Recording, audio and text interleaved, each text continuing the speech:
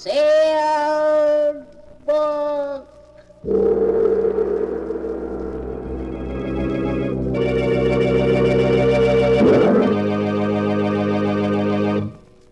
Once again, the keeper of the book is ready to unlock the ponderous volume in which is recorded all the secrets and mysteries of mankind through the ages, all the lore and learning of the ancients, all the strange and mystifying stories of the past, the present, and the future.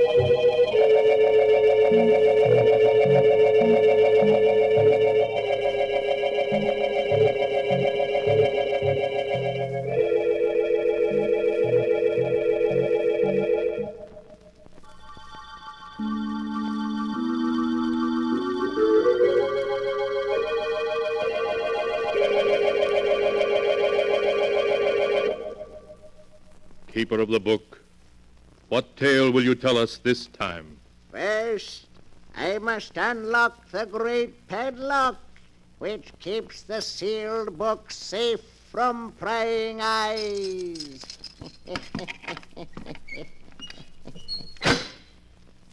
Now, what story shall I tell you? I have here tales of every kind. Tales of murder, of madness, of dark deeds, and of events strange beyond all belief. There. Now let me see. Yes. Here's a tale for you. A dark story of two brothers. One of them killed because he could not help himself. The other one was interested in murder too, but in a very different way. The title of the tale is The Hands of Death.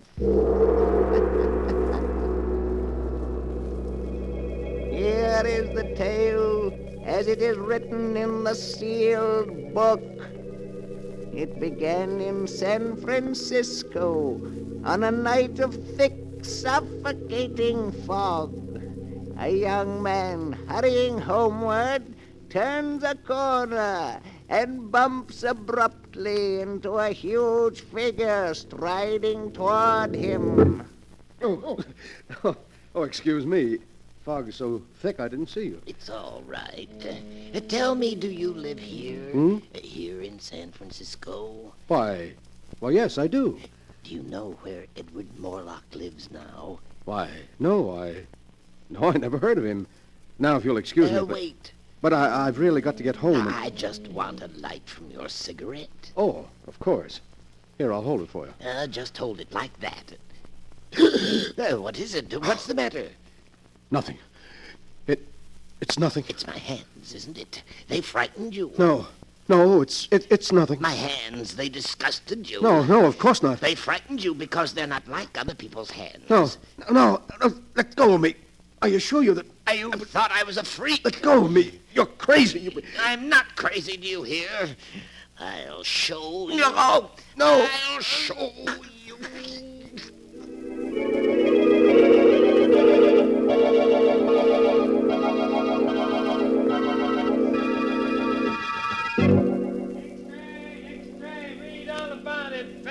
Strangler in San Francisco. Victim killed in fire. Gangster.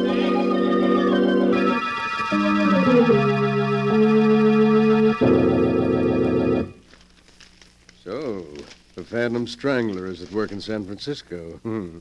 Jennings will be interested in that. I beg your pardon, Mr. Morlock. Huh? Oh, yes, Jennings? The postman just brought this package, sir. Oh, package, eh? Give it to me. Yes, sir. Now, wheel me over to the window. Of course, sir. This is close enough, Jennings. This package, I suppose you noticed it came from my agent in New York? Yes, sir, I did. Then perhaps you can guess what's in it. Eh, Jennings? No, sir, but I have no doubt it's another nice addition to your collection of objects having to do with famous murders, sir.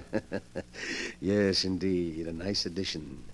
But speaking of murders, have you seen this morning's San Francisco paper yet? No, sir. Well, look at these headlines. Read them out loud. Playboy murdered in fog. Phantom strangler breaks victim's neck. Then he's back. Your brother Kane is back. Yes, back in San Francisco, looking for me. And he'll keep looking for you. And if he finds you, he'll kill you. Yes, he's dedicated his life to that purpose. And all because he feels I cheated him out of his share of the money our father left us. Oh, it's a great pity. Yes, sir. Of course, we know the truth. Quite so. As you say, we know the truth. However, I hardly think Kane will find me here. No, sir. So we'll forget about him. Jennings, tomorrow afternoon, a neighbor's dropping in for tea. A neighbor, sir? Yes, Inspector Tennant, the head of the local police force. He's coming to view my little collection. Of course, sir. He may bring a friend with him, so have plenty of everything. Yes, sir. Well, that's all. What are you waiting for? Excuse me, sir. I wanted to speak to you about this check you gave me yesterday for my month's salary. Well, what about it?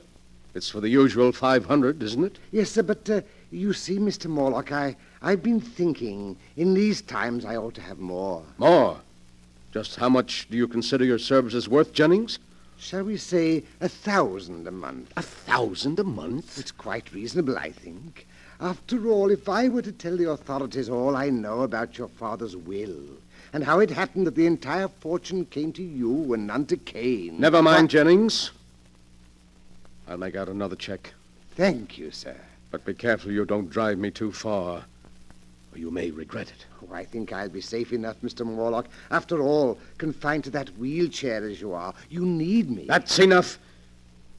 You'll get your check later. Yes, sir. Very good, Mr. Morlock. So you're getting greedy, are you, Jennings? I must find some way to discourage you. Yes, some way to discourage you.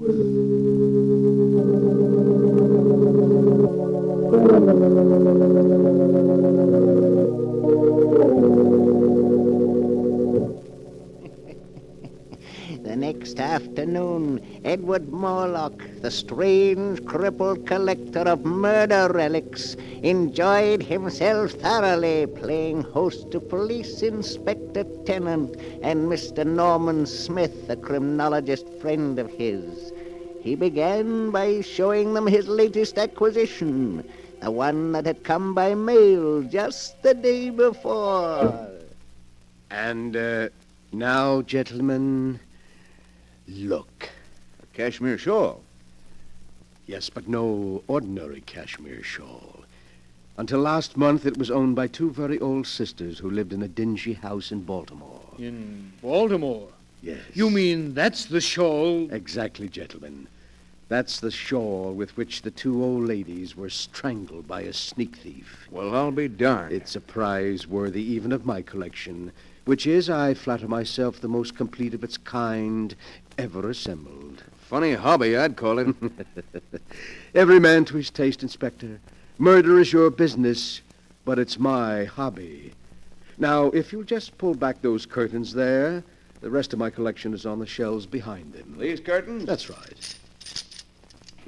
Well, I'll be jiggered. This is most interesting, Mr. Morlock. Yes, I knew you'd think so. Look there on the wall. An authentic headsman's axe. It was used in the brutal murder of the Baron de Morlaix, an ancestor of mine in the 15th century. And right there below it is the blood-stained dress worn by one of the victims of Jack the Ripper. And on the next shelf, you see...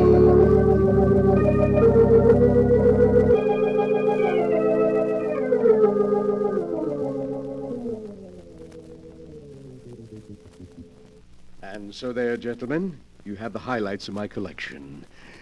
How do you like them? Well, if that's the sort of thing you're interested in, I'll say your collection does seem complete. It is indeed.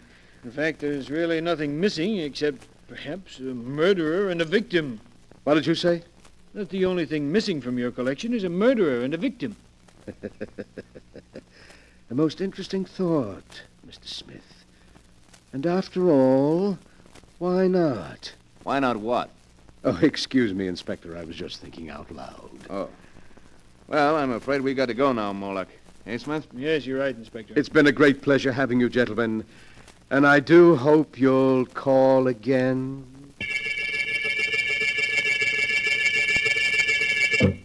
Yes, Mr. Morlock, you rang? Yes, Jennings. Before you help me to bed, I want you to mail these letters. Yes, sir. They're to major newspapers in San Francisco and contain a message to be inserted in their personal columns. A message? Yes, to my brother Kane. We used to communicate this way in the past. But, what? Here is a copy of the message. You may read it.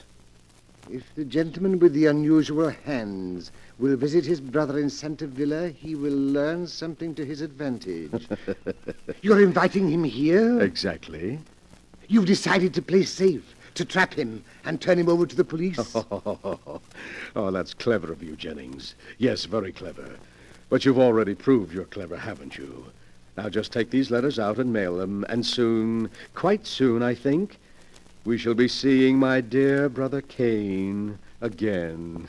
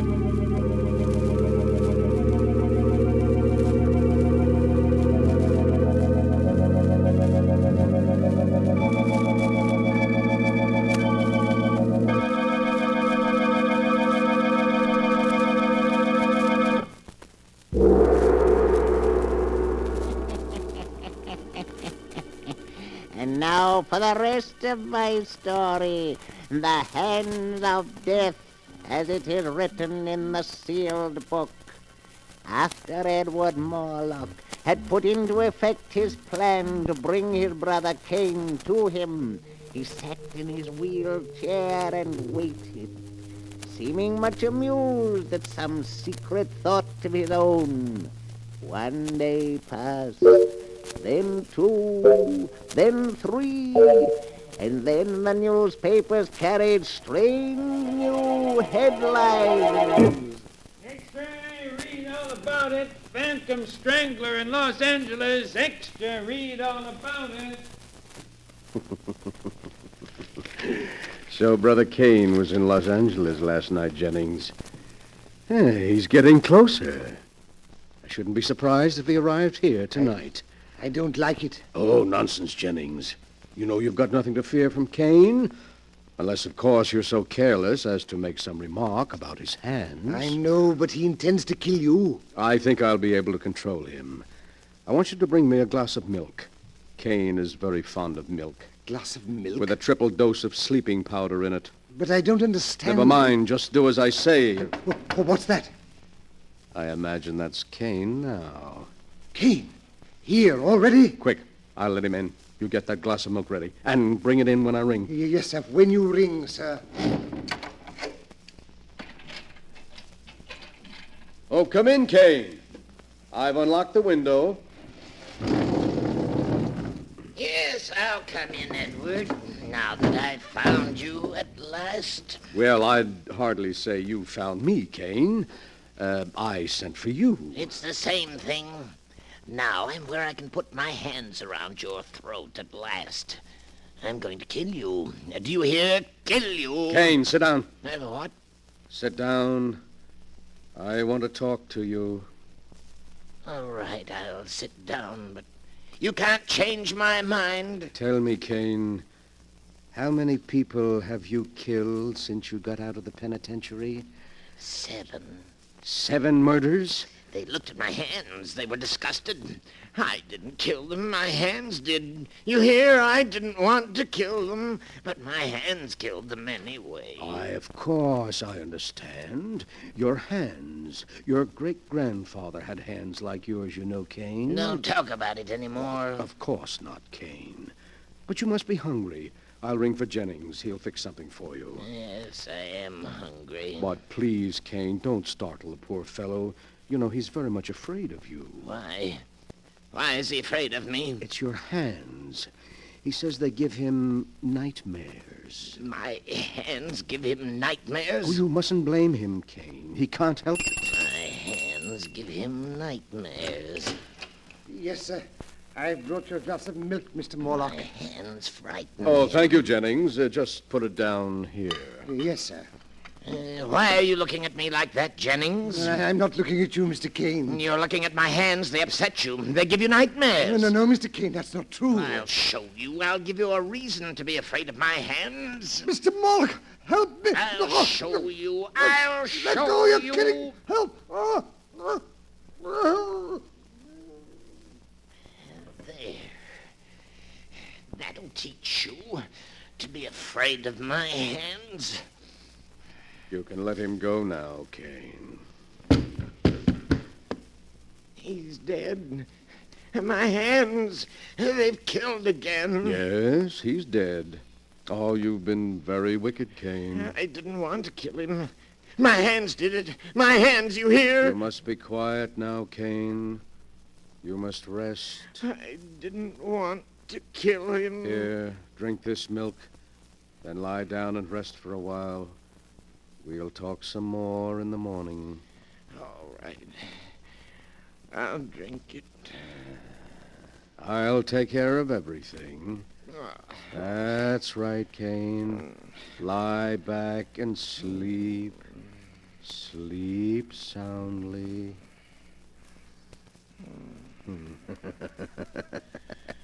So, you would blackmail me, would you, Jennings? And you would kill me, would you, Kane? But I've been too clever for both of you.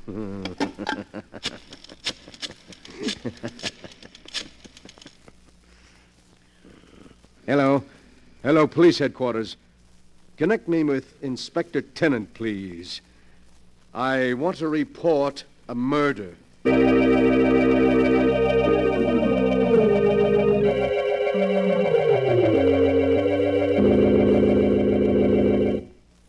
And so, there you are, Inspector. Kane was in the penitentiary for assault with intent to kill. Apparently, he escaped since then. He's been seeking for me, meaning to kill me. Good heavens, Morlock. Then he's the strangler who's been doing all these killings. Yes, I'm afraid so. Oh, and I never guessed until he showed up tonight to kill me, because he thought, you see, quite wrongly, that I had cheated him of his inheritance. Jennings bravely came to my rescue, and Kane throttled him. Then I tricked Kane into drinking some drugged milk, and, well, there you are. But why, man? Why? Why did he kill all these people? Because of his hands. His hands? Well, you saw his hands. Tremendously strong. Not hands at all, really, but more like demon's claws. Kane is morbidly sensitive about his deformity. When he feels someone is frightened by his hands, he kills them. Just like that. It's a good thing we got him at last. You can take him along now quite safely, but be sure to keep him well locked up, Inspector, and don't let anyone get within reach of his hands.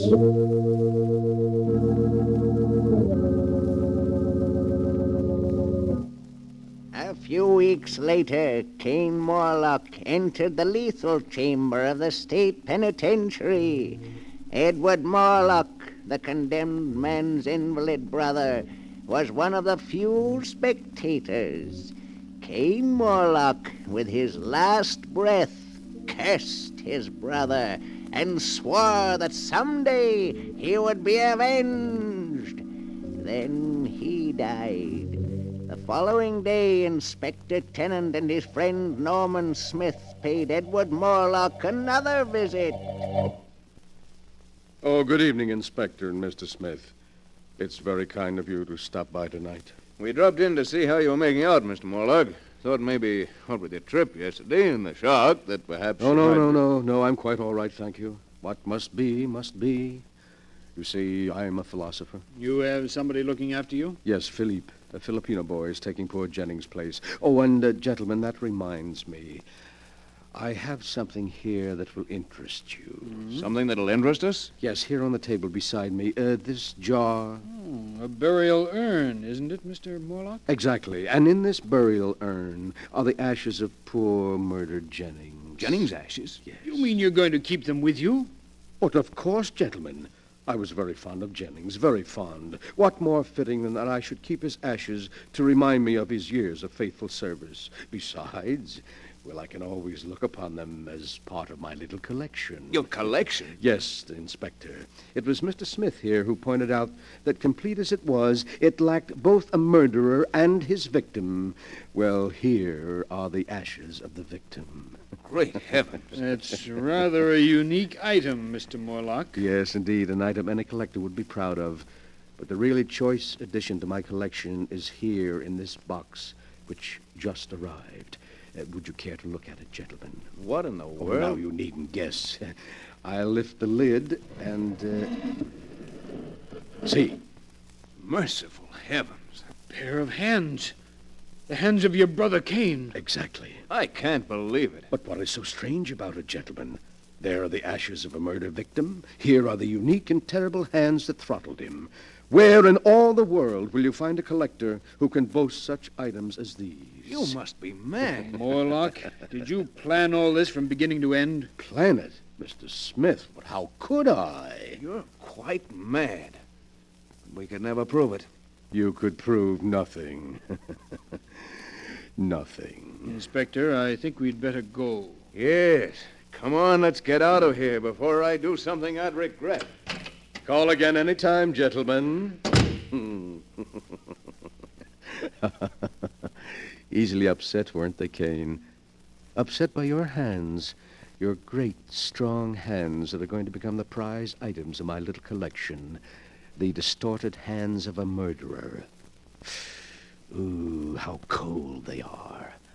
And yet I can almost feel the murderous strength in them still. You wanted so bad that you'd close your hands about my throat, didn't you, Kane? But it's too late now. You're dead. And your hands are dead, too. Lifeless. Would you like to see how your hands look at my throat here? I'll place them there for you.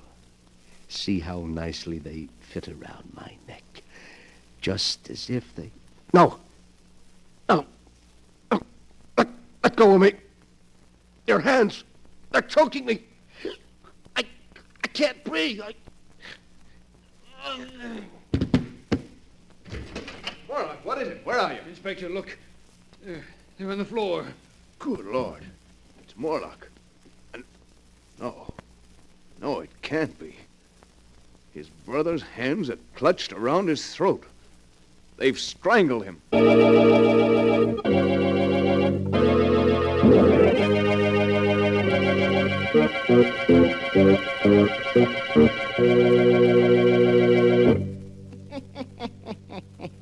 And that is the story of the Hands of Death, as it is written in the sealed book. Edward Morlock was quite dead when they found him, with his brother's severed hands about his throat. But they called his death heart failure. For who would believe that two dead hands by themselves could wreak the vengeance that Cain Morlock swore to have before he died? And perhaps it was heart failure.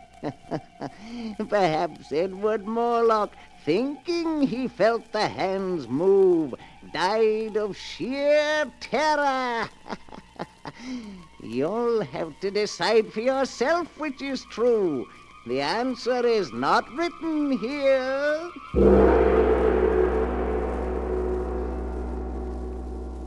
But the sound of the great gong tells me I must lock the book once again. One moment, Keeper of the Book. What story from the sealed book will you tell us next time? Next time? Are you sure you want to know? Perhaps my next story will be about you. For I have here all the stories that ever happened, and many that have not yet come to pass. But I'll find one for you in just a moment.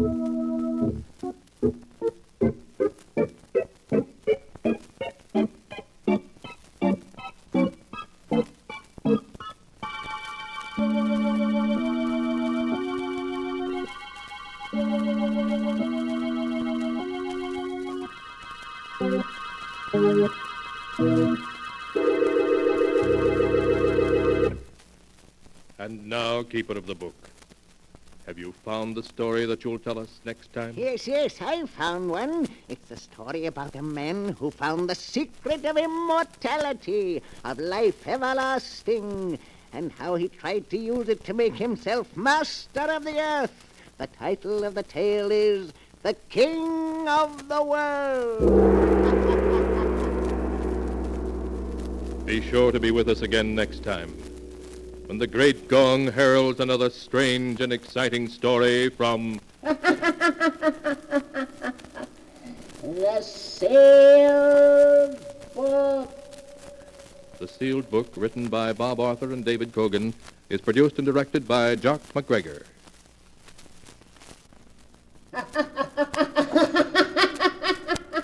The Sealed Book.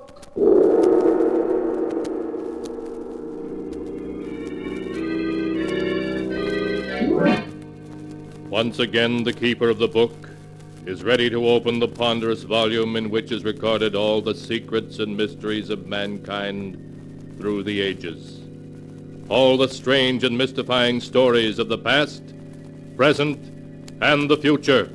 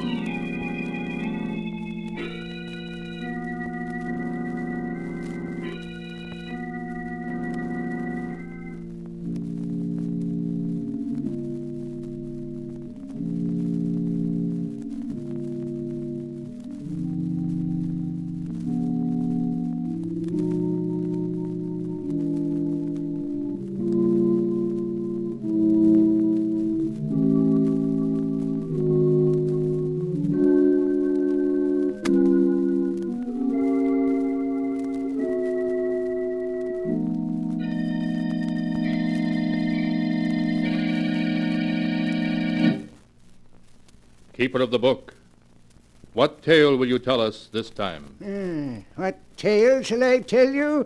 I have here tales of every kind. Tales of murder, of madness, of dark deeds and events strange beyond all belief. Let me see. Yes. Here's a tale for you. A tale of a man who stole by force the secret of immortality, of life everlasting, and entered into a mad adventure. The title of the tale is King of the World. Here is the tale as it is written in the sealed book. It is late at night, and the wind howls over the desolate countryside. In the darkness, a man runs frantically through the woods, trying to elude his pursuers. I've got to shake him, or it'll mean a 10-year stretch. Stop, or we'll shoot! That's twice they got me in the same arm. Oh, here's a house with a light in it. My only chance. If I stick to these trees, they won't be able to see me. I'm almost there. Here's a door. If it's only unlocked. Oh, it is. Good evening. Now listen. And listen close. A couple of guards from the Horton estate are after me. I'll be behind this door covering you with a rod, so you haven't seen me, you understand? I understand. That must be them. Remember, any tricks, and I'll start blasting. I have no intention of being foolish. Okay, go ahead then. Open the door. Yes? What is it? There's been an attempted theft of the Horton diamond, sir. We chased the crook this way. Have you seen anything of him? Why, no. There hasn't been anyone here tonight. We'll keep on going. Good night. They're gone now. You did all right. I'm glad you're satisfied. Hey, what kind of a place is this? All those machines, bottles, and things. This is my laboratory. What are you, a professor? Yes, you might... Hey, what's that? Why, your nerves are on edge. It's only my Great Dane, Caesar. Come in, Caesar. We have a visitor. Hey, what's he growling at me for? I'm sorry. He always growls at strangers. Don't like him coming towards me that way. Keep him away, will you? Come here, Caesar. He won't listen to you. He's going to spring. Well, this'll stop him. Get him off! My arm! Take him away, will you? Here, Caesar. Here, stop it, I say. Stop it. That's better. I think I'd better put the chain on you, Caesar. Did he hurt you? Look, I put 3 slugs into that dog. Why isn't he dead? He isn't even wounded. You must have missed. You say I missed him, do you? I won't miss him this time. I suppose I missed him that time, eh? Why isn't he dead? Well, the truth is, in this laboratory, I've created a serum that has the power to defeat death. I call it Serum L. L for life. You mean the stuff protects you from a bullet or a knife wound? In a way, yes. Swifter than the eye can see, it heals all wounds. The damage is repaired in a fraction of a second. Yeah. My serum is what protected Caesar. A shot of that stuff and you can't be killed. It sounds screwy, but that dog, 4 slugs and not a mark on him. Look, Professor, I'm going to make a deal with you. A deal? Yeah. I'll let you keep on living if you'll give me a shot of that serum. But that's impossible. It hasn't been perfected What do yet. you mean it hasn't been perfected? It saved the dog, didn't it? Yes, of course, but I'm still in the experimental stage. I don't know how long the serum is effective or the condition in which it leaves the body after it has worn off. You're wasting time, Professor. I'd hate to have to persuade you. I see. You understand the responsibility is all yours. It's all right, Professor. You let me do the worrying. Now, come on, let's have a shot of that stuff. Very well. If you'll roll up your sleeve. Sure. And don't try pulling a fast one, Professor. It won't be healthy. May I ask why you're so anxious to have my serum? Any guy in my racket who can take a slug and not feel it would be top man. I see. Just hold still a moment. All right, go ahead. That's all. Hey, my wounds. They're gone. Why, there isn't even a mark on my arm to show where they were. I told you it healed faster than the eye could see. Yeah. It's like a miracle. Think of it. I can't be killed. Nothing can stop me now. I can move in on all the rackets and take them all over. Yes, sir, I'll be king of the world.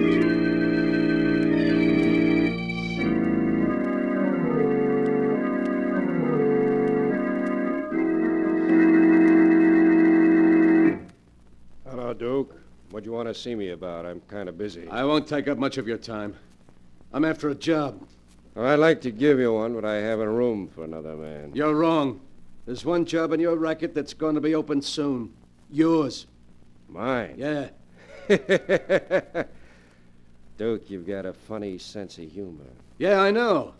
But this is one time I'm not kidding. You better be kidding, or it might not be healthy for you. I don't have to worry about my health anymore. You'd better go while the going's good. I like it here. You're the one who's leaving. Right now. You haven't got a gun, Duke. The boys saw to that. And I have.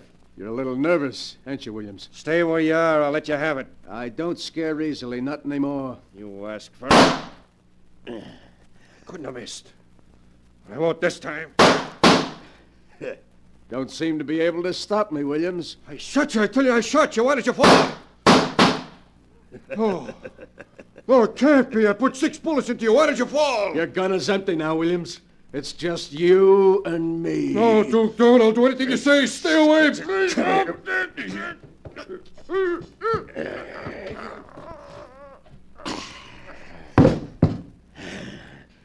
Too bad, Williams. You should have resigned when I gave you the chance. But you would be stubborn. That's what they'll all get if they stand in my way.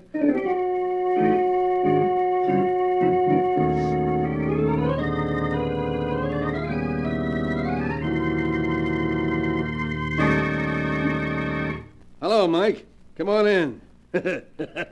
I'm just totaling up the take for last month. Gonna be quite a haul. Duke, you're headed for trouble. You've been expanding too fast, stepping on too many people's toes. They don't want to get stepped on. They better stay out of my road. They've tried to bump me off a half a dozen times in the past month, and I'm still alive. Duke, what is it that keeps you up even after they put a dozen slugs into you? Your job is to carry out my orders, not to ask questions. Oh, I didn't mean anything by it. I hope you didn't.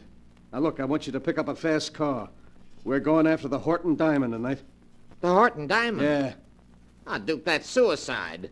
We're cleaning up right here. Why risk our necks on a dangerous job? Because I want the Horton Stone. The way I got it figured, we can't miss. Remember, their guns can't stop me.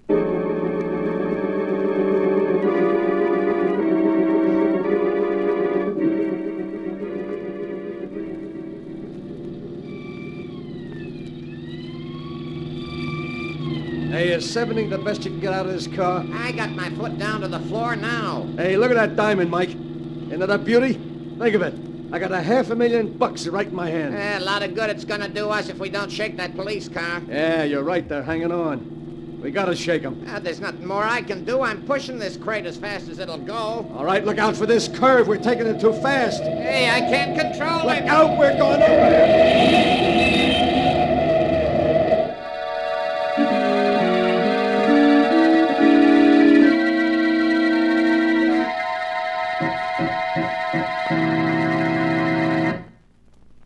Look at that car, will you? They must have been doing all of 70 when they crashed. Yeah, they'll sure have a hard time identifying this guy behind the wheel. What a mess. What about the other guy? Let's have a look. Say, there isn't a mark on him. He's unconscious, but he doesn't appear to be hurt at all. But he must be after a crash like this. Take a look for yourself. I tell you, this guy is gonna live. A lot of good it'll do him. After killing 2 guards of the Horton estate, he's headed to the electric chair.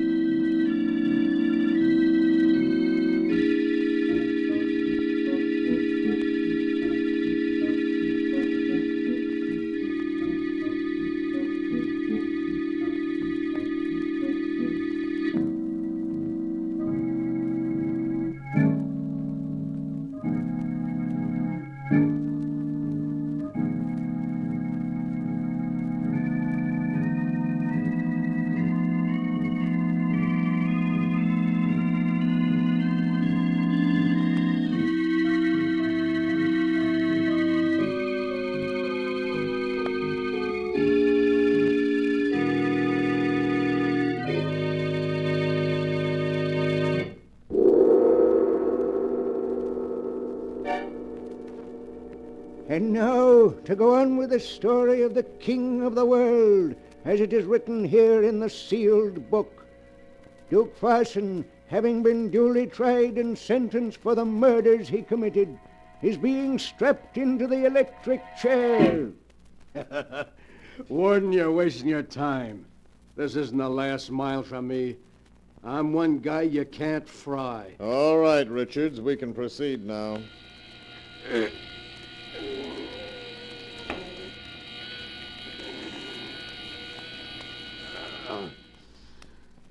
Will you examine the body, Doctor? Sorry to disappoint you, Warden, but I'm not dead. But you must be. No man has ever lived through it. I'm not like other men, Warden. You can't kill me. Richards, unstrap the prisoner from the chair. What's happened must be due to a mechanical defect. That must be it. Hey, you look a little pale, Warden. It's good to get out of that chair. It's not very comfortable. But why are you all backing away from me? You afraid I'll hurt you? I'll just take this gun. That's better now. All right, Warden. Start marching. You're gonna lead me to freedom, if you want to live.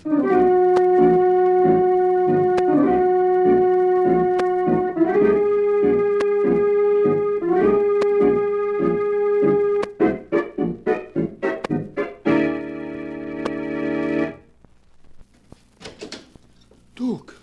again, Joe. Quick. That's better. Hey, you look as though you'd seen a ghost, Joe. The papers are full of stories about your escape. They say the juice was turned on, and yet when it was over, you got up and walked away. Yeah, that's right.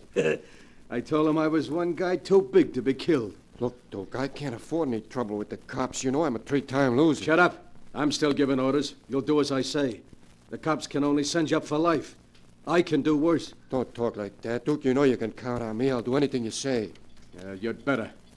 I'm going to hole up here for a couple of weeks until the heat's off. Meanwhile, I'm going to make plans, big plans. I'm bigger than just being the king of the underworld. If I organize things right, there's no reason I can't use the underworld to take over the rest of the world. Yeah, that would make me king of the world. Wouldn't be hard to either.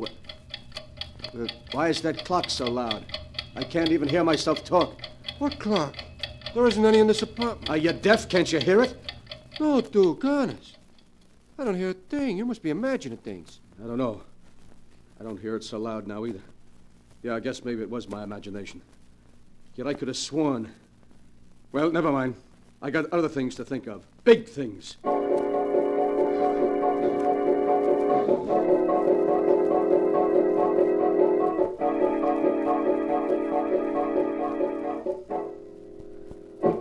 Why don't you sit down, Duke, and take it easy? I'm tired of sitting. 3 weeks in this rat trap is enough for anyone. I've had about enough. The heat's on as big as ever, Duke. I never saw them as anxious to get anyone. Every time I go out, I expect some dick to trail me back to this hideout. Suppose you let me do the worrying, Sure, huh? sure. I was only talking. Have you been having any more of those attacks lately? I'm okay. Stop talking about it. It's bad enough without having to be reminded about it. I don't want to hear... Hey, what's that? What, Duke? That buzzing sound. Keeps growing louder and louder. I don't hear nothing. Listen, you must hear it. It's a fly. Yeah, and it's getting louder. I tell you, I can't stand it. Fly? Yeah. I don't hear it. Wait, there's one over there flying around us crackers. Well, do something, will you? I can't stand the noise. It's driving me crazy. Take it easy, Duke. I'm doing my best to kill it. Yeah. Oh, thanks, Joe. It's gone now. For a while, I thought I'd blow my top. Maybe you'd better see a doctor, Duke. You've been getting these attacks more and more these past 3 weeks. No doctor can do me any good. There's only one man that can help me. Who's that? That's the professor.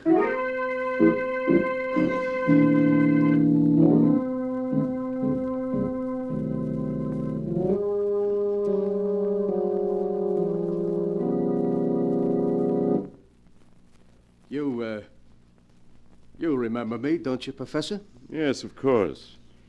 I've been reading quite a bit about you in the papers lately, Mr. Farson. Your serum was all right, Professor. It saved me from being electrocuted, but I don't know, these last 3 weeks, something's happened, and I don't like it. Suppose you tell me about it. I keep getting attacks. Maybe I'm listening to the radio. Everything's fine. Then all of a sudden it grows louder, as though someone was turning it on full blast. Mm-hmm. It pounds on my head until I think I'm going crazy. Professor, I can't stand it. You gotta help me. You recall that when you asked for my serum, I told you it hadn't been perfected? Well? That I didn't know what effect it would have on the human body? Yeah, I know, but you gotta help me now. I can't go on this way. I keep waiting for the next attack. Each one is worse than the last. You remember my Great Dane Caesar, don't you? Yeah, sure. He tried to take a piece out of my throat, didn't he? I'll open this trap door. You can see him in the cellar. Huh? There he is, Mr. Farson. Well, what's wrong with him? Why does he keep whining like that? Caesar, too, received an injection of the serum, Mr. Farson, 6 months before you received yours. Yeah? Now, every sound he hears is 100-fold greater. I'm speaking to you in normal tone of voice. Yet to Caesar, I'm shouting unbearably loud. You mean that... Caesar has passed into a condition where every sound is sheer torment. To be quite frank, he went insane 3 months ago. Oh. Well, why don't you kill him? Put him out of his misery. You forget, Mr. Farson, that the serum still protects him from death. He can't die. And is that Is that what'll happen to me in a few months? Yes, I'm sorry to say. But, Professor, there must be something you can do. Maybe you got another serum, huh? Anything. I've got money. I'm sorry, but it isn't a question of money. I can offer you no help. I can't go on this way, waiting for each new attack. And then in the end, if only there was an end, if only I could die. Possibly there is a way out. There is? Tell me. I'll do anything. Well, as you know, my serum can prevent death from a dozen bullet wounds. But there might be one way its great healing powers could be defeated. Yeah, which way is that? If you were to use an explosive, a powerful explosive, you might blow yourself up into so many pieces that the serum would no longer be able to defeat death. Yeah. Yeah, I see what you mean. One of the mob once had an accident with nitro. They never found a trace of him. Yeah. Yeah, nitro. That would do the trick. Yes, quite possibly. If the attacks continue and they're beyond endurance, it may be your one way of escape. My one way of escape? Once I thought that with your serum, I'd come to rule the world. Now I'm looking for a way out of it.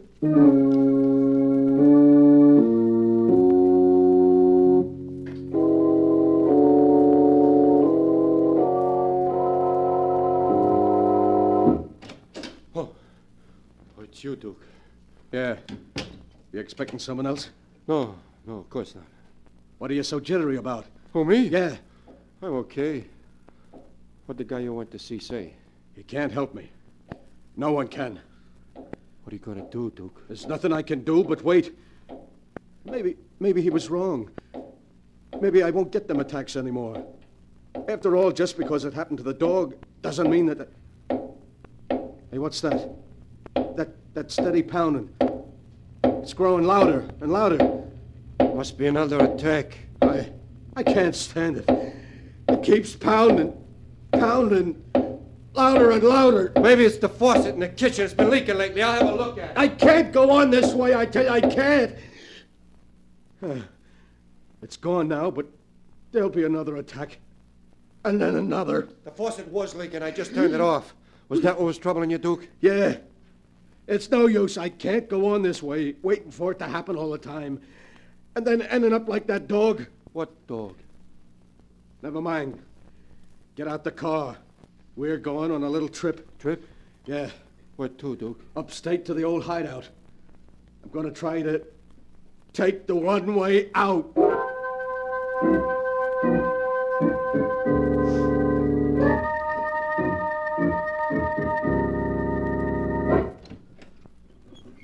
Duke, won't you tell me what we come to this old place for? You'll see. Come on. What are you looking around for? Nothing. Nothing at all. Have you got the shovel? Yeah. Won't you at least tell me what we need the shovel for? You're going to do some digging for me in the cellar. There's something buried in the cellar? Yeah, nitro. All right, here's the cellar door. Nitro? You mean that's what's buried down there? Yeah. We stored it here for safe-cracking jobs. Now I got a better use for it. You aren't going to get me to dig it up. It'd be suicide. You see this gun, don't you, Joe? You haven't much choice. Now start down those steps. But I can't see. It's pitch dark down there. That's okay. Just feel your way down the steps. We get to the bottom, I'll light a candle. Duke, please don't make me. Keep going. Duke, that was the bottom step. What about lighting a match? Okay, just a second. I've got one here. Grab him, Ross. I got his gun. I got him. Let go of me. I gotta reach that nitro. Let go. Get him, coppers! Get him or he'll blow us all Ah, up! you rat! You squealed on me. Hold that light on him, Jordan. Well, I slipped the cuffs on me. I got him. You've got to let me get to the nitro. It's the only way I can die. He's as crazy as a loon. Yeah, a place for this guy's in a padded cell.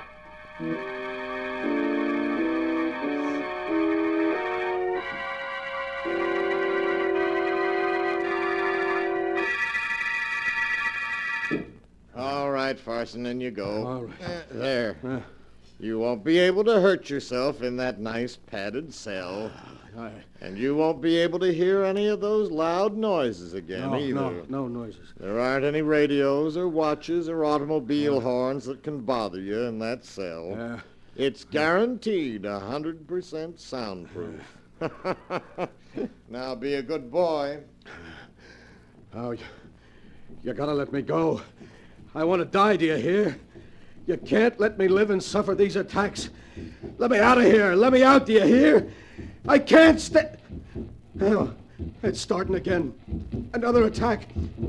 It's growing louder and louder. A steady pounding. Oh, it's my heart beating. Growing louder and louder. I can't stop it. I can't stop it. I can't stop it.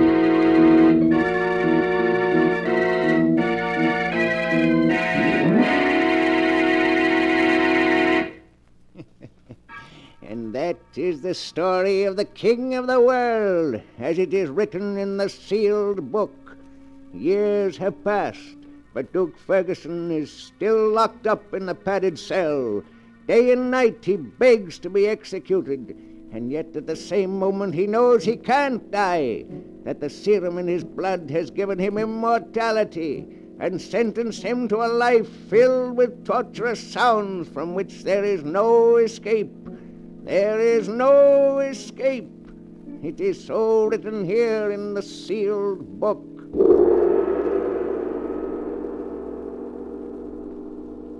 But the sound of the great gong tells me I must close the great book once again. One moment, keeper of the book. What story from the sealed book will you tell us next time? Next time? What shall it be? A tale of madness, of terror, of dark deeds in far lands? For I have them here, all the stories that ever happened, and many that have yet to come to pass. But I'll find one for you in just a moment.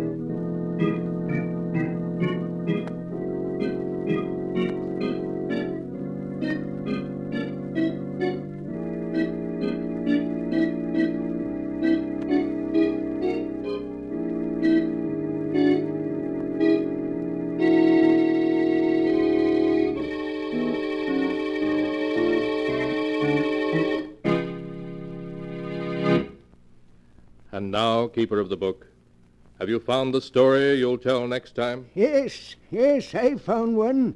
It's a story about a ruthless man who put money above all and wouldn't stop at murder to achieve his ends. The title of the tale is Death Spins a Web.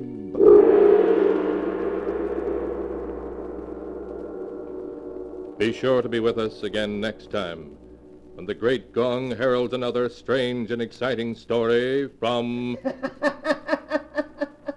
The Sealed Book. The Sealed Book, written by Bob Arthur and David Cogan, is produced and directed by Jock McGregor. The Sealed Book.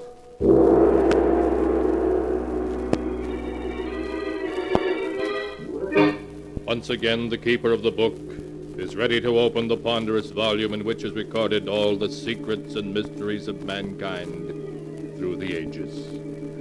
All the strange and mystifying stories of the past, the present, and the future.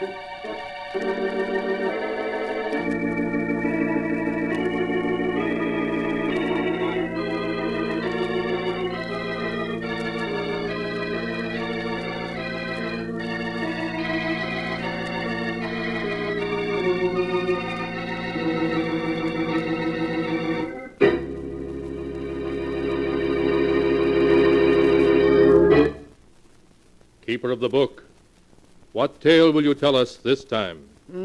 What tale shall I tell you? I have here tales of every kind. Tales of murder, of madness, of dark deeds and events strange beyond all belief.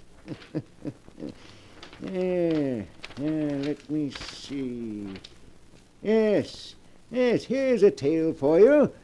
The strange tale of an old woman and of 3 heirs greedy for her millions. A tale I call Death Spins a Web.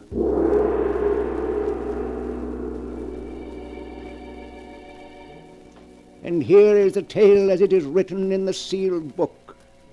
In a great mansion far from the city, Mrs. Oliver Drake lies dying. Her door opens, and her attorney, Henry Arnold, enters. Good morning, Mrs. Drake. How do you feel today? Henry, 2 days ago, Dr. Smith told me I had 2 months to live. Well, that's how I feel. Like somebody who has 2 months to live. You take it well, Mrs. Drake. Tell me, have those 3 worthless grandchildren gotten here yet? Blanche and Vivian have. They're outside in the hall now.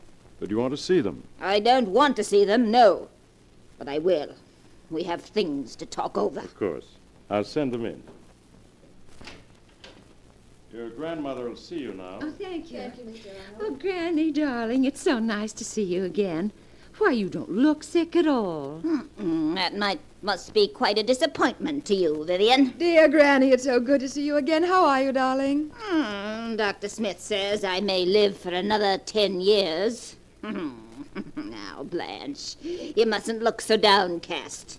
Perhaps I can arrange to die sooner. Why, Granny, you know I didn't mean any... Hello, Granny. Sorry I'm late. Our family playboy has arrived. Chris, these are your cousins, Blanche and Vivian. Well, I'm very happy to meet both of you. Strange, Chris, that we've never met before. We've been to so many of the same places. Monte Carlo, Paris, Deauville. I'm sorry that we didn't, Blanche. Until now, I had no idea that I had such a beautiful cousin. Chris, I'm Vivian, one of your unknown polo admirers. I saw you play at Bentonhurst last year. You were magnificent. Chris is magnificent at everything that's a waste of time. By the way, Chris, whatever became of that princess you were married to? Oh, you mean Irina? We were divorced 2 months ago, Granny. Congratulations. What about you, Blanche? Are you still married to that 3rd husband of yours?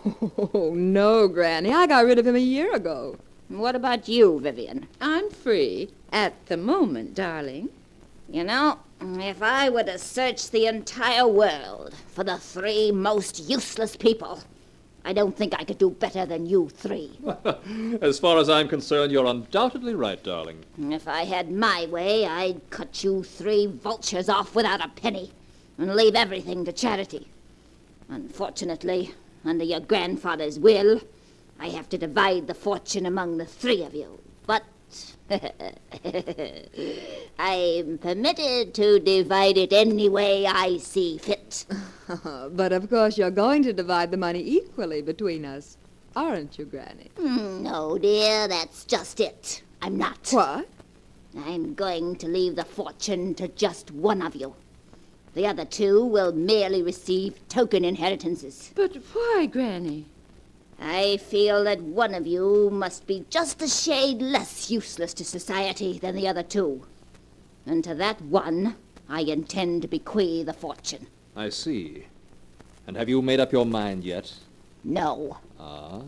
I want the three of you to live with me for a few weeks, so that I can become better acquainted with each of you.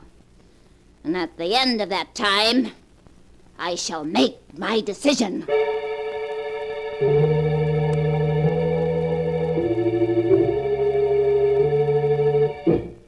In the days that followed, Blanche, Vivian, and Chris spent a good deal of time with their grandmother. Mrs. Drake preferred to see them separately, and often, after one of the three had left her bedroom, there was a gleam of amusement in her eye, as though she were enjoying a private joke.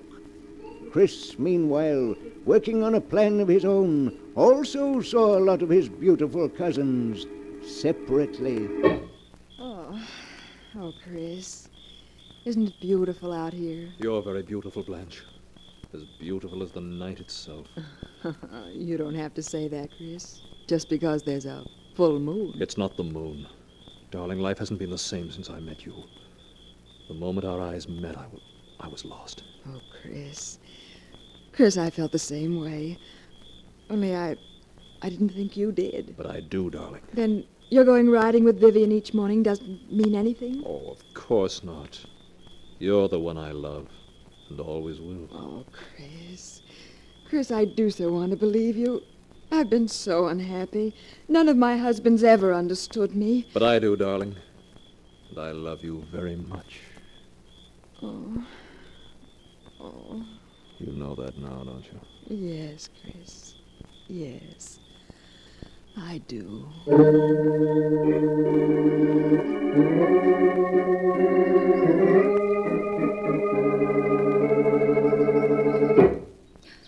Oh, Chris, it's a wonderful morning. Oh, the air feels so clean. Oh, you look lovely, Vivian, with your cheeks so flushed and your hair windblown. Look at me, Vivian. Oh, Chris, don't. Oh, you had no right to kiss me. Let me go. Your lips say let me go, but that isn't what your eyes are saying, is it, darling? No, Chris. No, it's not. Oh, Chris, this isn't just one of your famous flirtations. No, darling. I think I fell in love with you the moment I saw you. You do care for me, don't you, Vivian? Yes, Chris. Yes, I do.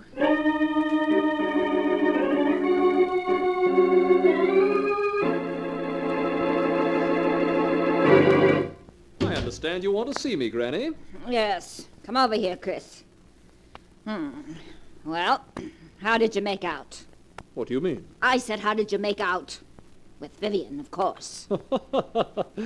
So you know that I was out riding with Vivian. I know everything that goes on in this house.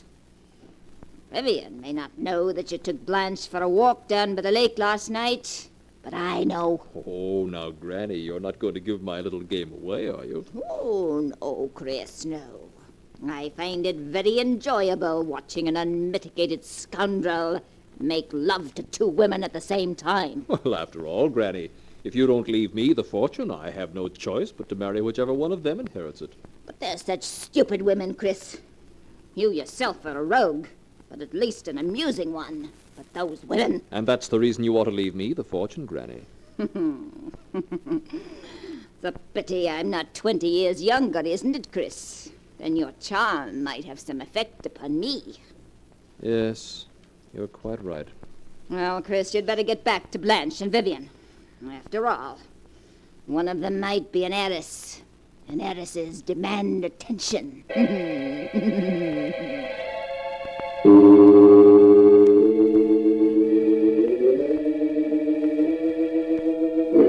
A week passed, a week in which Chris found it more and more difficult to play his little game. Blanche and Vivian stopped speaking to each other, and it became steadily harder for him to convince each of them that he had no interest in the other. Good morning, darling. Oh, hello, Blanche. What? Aren't you even going to kiss me? Oh, of course, dear. Oh, Chris, I do love you so. This past week has been heavenly. Chris, you do love me, don't you? Darling, what a question. You know there couldn't be anyone for me but you. Then why do you spend so much time with Vivian? That's how I keep tabs on her. What? Well, what do you mean? Blanche, Vivian is cheating in an effort to get Granny's fortune. Cheating? How? The three of us agreed not to go see Granny unless she sent for us. Yes? Well, Vivian has already broken that agreement. Several times she sneaked into Granny's bedroom to try to influence the old lady in her favor. What? Why, that dirty double-crossing, two-timing... Chris, do you think Vivian's getting anywhere? Well, when Granny sent for me last night, she more or less hinted that it would be Vivian who would inherit the fortune. But, Chris, how can you take it so calmly? We've got to do something. Please, darling, let me handle this. But we... I have a plan to take care of Vivian, and to take care of her very effectively.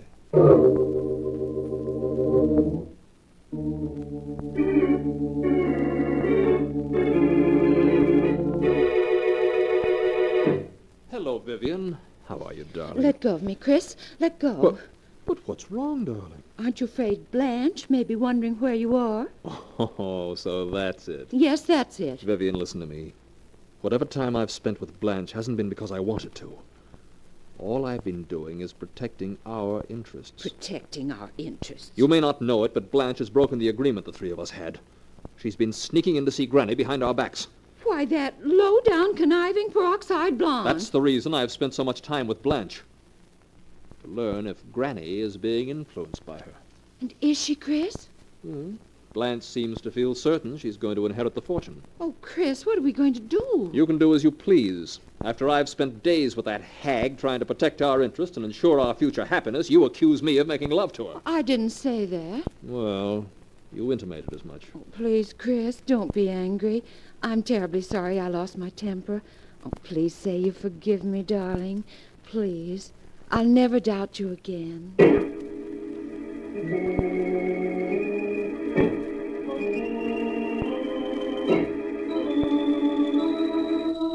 A few days later, after a particularly severe heart attack, Mrs. Drake sent for her 3 grandchildren.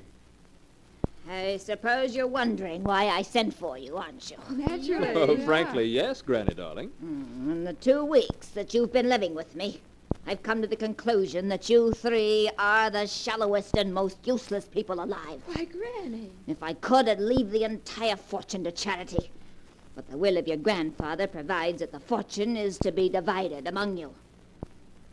I want you to know that I've finally made my choice. You have? And who's the lucky one among us, Granny? My attorney, Mr. Arnold, is coming from the city the day after tomorrow to draw up my will. When I'm dead, he'll reveal to you who the fortune goes to. Until then, you'll just have to be patient and try to guess.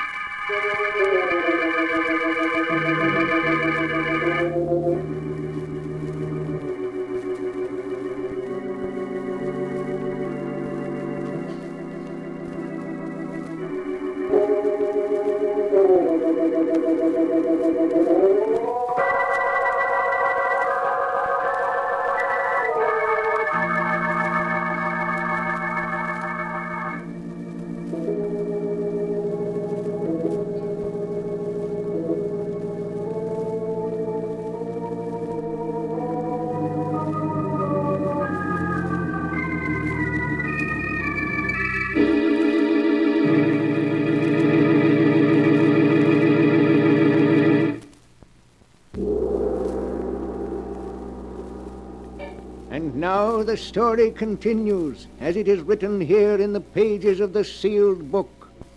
For several days, Blanche and Vivian and Chris have waited in suspense to learn their grandmother's decision as to who is to inherit her money. Then one morning, looking very upset, Chris seeks out his cousin Blanche. Blanche, Chris, well, what is it? Is anything wrong? everything's wrong. What is it? Chris, tell me. Early this morning, Granny sent for me. I managed to wheedle out of her who the fortune is going to. You did? Oh, Chris, who's going to get it? Vivian. Vivian. Yes. We're each to receive $5,000 while she gets millions. Oh, Chris. Chris, it's not fair. Oh, shh. Don't cry, darling. I could stand the thought of losing the fortune. If it weren't that I'd lose you also. Chris, what are you saying? We'll always be together. Oh, darling, there's no use pretending. If we're both penniless, we can't get married. Oh, Chris, it wouldn't matter if we were penniless. Really, it wouldn't. That's what you say now, Blanche, but I know better. Oh, no. Both of us are too used to luxury to do without it. And listen, if somehow Vivian failed to inherit the fortune, it would mean that either you or I would be bound to. In either case, we could get married and have our chance for happiness. Yes, you're right. Oh, I hate her. I hate her. Darling, if we want our happiness, we've got to fight for it. Chris, what are you talking about? If something were to happen to Vivian, our worries would be over. Chris, you don't mean... Oh, no. Darling, the happiness of two people is more important than that of one. And we could be so happy together. I can't bear the thought of giving you up. Oh, Chris. But murder... We'll be caught. Not if we're clever, darling. Now listen. This afternoon, suggest to Vivian that the two of you take the canoe and paddle to the other end of the lake. When you get about a mile from shore, you'll see me approaching in the motorboat. That will be the moment for you to tip the canoe over. Tip the canoe over? Yes. Then I'll pick you up and bring you back to the dock. As for Vivian, it was a simple case of drowning. By the time I reached the overturned canoe, she had gone under. You were the only survivor. Oh, Chris, I'm so frightened. Well, will you do it? Yes. I'll do it. If you want me to.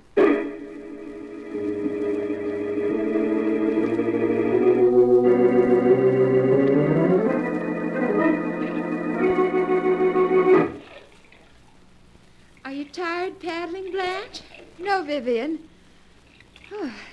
The lake is certainly deserted today, isn't it? It always is this time of the year. Ooh, but that water's cold. Oh, I hear a motorboat. Oh, look, it's Chris. He's coming after us.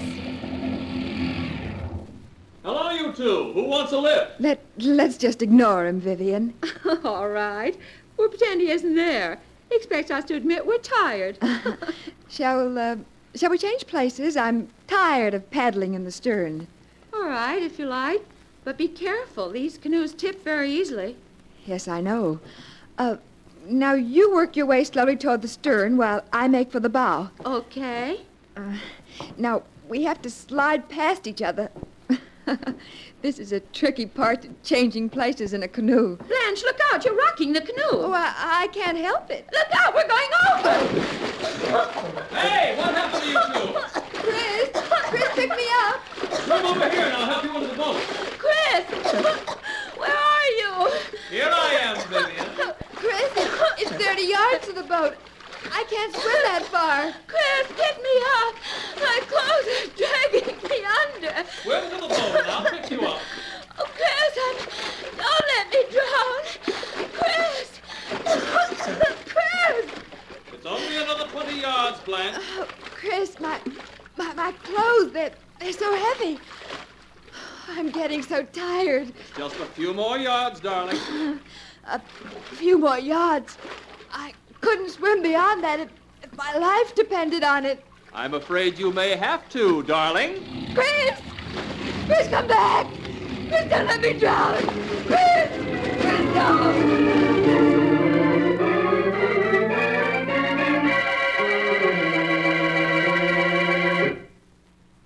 Hello, Granny. How are you? Have the police left yet? Yes, Granny. They asked me to convey their condolences over the tragic loss of your granddaughters. Oh, it was just one of those unfortunate accidents. Yes, wasn't it? It's a pity you weren't able to get there in time to save them, Chris. I shall never forgive myself for that, Granny. I'm sure you won't. Well, Mr. Arnold is waiting to see me about drawing up my will and naming my heir. But I no longer seem to have a choice in the matter. I must give you credit, Chris. You worked the whole thing out like a master. Why, Granny, whatever are you talking about? You may have fooled Blanche and Vivian and the police to boot, but not me, Chris. What do you mean? Chris, do you remember when the thought first occurred to you that with Blanche and Vivian gone, you would inherit all? Why, Granny. It was when you met your cousins for the first time in this room. The thought occurred to you because I said, it's a pity there isn't only one of you. Then I wouldn't have to bother deciding who should inherit the fortune. Come to think of it, I do recall your saying something to that effect. And when I did, your head came up and you stared at the two women, and then you smiled. And I knew exactly what you were going to do. Of course, this is all nonsense, but if you say you knew what I was going to do, why didn't you stop me? Because I wanted to see happen what did happen. But if you wanted me to inherit the fortune, why didn't you promise to leave it to me in your will without... Without forcing you to do what you did? Yes. My dear Chris, for reasons of my own, I wanted it to be quite impossible for those two vicious, stupid women to inherit my money. And equally impossible for you. Well, whether you want me to inherit the fortune or not, I'm going to. Oh, are you? Yes. Under Grandfather's will, there's no way you can prevent me from inheriting it. It's mine, come what may. Oh, is it? Yes. What are you laughing at? You fool. There isn't any fortune. What are you saying? There are millions. There's nothing. Absolutely nothing. Everything your grandfather left was lost in the Depression. No, that can't be. You're lying. Lying, am I? I've been paying the servants my doctor bills and other expenses by selling what few pieces of jewelry I had left. I have nothing now, nothing. No. In fact, I shouldn't even be surprised if you had to pay my funeral expenses. You witch! You planned this all from beginning to end. Getting the three of us here. Speaking of leaving the fortune to one of us, driving me on to drown the two of them. Yes, that's right. And I can't recall ever having had so much fun in all my life. Well, you won't be having it much longer. You made a mistake in playing me for the fool. I don't think so. You did exactly as I knew you would. Everything I expected came about. It did it? Did you expect this also? You didn't expect this, did you? Well, why don't you laugh now? You'll never play anybody else for a fool. Mrs. Drake, is anything wrong? I thought I heard... Good heavens, Mr. Drake, let go of her. Let go, do you hear? Let go. One thing she didn't count on. Let go of her. There. You can have her. She'll never play another little game like that. Mrs. Drake. Mrs. Drake. She's dead. No more than she deserved. Chris, what did you do it for? Murdering a helpless old woman. It's madness. Helpless, was she? Why, she tricked me into believing she had a fortune. Tricked me into killing to get it. What are you talking about? She tricked you into believing she had a fortune. She does have a fortune. You're lying. She said there wasn't a cent of the fortune left. You must have misunderstood her. She's worth at least $8 million. And with the death of your cousins, you were the sole heir to it. $8 million? But, Chris, no matter what you do now, that fortune can never be yours. I saw you kill your grandmother, and under the law, No murderer can inherit anything from his victim. Then she planned this too. She always said she didn't want me to have her money. And she fixed its way so it would all go to charity. But I'll show her. I'll show her. It's mine, do you hear? Mine, mine, mine!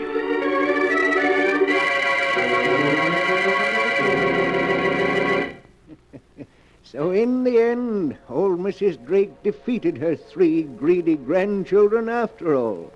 But what a strange way to disinherit anybody. It looks as if murder ran in the family, doesn't it? But the sound of the great gong tells me it's time to close the sealed book again. One moment, keeper of the book. What story will you tell us next time? Next time? Would you prefer a murder or a tale of the supernatural? Remember, I have all the stories that ever happened here and all that have yet to come to pass. But I'll find one for you in just a moment.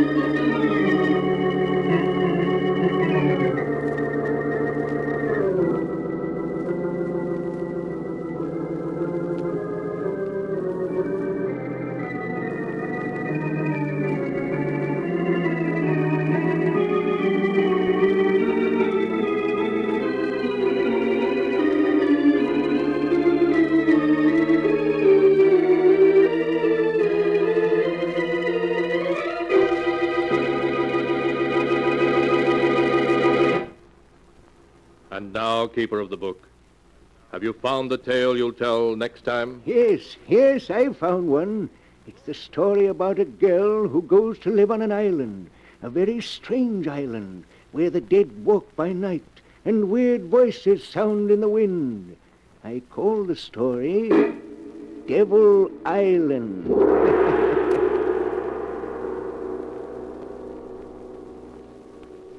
Be sure to be with us again next time. The sound of the great gong heralds another strange and exciting story from The Sealed Book. The Sealed Book, written by Bob Arthur and David Cogan, is produced and directed by Jock McGregor.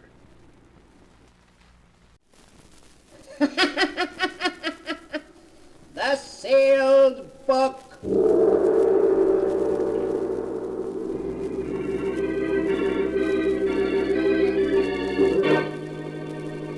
Once again, the keeper of the book is ready to open the ponderous volume in which is recorded all the secrets and mysteries of mankind through the ages. All the strange and mystifying stories of the past, the present, and the future.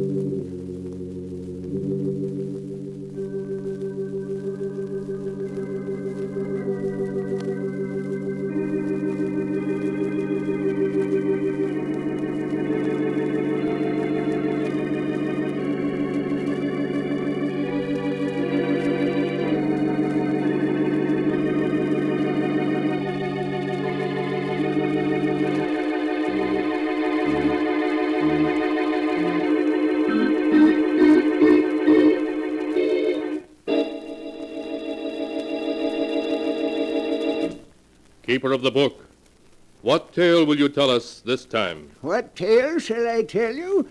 I have here tales of every kind. Tales of murder, of madness, of dark deeds and events strange beyond all belief. Now, let me see. Yes, here's a tale for you.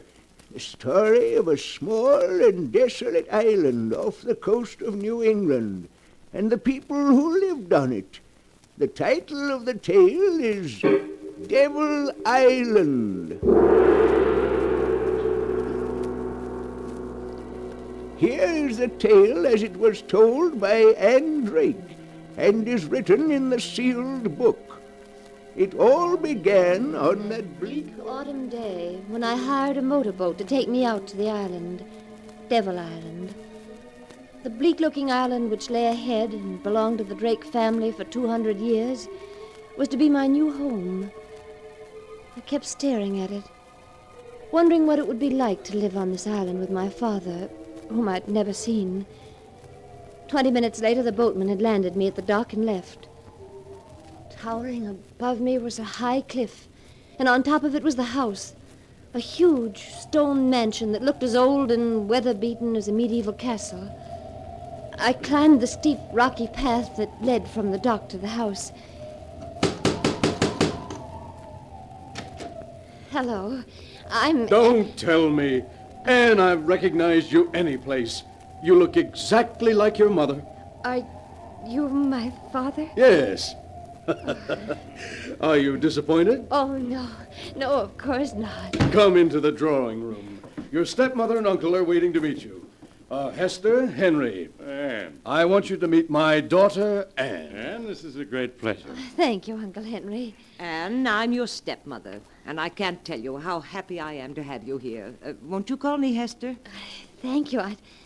I'd like to. Oh, and let me introduce you to the remaining member of the household, Anne. This is Abel. He served the family for 30 years. He can't talk, but he understands what you're saying. Oh. Abel, this is my daughter. Hello, Abel. Oh, Anne, it's going to be wonderful having you here. You're just what Drake Manor needs to make it live again. I do hope we'll be able to make you happy here.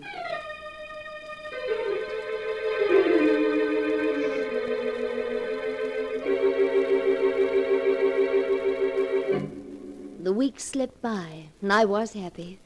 I spent the days reading with Father and taking long walks with Uncle Henry and being taught cooking by Hester. And at night, Uncle Henry and I would play chess. Well, that's another game for you, Anne. The trouble is, I taught you how to play the game too well.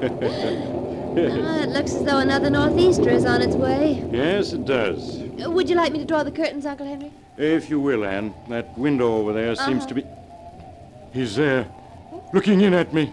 Who, Uncle Henry? There's no one at the window. Can't you see him? He's beckoning to me. But there's no one there. Here, I'll draw the curtains. Is that better? He can't see me now, but he's still out there, waiting for me. Who is? Your uncle, Richard. Uncle Richard? But he's been dead for 15 years. Yes, I know. And now he's come for me. No, Uncle Henry, you only imagined you saw him. Perhaps the same thing is happening to me that happened to the others. What happened to the others? Your grandfather, Daniel, Aunt Harriet, Uncle Richard. They all died insane. Oh, no. No, it can't be. They did, Anne. There's a strain of insanity in the Drake family. Aunt Harriet, for weeks before she died, kept screaming that Grandfather Daniel was trying to pull her into the grave. Oh. And Uncle Richard, he died crying out that Aunt Harriet was at the window calling him. No. They all died during a storm like this one. And now my time has come. Richard is waiting for me. I'll be the next of the Drakes to die. Please, Uncle Henry, you mustn't say things like that. Oh, Anne, I'm so afraid of insanity, of dying. Uncle Henry, I'll spend all of my time with you now. We'll end this nightmare you're living in. The only end to it will be death.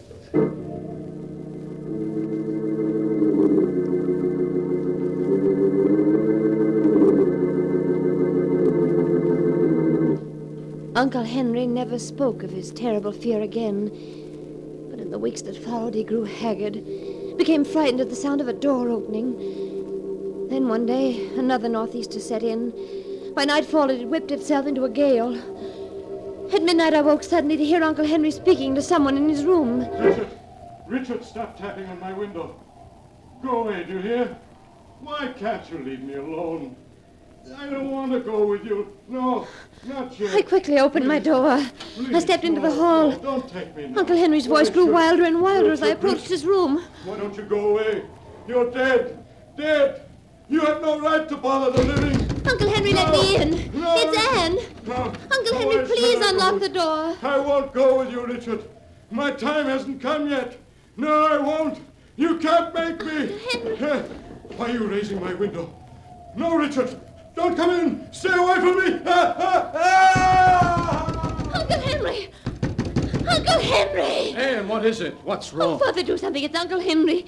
He was screaming and now he... Come here, dear. Hush now, hush. No.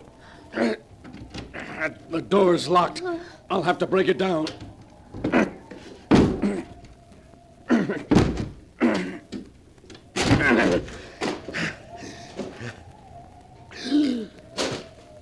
Henry. Father, is he... Yes. Yes, Anne. He's dead.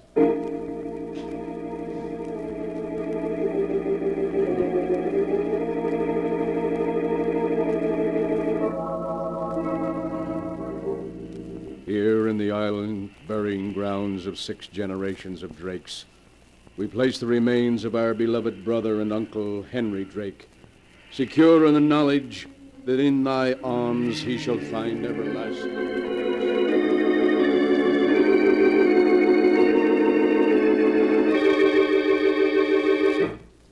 Ah, dear. Life in this house won't be the same without Henry. Father, Uncle Henry was terribly frightened for weeks before he died. Anne, whatever are you talking about? It all began during that northeaster we had last month. Uncle Henry and I were playing chess.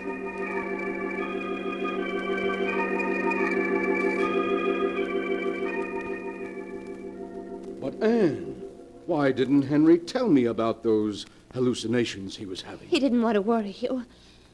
Father, did Aunt Harriet, Uncle Richard, and your father die insane? Oh, Anne, Henry should never have told you about them. Promise me you won't worry about our hereditary trouble. I'll try not to, Father. We've lost Henry, but the 3 of us will go on as before.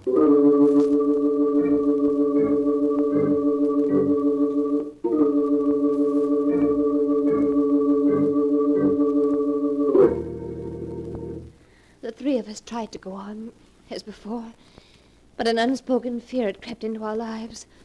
Often I turned to find Father and Hester watching me anxiously. Then a month after Uncle Henry's death, another storm lashed the island. I'll be glad when this storm blows over. It's getting on my nerves. Father, why don't we close up Drake Manor for a few weeks and take a vacation on the mainland? You mean leave the island? No, that's impossible, Anne. We have enough money to get along on the island, but not elsewhere. But I have all that money my mother left me. We could use that. You won't receive that money until you're 21. That's 6 months from now. Besides... Anne, well, what are you staring at? Look. Look at the window. Eh? It's Uncle Henry. He's beckoning to me.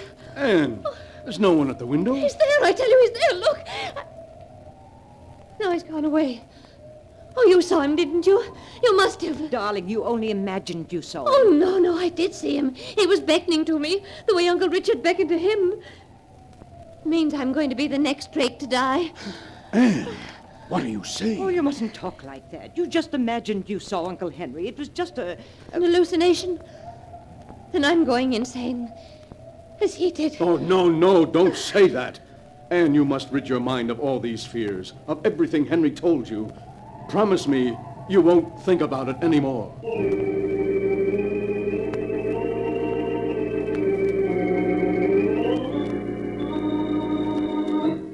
But that was a promise I couldn't keep. At night I'd lie in the darkness of my room, thinking of everything that had happened, listening to the night noises. And one night I heard footsteps above me in the tower.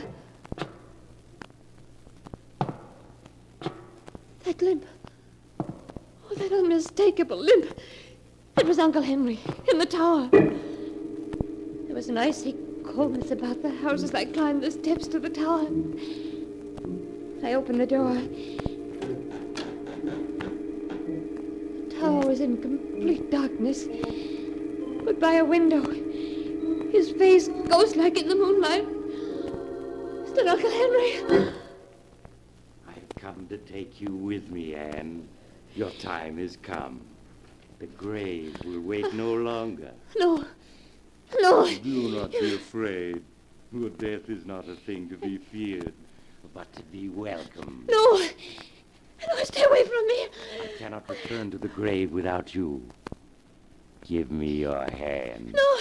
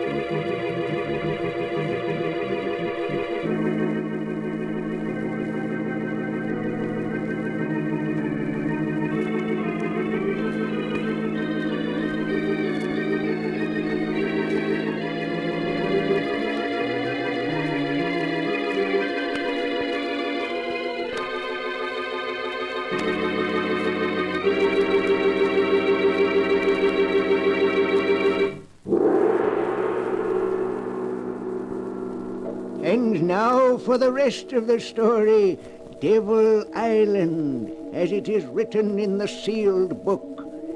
Martin Drake, hearing Anne's screams, rushed up to the tower of the old mansion to find her lying unconscious on the floor.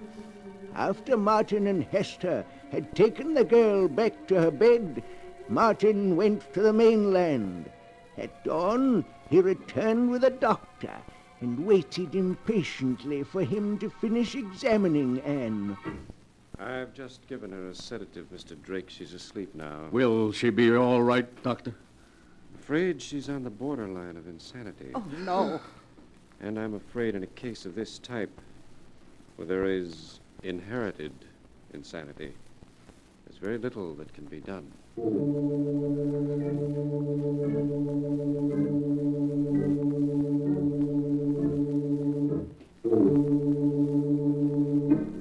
Well, sleepyhead, it's about time you were waking up.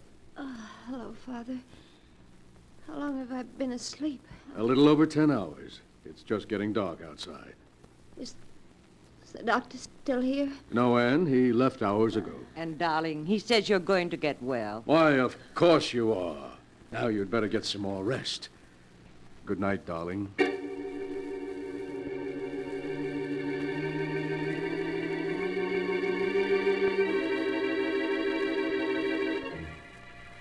moment later, they were gone.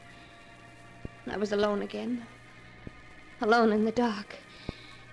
And all I could think of was... I was going insane. Perhaps I was already mad. The hours passed. The very stillness of the house made my heart pound in my ears. And then... the stillness was broken. That limp again. It was Uncle Henry in the tower. Back and forth from one end of the tower to the other he limped. Then silence. I lay in the darkness waiting. Waiting. And then suddenly, the door to my room was opened. I wanted to scream, but I couldn't. Oh, Abel. Oh, Abel, what are you doing in my room? What are you trying to tell me? I don't understand. Oh, he's walking again. Abel, you hear him, don't you? You do hear it. I told them that Uncle Henry had come back from the grave, but they said I was just imagining it. You mean no? He hasn't come back from the grave? But if he hasn't come back from the grave and you hear what I hear, Abel, you don't mean that he's still alive. But that can't be true. You buried him yourself. I saw you. You mean you didn't bury him? That he wasn't in the coffin? Oh, but you must be wrong. Oh, when we broke into his room, Father found him. No, what? What do you mean, no? Are you trying to tell me something about Father? You are. What do you mean, Father, no? Father, no. You mean he isn't my father? Oh, but you must be wrong. Oh, of course he is. That doesn't make sense. Why should he say he is my father if he isn't? What does he gain by it? My mother's estate. Oh, no, you must be wrong. Even if I were to die, he wouldn't get it. The estate would then go to charity. It's in Mother's will. Oh, why does he keep walking in the tower? He's driving me crazy. He's driving me crazy. You mean they want to drive me crazy? Oh, but why? What reason could they have? Oh, if I were to become insane, he could have himself appointed my guardian, take over the estate. Is that it? It is. But Abel, if he isn't my father, where is my father? Is he dead? You mean he is dead? Oh, then who are these three who say they're my father and stepmother and uncle? I don't understand, but no matter who they are, they'll kill me. They'll kill both of us if they learn we've discovered their secret. Oh, but we've got to escape. But how? The only boat is locked, and he has the key. Why are you handing me that flashlight? You mean the window? Signal the mainland for help. Yes, of course. Abel, you better go. We can't let them find you in here or they'll suspect. I'll keep signaling as long as the batteries last.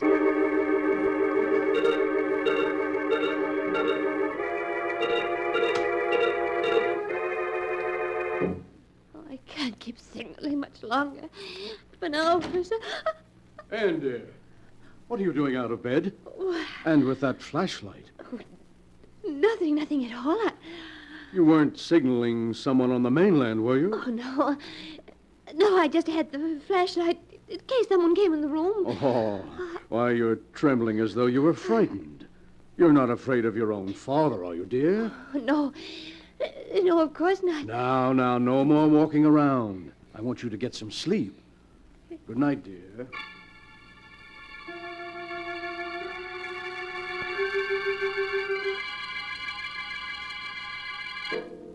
He was gone, taking the flashlight with him. Did he suspect that I knew? Oh, the hours seemed endless until the first rays of dawn came. Would rescue come with it, or had my signals gone unnoticed? After I dressed, I went to the window, and then I saw it.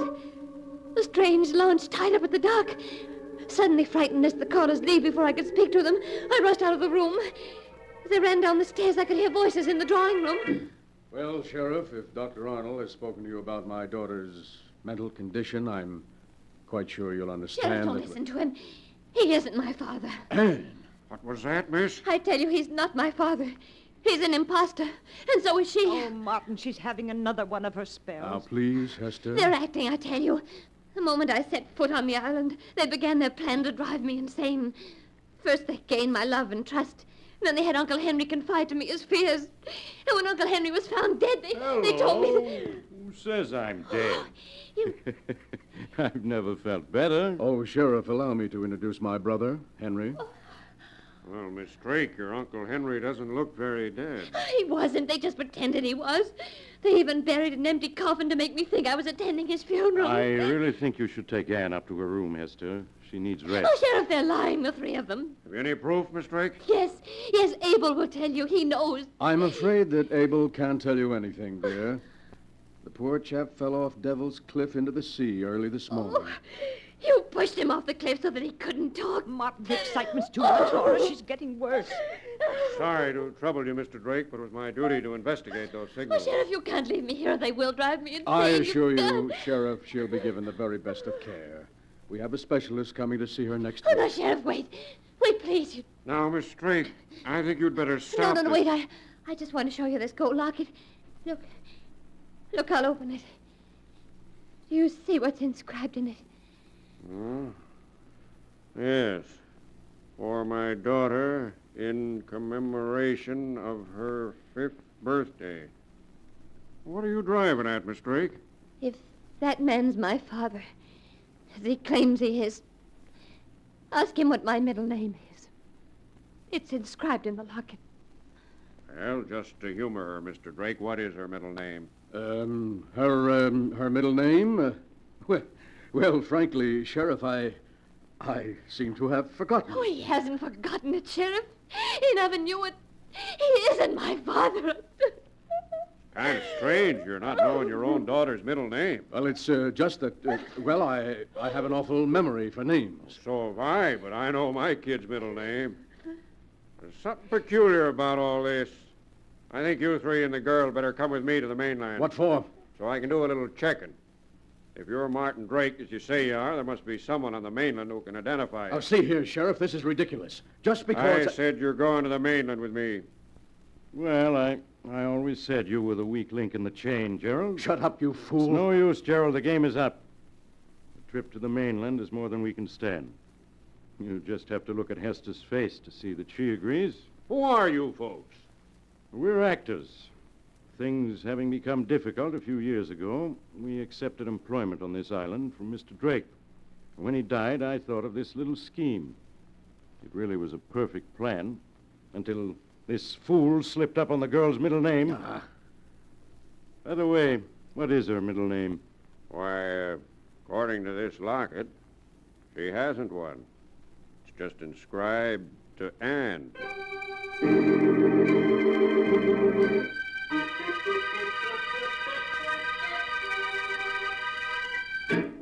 And that is the story of Devil Island, as it is written in the sealed book. Because an impostor slipped up on a middle name that didn't exist, an almost perfect crime was prevented by Sheriff Williams, and an innocent girl was rescued from imprisonment and probable death. It was a small slip, but a fatal one. But the sound of the great gong tells me I must close the sealed book once again. One moment, keeper of the book. What story will you tell us next time? Next time? Are you sure you want to know? Perhaps my next story may be about you. For I have here all the stories that ever happened, and many that have yet to come to pass. But I'll find one for you in just a moment.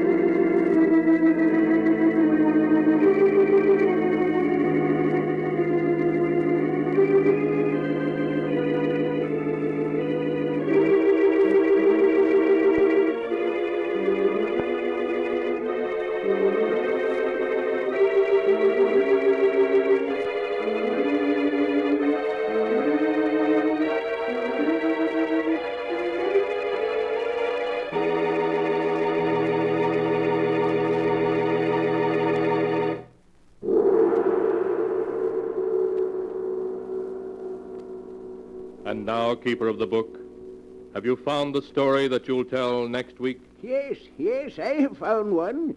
It's the story of two helpless old ladies in fear of their lives and the desperate measures to which they were driven in order to save themselves. The title of the tale is Escape by Death.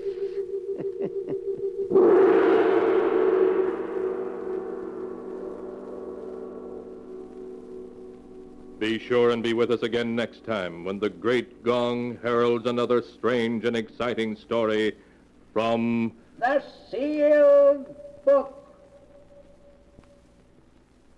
The Sealed Book, written by Bob Arthur and David Cogan, is produced and directed by Jock McGregor.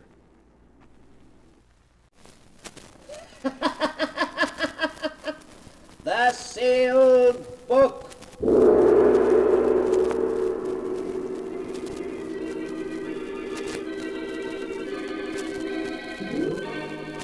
Once again, the keeper of the book is ready to open the ponderous volume in which is recorded all the secrets and mysteries of mankind through the ages.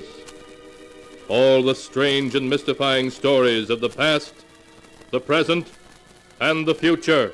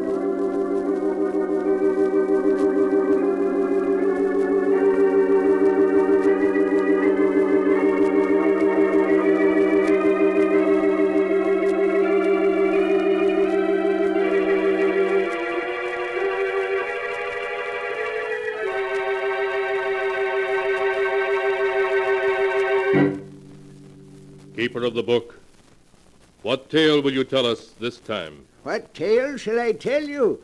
I have tales here of every kind. Tales of murder, tales of madness, of dark deeds and events strange beyond all belief. There, let me see. Yes, here's a tale for you. The strange and terrible story of two old ladies and how they tried to escape from their doom. I call the story Escape by Death. My story begins in a big, shabby old house in the country, fully a mile from any other habitation. In a large ground-floor room, which is both their bedroom and sitting room, Martha and Louise Abbott listen to the wind howl outside. Louise is an invalid, confined to a wheelchair.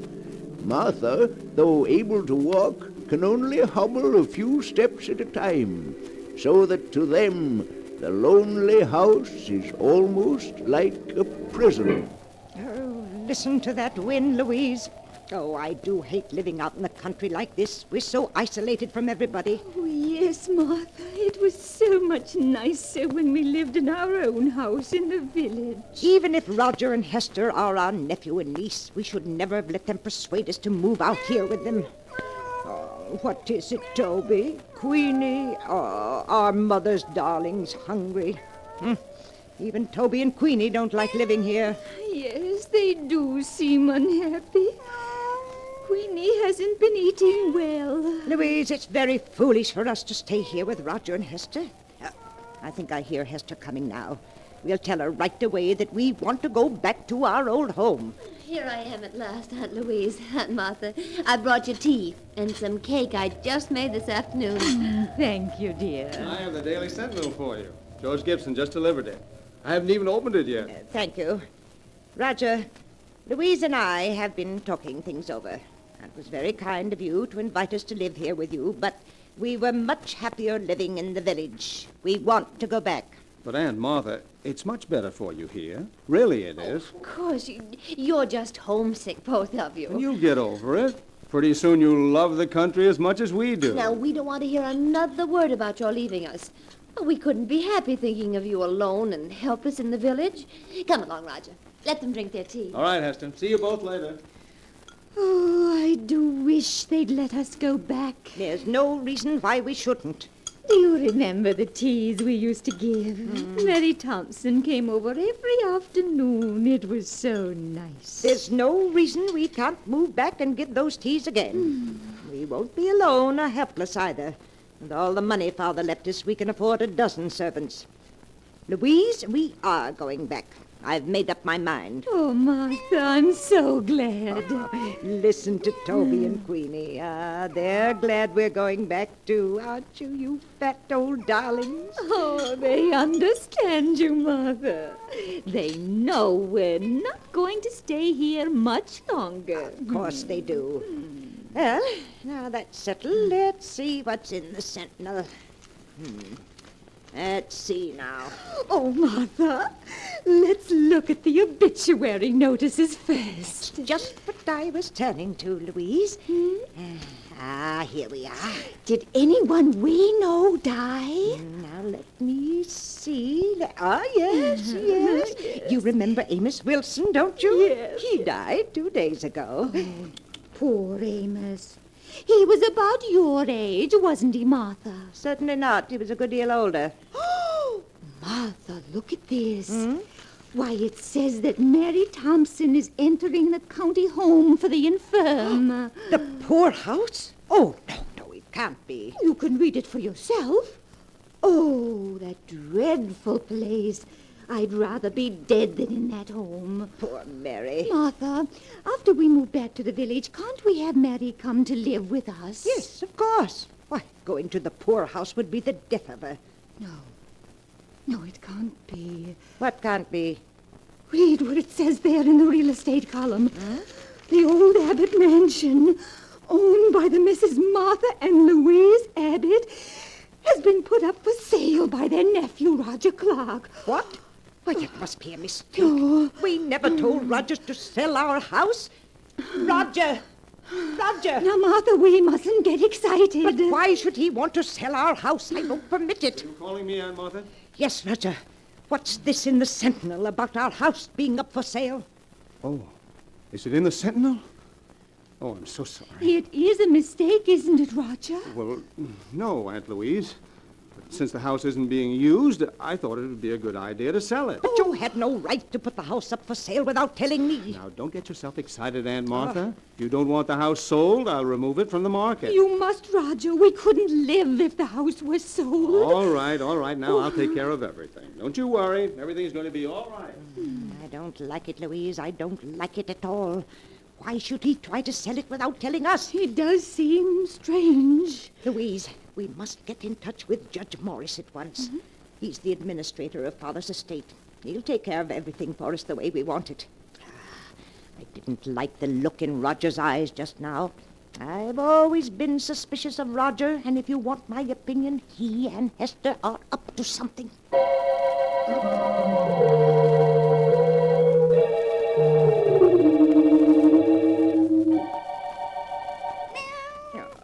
Is Mother's beautiful Queenie hungry? Well, here's a nice piece of meat from the lovely supper Hester just brought us. Oh, Queenie is hungry, Martha. She's got her appetite back since she learned we intend going back to the village. Yes, she has, but where's Toby? I don't see him around any place. He's probably in the kitchen. Martha, when are you going to speak to Roger and Hester again about our leaving? I'm waiting until we can get in touch with Judge Morris. He'll come get us whether Roger wants us to go or not. There's been something very strange about Roger's manner ever since we told him yesterday we didn't want to stay. Martha, look. Queenie's ill. Oh. That meat you gave her, it's made her sick. Queenie, oh, what's the matter with Mother's darling? Oh, Martha, there's something terribly wrong with her. Queenie, what is it? Oh, Louise, what can we do? Give her some water, maybe that'll help. Oh, Martha, she's fallen down. She's dead, Louise. Queenie is dead. Oh, no, she's gone. But she is, though she was perfectly all right until I gave her that meat. She was so hungry, she just bolted it down. Oh, Martha, she must have choked on it. She's choked to death. Did she? I'm not so sure. Martha, what do you mean? What else could it have been? She acted more as if she were poisoned. Poisoned? Yes, I'm sure of it. The meat was poisoned. That's why Queenie died. But how's that possible? It was poisoned because that meat was meant for us. Martha, you don't mean that Roger and Hester... Yes, Louise. Oh, I see it now. That's why they brought us out here. Why they won't let us leave. They're planning to kill us. They're after our money. Oh, Martha, what are we going to do? Well, we've got to get in touch with Judge Morris right away. He'll save us. But, Martha, how can we? The telephone, it's upstairs in Hester's room, and neither of us can climb stairs. I know that. We've got to figure another way to reach him. Louise, our lives depend upon it.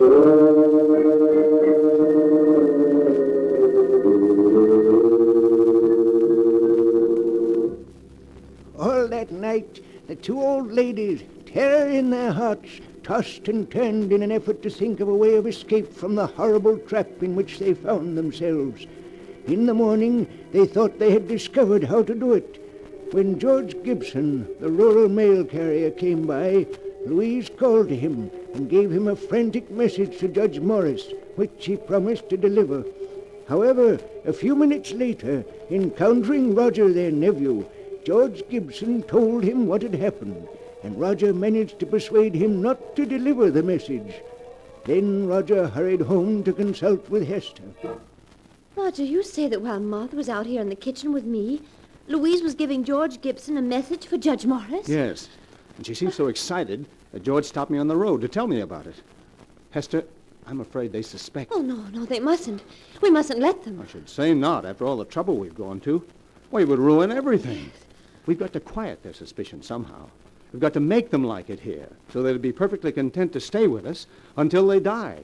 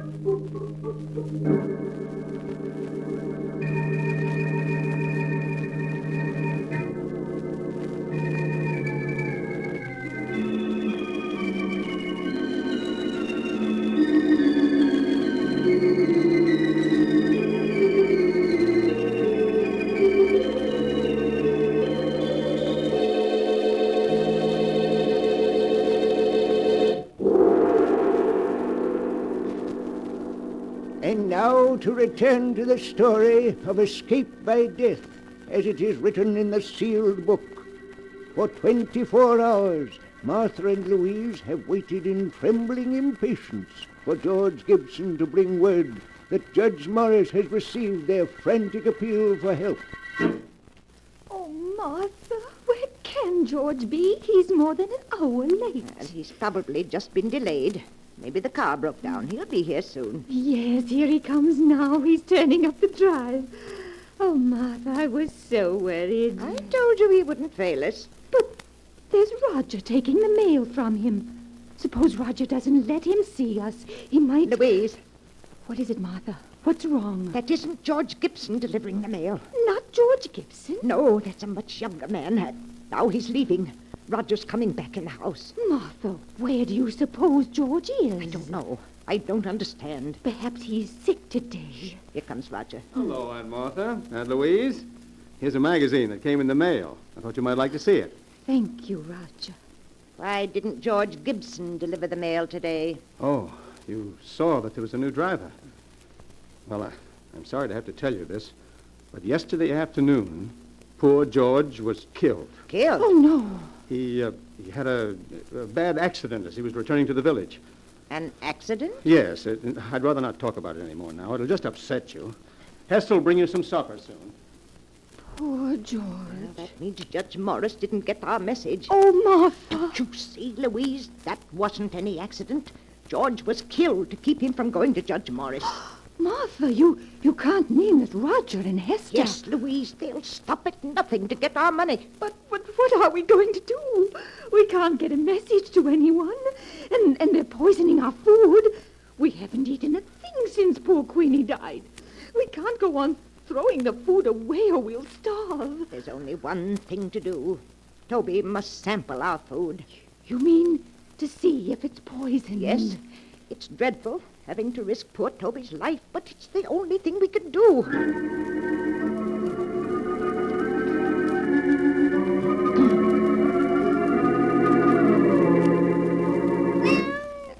Here you are, Toby, a nice piece of meat for Mother's darling. Martha, I get so frightened every time I see Toby eating something.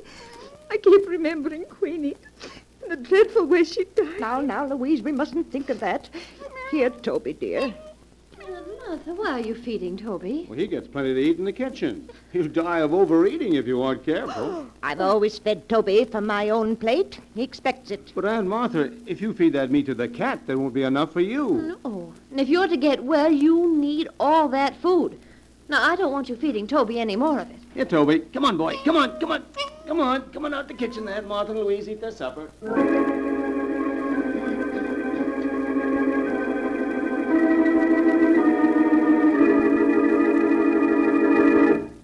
Here you are, Aunt Martha. Aunt Louise, I've bought you your lunch.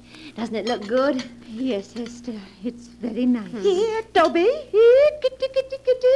Hester, have you seen Toby? No, Aunt Martha, I haven't. Oh, but where could he be? Toby's always on time for meals. Oh, he's probably someplace around the house.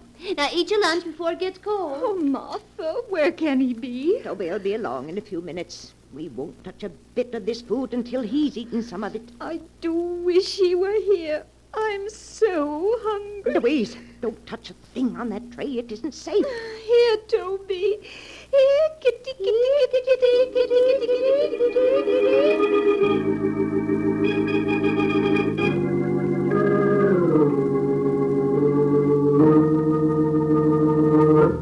Good evening, Aunt Martha. Aunt Louise, how are you? Good evening, Roger. I have supper here for you, too. Why, Aunt Martha, neither of you ate your lunch. What's wrong? We weren't hungry, Hester. Have you found Toby yet? No, I've looked everywhere for him, but he seems to have disappeared. Oh, no. Now, you mustn't worry. I'm sure he'll turn up all right. Aunt Martha, you and Aunt Louise can't afford to miss meals in your state of health. Certainly not. Now, we want you to eat everything that Hester's brought you. Mm-hmm. You'll make us very unhappy if you don't. Now, please eat it while it's hot. Come along, Roger. I'll get you your supper. All right, dear. Did you hear what she said about Toby, Louise? Yes. He's vanished. Nonsense. They've killed him. You saw how angry they were last night when we fed Toby from our plates. They've killed him so he won't spoil their plans. Oh, Martha, what are we going to do? I'm so hungry that my head spins and I'm dizzy. I know, Louise. So am I.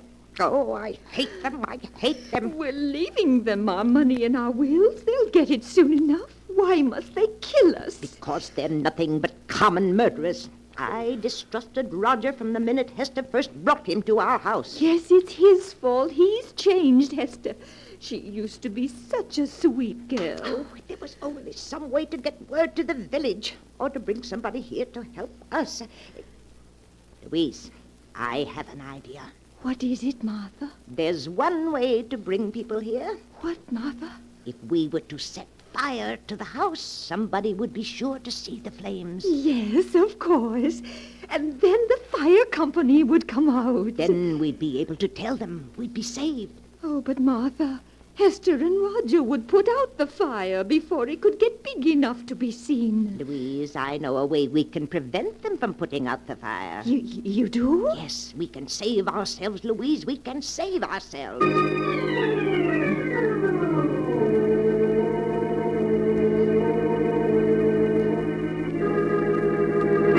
Here, Toby. Here, kitty. Martha, why are you looking down the cellar stairs like that? Now, you should be in your room. Certainly should. It's drafty out here in the hall. Now close the cellar door and go back to your room. But I heard Toby crying. He's down in the cellar, and I won't go to my room until I get him. But Aunt Martha... Roger, just to put Aunt Martha's mind at ease, why don't you go down the cellar and see if Toby is there? Oh, all right. But if you ask me, it's just a waste of time. Please help him look for Toby, Hester. You'll find him so much quicker if you both look for him. Aunt Martha... Please. Oh, very well. But you go back to your room so you don't catch cold. Roger, do you see him? Doesn't seem to be any place here in the cellar. Now we'll see just how smart you are, trying to poison us. You won't stop us from escaping now. I must get Louise. Louise, it worked. You mean you were able to lock them in the cellar? Yes, and with the door locked, they can't get out. They found out they're locked in. Now, don't you worry about it, Louise. I'll take care of everything. What are you doing with that kerosene lamp, Martha? Pouring the kerosene around the room so it will burn better. There. Are you ready to leave, Louise? Yes, Martha, yes. Now strike a match and start the fire. How quickly it's starting to spread. Yes, we've got to leave. I'll push your wheelchair, Louise, and you try to help by rolling the wheels. Yes, Martha. Well, we're coming along nicely. Good more, dear. Come on. Just a little bit more. Martha, I do hate to do this. Louise, you mustn't waste any pity on them. Even if they are our niece and nephew, they're nothing but common murderers. Yes, I suppose you're right. Now, I'll just open the front door, and we'll be free. Now, roll the wheels a bit, Louise. And just a few feet more, and we'll be safe. Yes, that's it. There. Now we're far enough away from the house to be perfectly safe. Oh, my. The whole house is on fire. Do you think they can see it in the village by now, Martha? I'm sure they do. Now remember, Louise, when the fire company gets here, we don't know what happened to Roger and Hester. We just managed to get out ourselves. Yes, Martha. If we told them what we were forced to do to escape, we'd have to reveal that our own niece and nephew were poisoners, murderers. We don't want to disgrace the family name, Louise. Oh, no, Martha, of course not. Look, Martha, look! The roof is going! Oh, and here comes the fire engine. Louise, we're saved. We're saved.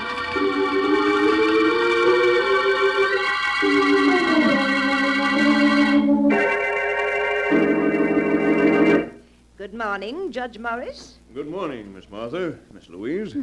I trust you're well after that terrible ordeal last night. Oh, we're feeling much better. Thank you, Judge Morris. I know it'll be painful for you, but now that your niece and nephew are gone, we must plan for your future. Oh, you don't have to bother, Judge. All we want to do is move back to our old house. hire a few servants, and live as we used to.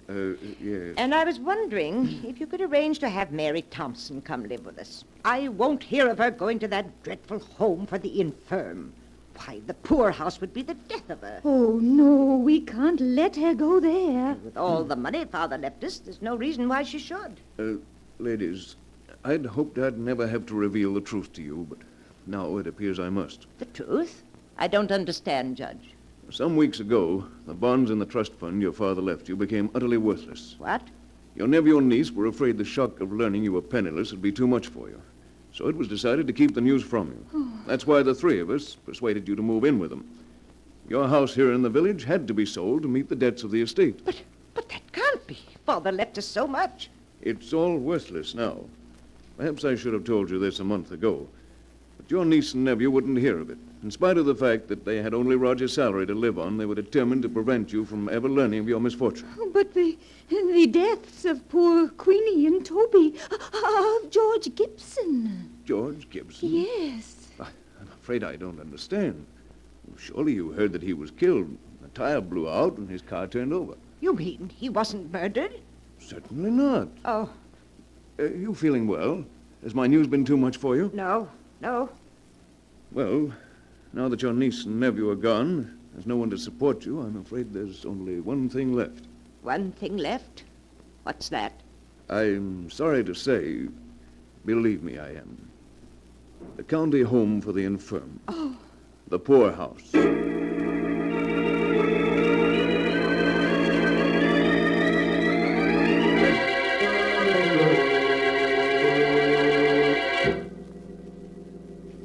That is the tale of escape by death, as it is written in the sealed book. Louise and Martha, because they could not believe that the death of their cat was an accident, convinced themselves that they were in danger of being killed, and in their frantic efforts to escape, ruthlessly destroyed their only protectors. Strange are the ways in which fate plays tricks on mere mortals. But the sound of the great gong tells me it's time to close the sealed book once more. One moment, Keeper of the Book. What story from the sealed book will you tell us next time? Next time? What kind of a tale would you like? A story of ghosts, of vampires, of werewolves howling in the night? A tale of dark plots and evil deeds? Of a strange fate overtaking the guilty? Let me see. I'll find one for you in just a moment.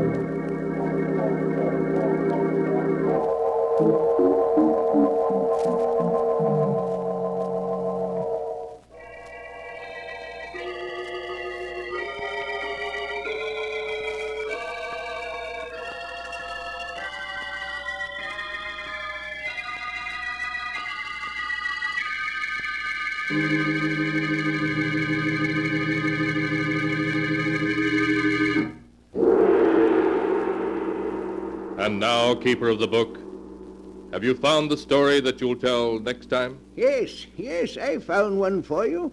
It's the amazing story of a woman's jealousy, so great that it would not let her lie quietly in her grave, but made her seek revenge even from behind the dark veil of death. I call it Death at Storm House. Be sure to be with us next time to hear another strange and mysterious story from The Sealed Book. The Sealed Book, written by Bob Arthur and David Cogan, is produced and directed by Jock McGregor.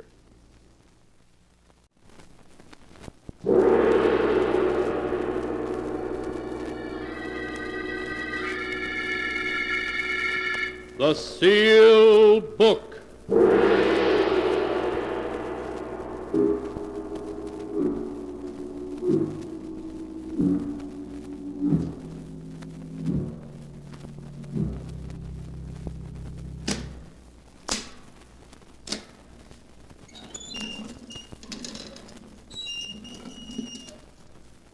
Once again, the keeper of the book has opened the ponderous door to the secret vault, wherein is kept the great sealed book, in which is recorded all the secrets and mysteries of mankind through the ages. Here are tales of every kind, tales of murder, of madness, of dark deeds strange and terrible beyond all belief. Keeper of the book, I would know what tale we tell this time. Open the great book and let us read. Slowly, the great book opens.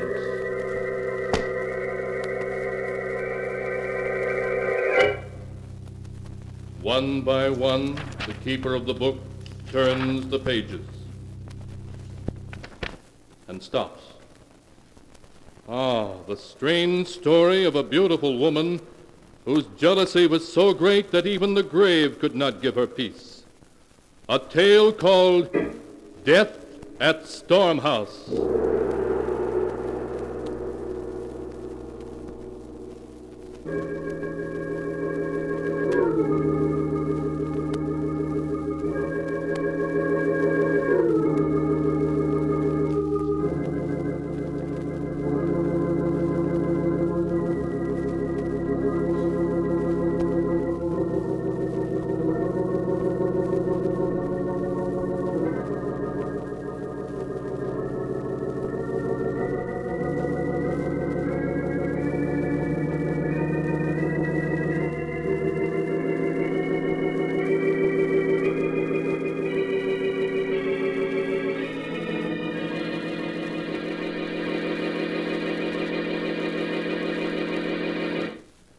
Here is a tale, Death at Storm House, as it is written in the pages of the sealed book. It takes place in the old New England mansion known as Storm House, perched high on the cliffs above the crashing waves of the Atlantic Ocean. In her bedroom, Lizette Lester, young and beautiful mistress of Storm House, lies desperately ill, listening to the storm that is raging outside as her husband and Dr. Warren, their lifelong friend, hover over her. John. John. Yes, Lizette? John, open the window. I want to hear the storm. I want to hear the thunder crash and the wind scream. I'll open it, John. You stay with Lizette. Thank you, Howard.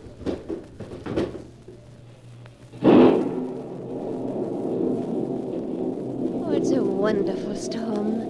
I've known it was coming for 3 days. I've always known when a storm was coming, haven't I, John? Yes. Yes, Lizette. You've always known. And I've been waiting for this one. I've been waiting for it so I could die as I was born.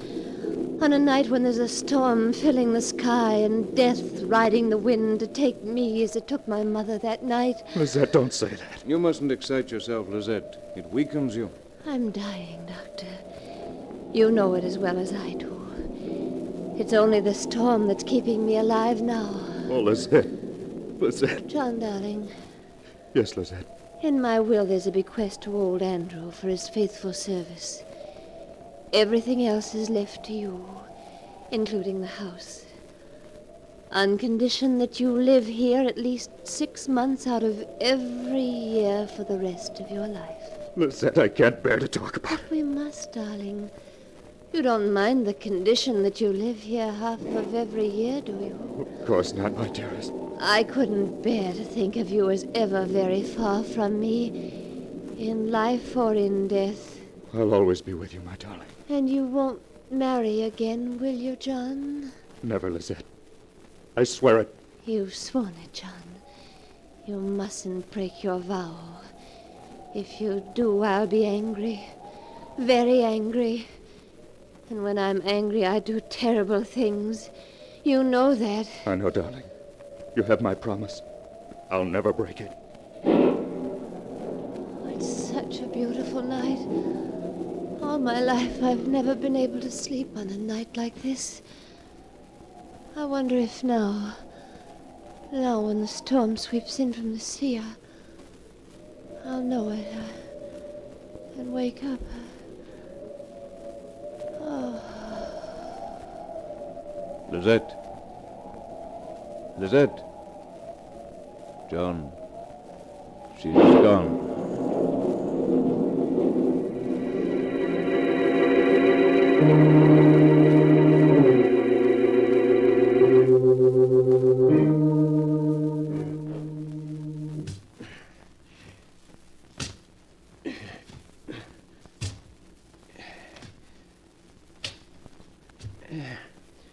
There.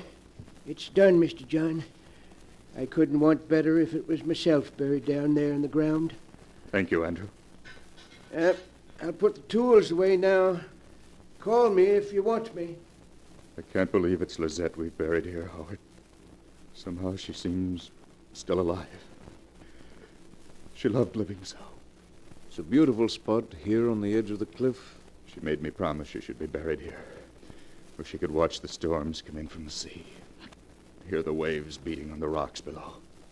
John, do you mind if I speak personally to you? Why should I? You're my best friend. My only one, in fact. That's one of the things I wanted to talk about. In the 3 years since you married, you haven't painted a single picture. No. No, I haven't. I've started some, but there was always something Lizette wanted to do. For 3 years you've been cooped up here, seeing no one. You might as well have been in prison. You should get away for a while now. Why don't you spend the winter in New York? Renew old friendship. Catch up on what's happening in painting. Yes, I'd like that. And there's another thing. Yes, Howard? The promise you made to Lizette. Promise? Oh, you mean not to marry again? Yes. You mustn't take it too seriously. You're too young to spend your life alone, grieving. Lizette wouldn't have made you promise if she had thought... I don't know. It seemed to mean so much to her. Well, when Lizette was alive, it seemed quite impossible to me I should ever love another woman. But you will, and I'm sure Lizette would understand. I'll think about it, Howard. The truth is, just now I feel a little confused. Well, let time take care of the matter. But you will close up Storm House and try a few months in the city? Yes, I will. I'll come back in the spring. After all, I'm obligated to live here half the year. But I'll leave old Andrew in charge and spend the winter in New York.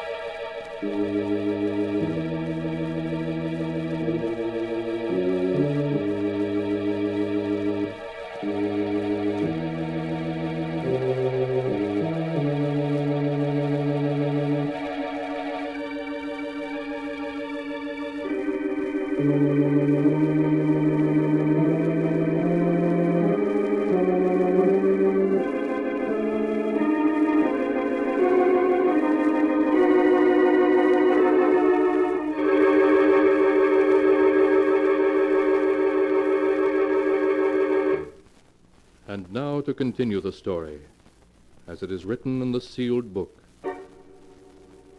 Once away from the somber atmosphere of Stormhouse, John Lester seemed to waken as if from a dream.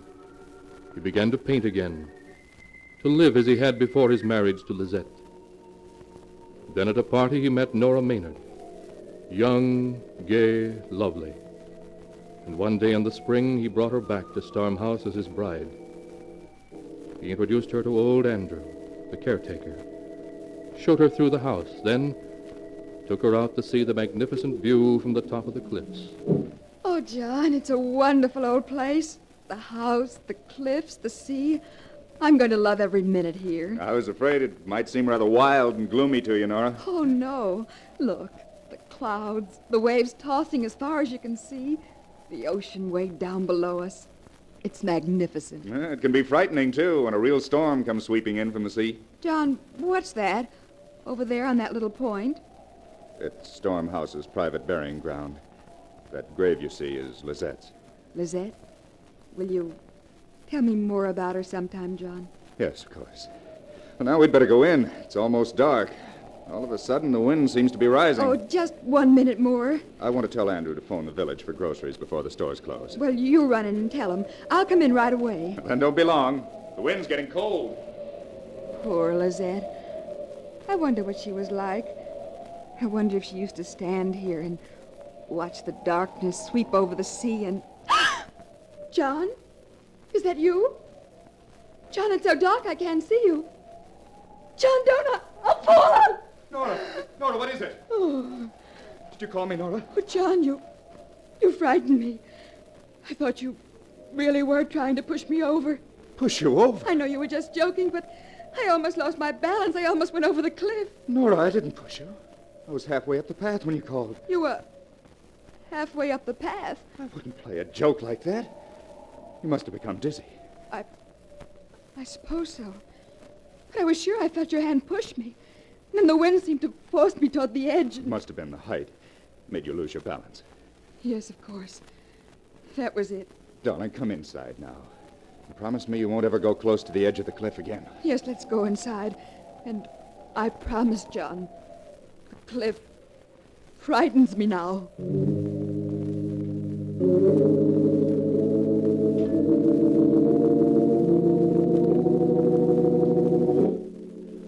During those first weeks after John Lester returned to Stormhouse with his new bride, the wind never ceased to howl about the great old house.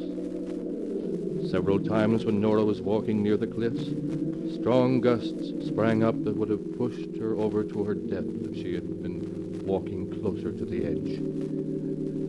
Then one afternoon, Nora discovered old Andrew piling flat, large rocks on top of Lizette's grave. There. Andrew, what in the world are you doing? What are those rocks on Lizette's grave for? It's the wind, Miss Nora. Blowing night and day like it has, it's been blowing the dirt right from off Miss Lizette's grave. How strange. Yes, sirree. Give it a couple more weeks and it'd have scooped up all the earth and had the coffin clear uncovered. But the rocks will stop that. Yeah, I guess that's enough. Andrew. Yes, ma'am. Did Lizette love John so very much? Love Mr. Lester? Why, yes, I expect she did, ma'am, in her way. In her way? Excuse me, Miss Nora, I got to drive to town now for a package for Mr. Lester. Oh, his new paints from New York. He's been so impatient for them. Oh, Andrew. Yes, ma'am? That big stone vase on the upper terrace, right beside the steps. It's loose on its base. I saw it swaying yesterday as if it were going to fall over into the garden. Please fix it, will you? Yeah, as soon as I get back from town, ma'am. Thank you, Andrew. You know that Dr. Warren's staying for dinner. Yes, Mr. Lester told me. Oh, well, I promised to meet him in the garden at 4. Be sure to fix the vase, Andrew.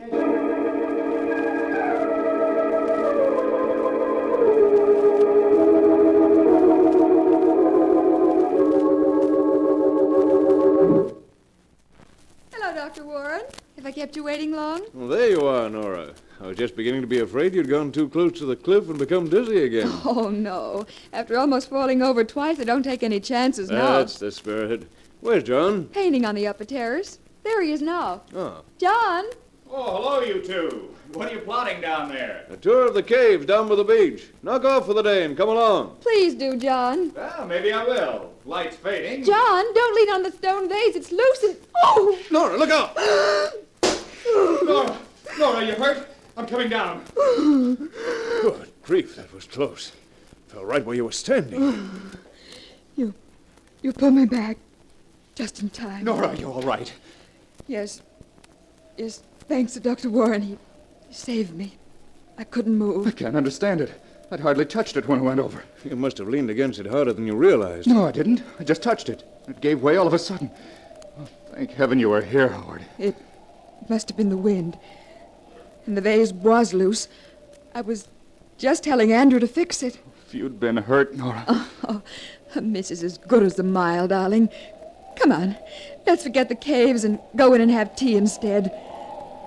The wind has turned awfully cold all of a sudden.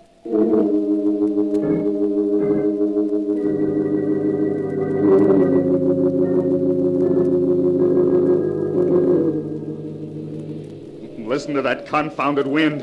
I can't even read anymore. It makes such a racket. Would you like me to read to you, darling? No. I'm just jumpy, I guess. It isn't something special, is it? You're not regretting that you married me? Oh, don't be silly, Nora. It's just the wind. For the last 2 months, it hasn't let up night or day. Listen to it now. Oh, it is upsetting, darling. Sometimes it sounds just like a voice saying something you can almost make out, but not quite. I haven't painted a stroke in 2 months. Every day I get my canvas and my paints ready, and then the wind rises and distracts me. You're not sleeping well, are you, John? No, I haven't slept for weeks. Nora, I can't stand it any longer. I can't stand it. If that wind doesn't stop blowing, I think I'll go mad. Oh, my darling, my darling. John, listen to me. Listen to me, dear. We must go away from Storm House, away from the wind. We must, John. But the will. The will doesn't matter. Oh, John, please say yes. We can't ever be happy here. There's something about the place that will forever prevent us. Leave Storm House. Never come back. And never come back. Yes. Yes, Nora, you're right. We'll do it. We'll leave tomorrow. Oh, John! Oh, we're going to have another storm. Yes. Certainly has come up quickly. Sunset, there wasn't a sign of a storm. It's as if Storm House knows we're leaving and wants to live up to its reputation on our last night. Well, darling, I think I'll go to bed and dream about leaving here tomorrow. Coming? No, I'll finish my pipe and tell Andrew our plans. All right, darling. I'll bring my diary up to date while I wait. Don't be long now.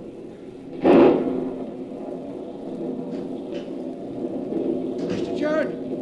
Mr. John! What is it, Andrew? Land sakes, Mr. John. A real granddaddy of a lightning bolt hit the cliff just now, right beside the burying ground. It opened up a big crack in the earth, running right across her grave. Her grave? Lizette's?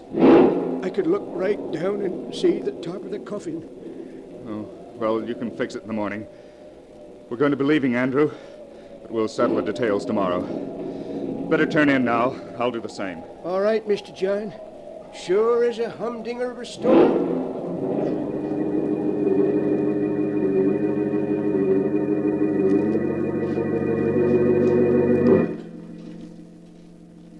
And tomorrow we leave here forever. I do so hope it's going to make a difference. John has seemed so depressed lately. I wonder if it's my fault. If he regrets marrying me. No, I won't think that. Not even this storm tonight can frighten me now. I know John loves me and... Who turned out the light? Who came in then? John, is that you? John, where are you? Don't tease me like this. You're frightening me. John!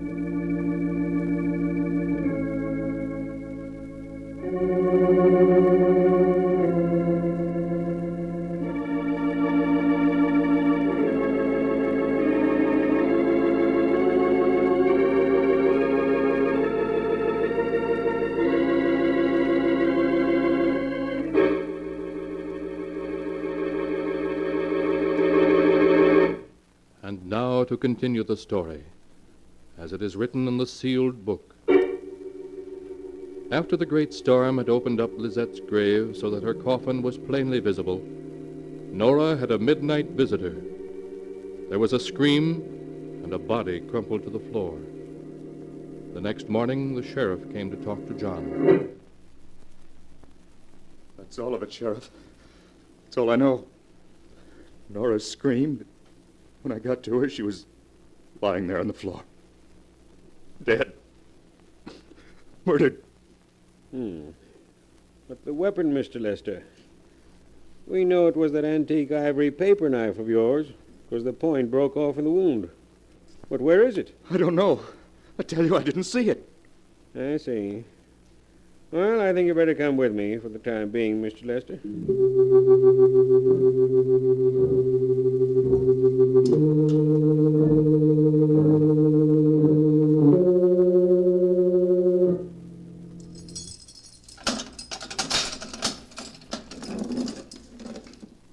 Here's the prisoner, Doctor. You can see him for 15 minutes. Oh, Howard, thank heaven you've come. John, how are you? Oh, how am I? I don't know. I don't care. Howard, have they caught Nora's murderer? They still think you did it. I gather that they did. And the ivory knife hasn't been found? Nowhere. And we've searched every inch. John, think. I know when you found Nora, you were shocked and dazed. But the knife, surely you saw it. Surely you drew it from the wound, put it down somewhere. You must have. I've tried to think, Howard. I'm sure I'm right. There was no knife. Only Nora, crumpled beside her writing desk. The blood staining her nightdress. The wind screaming outside as if in triumph. I understand. I know you didn't murder Nora. I don't know how we're going to convince the world. Is it as bad as that? As bad as that. If only the knife had been found, it could have been suicide then.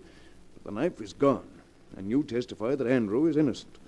So, as there wasn't any other living soul but yourself in the house that night... I see. Well, I've told them all I can. I don't know how the knife could have disappeared. There's nothing more I can do. Even though they hang me.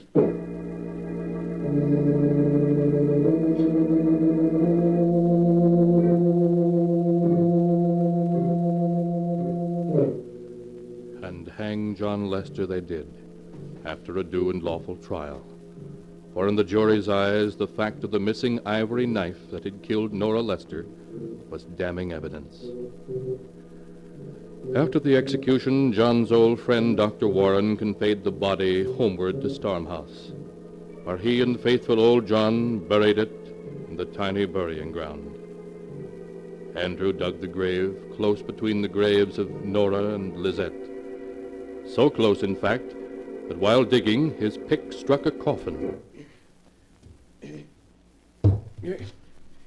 Doctor, look. Corner of a coffin. Lizette's coffin, it must be. Yes. That night the lightning struck the cliff. Must have moved her coffin round somehow. I remember the grave looked a little queer next morning when I fixed things up. I guess we'll have to dig it up so we can put it back in its proper place. Yeah, guess we better, Doctor. Well, won't take long.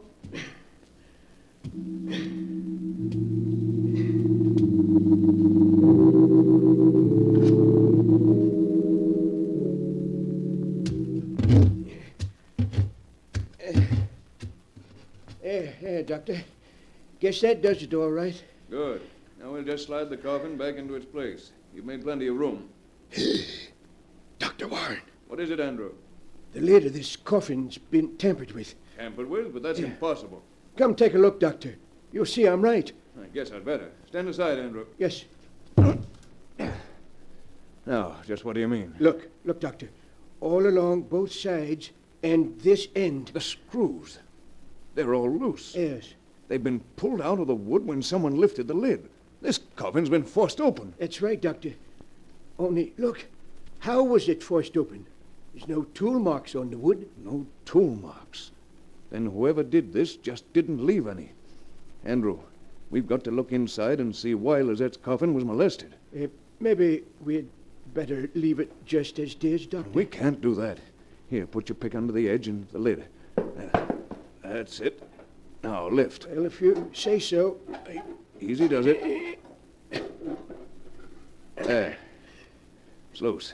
Now, we'll see what... I told you. I told you we shouldn't open it. A bloody knife. The ivory knife that killed Nora. Here, in Lizette's coffin. They hung Mr. John because they couldn't find the knife. And it's been here all along, held tight in Lizette's hand.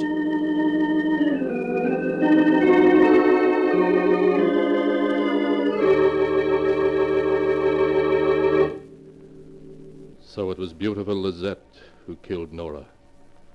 Lizette, whose jealousy was so great that it reached back from behind the veil of death. And it was Lizette who took the knife of murder back into her grave with her, so that John, too, would suffer her vengeance. Or was it? Was there some other answer?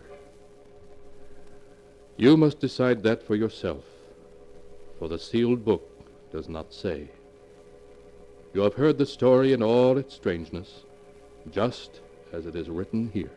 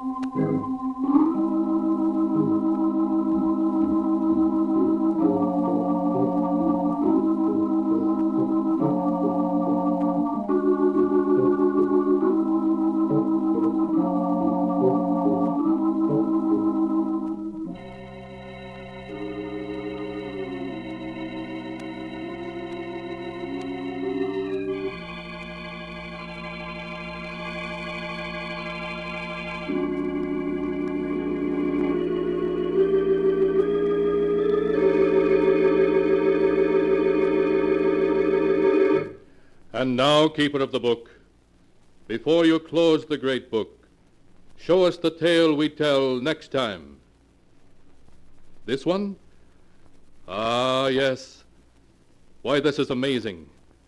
It's a tale of a man who killed, a corpse that laughed, and a murder victim who died twice. A tale called The Accusing Corpse.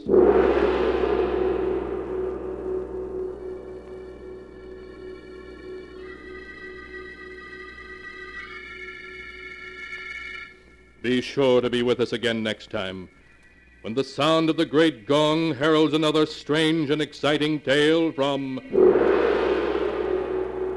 The Sealed Book. The Sealed Book, written by Bob Arthur and David Cogan, is produced and directed by Jock McGregor.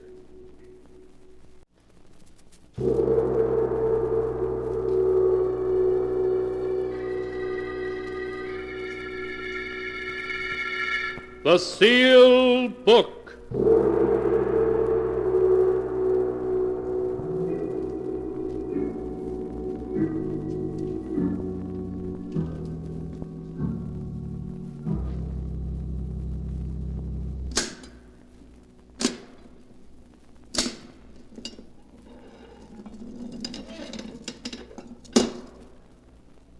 Once again, the keeper of the book has opened the ponderous door to the secret vault, wherein is kept the great sealed book, in which is recorded all the secrets and mysteries of mankind through the ages. Here are tales of every kind, tales of murder, of madness, of dark deeds, strange and terrible beyond all belief. Keeper of the book, I would know what tale we tell this time. Open the great book and let us read. Slowly, the great book opens.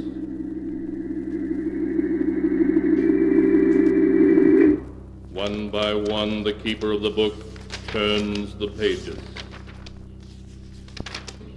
and stops. Ah, the strange story of a man who would stop at nothing to accomplish his ends. A tale called The Accusing Corpse.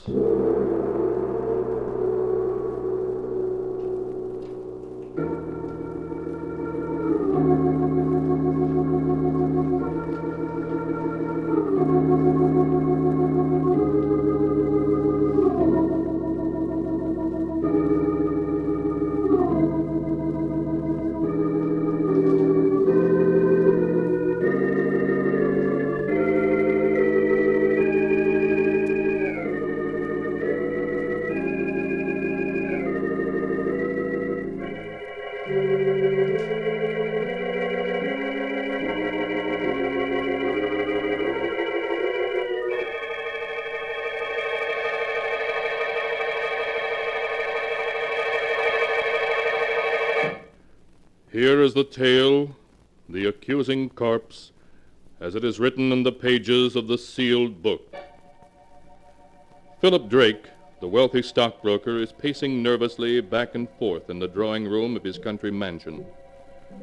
His face becomes pale as Vivian, his wife, enters the drawing room, a suitcase in one hand. Well, Philip, I'm all packed and ready to leave. I do hope Vivian, that how can you do this to me? You know I love you, that I'd do anything to make you happy. Oh, Philip, let's not go over that again. Oh, please, darling, don't leave. At least not until your brother Roger's arrived and had a chance to talk to you. He'll be here any minute. Oh, nothing that righteous brother of mine can say will change my mind. Now, would you mind lending me your car to get to town? Vivian, if you leave me, you won't get a cent. Not a cent, you hear? Really? Did you ever stop to think, Philip, that there might be another man? One with more money than you? Another man? Oh, no, Vivian, there couldn't be. And why not? But we've only been married 3 months. Why, there couldn't have been anybody in that time. Oh, but there was. Oh, Vivian, you can't do this to me. I love you. I love you. I won't let you go. I really must be saying goodbye now. He's waiting for me in town.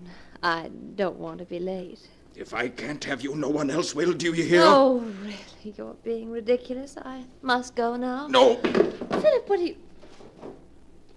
A gun? Yes, Vivian. A gun. I told you if I couldn't have you, no one else would, and I mean it. Even with that gun, you can't keep me, do you hear? I'd sooner die than go on living with you. I'm going, and you're not going to... Oh, you shot Vivian. Philip, what happened? I thought I heard... Vivian. I didn't mean to do it. She was going to leave me. Vivian. Roger, is she dead? Yes. Philip, do you know what this may mean? Life imprisonment, perhaps even the electric chair? Yes, I know. I lost control of myself. Nothing seems to matter now. You simply can't throw your life away like that. Even if Vivian was my sister. I don't mind telling you that I always felt you were far too good for her. She didn't deserve to be your wife. Oh, please, Roger. Look, if we were to get rid of the body, who could possibly know that she didn't leave here tonight as she'd planned? No. It wouldn't work, Roger. You can't get away with murder. That's nonsense, Philip. Now, if we were to bury her in the woods, no one would ever find her body. Bury her in the woods? I couldn't do that. Philip, you must let me handle this. Oh, and you better give me that gun. All right, Roger.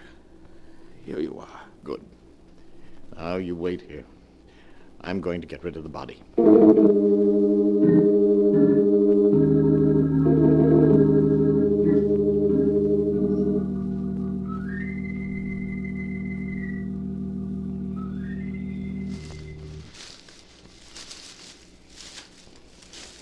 I think this is quite far enough. I'm afraid I'll have to bury you now, my dear Vivian. Put me down, Roger. I'm tired of being carried like a sack of potatoes. All right. There. Oh, and let me congratulate you on your performance as a corpse as I carried you out. Roger, do you think he suspects anything? Of course he doesn't. He's positive that he shot and killed you. It was very clever the way you taunted him into doing it. You've got the gun, haven't you? Certainly I've got it.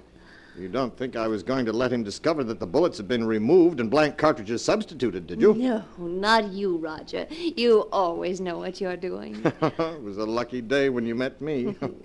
Look, now here's the key to the apartment I rented in town. You'll find my car a quarter of a mile down the road. All right. I'll be waiting for you at the apartment. I'll be there in a few hours. Well, now let's see. This seems like a nice place to dig.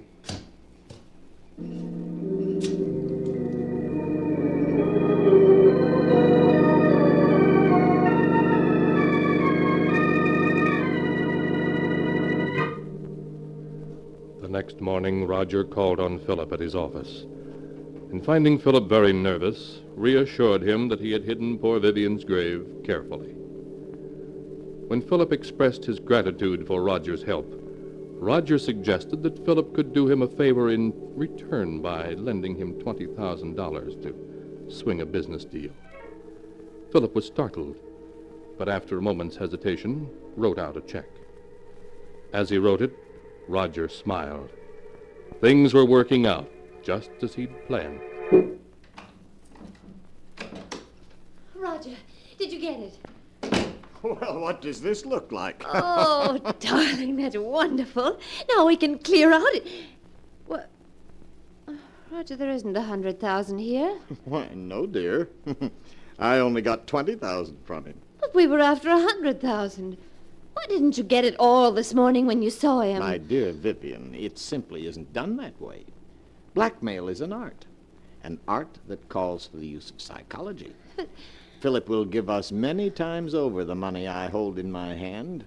All in due time, of course. You mean I'll have to go on hiding in this miserable apartment until you've finished your little game with him? Never being able to leave it for fear someone will recognize me? Oh, come now. You've got the radio, books. Well, I won't spend weeks in this apartment, I tell you. I won't. Oh, my arm. You will do exactly as I say, Vivian. Exactly. Do you understand? Roger, you're hurting me. It's nothing to what I will do if you disobey me. Do I make myself clear? Oh, yes. Yes, I'll do whatever you say.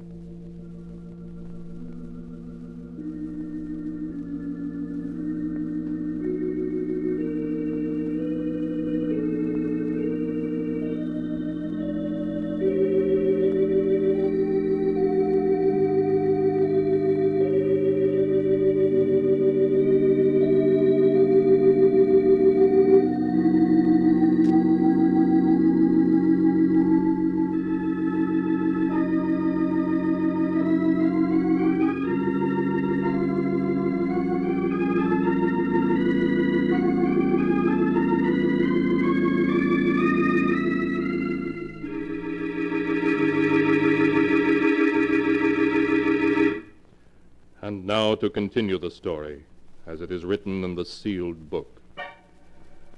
A week passed.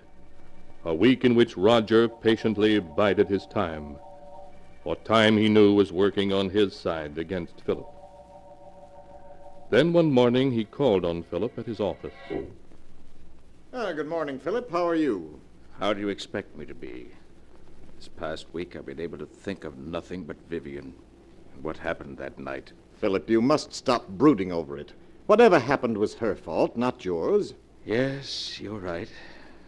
Perhaps what I need is a vacation. Of course. A trip would do you a world of good. And if I could afford it, I'd go along with you. You mean you haven't any money? I'm afraid not, Philip. That's what I've come to see you about. I must have $40,000 at once. 40,000? Yes. If I don't get the 40,000, it may mean prison for me. You wouldn't want to see that happen, would you? No, of course not, Roger. After all, Philip, I saved you from prison. In fact, I made myself an accomplice to Vivian's murder by not turning you over to the police. Yes, I know, but... You could hardly expect me to remain loyal to you if you weren't willing to help me, could you? I see. Seems I haven't any choice. Very well, Roger. I'll write you out a check.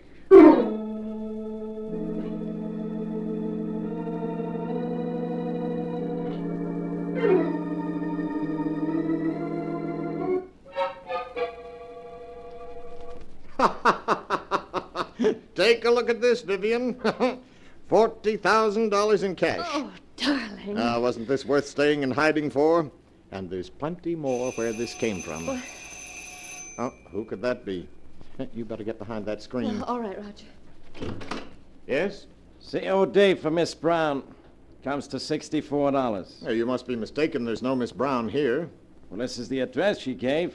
It's in care of Mr. Roger Martinson.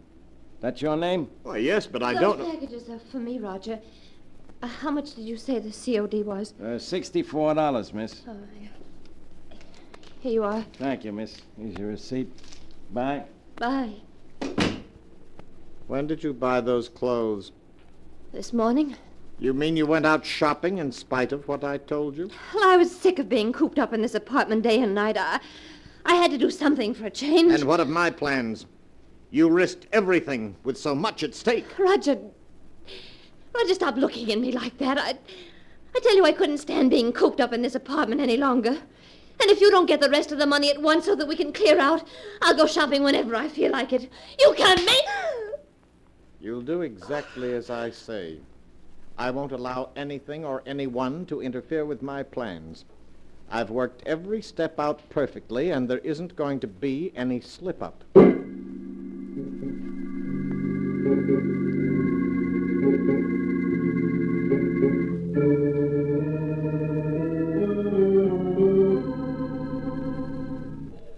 Another week passed. A week in which Roger made no effort to see Philip. Then early one evening, he got into his car and drove out of the city to Philip's home in the country. Oh, it's you, Roger. Come in. Good evening, Philip. Where are the servants? This is their night off. You're not looking well at all, Philip. You shouldn't remain in this big house by yourself. What difference does it make where I am? Wherever I go, the memories of that night follow. It's hard to believe that it was only 2 weeks ago tonight that I killed her. 2 weeks ago tonight? Why, so it was. By the way, Philip, do you think you might possibly lend me $60,000? 60? Well, you can't be serious. Oh, but I am. But I've lent you that much already. Yes, I know, but I must have more. No. I won't give you another cent. You've blackmailed me enough. Blackmail is a harsh word, Philip. What else would you call it? You're just as hard and grasping as Vivian was. Oh, yes, but you must remember I'm alive and she isn't. I suppose you're glad she's dead. In life, she was worth nothing to you. In death, you were able to get $60,000 for her. In death? How do I know she is dead? Don't be foolish, Philip. You shot her yourself. Yes, but how do I know she was dead? It was you who examined her, you who told me so, and you who buried her body all by yourself. I just wanted to spare you, Philip. Just exactly where did you bury Vivian? As a matter of fact, how do I know the whole affair wasn't staged for my special benefit? You're quite capable of such a scheme? I tell you she's dead, Philip, and buried out in the woods. And I want to see the grave. And the body you say is in it. This is ridiculous. I won't go searching for a grave in the middle of the night. You shouldn't have to search for it, Roger, not if you really dug one. Come along. I won't do it. Why, this is I said come along, Roger. Oh, very well. But I'm not certain I'll be able to find the grave. After all, the woods is fairly large, and it's been 2 weeks since I buried her. It's quite all right, Roger. We'll stay out there until you do find her.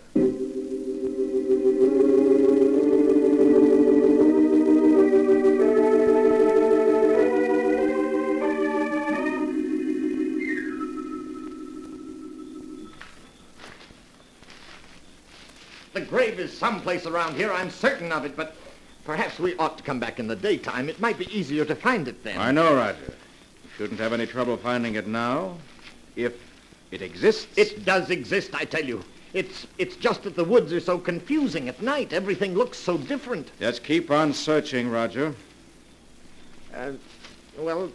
Perhaps this is the spot. It looks something like it. There's only one way to make certain, and that's to start digging. Here's a shovel. Start digging. Oh, very well, Philip, if you insist.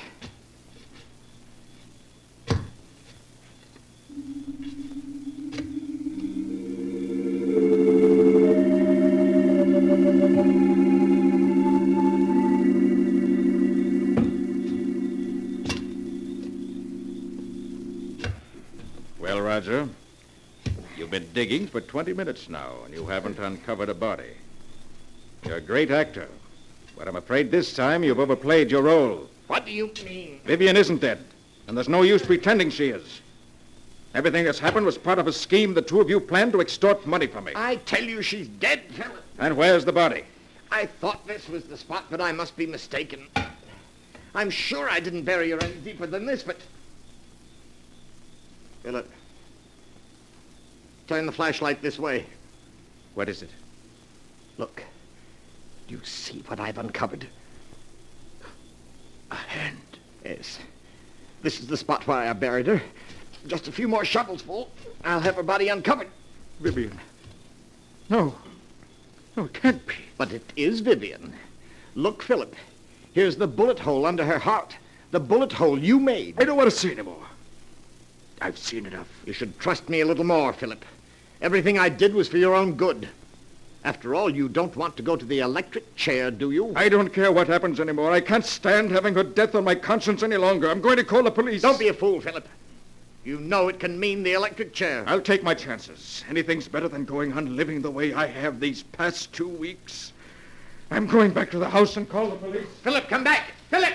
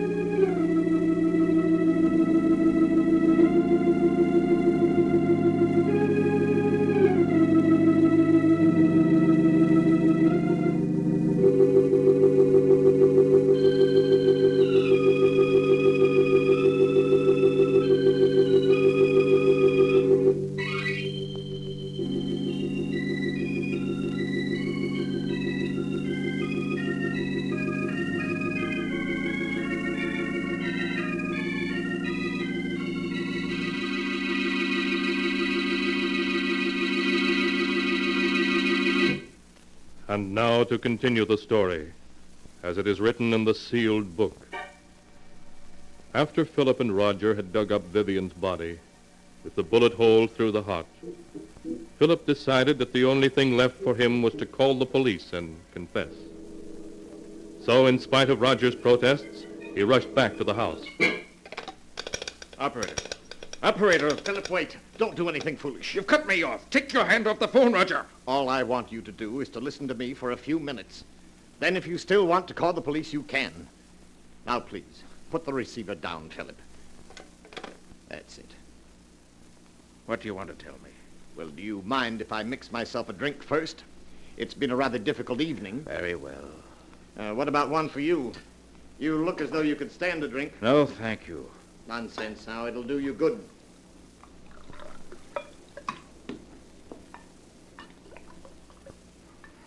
What is it you want to say to me, Roger? Say to you?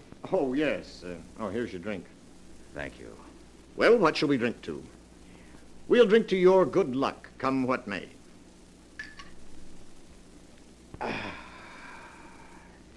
There, I feel a good deal better. All right, now we've had our drink. What have you got to say? Oh, yes. What I wanted to say was, I never let anything interfere with my plans, Philip. I can't allow you to go to the police, and therefore you shan't. It would spoil my plans. It would it? But I'd like to see you stop me. I have, Philip. In a very little while, in fact, in just a few seconds, you'll be dead. Dead? What do you say? Yes, Philip. The drink I mixed you was poisoned. Aren't you finding that it's becoming difficult to breathe? No. You couldn't have... My throat...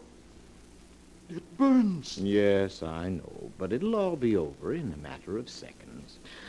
Now I see it all. You murdered her. Yes, Philip. Just a week ago tonight. She died according to plan. I'll call the police. I'll tell them that... I'm afraid you haven't the strength left to reach the phone, Philip. I will...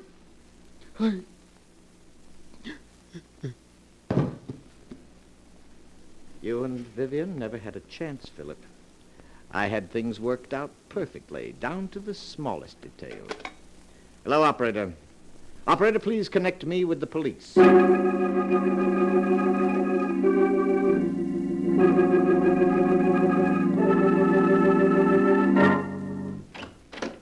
Oh, Inspector, I finished the examination of the body of Vivian Drake and her husband, Philip. Okay, Doc.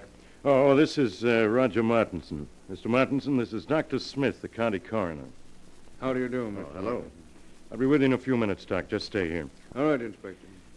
Now, Mr. Martinson, you were telling me how you came to this house 2 weeks ago tonight to see your sister and found she was gone. Yes.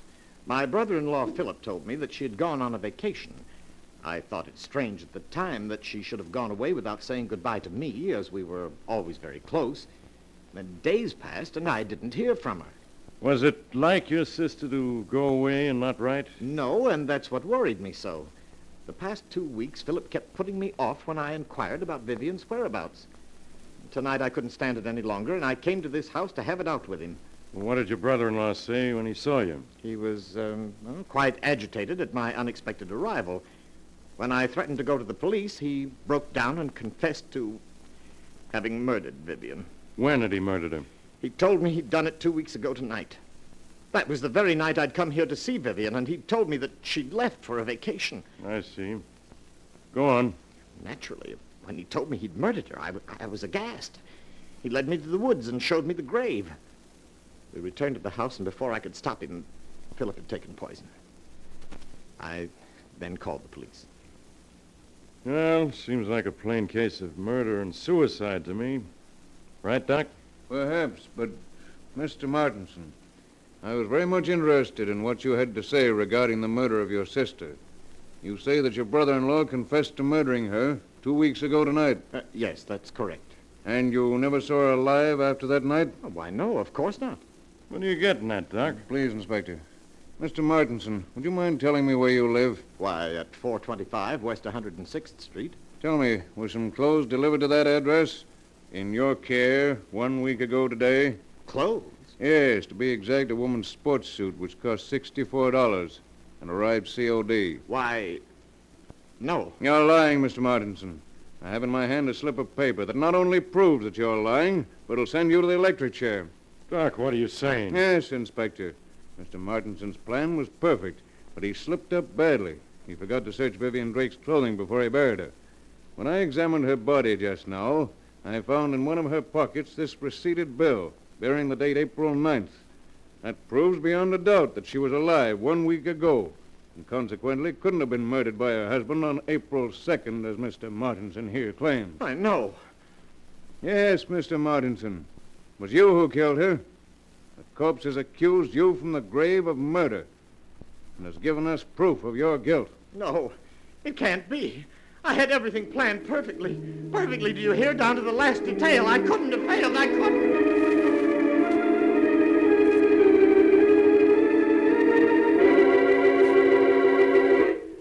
But Roger Martinson had failed. And all because of a mere sales slip that was found in a corpse's pocket. A dated sales slip that gave the lie to his testimony and sent him to the electric chair. For murder is always without, though it takes the dead themselves to tell of it.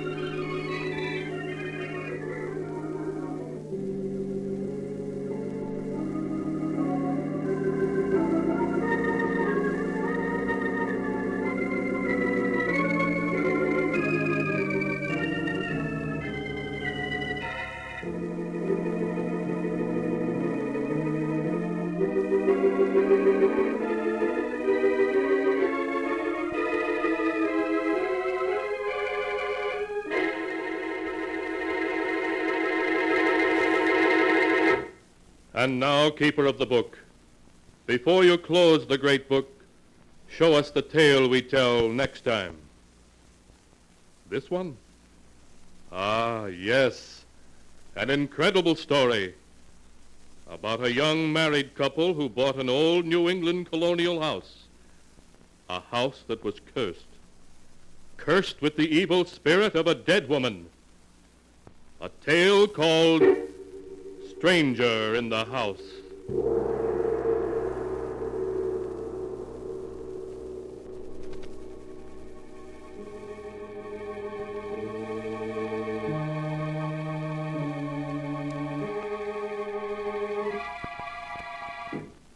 Be sure to be with us again next time, when the sound of the great gong heralds another strange and exciting tale from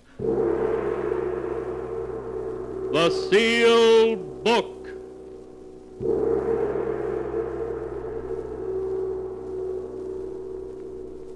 The Sealed Book, written by Bob Arthur and David Cogan, is produced and directed by Jock McGregor.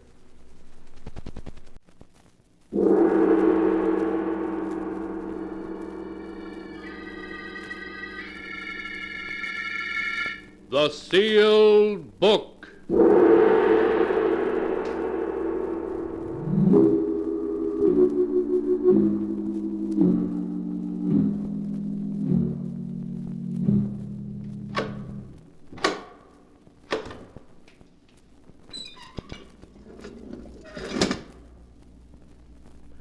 Once again, the keeper of the book has opened the ponderous door to the secret vault, wherein is kept the great sealed book, in which is recorded all the secrets and mysteries of mankind through the ages.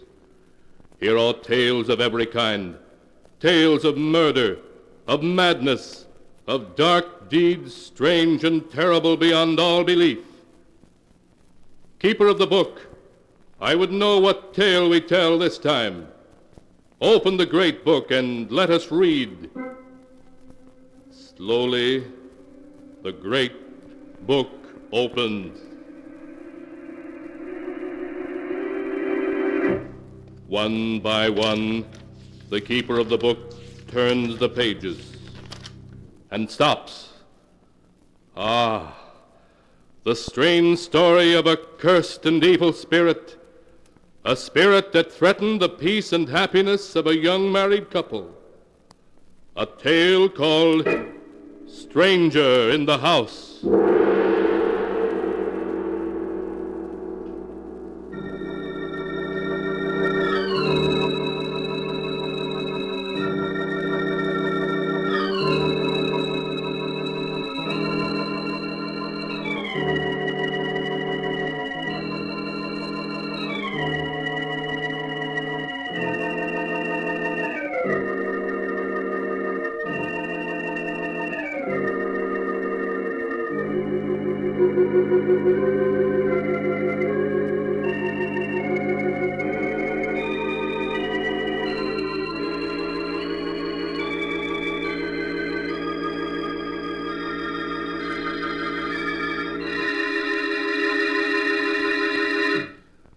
Here is the tale, Stranger in the House, as it is written on the pages of the sealed book.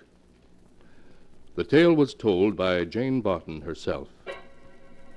From the first moment I saw Wickford Manor, I was filled with a sense of uneasiness, almost fear, a fear I couldn't explain. To all outward appearances, Wickford Manor was just another old, staunchly built colonial house, the kind you see through all New England.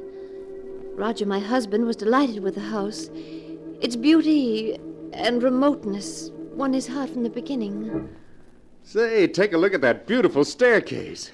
Look at this magnificent fireplace in the drawing room. Yes, it is beautiful, Roger. It's just the size house we need, with 4 rooms upstairs. 4 rooms upstairs? How do you know, Roger? The agent never mentioned how many rooms the house had. Didn't he? Well, there's only one way to find out. Let's go upstairs and look. Come on, Janie. All right, Roger. This house would require very little in the way of repairs. But it hasn't any electricity, Roger. Oh, well, we could use lamps until a line could be run to the house. Look, Janie, there are 4 rooms up here. So there are. It's as though you've been in this house before.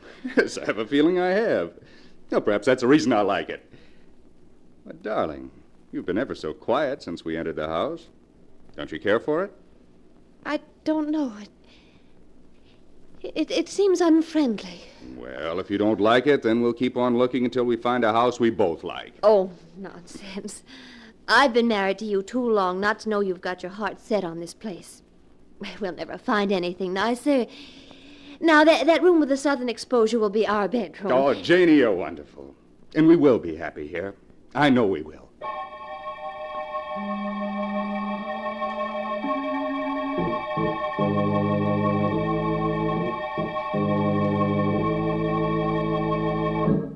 Because I loved Roger and wanted to see him happy, I buried my fears and agreed to the purchase of the house. The first evening in our new home, as I went about the drawing room unpacking our belongings, I suddenly realized how cold and clammy the room was in spite of the roaring fire. Beyond the feeble light of the oil lamp, the room was thick with fog. Suddenly it seemed to engulf me like a shroud, and I felt the icy coldness of the grave upon me. My heart pounded in my ears. I felt faint. After what seemed like eternity, the fog rolled away. The light of the lamp became brighter. I felt unbearably alone. I rushed out of the drawing room. As I opened the door to the study, I saw Roger seated before the fireplace. He was staring unseeingly at the ashes of a fire long since gone out. Roger. Roger. Roger! What? Oh, it's you, Jane. Roger, is anything wrong? Wrong? Yes, you seem so far away, remote. It frightened me. Do you smell perfume in here? Perfume? Why, yes. It's the perfume I gave you for your birthday, isn't it? No. No, it isn't my perfume. It smells like narcissus. Yes, so it does. How strange. Roger, what were you thinking of when I came in here? Why, I don't know. My mind was reaching out for something. Something in the past. but it was also confused. It was as if I were wandering in a fog. Wandering in a fog? Yes. Well, Jane, you're so pale. Aren't you feeling well? I'm just tired. It's been rather a tiring day. Now, you go up to bed, Jane. I'll be along later. All right, dear. Don't forget to turn out the lamp when you come up. I won't.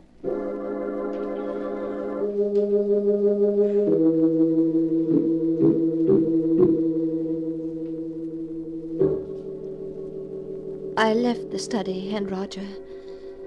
After tossing in my bed for hours, I fell into a fitful sleep.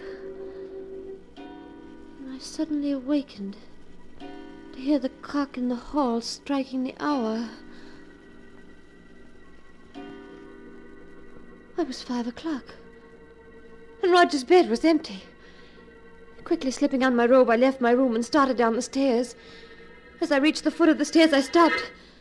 For to my astonishment, I heard Roger's voice in the study. I slowly approached until I was at the door. Who are you? This mist. If I could only make you out clearer. So difficult. The mist obscures your face. Who are you? Why don't you say something? Roger! Roger!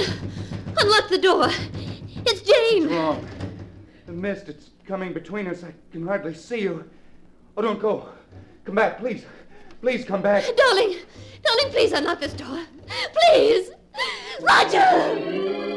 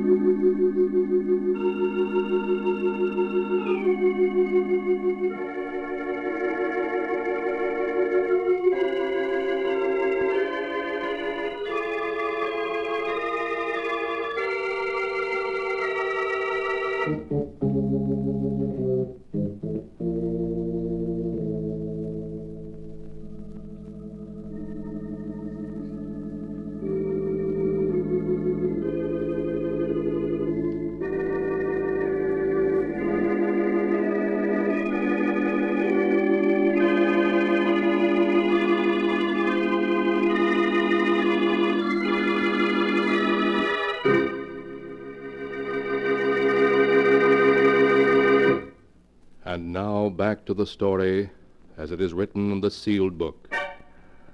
It was 5 o'clock in the morning when Jane suddenly woke and found Roger locked in his study. He was apparently talking to someone, although there could be no one there. Hysterically, Jane pounded on the study door. Darling! Darling, unlock the door, please! Roger! Oh, Roger. What is it, Jane? I was so frightened. Who are you talking to? Talking to? I don't know. I must have been dreaming. Oh, yes. Yes, you must have been. There isn't anyone in here. Roger, the scent of narcissus. So strong in here. Yes. Much stronger than it was at midnight. Roger, what were you dreaming about? It was night. All around me was a mist. And there was a woman. A woman? Yes. I could barely make out her face in the swirling mists, but it was a beautiful face. The most beautiful face I've ever seen. Did you feel you'd seen her before? Yes, but I couldn't remember where. Oh, what do you make of it, Roger? Make of it? Oh, it was just a dream, I suppose. What else could it have been?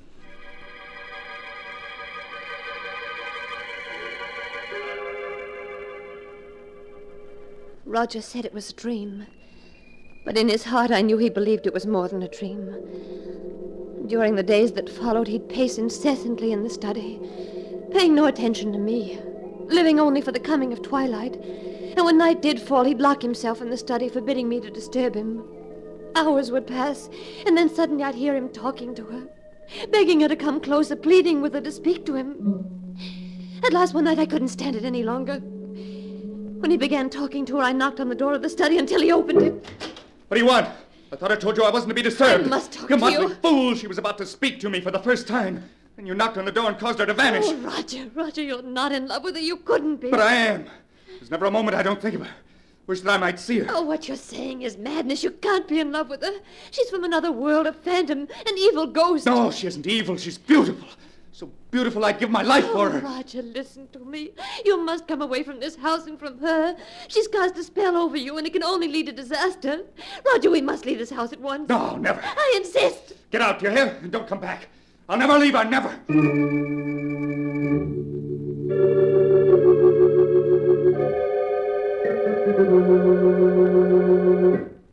Dr. Smith, in view of what I've told you, do you think you can help me? Now, you say, Mrs. Barton, that when you drove out to Wickford Manor for the first time, your husband seemed to recognize the house? Certain things about it, yes. There's a history to Wickford Manor, though few people are familiar with it. A history to Wickford Manor? Yes. The house was built in 1811 by Martin Wickford for his bride, Harriet. A year later, Harriet's sister Isabel came to live with the Wickfords. She was a remarkably beautiful woman, so beautiful that Martin Wickford fell in love with her, and she with him. Then what happened? Well, one day, while Martin was hunting in the mountains, he was killed in a fall. When his companions brought his body back to Wickford Manor, they found Harriet, his wife, dead. She'd been poisoned. Poisoned? Yes. At the sight of Martin's body, Isabel went to pieces and confessed that she had poisoned her sister. Before she could be arrested, she committed suicide in the study. In the study? Yes. In the years that followed the tragedy, Wickford Manor had a succession of tenants, all of whom left after a brief residence. You mean they saw her too? Well, the tenants made no claim of seeing anyone, but their fear of an unknown element in the house led them to leave. But if the other tenants never saw her, why should Roger see her? Mrs. Barton, you said that your husband seemed to know many things beforehand about the house. Yes, I recall joking with him about it. I said it was as though he'd been there before. Perhaps he had, long ago, as another person. As another person? Yes. You mean Roger had once known Wickford Manor in some previous life? How else do you account for his remembrance of things that he'd never seen in this life? Oh, you're trying to tell me something, Doctor. What is it? Perhaps your husband and the spirit of the woman Isabel are able to bridge the gap of time and space because they had once known each other in another life. Doctor, you don't believe that Roger was Martin Wickford? I don't know. What is happening at Wickford Manor is beyond the knowledge of the living. But this I do know. We must return to the manor at once, for the spirit that's abroad in the house is one to be feared more than death itself.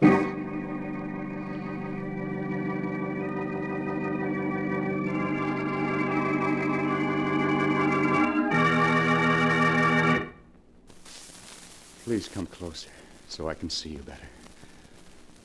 Oh, you're beautiful. Beautiful. Won't you tell me who you are? We have met before, haven't we? Yes. We've met before. What? You spoke. I've waited so long for you, Martin. Why do you call me Martin? My name's Roger. It was Martin. Then. Then? What do you mean? Look at me, Martin. Look into my eyes. Don't you remember me? Yes, but where? Think, Martin. Think. Time is the barrier between us, but we shall surmount it. Think back into the dim past when you lived in this house and we loved each other. Isabel. Yes, Martin. Isabel. Do you remember now? Yes, Isabel, yes. I remember everything up to the day I went hunting in the mountains and fell. What happened to me, Isabel? What happened to us? To our love? Don't think of that accursed day, darling, but think of the future. Our happiness together. Oh, yes, Isabel. Our happiness together. Roger! Roger, please open this door. Roger! Martin, she's come back. Yes. Darling, don't go. Don't leave me. I must, Martin. I must. We could be so happy together. Come back. Please come back. Roger, please unlock this door, please. What do you want? What did you come for? Roger, this is Dr. Smith. Doctor, this is my husband. What the devil did you bring him here for? Roger, please. I thought perhaps he could help us. Help us? I don't need anybody's help. I must warn you, Mr. Barton. The spirit of the woman you see in the study is an evil one that will lead you to disaster. I don't need help from you or anybody else. I'll get out of this house. Get out, both of you! Doctor, we must do something. We must. We shall, but not tonight. I must have time to think about it. You'd better return to the village with me. No, I don't want to leave him in the house alone. Something might happen to him. Very well, then. I'll return late tomorrow afternoon, and when I do, we shall take action.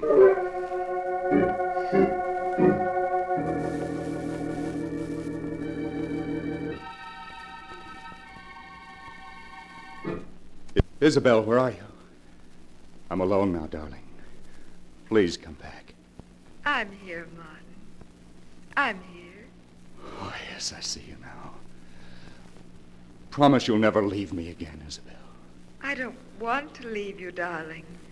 But that woman is trying to come between us. Jane?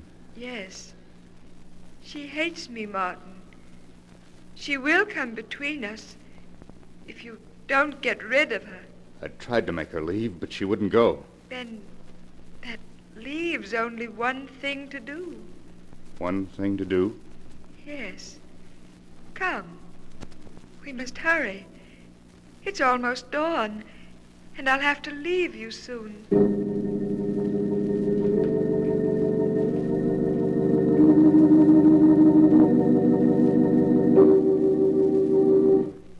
Look at her, lying there asleep, so defenseless.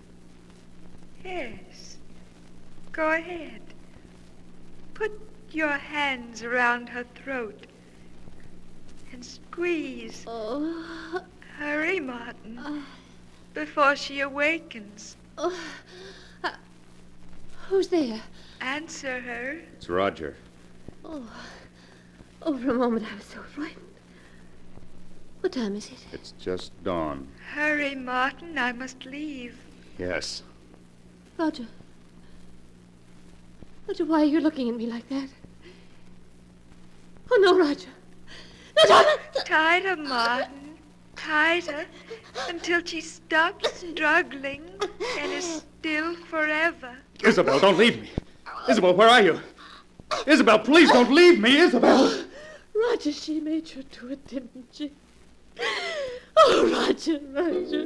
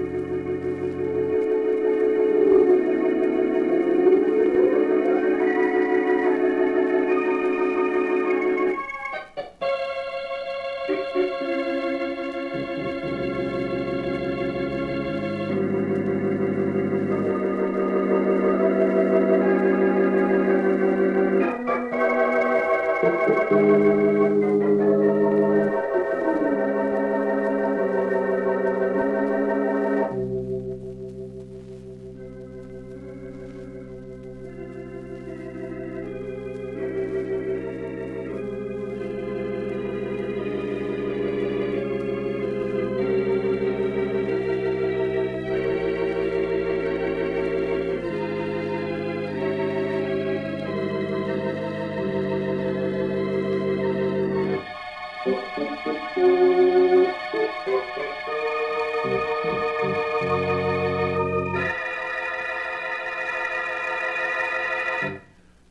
now to continue the story as it is written in the sealed book. As Jane finished describing to the doctor how Roger, urged on by the sinister spirit he called Isabel, had nearly strangled her, the doctor spoke. And then, Mrs. Barton, you say your husband stopped choking you and ran out of your room and down to the study? Yes, Dr. Smith. Oh, I should have known better than to let you remain in this house last night. Don't you see? This Isabel knows that if he murders you, he will then join her cursed spirit forever in this house. Oh, look. Look, it's growing dark out. Soon she'll appear to bewitch him again. Doctor, we must do something. Very well. This woman, Isabel, has been denied the peace of the grave because her sister's blood is on her hands. She belongs neither to the living or the dead, only to this house. If we could get your husband to leave, perhaps it would break the spell she's cast over him. Yes, but he absolutely refuses to leave. Then we must force him to. I could very quickly give him a hypodermic and render him unconscious. Yes. Then we could carry him away. And to make sure he never returns to this house, we must burn it to the ground before we leave. Yes, we will burn it. And the evil that's in it. Then if you'll lead me to the study. All right, Doctor. Have you the hypodermic ready? Yes. Now, when your husband opens the door, just gain his attention for a moment. Long enough for me to give him the injection. Yes, very well. Roger. Roger, open the door. I want to talk to you. What do you want? Why has he come back to this house? He's come to take me away, Roger. To take you away? Yes. Good. I'm glad to see you. What have you stuck me with? What's that in your hand? Just a hypodermic, Mr. Barton. A hypodermic? What are you up to? You're trying to take me away from this house. From her. Well, I won't go. I won't go. Do you hear? You'll... Oh, Doctor, quick, he's falling. I've got him, Mrs. Barton. Now I suggest you take that lamp and smash it on the floor. Yes. Let's burn the place down to the ground. Yeah, that's it. Now you'd better help me carry your husband out of the house. In a little while, this house will be a raging inferno.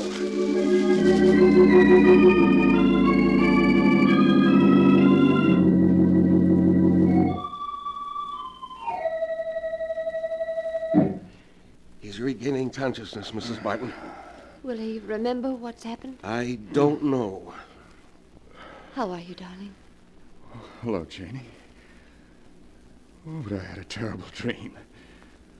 I'm so confused. You've been very ill, but now you're going to be all right. Of course. Oh. Where am I? You're in my home, Mr. Barton. Yes, darling. Our house burned down last night. Burned down? Oh, that's too bad. Well, we only had one night in our new home. One night? Oh, yes, of course, Roger. Well, Mrs. Barton, in spite of the loss of your home, I think you were very fortunate, for there are things far worse than fire. Yes, Doctor. And I can never thank you enough for breaking the bridge between the past and the present. What are you two talking about? Oh, nothing, darling. Nothing at all.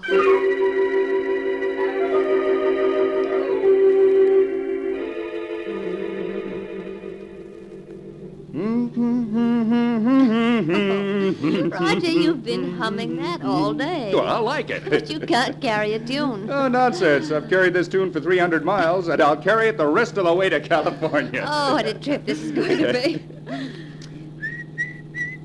Roger. What? Do you smell something? Yes. Good night air. No, I don't mean that. Well, what's wrong with you, Janie? Don't you smell it? What? You mean that perfume? Yes. Seems familiar. What is it? Narcissus. Narcissus? Yes. Oh, Roger, we haven't escaped from her. She's here in this car. Martin, it's Isabel. Think, darling. Think. Roger. You look as though you're listening to her. You do remember everything now. Don't you, Martin? Yes. Darling, We must get rid of her.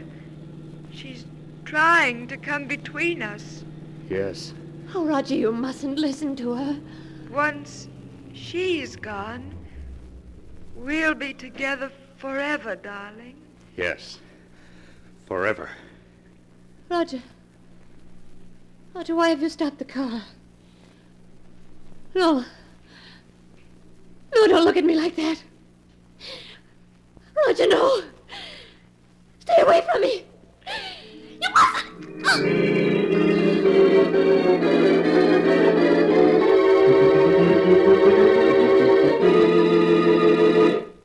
A few hours after Jane was found strangled in the abandoned car, state police arrested Roger Barton and charged him with murder.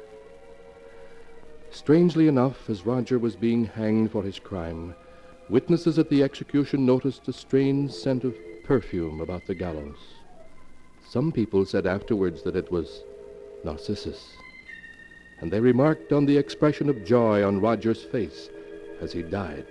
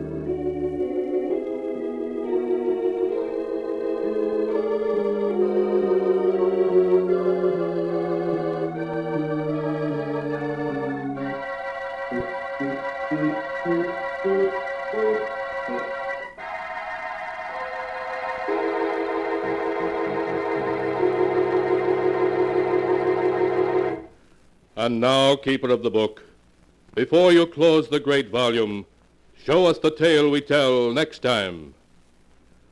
This one. Ah, yes, a weird and incredible tale of a wife who was being blackmailed because of her past.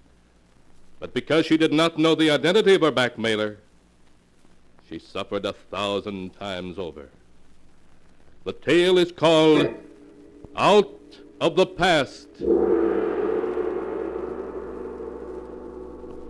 Be sure to be with us again next time when the sound of the great gong heralds another strange and exciting tale from The Sealed Book.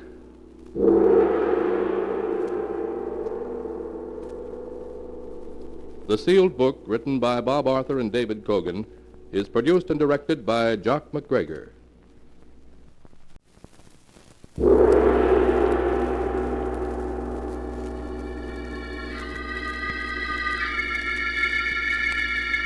The Sealed Book.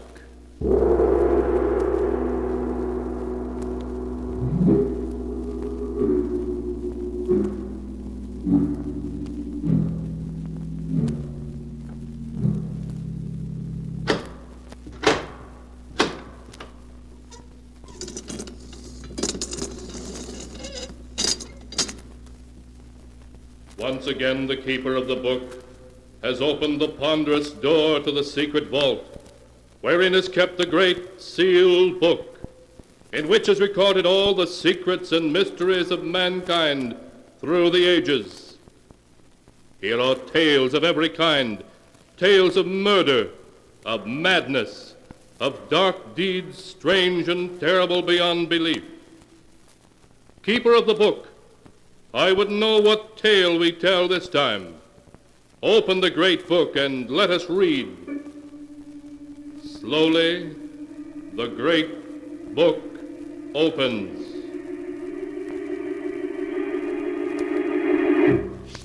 One by one, the keeper of the book turns the pages and stops. Ah, the strange tale of a dying man told on his deathbed. A story of madness and horror, A tale called Out of the Past.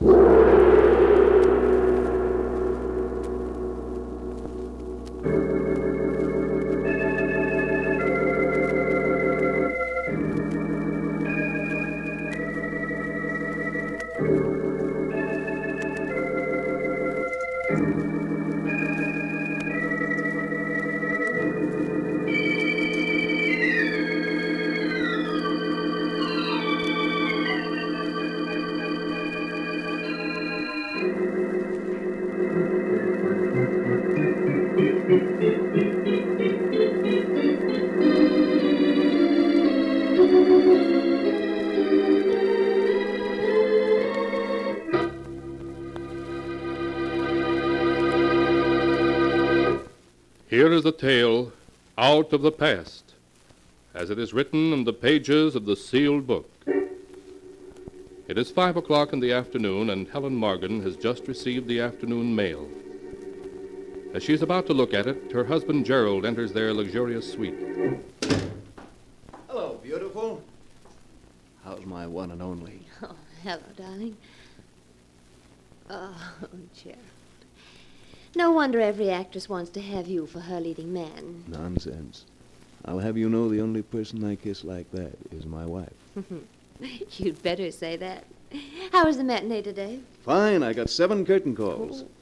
I see the afternoon mail came. Anything for me? Yes, there's one letter for me and one for you. Thanks, dear. Mine's a bill from the hotel management. Darling, we're living beyond our means. Oh, now, Gerald, you're not going to start that again, are you? Why, we have over $500,000 in our joint account. I've told you a dozen times, darling, I won't touch that money. It's yours, not mine. Gerald, it isn't a question of it being yours or mine. It's ours.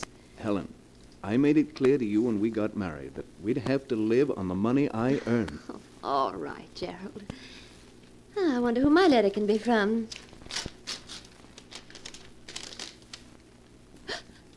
Helen, what is it? For a moment, as Helen stared at the letter in her hand, she felt as if her heart had stopped. Then it began to beat again wildly, as though it would burst. Over and over, she read the few lines in the letter. A friend from England expects you tomorrow afternoon at 2 o'clock at the Hotel Edgewood. Please bring $25,000 in cash, or else I shall be forced to take action. John Benedict. Helen fought to suppress a cry of fear as the specter of her past returned in one overwhelming moment. From a great distance, she seemed to hear Gerald calling. Helen, what is it? What's wrong, darling? I said, what's wrong? You look so upset. Is it that letter you're reading? A letter? Oh, no. Then if it isn't the letter, what is it? Oh, it's nothing, darling, nothing at all. It's just I have a headache. Oh, I'm sorry. Can I get you something? No, Gerald, I'll be all right. All I need is a little rest.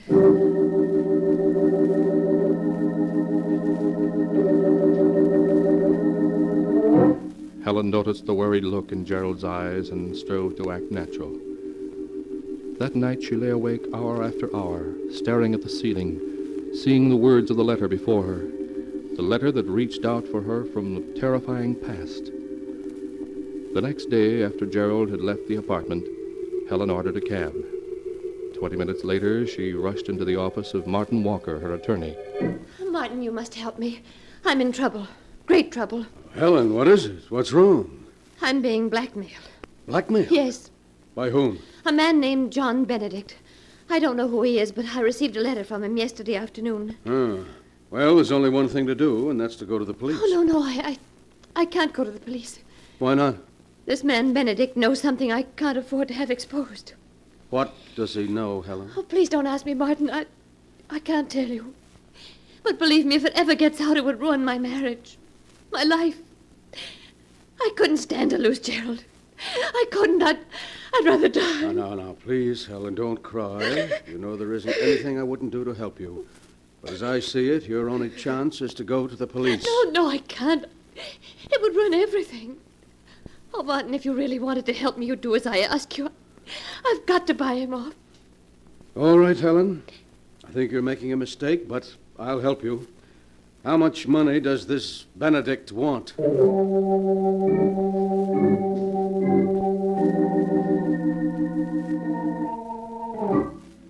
At 2 o'clock that afternoon, an hour after Helen had withdrawn $25,000 from the bank, Martin and she entered a small, dingy hotel on a side street. Following the hotel clerk's instructions, they climbed one flight of stairs and walked down a long, dark hallway to room 14. Come in. As Martin opened the door, revealing a squalid and dimly lit room, Helen saw for the first time John Benedict. He was a large man with coarse features and a thick black beard. In the half-light, he appeared to be about 50. His clothes were of a fine English cut, but time and wear had taken their toll. He stared at Helen for a moment, then spoke. How do you do, Mrs. Morgan? Won't you please come in? Thank you. This is Mr. Walker, my attorney. Yes, of course. How do you do, sir? I'm very pleased to meet you. I'm afraid I can't say as much. Yes. I trust you'll forgive me these dismal surroundings, but alas, I'm quite penniless. So you thought it would be an excellent idea to blackmail this lady for funds? I'm afraid you misunderstand me, Mr. Walker. I'm not forcing this beautiful lady to give me £5,000. Rather, I'm, shall we say, requesting a loan. Yes, but if she doesn't give you this loan, you'll ruin her marriage, her life. It would distress me to ruin anyone's life. But then it also distresses me to live in a pigsty like this. A much more suitable place would be the state penitentiary. Martin, please don't talk like that. Evidently, Mrs. Morgan, your friend is more interested in having me placed in prison than in saving you from disaster. I'm afraid you haven't revealed our little secret to Mr. Walker, have you? No, I haven't. Well, perhaps if we were to tell him, he wouldn't be quite so eager to imprison me. Perhaps if he knew that at one time you had... No, don't say any more. I'll pay you. Allow me to commend you on your good judgment. Martin, give him the money. Give it to him. Very well. Here's your filthy blood money. Thank you. I think you've been very wise, Mrs. Morgan. Very wise indeed. Good day.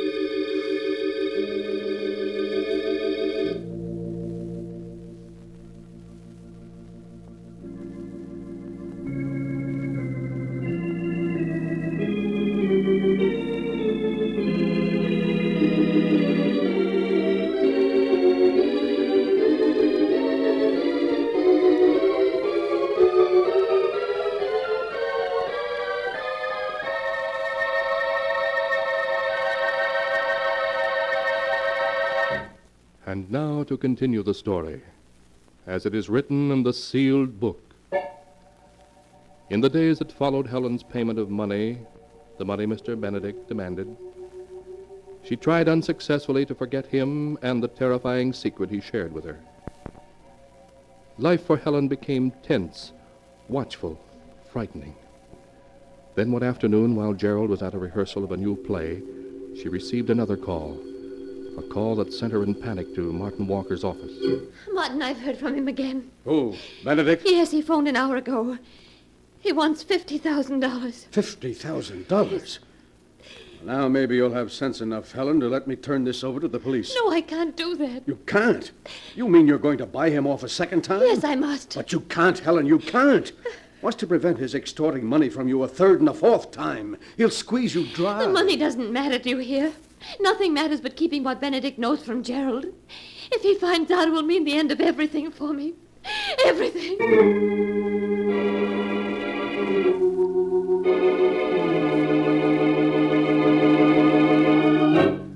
An hour later, Martin and Helen alighted from an elevator at the 23rd floor of the Hotel Bellevue. They walked down the large, luxurious hallway to Suite 23C. Good afternoon, Mrs. Morgan.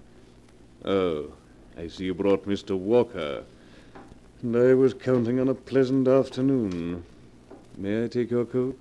No, thank you. Benedict, what do you mean by asking for $50,000 now? We paid you $25,000. That was supposed to keep your mouth shut. Well, it has, up to now. However, now I need more money. Well, you shan't have it. There's a limit to what anyone will pay. Quite true, Mr. Walker, but the limit hasn't been reached, as yet. Mrs. Morgan is very much in love with her husband and would pay considerable more to keep him from learning what I know. He must never know. Oh, you swine. If I had my way, I'd call the police and put you where you belong.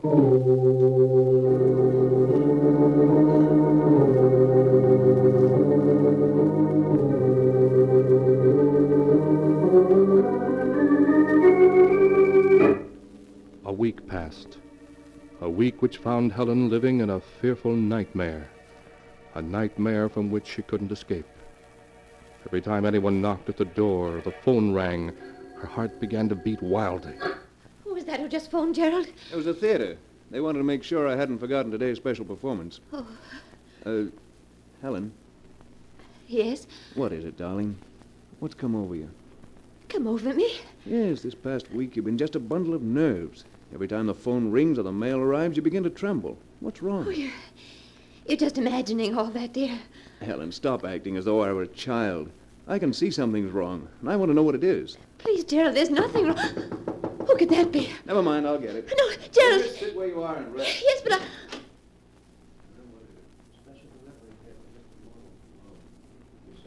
Oh, why doesn't he come back? What's taking him so long? Gerald, who is it? Gerald! Helen, what is it? Why did you scream like that? I didn't scream. Who was it at the door? Well, just a bellhop. He brought this special delivery letter for you. A special delivery letter? Yes, here it is. Thank you. Aren't you going to open it? After all, it's a special delivery. Yes, of course. I never saw anyone so afraid of a letter. Who's it from? Anything wrong? No. No, nothing. Nothing. Don't tell me that. You look as though you were going to collapse. Here, let me see that letter. No. I said give it to me. There. That's better. Perhaps this letter will tell me what's wrong. What? It's only one sentence. I will phone you at 2. There isn't even a signature. Who wrote this note, Helen? I don't know. You must know. Else why would you have gone so pale? I'll phone you at 2. It's almost 2 now. I'll wait for that call. Please, Gerald, you must have faith in me. All these weeks I've had faith, said nothing, hoped you'd tell me what was wrong. Now I must find out for myself. Well, right on time. It's just 2 o'clock. Gerald, please don't answer it. Take your hand off that phone, Helen. No, I won't let you answer. I said take your hand off that phone. No, Gerald, please. Hello? Hello? Hello? No answer. Whoever called hung up when he heard my voice. I suppose you still won't tell me who it is. All right, then. I have to leave for a matinee now. But when I return, we'll have this thing out once and for all. Please, Gerald, I just can't tell you. If you'd only believe me. Goodbye, Helen. Oh, darling. Oh, if only I could tell you. If only I could, but I know you wouldn't want me then. How could you if you knew? Oh, the phone. It must be he again. Hello? Good afternoon, Mrs. Morgan. You promised you'd leave me alone, that I'd never hear from you again. That was only a week ago. Yes, I know. But then I'm always making promises I can't keep. What do you want? I'm tired of your playing cat and mouse with me. I should like you to call on me at 5 o'clock this afternoon. If it's money you're after, I won't pay you another cent. Not another cent, you hear? There's no end to your demands. Ah, but there is, dear lady. I assure you that this is the last time you'll ever hear from me or see me. If I could only believe that. But that's what you promised the last time. I won't be tricked again. I'm not coming, you hear? I'm not coming. I shall expect you at 5. And don't bring Walker. No, I won't be there. I won't. Hello? Hello? Hello? Hello?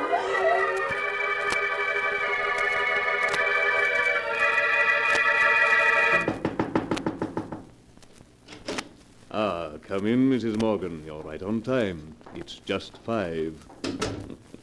It's good to see you without that bounder Walker around.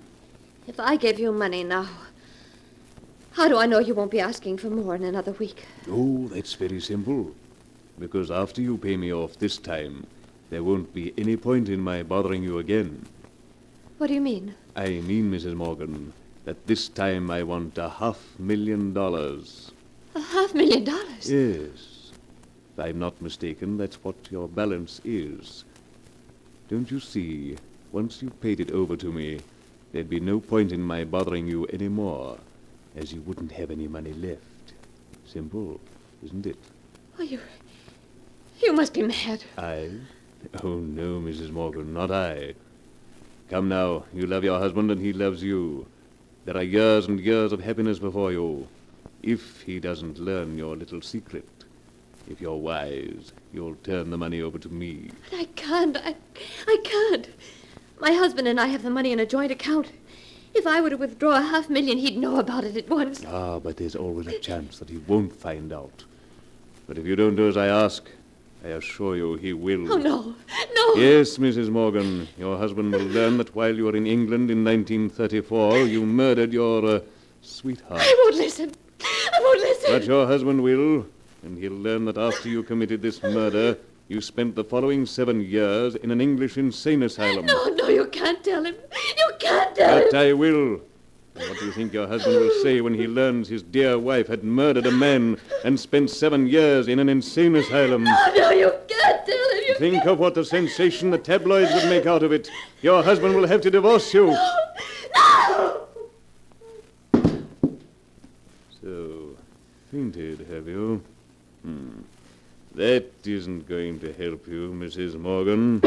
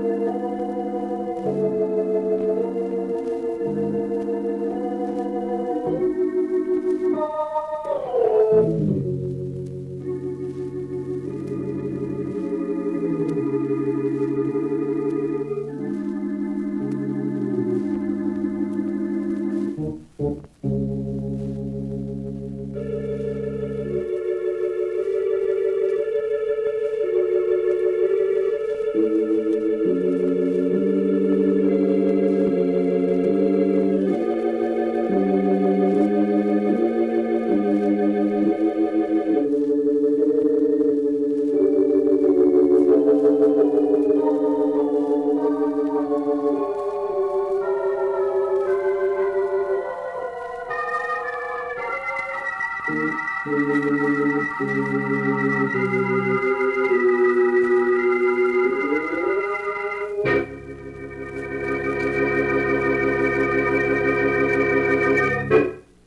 now to continue the story as it is written in the sealed book.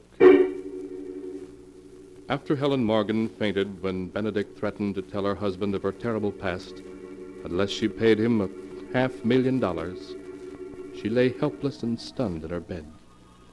When Gerald came home that night... Helen! Helen, where are... Why, Martin, Dr. Smith, what are you two doing here? Is anything wrong? Where's Helen? She's in her room, Gerald. What's wrong? She's had a breakdown. A breakdown? Yes. I must see her. Very well, Gerald. But only for a moment. I'm afraid you'll have to wait out here, Mr. Walker. I understand, Doctor. Now, you must be very quiet, Gerald. Yes, of course. Helen. Darling, how are you? Helen, please speak to me. I'm not Helen. My name is Grace. Grace Arnold. Helen, what are you saying? Yes. Grace Arnold. Grace Arnold. Doctor, why does she keep saying her name is Grace Arnold? Why doesn't she recognize me? We must let her rest now, Gerald. I'm Grace. Come along. She doesn't even know me. What's wrong, Doctor? Come along, Gerald. Grace Arnold. Well, how is she, Doctor? You said she had a breakdown, but she didn't even know me. Gerald, I'd hoped I'd never have to tell you what I'm going to, but now I must. Tell me what? Helen comes from a family which has insanity in its blood. Insanity? Yes. For many years, Helen had a fear of becoming insane until, in 1934 in England, she had an unfortunate accident, and as a result, did become insane. No, that can't be. It's true, Gerald. I went to England with her father to look after her. She spent the following 7 years in an English nursing home. She was discharged as sane in 1941. Her father had died a short time before, so I brought her home. She never told me a word about it. One day she came to my office and asked me if she had any right to marry you. I'm afraid I was being unfair to you when I said yes. No, you weren't being unfair to me. You see, I felt that with a person like you at her side, someone strong, someone who loved her, she'd overcome her fear of insanity. During the first 2 months of your marriage, my theory seemed correct. She never looked so well or was so happy. Then what caused her breakdown? I don't know, Gerald. I suppose she was so happy that she began to fear it couldn't last, that you'd find out about her past. Probably preyed on her mind day and night, leading to this breakdown. She'd only told me. Why does she keep saying her name is Grace Arnold? It's a symptom of her illness, Gerald. She's seeking to escape from herself. Oh, there must be something you can do. Will she always be like that? That's very difficult to say. Naturally, she'll have to go away. She may recover in a year or two, and then again she... Oh, no. She's so young and beautiful. You're tired, Gerald. You'd better sit down and rest. Yes, Gerald, that's an excellent idea. Meanwhile, I must return to Helen. Look after her, Mr. Walker. All right, Doctor. Well, how do you feel, Gerald? Tired, if you want to know. Well, that's only natural. These past 3 weeks have been quite strenuous for you. But with $500,000 and a joint account and a wife who will probably never be in any condition to ask you about it, you've done quite well. Quite well? That's an understatement. Name one actor, living or dead, who could have given as great a performance of Mr. Benedict as I did. You were superb as Benedict, I admit. Superb? I outdid myself. You should have heard me this afternoon. My dear Mrs. Morgan, your husband will learn that while you were in England in 1934, you murdered your sweetheart. And that after you committed this murder, you spent the following 7 years in an English insane asylum. Shh, Gerald, she'll hear you. Nonsense. I've broken her once and for all, Martin. Oh, what a pity. I played my greatest role to an audience of 1. Yes, Gerald, but you were probably the highest paid actor in the world. I'm sure that $500,000 for 3 weeks' work, less my share, of course, is something of a record. You know, it's really rather a pity, for Helen, that is, that she talks in her sleep. Because if she didn't, I'd never have learned that she once murdered a man and spent 7 years in an insane asylum.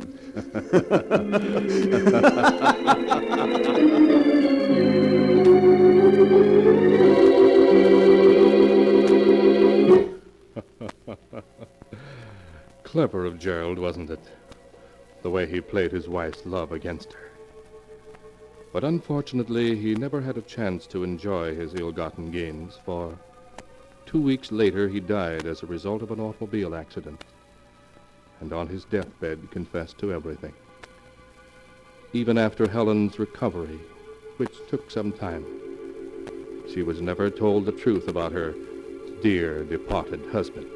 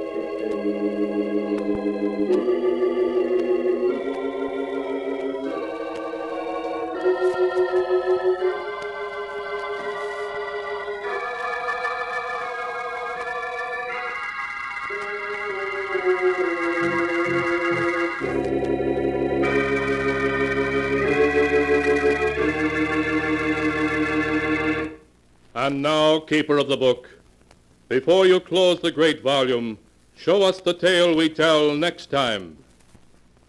This one. Ah, yes. A story about the dark and mysterious Louisiana bayou country, and voodoo in the night, and the water rising in an old mausoleum built underground. A tale called Welcome Home.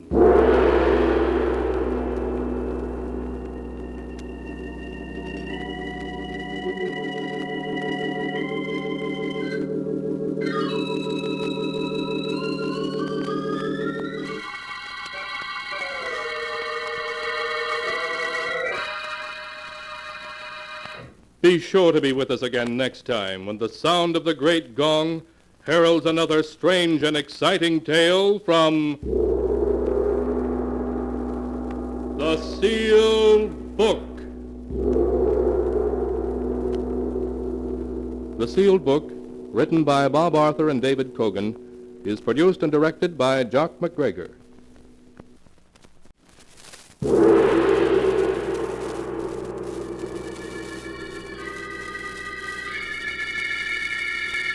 The Sealed Book.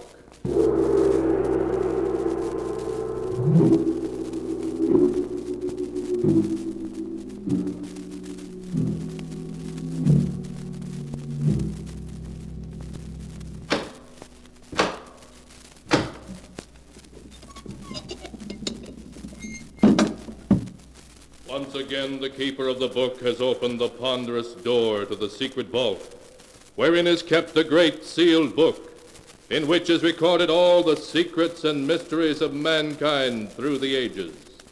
Here are tales of every kind, tales of murder, of madness, of dark deeds strange and terrible beyond all belief. Keeper of the book, I would know what tale we tell this time. Open the great book and let us read. Slowly, the great book opens.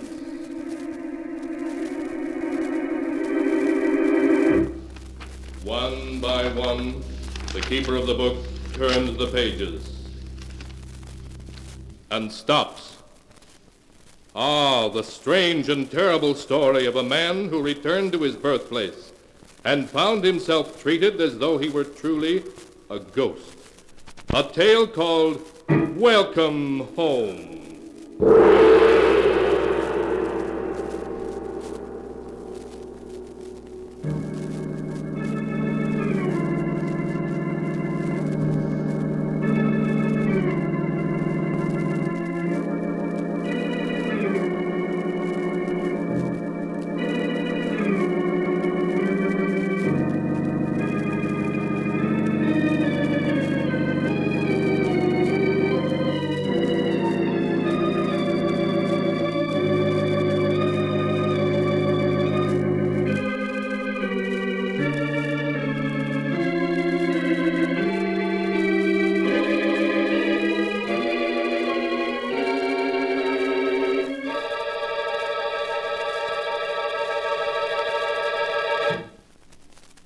is the tale, Welcome Home, as it is written on the pages of the sealed book. The story begins deep in the heart and vast, eerie swampland of Louisiana.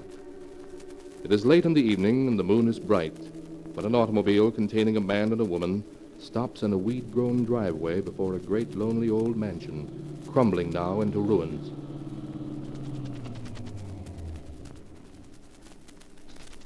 Well, Florence, my dear, here we are at our destination. Let me introduce you to Pirate's Rest, my boyhood home. Leonard, no. This isn't your home, this lonely old place here in the heart of the swamps. Why, you must be joking. Of course I'm not joking. This is Pirate's Rest, where my family has lived for 100 years. I'm the last living male Lejean, so Pirate's Rest belongs to me now. Leonard, it frightens me. That little white building over there through the trees down by the water looks like something in a cemetery. As a matter of fact, it is. That white building is the family mausoleum. Most of my ancestors are buried there, including my notorious great-grandfather, Paul. He was a pirate, you see, hence the name Pirate's Rest. You never told me this before, Leonard. Well, the truth is, my dear, I left home under a cloud and was forbidden by my father ever to return again alive. Oh, you'd have enjoyed dear father. He had the odd notion that someday he would be buried alive. You mean he was crazy? Not at all. You see, his father, my grandfather, was buried alive. Oh, Leonard, you're just making this up. Oh, it's quite true. Grandfather died, or at least everybody thought so, of acute alcoholism. So the family buried him down there in our private burial vault. Next day, my father became worried and opened the coffin. He found that Grandfather had changed his position in it. Oh, no. Consequently, my father had an extension telephone installed in the burial vault, just in case the same thing happened again. A telephone in the burial vault? Yes, so he could call for help if necessary. You see, he wasn't crazy at all, just logical. Leonard, you've got to take me away from here at once. But that's impossible, my dear. Besides, you won't have to meet any of the family, except Aunt Emily. Is she all right? Oh, yes, except she thinks she can talk to ghosts. All the others are dead, so come on now. It's time we made our presence known. Well, all right, Leonard, but I'm not staying 1 minute longer than necessary. You understand? Of course not. As soon as I've sold the place and raised a little money, we'll be leaving. Well, here we are. I should warn you in advance. Dear Aunt Emily hates me. Hates you? Why? Oh, it's a long story. Oh. Who there? What you want? Why, it's old Martha. Open the door wider, Martha. That's it, and we'll come in. Why, it's Mr. Leonard. Miss Emily, Mr. Leonard, he's come back. Leonard? Oh, it can't be. Leonard's dead. Last year, Tom said he'd heard Leonard was killed in a holdup. I'm happy to say he was wrong. Aunt Emily, let me present Florence, my wife. How do you do? Birds of a feather, I see. What do you mean by that? Be quiet, Florence. Leonard, if you are alive as you claim to be, why have you come back to Pirate's Rest? I've come back to get my inheritance, of course. So you know your brother Tom is dead, then? Yes, I know. Every time a Lejean has died, I've known it. And now they're all dead, you dare show your face again. But you'll get nothing here, you understand? Everything was left to me. Everything. Indeed? Well, we can discuss that tomorrow. Flo and I have come quite a ways, and we're tired. Will you have Martha show us to a room and at least make us think we're welcome home?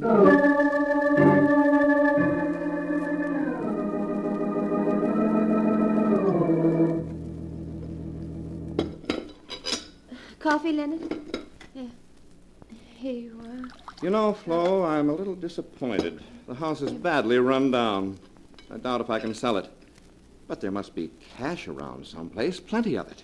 Leonard, why does your Aunt Emily hate you so? Oh, I incurred Emily's hatred when I was 12. That was the day of my grandfather's funeral. The one who was later found to have turned over in his Oh, coffin. Leonard, please. Emily was the last to leave the vault. For a prank, I closed the door on her. And it was next day before the family found her. Oh, Leonard, how could you? During the night, she heard Grandfather calling to her, asking her to let him out. But of course she didn't, since she knew perfectly well he was dead. Her belief that she could talk to ghosts is dated from that night. Oh, Leonard. Oh, but never mind the past. Suppose we look around the house. It'll give you a chance to see Pirates Rest by daylight, and we might stumble on the money.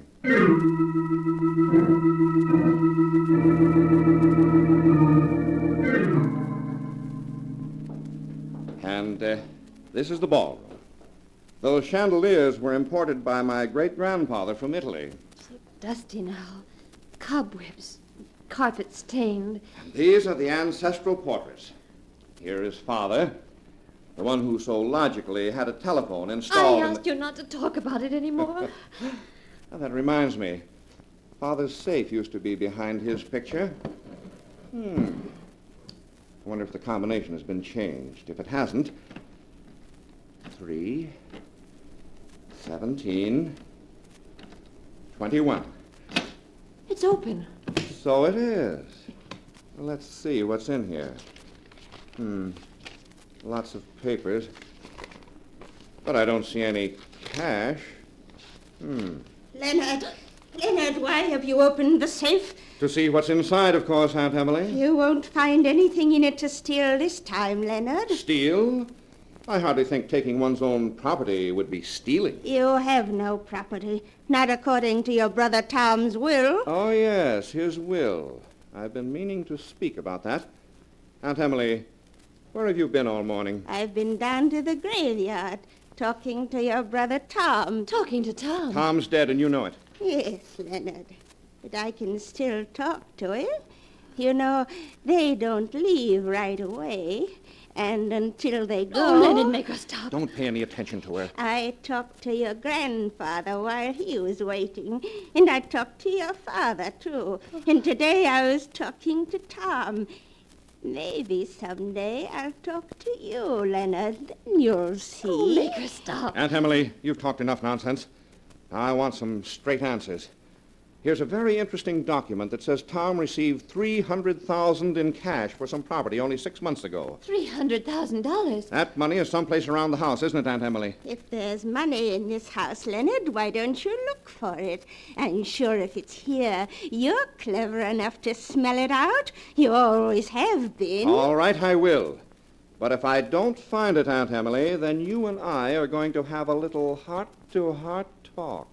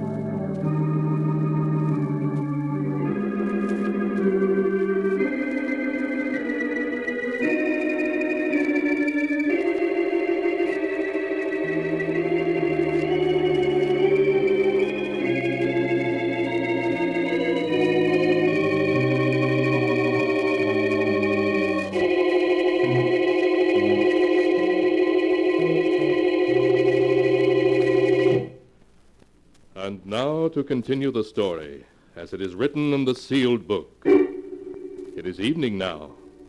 For many hours, Leonard and Florence have been searching the old house. With an axe, Leonard has even ripped open the walls of several rooms, but he has found nothing. During their search, a thunderstorm has sprung up, with pouring rain and crashing thunder, which is making Florence even more nervous. Oh, Leonard! Stop jumping every time it thunders. It's just a storm. They come up suddenly down here. But look out the window. The water in the bayou is rising so fast we'll be flooded. The bayou overflows a couple of times a year regularly. It's nothing to worry about.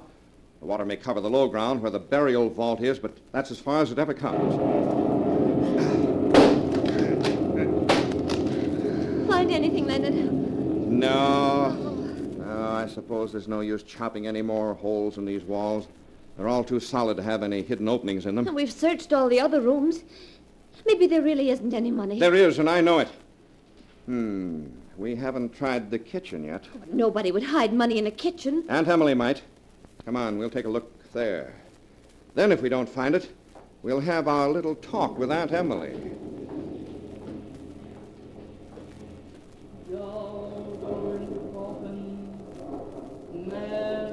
What is it, Leonard? Why are you stopping out here in the hall? Martha's in the kitchen. She's up to some mischief. What? She's playing with a little doll. Putting it into a box. She's up to one of her conjure tricks. But I'll put a stop to them. Man go into grave. Doll go into Martha, coffin. what do you think you're doing? Mr. Leonard. Give me that box. No, you stay away from me. Give it to me, I say. Oh. There. Now, let's see what you're up to. Oh, it's a doll. Dressed just like you are. And it's got adhesive tape over its nose and mouth. It's supposed to be dead. And the box is supposed to be a coffin. Well, we'll fix that. There. That takes care of the box and the doll. You too late, Mr. Leonard. Juju already start to work. Can't stop it now. Doll go into coffin. Man into me alive. Oh, be quiet, Martha. Doll go into coffin.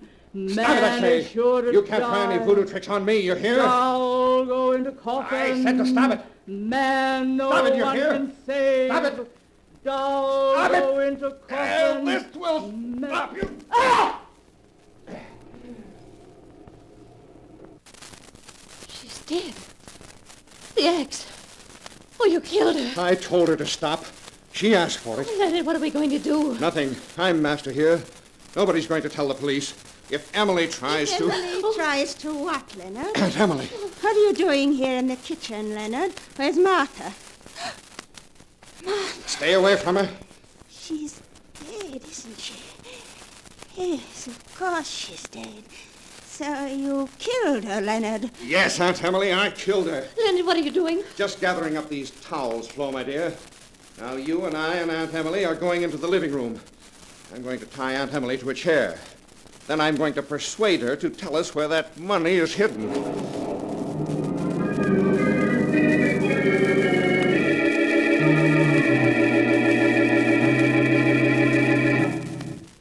Well, Aunt Emily, I think those towels will hold you nicely. Now, I'll give you one more minute to tell me what I want to know. I'll tell you where the money is. It's in your coffin. My coffin? Out in the burial vault, where no thief could ever find it. In the burial vault? Of course, I should have guessed it. Not in the upper vault, Leonard. Down in the secret lower one, where there still is one empty coffin left. For you. Oh, no. $300,000 in my own coffin. If you're going to get it now, you'd better hurry. The bayou's rising fast. It's already flooding the cemetery. Yeah, she's right. By morning, all the ground down there will be under 3 feet of water. Oh, no, Leonard, please. Please, let's wait. The lower vault isn't waterproof either anymore. But we can't go out there tonight in this storm. It's go now or wait for a week. So we're going now. There's a lantern in the kitchen. Come on, Flo. Or would you rather stay here in the house? Oh, no. I'm coming with you, Leonard. I'm coming with you. A few minutes later, Leonard and Florence, with a lantern to show the way, stumbled through the darkness toward the old mausoleum, wading through water a foot deep to reach it. Then Leonard unlocked the heavy iron door, and they entered a dim, cold room, heavy with the musty atmosphere of death. Then as Florence held the lantern high, Leonard found a great iron ring in the floor and pulled on it, so that a heavy marble slab slowly rose, revealing a narrow flight of steps leading down into the burial vault beneath. Leonard sent Florence ahead of him down these steps with the lantern, and followed, pausing to lower the marble slab back into place. Oh, Leonard, there's water down here. It's over my ankles. It won't hurt you. Leonard, I'm frightened. Aren't you coming down? Just as soon as I let the slab down. There. There, now, let's find that money. Leonard, the water's rising. I can feel it. Wet feet won't hurt us. Just make sure the lantern doesn't get wet. Oh, please, Leonard, hurry. All right. Hold the lantern over here so I can see. All right. Here we are. Here's great-grandfather Paul's coffin in its niche. Yes. And grandfather's. And father's. And Tom's. And here's mine. Oh. With my name on the nameplate. Leonard Lejeune. Born May 17th, 1890. Died March 12th, 1930. Leonard, that's today. Yes. The last part has been scratched in with a knife. Oh, that's some of Aunt Emily's nonsense. Oh, but it doesn't matter. This is the coffin she said the money was hidden in. I have a screwdriver here. I'll get this lid off. It isn't screwed on. Oh. And look! It's here! The money! She was telling the truth. $300,000. At least, maybe more. There's a dozen big packages of bills here. Now do you feel better? Yes, but please let's take it and go. The water's still rising. All right, I know. Hold the gunny sack open and... What's the matter now? I think I heard somebody up above us. Oh, nonsense. You're just imagining things. No, I heard footsteps and a sliding noise. Maybe it was your Aunt Emily. She's safely tied up in the house. Oh, but those towels, she wasn't tied very tight. Hold that sack open, I tell you. Oh, all right, Leonard. 6, 8, 10, 12. That's all of it. Now we can get out of here. You hold the lantern. I'll carry the money and go up first. I'll get the marble slab up. And you can follow me and...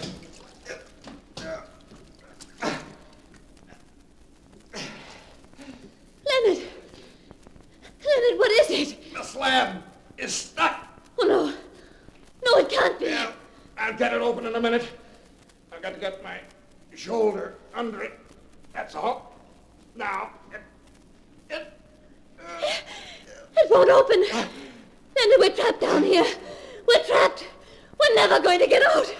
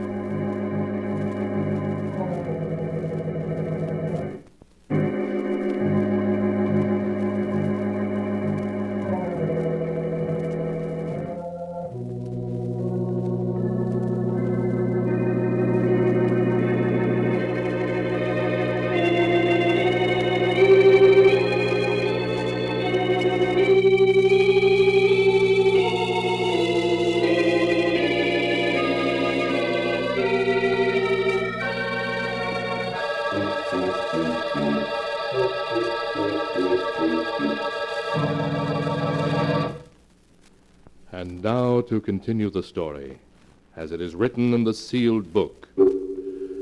Having descended into the underground mausoleum, in which the water is rising due to the storm, Flo and Leonard found the old aunt's hidden treasure. But as they tried to get out, they found the great slab that covered the entrance was stuck. It won't open. We're trapped down here. Oh, Leonard, we're never going to get out. Be quiet. Put the lantern on the steps and come up here beside me. All right. Between us, we can get it open. All right. Come on now. There, that's it. Now stand here. Yeah. Now get your shoulder here beside mine. That's right. Now. Help me lift. It won't open. It won't open. It's stuck fast. What are we going to do? What are we going to do? Oh, be quiet and let me think. Oh, she did it, Leonard. Your aunt. She's put something over the slab so we can't get it open. She couldn't. She was tied up, I tell you. Oh, she got loose. It's just what she would do. She hates you, Leonard. The devil. The old she-devil. But I'll beat her. I'll beat her yet. There must be some way out. There must be some way. There must... Yes, that's it. That's it. She didn't think of that. What, Leonard? What? My father. I told you he had a mortal fear of being buried alive. So he had a telephone installed here in the burial vault. Leonard! A telephone! All connected up and ready to work, in case he was buried alive. Now we're buried alive, and we'll use it. We'll use it. Leonard, will it work? Of course it'll work. Now, where is it? Let's see. Oh, yes. Here. Here in this niche in the corner. It must be in this watertight box. Come on now. Hold the lantern while I open it. Yes, Leonard. There. Look, I was right. A telephone all in working order.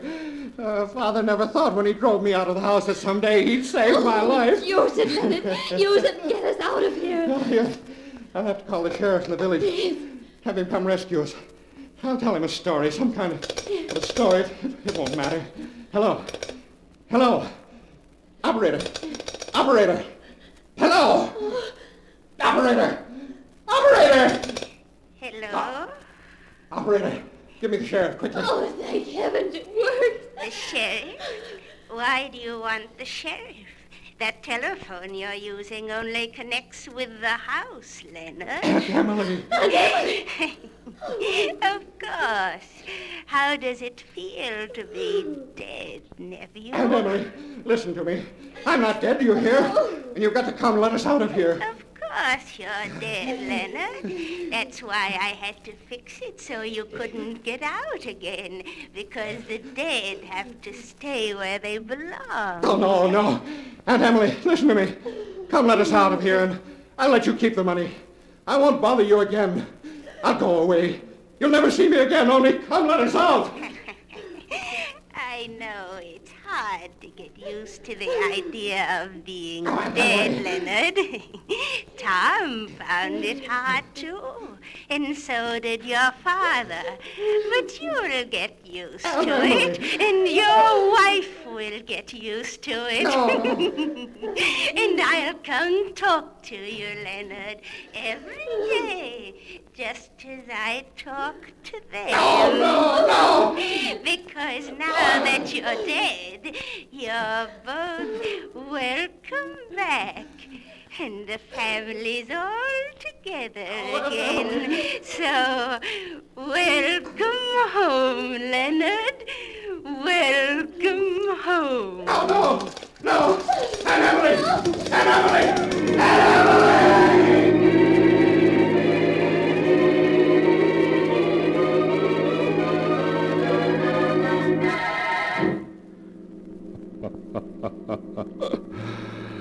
And that is the tale of Leonard and Florence Legend's homecoming, as it is written in the sealed book. The next day, old Emily was found unconscious by neighbors who had no knowledge of Leonard's arrival with his wife. They took Emily to the hospital, where it was several weeks before she could speak coherently. Then they decided to keep her there, to look after her.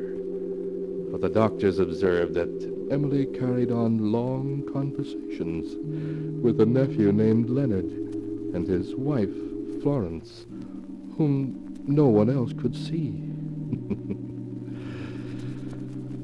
Since that day, the old Lejeune mansion has crumbled into ruin, and no living soul has ever entered the old mausoleum again.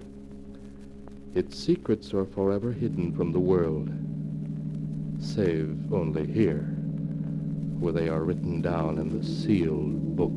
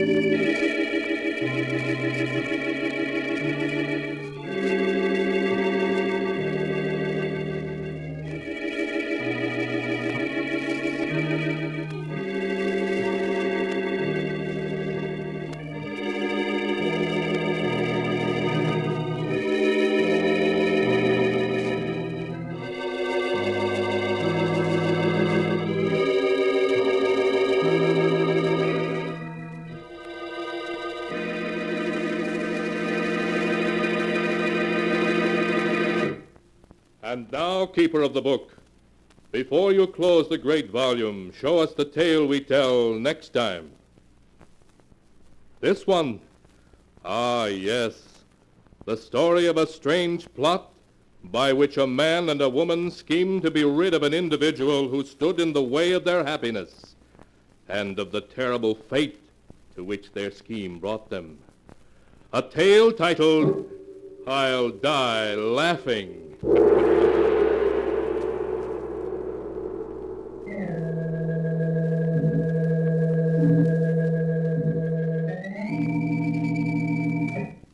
Be sure to be with us again next time, when the sound of the great gong heralds another strange and exciting tale from The Sealed Book. The Sealed Book, written by Bob Arthur and David Cogan, is produced and directed by Jock McGregor.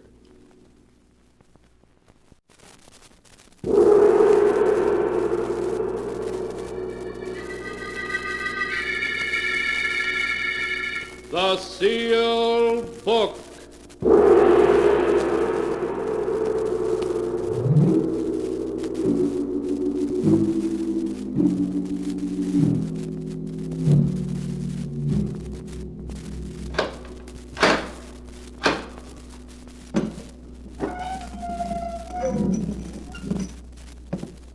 Once again, the keeper of the book has opened the ponderous door to the secret vault, wherein is kept the great sealed book, in which is recorded all the secrets and mysteries of mankind through the ages.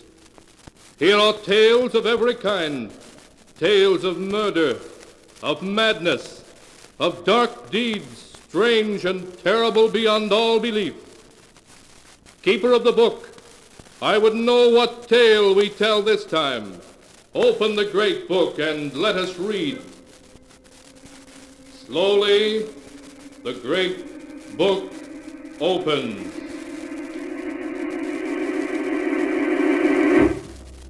One by one, the keeper of the book turns the pages and stops.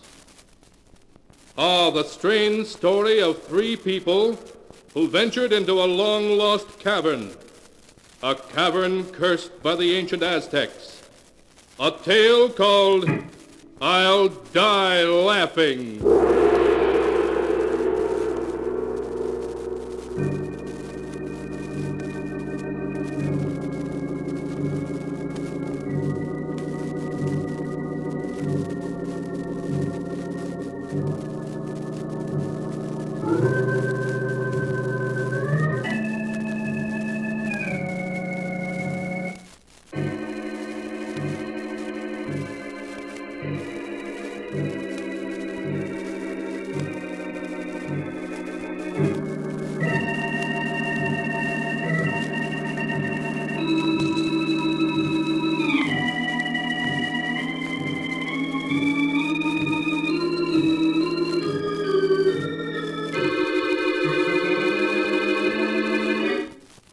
Here is the tale, I'll Die Laughing, as it is written in the pages of the sealed book.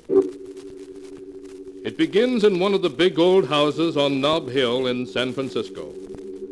John Dayton, a huge, fat, middle-aged man, is laughing at a story that Dr. Smith, his personal physician, has just told him.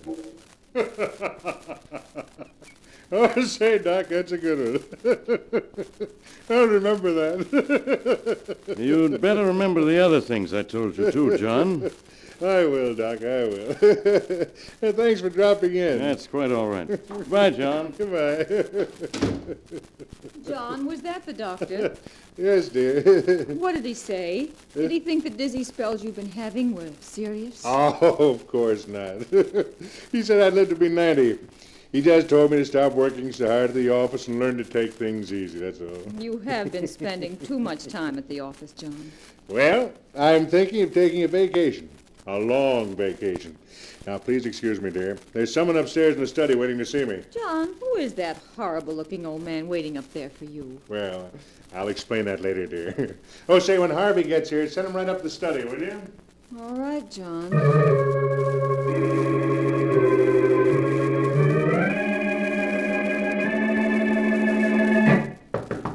Yes? Oh, Harvey, come in. Hello, Laura. John phoned. Said he wanted to see me. Is he in? Yes, he's upstairs now. Laura, listen. Is it about us? Oh, no. He doesn't suspect anything. This is about something else. He has a perfectly weird old man up there with him now who... Yes, I know. An old prospector named Gimpy Gordon. I sent him to John. You sent him? What do you mean? Well, this Gordon came to the office last week. John was out, so I talked to him. He told me a ridiculous story about a lost Aztec treasure in a secret cave in New Mexico. I knew it was just the kind of thing that John would love, so I told Gordon to come and see John here at the house. And I warned him to be sure not to mention having spoken to me. But why, Harvey? I want John to decide to go looking for that treasure and to take us along. I don't understand. Darling, John is like a boy in many ways, but he isn't a complete fool. If he finds out about us, we'll both be out in the cold. You'd lose this lovely mansion and all the things you enjoy so, and I'd lose my job as lawyer for the John Dayton Enterprises. Oh, I wish we could make a clean breast of it. Tell John we love each other and that... And live in a garret someplace on love and a crust of bread? No, Laura, it wouldn't work. No, I suppose not. Oh, what are we going to do? Suppose something should happen to John. An accident, say. Harvey, you don't mean that... Harvey, is that you? Yes, John, I'm on my way up now. Well, hurry up, old man. I've got something mighty interesting for you. Right away, John.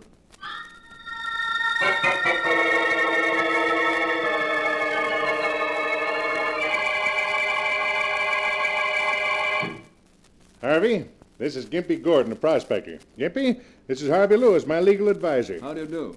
Howdy, Mr. Lewis. Harvey, I've just paid Gimpy here $5,000 for a map showing the location of a buried Aztec treasure in a haunted cave. What? Yeah. Better sit down on that one. Well, where is this treasure? Well, Harvey, you've heard of the Devil's Cavern, haven't you? Tremendous cave mentioned in early historical records of the Southwest, but apparently lost for the last 300 or 400 centuries. Why, yes, I read something about it.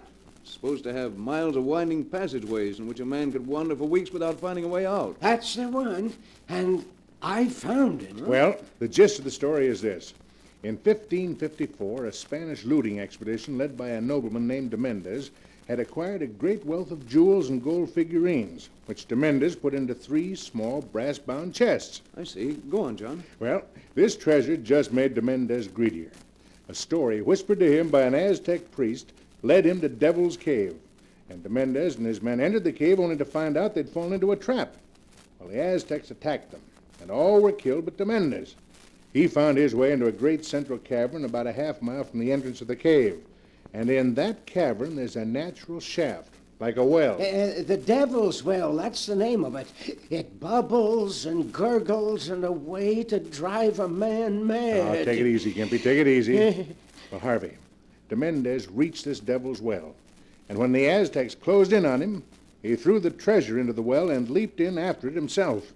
So the priest sealed up the cave and put a curse on it. A curse? Oh, come now, John. You don't believe in that. Oh, it's true. It's true, Mr. Lewis. The curse was that nobody who went into the cave to get the treasure could ever get out again alive. They was doomed to die there. I see. But you say you went into the cave and came out again alive, so it can't be much of a curse. Oh, but it is, Mr. Lewis. It killed Pedro, my Indian, and it's still after me.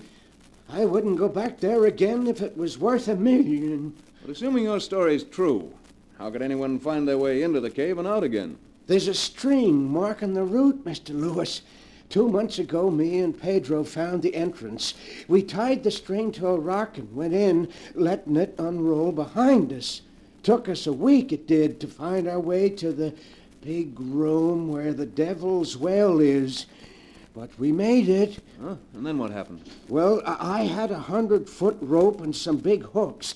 We fished around in the well for the chests, and by, we drew one of them up. You actually fished up one of the treasure chests? Yeah.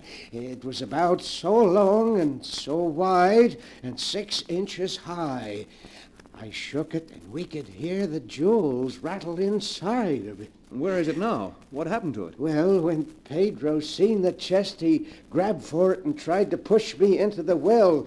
Well, I ducked, and Pedro got hold of the chest when all of a sudden he fell over into the well with it. Well, what did you do? Oh, I run for it before the cave and the well could get me, too. I followed the string back, and I didn't stop till I was outside. All the way, I heard Pedro calling to me for help. And now whenever I hear the well, I hear him too, calling to me, still calling to me. Well, Harvey, that's the story. And making all due allowances, I think it's well worth investigating, don't you? Say, it is an interesting yarn, John.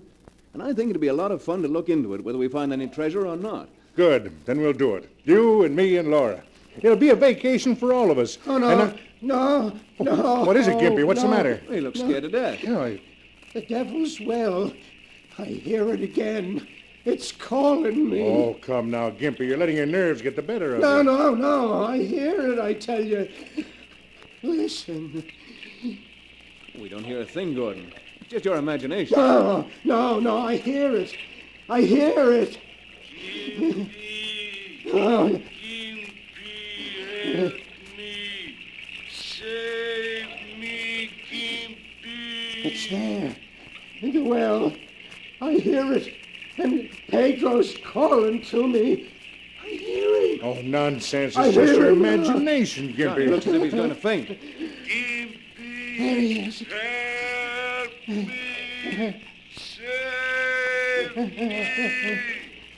That's Pedro in the well. He's calling to me. John, grab him. Good grief. He's dead.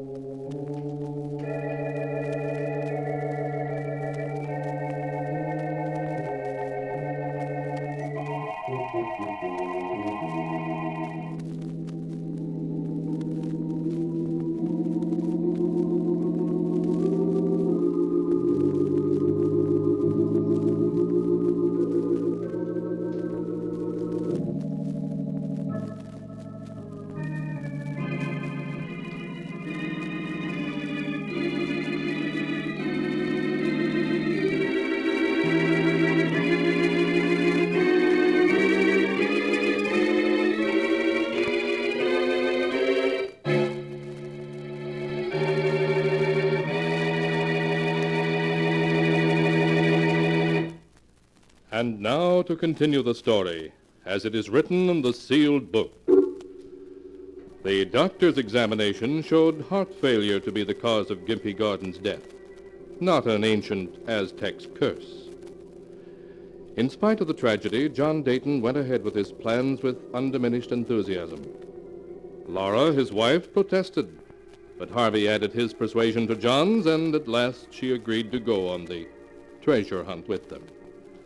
A week later, they were ready, John's car loaded with all the necessary equipment.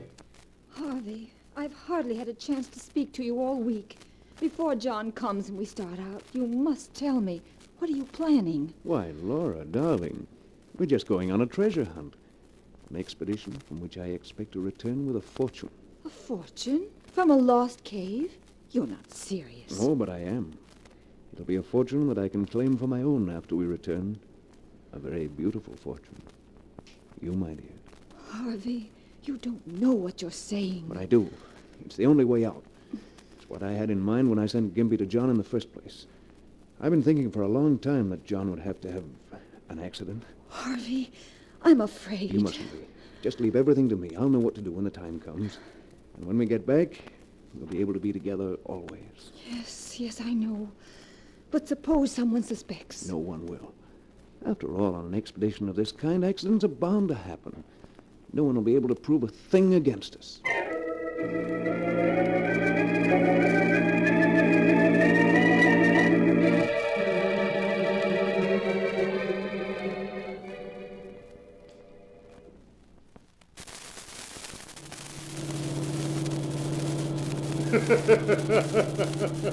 And just imagine how Gus Wilson and Duck Arnold will look when we invite them over and show them a couple of chests full of old Aztec jewelry.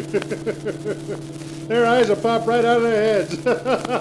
John, for heaven's sake, stop laughing. I can't stand it anymore.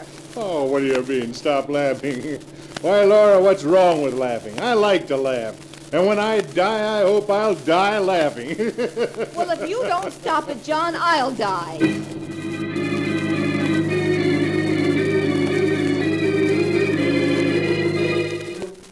After that, all three were silent as they drove.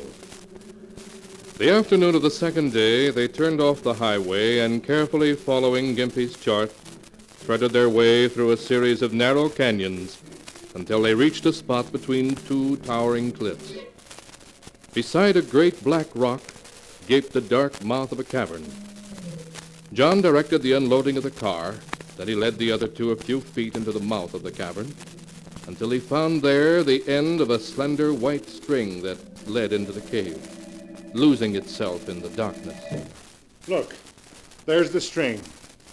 Well, was old Gimpy Gordon telling the truth or not? Certainly looks as if he was. We're not going to explore the cavern now, are we?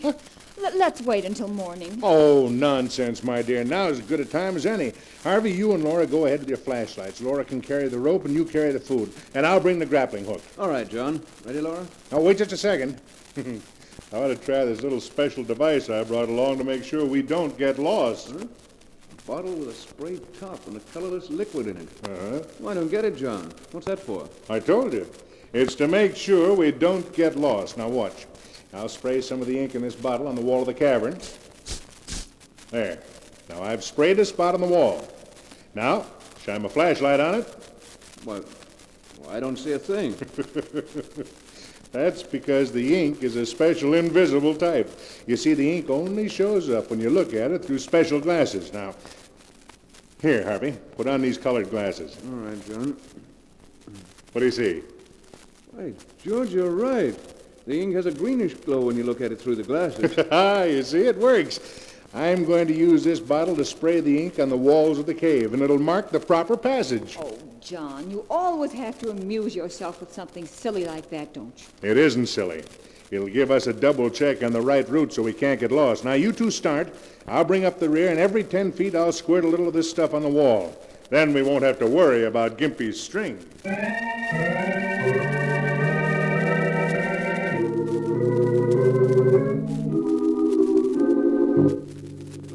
Uncertainly, the little party groped its way forward, through winding passageways that opened constantly into dozens of other passages. They would have been lost in no time but for the slender white string that led them ever deeper in the echoing depths. Half an hour later, they came out into a great chamber far below the surface. Huge stalactites hung from the ceiling, glistening damply in the beams of their flashlights. They advanced a little way into the underground chamber and put down the ropes and other equipment they were carrying. A low gurgling and moaning of water echoed through the cavern. That's the sound Gimpy mentioned, Harvey. It means we've reached the Devil's Well. Look, over here. A round opening in the floor of the cabin. Yes, this is it, all right. John, be careful. Don't worry about me, Laura. You stay there with our equipment if you like. Say, water isn't gurgling anymore. No.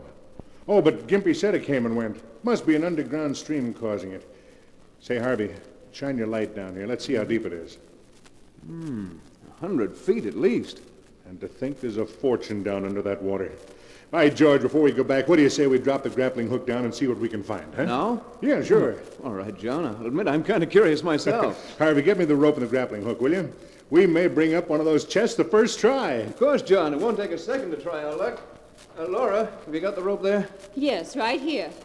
Harvey, you're not going to do it now? Yes, I am. There's no sense in waiting. We'll be out of here in 30 minutes, free to live our own lives just as we wish. Have you got that rope yet, Harvey? It was tangled, John. I'm bringing it now. Just keep your nerve, Laura. It'll be all over in a minute. Right. Here's the rope, John, and the grappling hook, too. Oh, fine. Just give me a hand with it. Harvey, what are you doing? Just giving you the rope, John, but not quite as you expected. Yeah. Now try to move your arms. Well, you've bound my arms to my sides, Harvey. What's the meaning of this? I'll tell you what it means, John. It means that you're about to die. Die? Have you gone crazy? You fool. Why do you think I arranged this silly treasure trip anyway? You arranged it? Why, I arranged it. That's what you think, but you're wrong. Old Gimpy Gordon came to me first with his ridiculous story, and I passed him on to you. I knew to give Laura and me the opportunity we needed to get rid of you. Laura, is this true? Are you in this with Harvey, this murder plot? Harvey, hurry. Please hurry. Oh, so it is true. You two brought me here to kill me. And I thought... What a joke on me. You won't think it's a joke for long. Because in just a minute you're going down in that well, John. The story we'll tell is that you got tangled in the rope, tripped and fell in. And if anyone comes to fish out your body, John, it was an accident. If anyone comes to fish up my body. Oh, that's a joke, Harvey. You don't know how good a joke it is. But you will. You will. Make him stop laughing. Make him stop laughing. Now make him stop. Goodbye, John.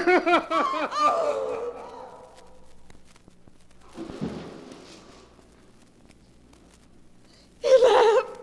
He laughed when you pushed him, Harvey. He always said he'd die laughing, and he did. He did. Laura, pull yourself together. It's all over now, do you hear? It's all over. Yes. Yes, Harvey, I'm all right. Only let's get away from here. Let's get out of here. No!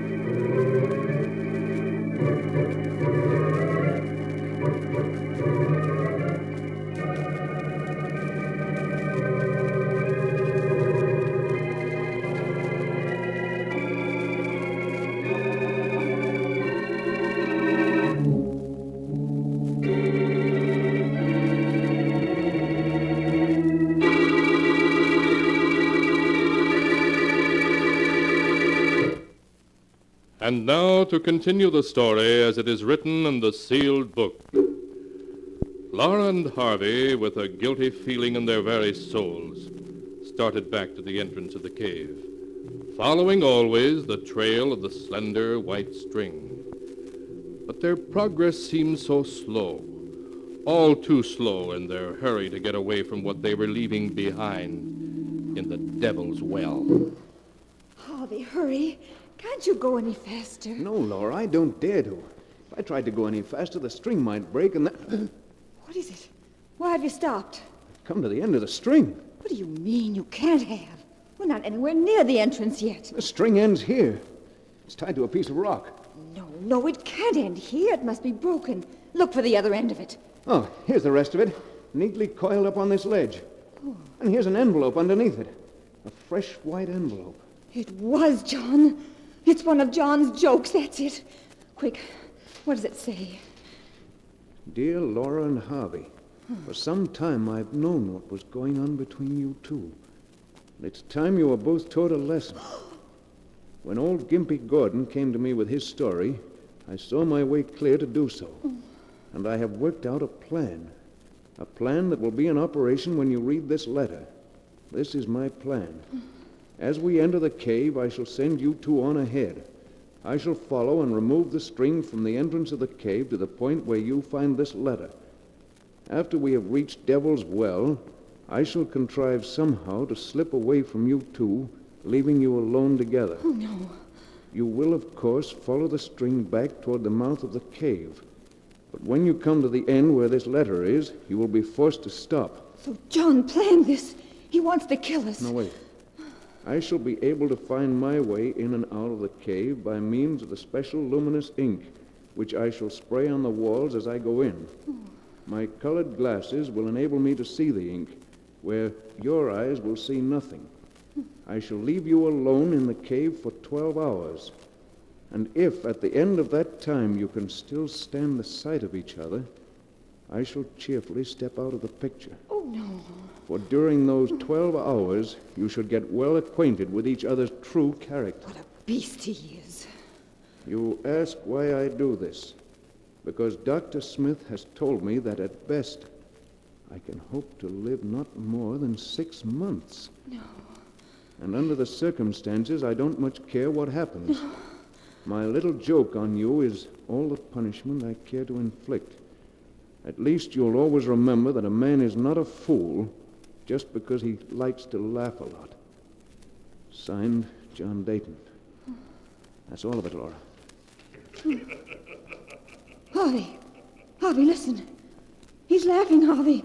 He's laughing at us. Oh, stop it, Laura. It's just your nerves. You've got to get hold of yourself, or we'll never get out of here. We never will, Harvey. That's why John laughed when you killed him. That's why he's laughing now. Laura, pull yourself together. He played a joke on us, and now he's laughing. You fool. We're going to get out of here. I tell you we are. We're not. Never in a million years. We are, I tell you, the same way John planned to get out. He marked the walls of the cabin with special luminous ink, didn't he? Well, those marks will lead us out, too, do you hear? They'll lead us out. No, they won't. You have to have special glasses to see it. Yes, but we'll go back to the well where we left the equipment and get the glasses, and then we'll be all right. Oh, no, we won't. That's why he's laughing. Because he had the glasses in his pocket when you pushed him into Devil's Well, Harvey. He has them in his pocket now.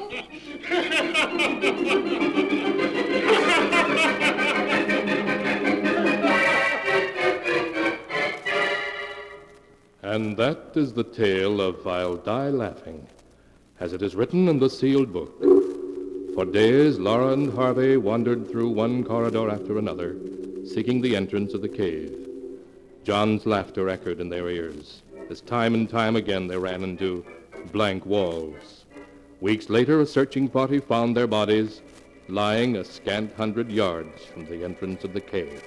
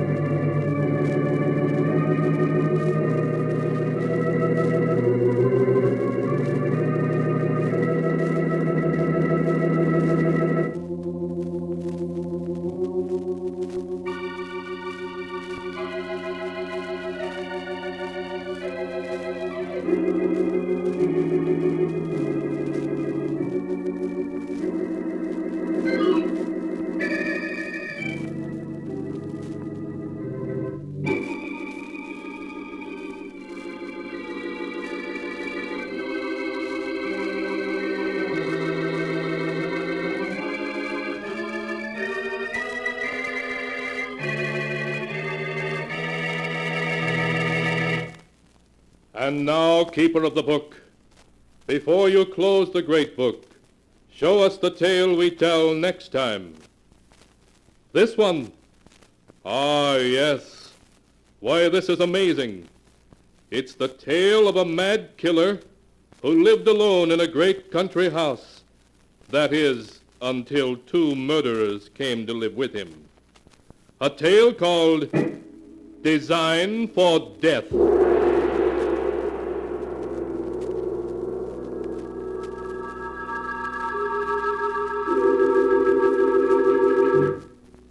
Be sure to be with us again next time, when the sound of the great gong heralds another strange and exciting tale from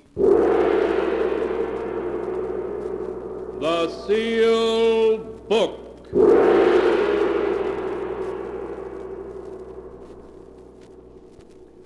The Sealed Book, written by Bob Arthur and David Cogan, is produced and directed by Jock McGregor.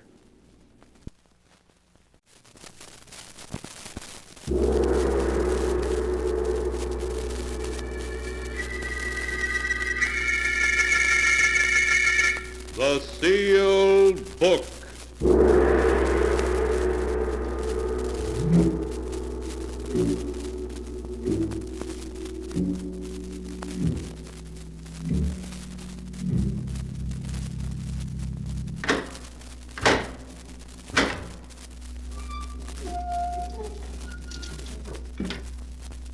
Once again, the keeper of the book has opened the ponderous door to the secret vault, wherein is kept the great sealed book, in which is recorded all the secrets and mysteries of mankind through the ages.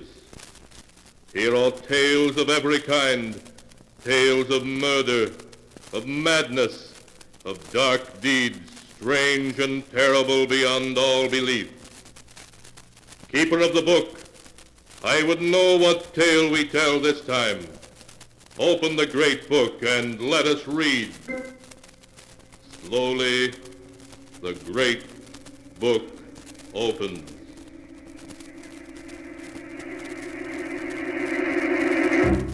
One by one, the keeper of the book turns the pages and stops. Ah, the strange story of a web of death woven by fate to trap three unsuspecting mortals in an evil design more terrible than the mind can conceive. A tale titled Design for Death.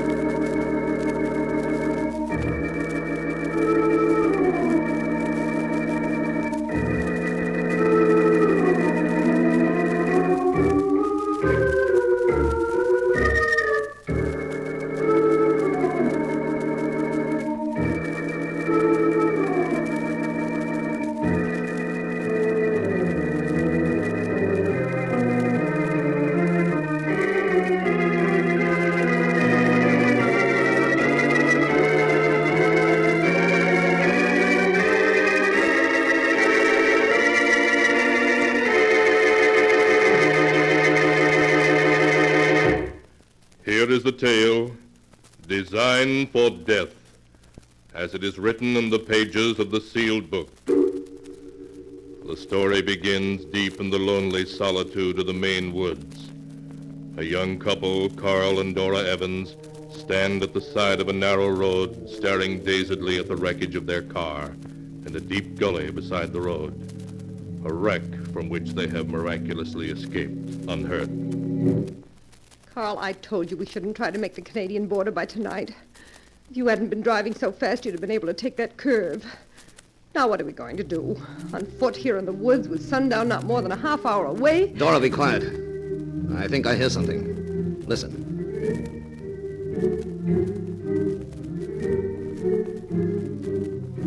Music. Organ music. No, we must be imagining. We're not imagining it. Look, there's a path leading into the woods. There must be a house back in there someplace. Aha. Well, yeah. Yes, I can see it now. A stone house almost hidden in the trees. Carl, how strange. Strange? You mean lucky. That's where we're going to stay tonight, Dora. Come on. Carl, what'll we tell them? The people that live in the house, I mean. We'll tell them we're brother and sister on a vacation trip, that we accidentally wrecked our car. You act as if you'd sprained your ankle, and they'll have to put us up for the night. By morning, I'll have our next move figured out. All right, Carl. Look how big the house is. Who in the world do you suppose would live out here? So many miles from even a crossroads. How do I know? A hermit, maybe. Here we are. Now, come on, take my arm. That's it, limp. Good. Wait, Carl. Listen to that music. That's no radio. That must be a real organ. What strange music. All right, so it's a real organ. What of it? I'm gonna knock. Now remember, play up your sprained ankle big. We've got to get invited to spend the night here. All right, Carl. Here comes someone. Oh, good afternoon. I'm afraid I wasn't expecting any callers. We've had an accident. My sister has been hurt. May I bring her inside? Why, of course. Come in, by all means. Thank you. Oh, my ankle. Oh, I'm so sorry. Here, come this way, into the library. Can you make it? Yes, I think so. Now, sit down here. You'll feel much better. It's very kind of you, sir, if you let my sister rest here for a few hours. My dear sir, it's almost dark. You must both stay here until morning. I insist. Why, thank you. No, don't thank me. I lead a very lonely life, and I'm delighted to have some company. Truly delighted.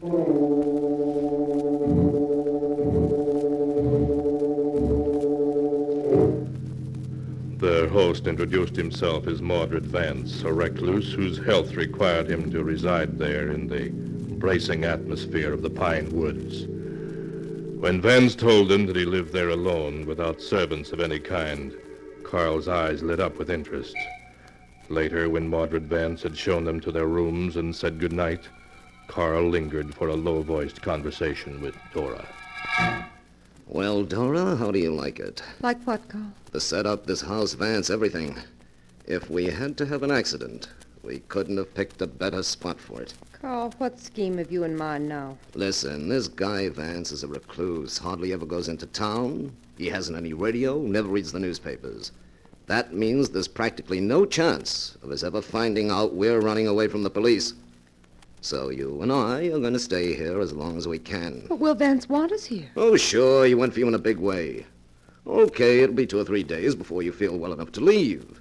And by then, he'll be hooked. We'll make him want us to stay. And look, baby, he must be rich. You saw the rugs and furniture. Yes, and that big organ in the library. Must have cost thousands. At least.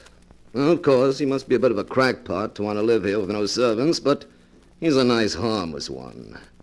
Maybe we'll be able to cash in on him.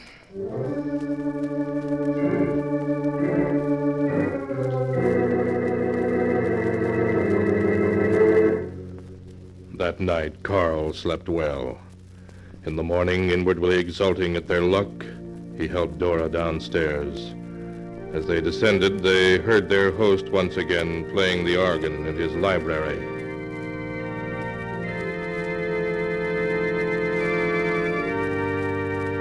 What funny music he plays. Last night, that weird stuff. This morning, something sounds like church. Yeah, he's a queer dog, but he'll be easy to handle. Now remember, he likes you, so play up to him. Yes, I will. Good morning, Mr. Vance. Oh, good morning, my dear Miss Evans. And Mr. Evans. I hope you both slept well? Wonderfully. Like a top. And the ankle. Oh, I see it still pains you. Oh, it's much better this morning, Mr. Vance. Really it is. I'm glad of that. But you must be hungry. I've fixed breakfast there on the serving wagon. Sit down and make yourselves at home. I have already eaten. Oh, thanks, we will. Here, Dora, let me help you. Thank you, Carl. Aren't you going to go on playing, Mr. Vance? No. Truth is, I was just playing to put out of my mind a tragedy which happened last night when I drove to town for a few extra supplies. A tragedy? The wife of my grocer died very unexpectedly. Oh. I dropped in there to pay my bill, and after I'd paid it, she invited me to drink a glass of wine with her and her husband, as she always did. While we were sitting drinking and talking, she was seized by a heart attack and died inside a few minutes. Oh, it must have been very upsetting.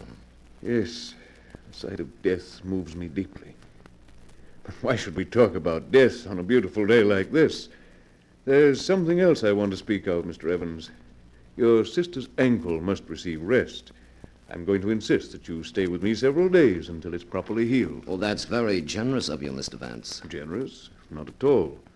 You will be doing me the favor by giving me your company. Well, when you put it that way, how can we say no, Mr. Vance? Good. Then it's all settled. You're going to stay with me just as long as I can possibly keep you.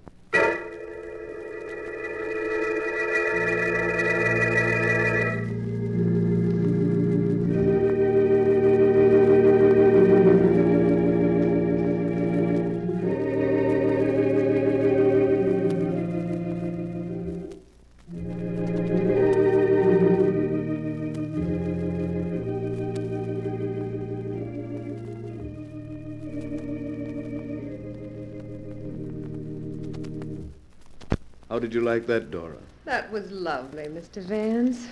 You've never played like that before. So... Romantically? I was playing like that because of you. Because of me? Of course. Listen to me, Dora. You've been here a week, and surely by now you must know I'm in love with you. Yes, I guess I did know it. I'm not a poor man, you know. I'll show you something. Come over here, Dora. Wait till I move this screen. There. What? There's a safe behind it. Yes. Now watch. I shall open it and you shall see. There. Now this cash box. Look, my dear. What? It's full of money. Yes. $50,000 in $100 bills. My emergency fund. There, I'll put it away now. I just wanted to show you that I'm not penniless because, Dora, I want you to marry me. Marry you? You must give me a little time to think about it, Mr. Vance. Of course, my dear, by all means. Give me your answer tomorrow, but only remember, I'll not let you say no.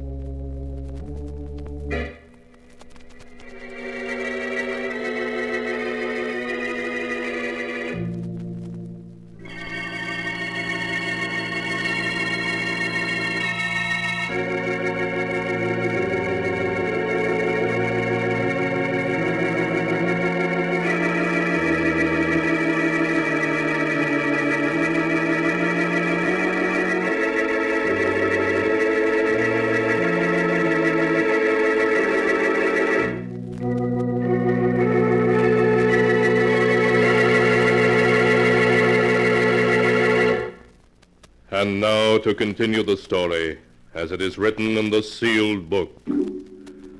Not knowing that Dora is really Carl's wife, Mordred Vance, a rich recluse, asked Dora to marry him. Carl, for reasons of his own, was annoyed with Dora for not accepting Vance at once.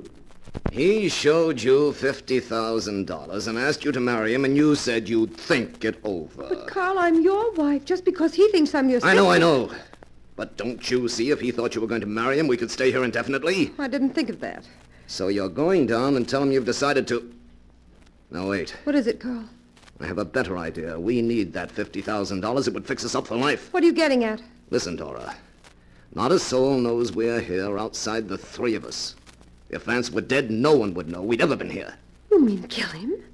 And take the money? Yes, I do. Oh, no, Carl. We've never killed anyone. Don't be a sap. It'd be a cinch. Now we're going back downstairs. To put him off his guard, you're going to tell him you'll marry him. Then tonight, after he's asleep, I'll make sure he never wakes up.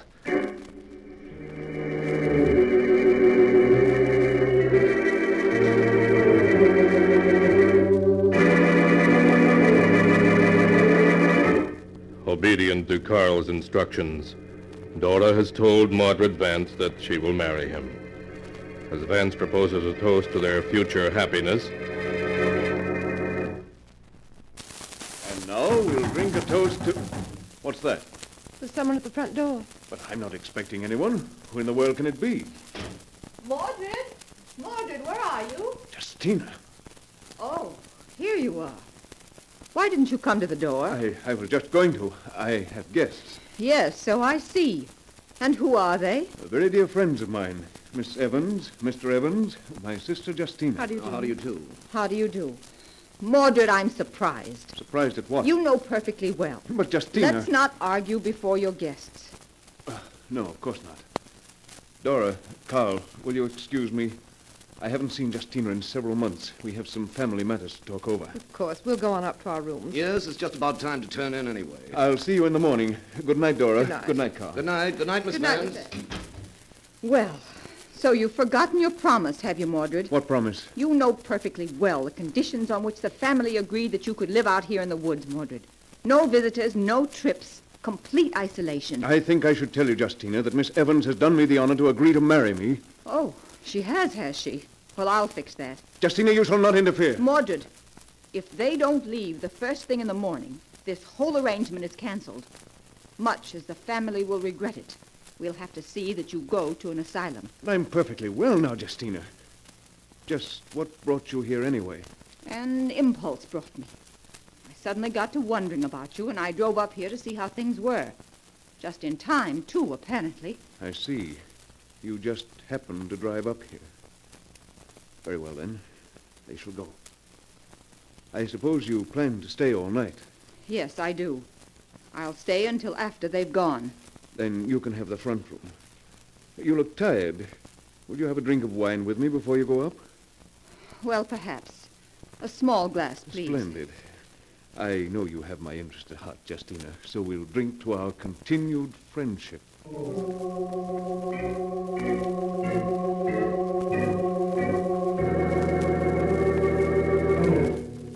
But as Mordred Vance went to fetch a bottle of wine, Dora and Carl were talking upstairs, for they had lingered outside the closed door of the library long enough to hear what passed between Mordred and his sister Justina. She threatened to send him to an asylum. Carl, he's mentally unbalanced. Yes, that would explain everything. His living here in such isolation, seeing no one. It's his family's way of keeping him out of trouble. Oh, he's probably perfectly harmless. Well, anyway, we're going in the morning. And I'm glad it turned out this way. Well, there's no point in staying any longer. Now that his sister has seen us, it would be too risky to try our little scheme. Oh, in the morning, we'll be on our way.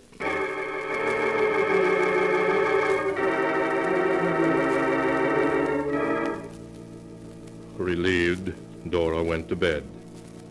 Just as she fell asleep, she heard the sound of music from downstairs. Wild, strange music.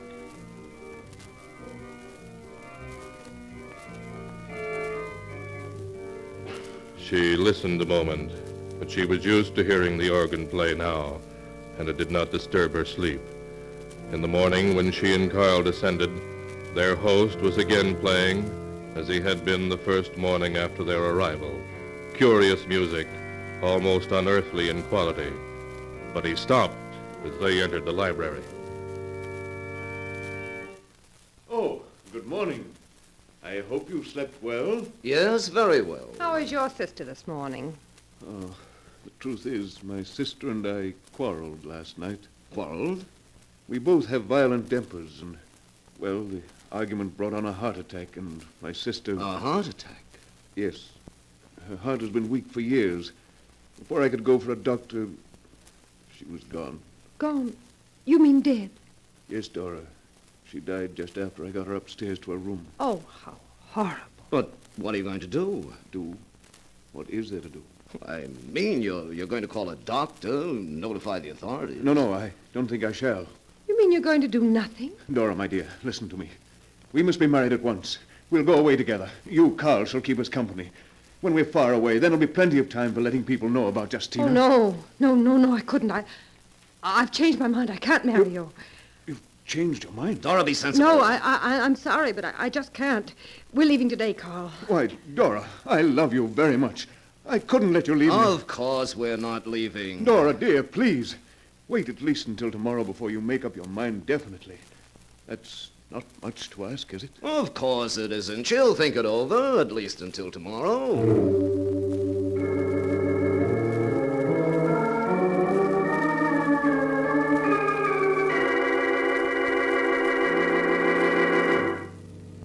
Why, Carl? Why can't we go today? Why must we wait? Dora, listen, I have a new plan. His sister is dead. Her heart attack was a stroke of luck for us. Now we can go ahead as we planned. You mean... Yes, we'll arrange it to look like a suicide. When their bodies are found, the authorities will think he killed himself in grief. Oh, I don't like it. It'll work perfectly, I tell you. And we need that money. Something will go wrong, I know it. Nothing can go wrong. Now, here's how we'll work it. I have my gun Carl, here. listen. What is it? He's playing that awful music Well, again. what of it? It frightens me. I don't know why. It's just so strange. Oh, forget about it. Step up close to him and then...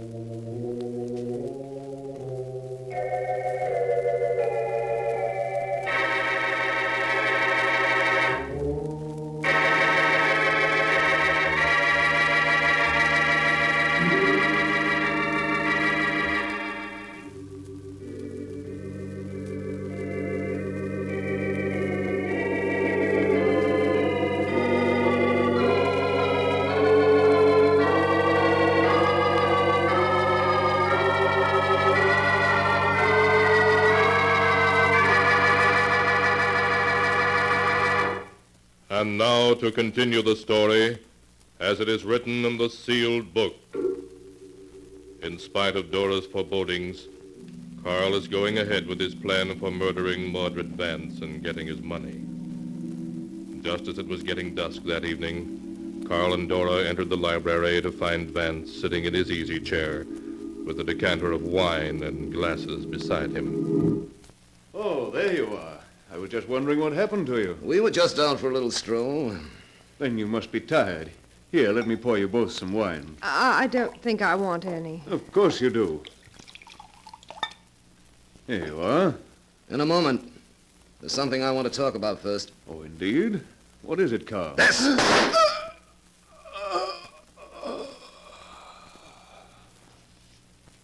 He's dead. Yes, and it couldn't have been neater either. Now I'll clean my fingerprints off the gun. Then I'll put his fingerprints on it like this. And with the gun on the floor here beside the chair and his hand dangling over the chair arm, it's a perfect case of suicide. Please hurry, Carl. I want to get out of here. Yes, of course. We can use that wine now. You need a drink, and so do I. Yes, I do. Thanks. That helps. But now let's get that safe open. Over here behind the screen, isn't it? Yes, that's it. Yes, here it is. I hope you were smart enough to notice the combination when he opened it for you. Yes, I did. I'll open it. There. Good. Now, let's see what we've got. The money was in that cash box. Right. There we are. Did you ever see a prettier sight? Just take the money and go, please, Carl. Don't be in such a hurry. Let's see what's in this other box. That's funny. What's in it? Just a bunch of old newspaper clippings. Some of them are so old they've turned yellow. Good heavens. What is it, Carl? They're all clippings about Oh, murders. what does it matter, Carl? I really don't feel well. Can't we go now? Just a moment. Look at this headline. Local organist sought for murder. Santa Barbara, California, June 17th, 1935. Maxwell Vanning, organist, is being hunted by local authorities following the death of a choir singer from apparent heart failure. The police, becoming suspicious, searched Vanning's apartment and have found a bottle of rare poison whose symptoms duplicate those of heart failure. What does that mean, Carl? I don't know. Here are 8 more clippings covering a period of about 10 years. Every one about a murder by apparent heart failure. And every one committed by an organist whose initials were MV. Mordred Vance! That's the only possible explanation. He was a homicidal maniac. Why, Dora, we've been here for more than a week. He might have killed us, too. He was going to, Carl. He was going to. I know it. Didn't you hear that music he was playing this afternoon? What about it? The first evening we came here, he was playing it. And that night he went to town, and you remember he said that while he was in town, his grocer's wife had a glass of wine with him and died of heart failure. Yes, you're right. He killed her. And then last night, after his sister arrived, he was playing that music again. And this morning, his sister was dead of heart failure. Yes, and several of these clippings mention weird organ music heard before the bodies were discovered. Of course. And this afternoon, he was playing that same music again. That means he was planning to kill us. Us, Carl, because we were going away. You're right. Let's get out of here quick. Carl, I feel sick. Well, it's because you're upset. Come on, the fresh air will fix you up fine. No, I can't move. Well, here, I'll help. Something is wrong with me. Are you hot? Carl, we've been poisoned. No, that's not possible. It is. The wine. The wine he tried to get us to drink just before you killed him. But we refused. We refused. Yes, but we drank it afterward. Oh, yes, we did. And it was poisoned, Carl. Don't you see? That's how he planned to kill us. And he's done it. He's done it. That's funny. We planned to kill him, and he planned to kill us. And we both succeeded.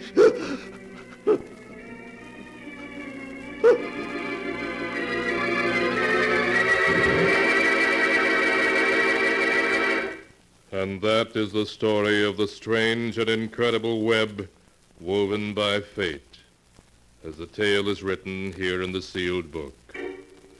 2 murderers, each seeking a victim, met, and so brought about each other's downfall. Twisted indeed are the strands of fate in which destiny entangles mere mortals.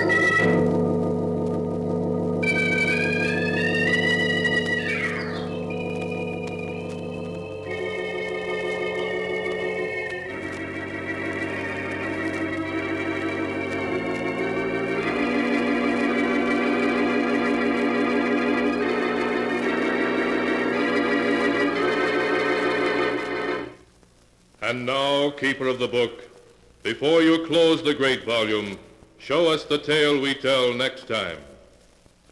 This one, Ah, yes. A tale of two men who tried to drive an old woman insane by turning themselves into ghosts while they were still alive. And of the strange and terrible success that crowned their efforts. The tale is called The Ghost Makers.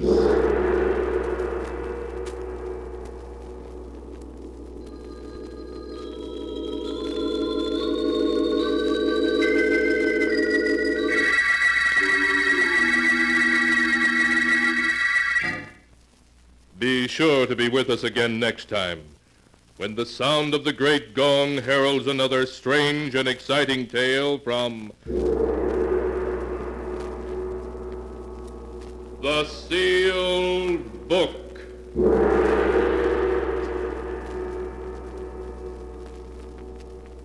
The Sealed Book, written by Bob Arthur and David Cogan, is produced and directed by Jock McGregor.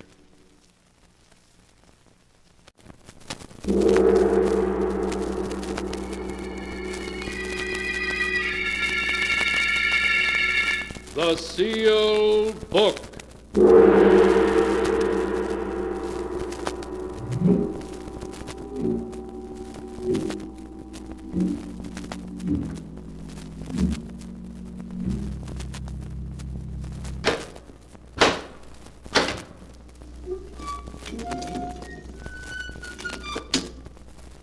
Once again, the keeper of the book has opened the ponderous door to the secret vault, wherein is kept the great sealed book, in which is recorded all the secrets and mysteries of mankind through the ages. Here are tales of every kind, tales of murder, of madness, of dark deeds, strange and terrible beyond all belief. Keeper of the book, I would know what tale we tell this time.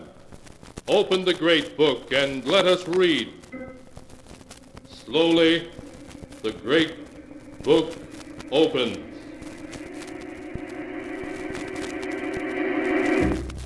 One by one, the keeper of the book turns the pages and stops. Ah, the strange story of two scoundrels who would stop at nothing for money. A tale called The Ghost Makers.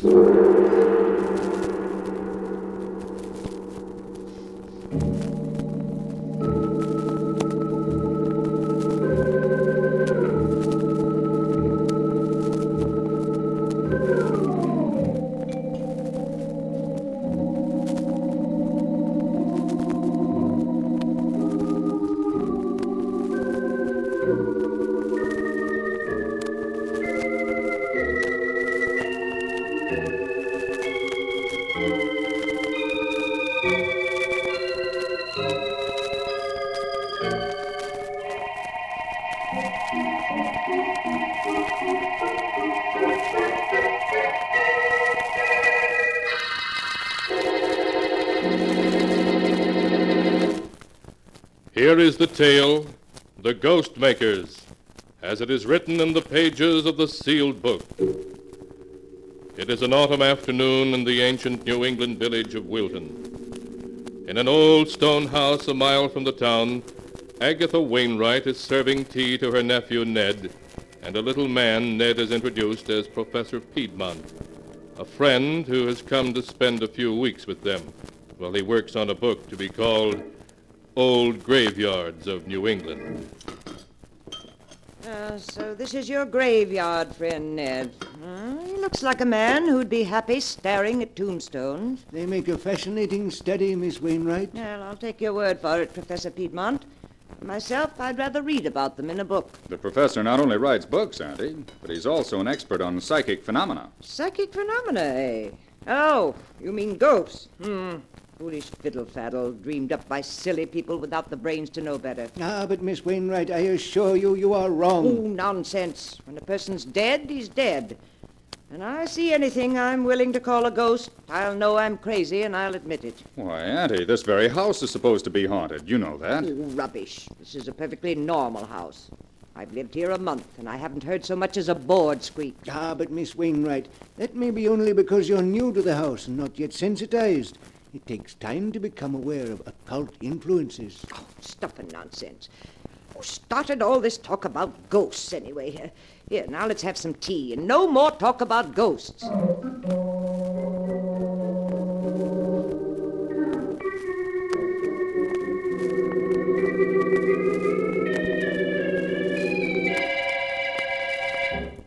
Well, Ned, now that we're alone, suppose you tell me a little more than you put in your letter.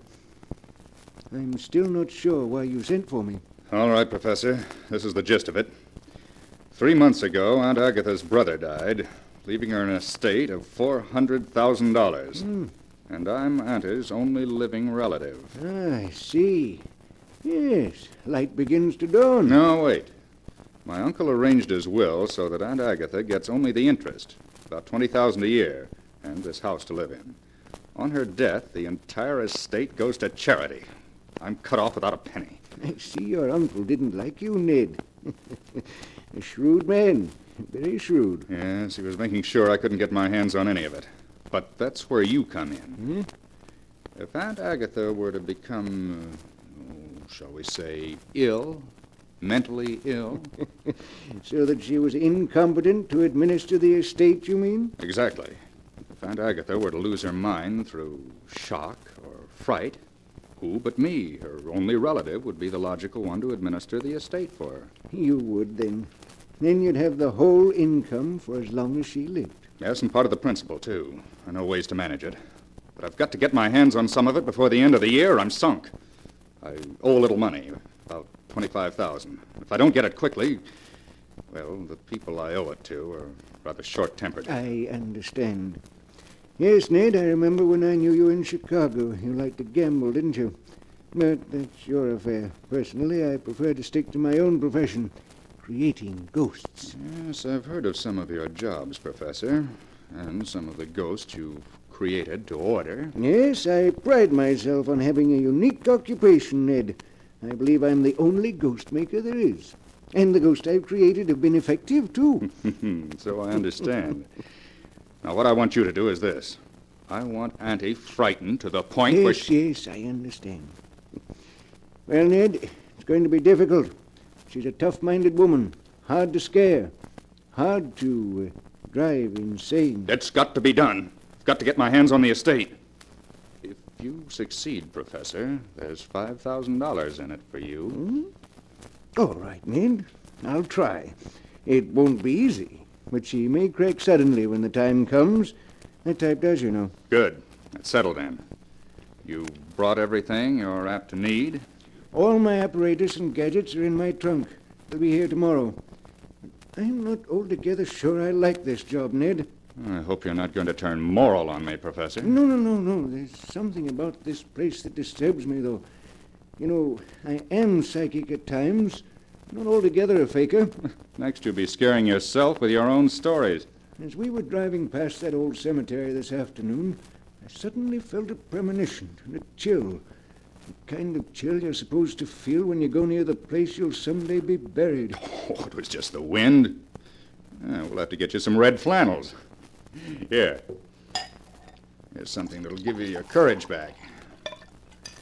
Drink it down. Yeah, that does me good. Of all the different kinds of spirits, I prefer those in bottles. I thought you'd like it. Now let's go downstairs again. We won't talk about ghosts anymore tonight. But tomorrow night, who knows what may come knocking at Aunt Agatha's door.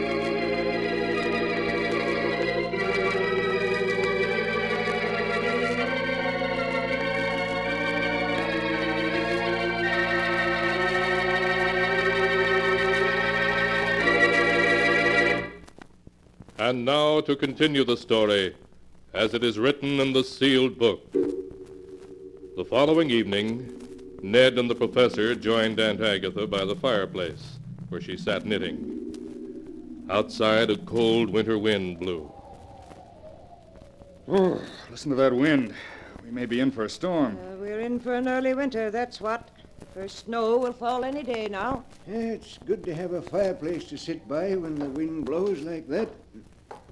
Here's the cider and donuts, ma'am. Very well, Emmy. Bring it right in. Ah, cider and donuts. Just what we need on a night like this. Will you have a glass, Mr. Ned? Oh, yes, thank you, Emmy. Will you have some cider, Professor Piedmont? Professor, Emmy's trying to give you some cider. Excuse me. I was listening. Thought I heard someone knocking on the front door. Someone knocking? Well, there is someone there. Well, they can't be very anxious to get in if that's all the noise they can make. Shall I go see who it is, Miss Agatha? Yes, girl, go see, though I can't imagine who'd be calling at this hour of the night. It sounded like someone who didn't expect to get in anyway. A timid child, or maybe a ghost. Yes? Yes, who is it? What? Miss Agatha? Well? There wasn't anyone there. No one there? Of course there was. Someone knocked, didn't they? But I opened the door and there wasn't anyone there. Then who was knocking? Answer me that. I don't know. But it wasn't anyone you can see. Emmy, I'll stand for no foolishness now. No, ma'am. But just the same, there's nobody at the door. Someone's playing tricks on us, and I'm going to see who it is. I'll come with you. You won't find anybody there. Yes, well, we'll see. Well, what is it? What do you... There isn't anyone here. No, but there was. They slipped away into the bushes, that's what they did. Yes, of course. Some small boys playing tricks, I suppose. If I catch them, I'll tan their hides. Who was it, Miss Wainwright? Just some boys playing tricks, Professor. That's all it could have been. Come on, Professor, drink your cider. What? Oh, yes, of course. Professor, you look like a man who was listening to something then. What was it? Oh, no, I assure you. I'm too old not to know when a man is lying, Professor Piedmont. What were you listening to? To tell the truth, I thought I heard voices. What kind of voices? Faraway voices, crying something I couldn't make out. I bet it was just the flames in the fireplace. I'm sure it was. Of course, that's all it was. Well, what do you say we all turn in? This New England air makes me sleepy. Knocks at the door when there's nobody there. And voices. Yes, it's high time we were all in bed instead of sitting around here imagining such nonsensical things.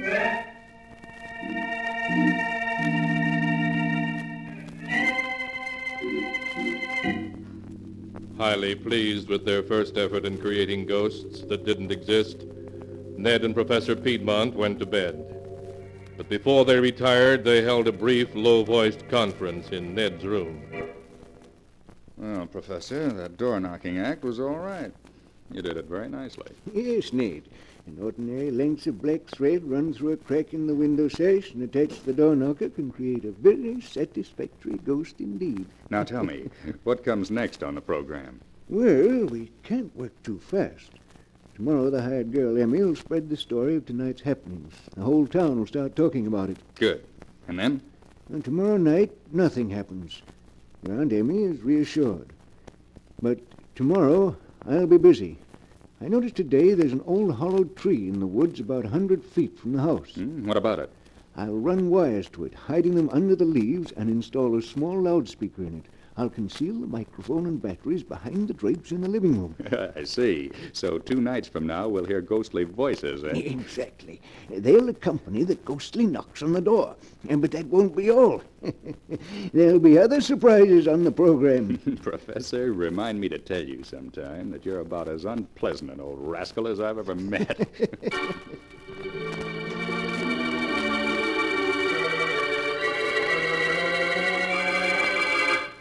The next evening, Agatha Wainwright listened nervously for a repetition of the ghostly knocks.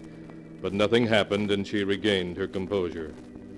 The evening following that, however, as she and Ned and the professor sat in the living room around the fire... 9 o'clock.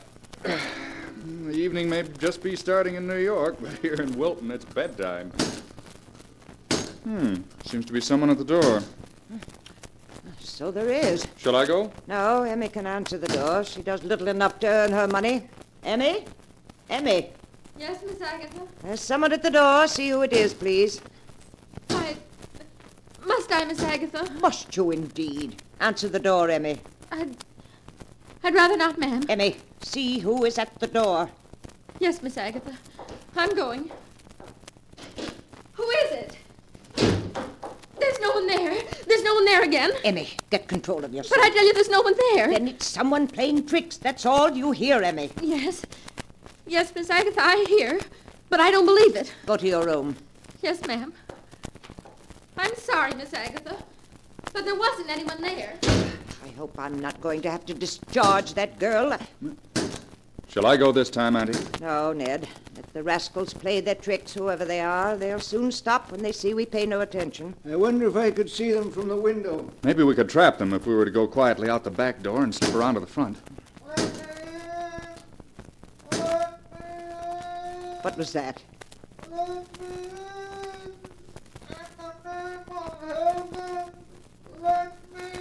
Someone calling. Really? I don't hear anyone. It's someone calling to us to let him in. Strange. I can't hear it. Oh, you must have heard it, Ned. It was perfectly plain. There's some voices certain people can hear and others can't. If there's someone calling, we better take a look. Come on, Auntie. We'll see what goes on. Who's there? Show yourself, whoever you are. The yard's perfectly empty. No, there isn't a soul in sight. Both the knocking and the voices seem to have stopped. Perhaps we ought to search the yard and... And Agatha, look! Huh? Down at the edge of the trees. Lights. 3 balls of light moving around just above the ground. Really? 3 spheres of light?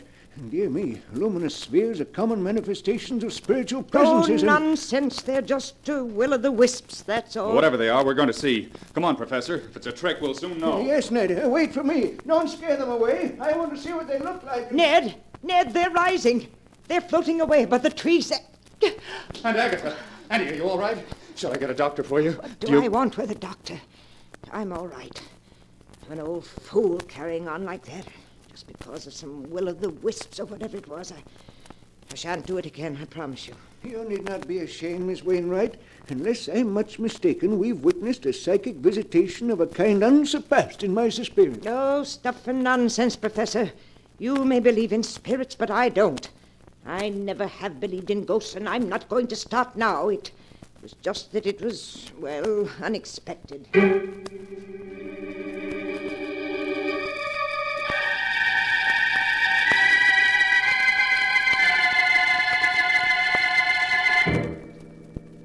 In the days that followed, Ned Wainwright and Professor Piedmont found it impossible to shake Agatha Wainwright's iron nerves. Emmy, the hired girl, resigned in terror, but Agatha remained seemingly unmoved. Resolutely, she ignored the ghostly knocks, voices, and footsteps that Professor Piedmont's ingenuity devised. The whole town buzzed with tales of her haunted house, but she refused to pay any attention to them. After a month had gone by, Ned was ready to admit defeat. Well, Professor, you're a washout. And Agatha hasn't turned a hair at your ghost. No, Ned, I told you it might take a long time. She's a very strong-minded woman. Believe me, anyone else would have cracked by now. Well, she hasn't, and she's not going to. I still say it may happen all at once. She's nervous and distraught. She doesn't sleep well. Every evening she sits listening for ghostly voices, though she won't admit it. But she's made up her mind not to believe in ghosts, and I'm afraid she never will. Well, what do you suggest? It's the middle of December. I've got to get my hands on her money by the end of the year, and I'm sunk. We must play our last card. You. Me? What do you mean? She's fond of you. You're her only relative. What are you getting at? How would she feel if you, her only relative, were to die and come back here as a ghost? I don't follow you. My plan is simple. We'll say goodbye to your aunt and drive off as if we were going away. Then, secretly, in the night, we'll return to the house. Yes? And then what? We'll see to it that she receives a phone call from a friend of mine in Boston. He'll announce to your aunt that you and I have been in an automobile accident, and that we've been killed. Oh, I see. Yes, I begin to understand. Immediately after the phone call, we'll knock. She'll come to the door and see us standing there. And having just heard that we're both dead... Exactly. And if that doesn't work, Ned, we are defeated. But it'll be a strong mind indeed that can withstand such a shock. A strong mind indeed.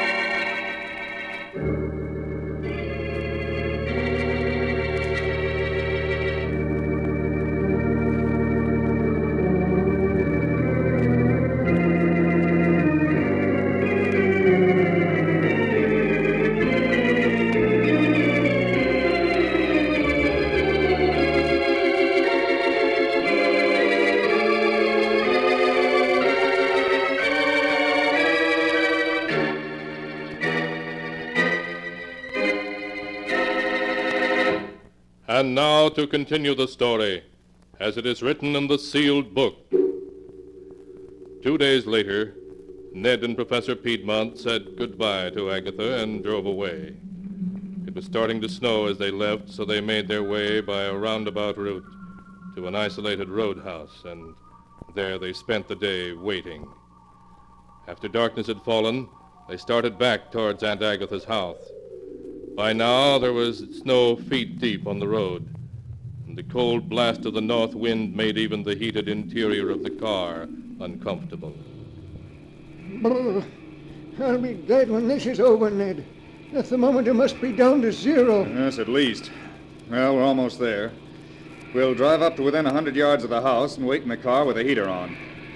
What time did you arrange to have that phone call made from Boston? At 9 o'clock exactly. We want to knock the instant after she gets it. Right. Isn't that our turn there? I think so. This snow makes it so hard to see that... Professor, look out! We're going off the road!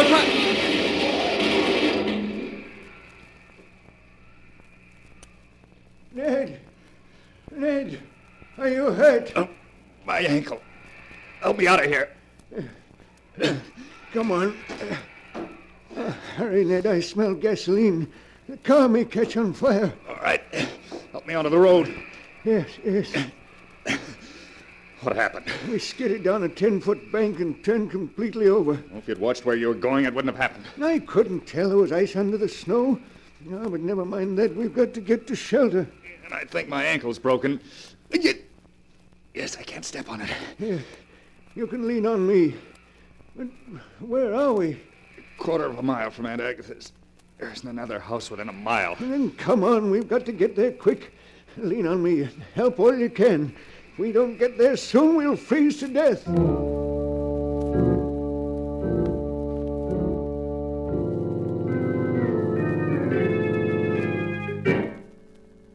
Half an hour later, numb with cold and scarcely able to struggle on, Ned and Professor Piedmont staggered up to Agatha Wainwright's house. The windows all had heavy wooden shutters over them, shutters they themselves had helped Agatha put in place to keep out anything that might come knocking at the door in the night.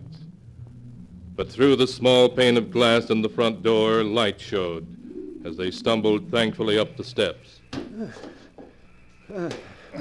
Thank heaven we're here. Couldn't have gone another 100 yards. Oh, nor I. I'm almost frozen. We've got to get inside. Yes. Here, help me. All right.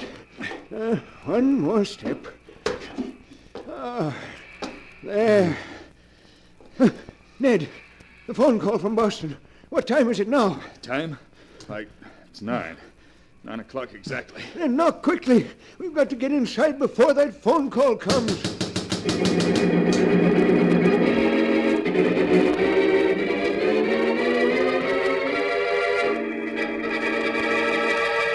Inside, Agatha Wainwright heard the knocking, but before she could go to the door, the telephone rang and she answered it first. Hello? Yes, this is Wilton 317. Boston, calling long distance? Yes, I'll hold on. Just a minute. Hello? Yes, this is Miss Wainwright speaking. The Boston General Hospital. My nephew Ned. What is it? What's happened to him? Oh, dead. An automobile accident. Both of them killed? No. Oh, no. Yes, I'm all right. Thank you for letting me know. I'll come in the morning. Ned killed? Oh, no. No, he can't be. It's Ned. Let me in. Let me in. Ned's dead. He's been killed. Let me in, please, Aunt Agatha. It's Ned. Let me in. No, Ned's dead. Ned's dead. Let us in. Let us in. No, you can't be Ned. Ned was killed. He's dead. Aunt Agatha, please. It must be Ned's ghost. The professor was right. There are ghosts. It's Ned's ghost out there. Aunt Agatha, we're freezing to death out here. Please let us in. No, you can't come in. You're a ghost. You're Ned's ghost. You can't come in. I won't let a ghost in here. I won't.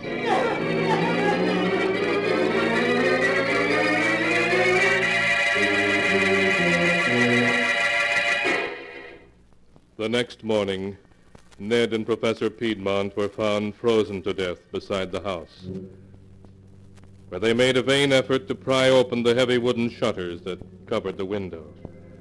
You see, Agatha never did let them in.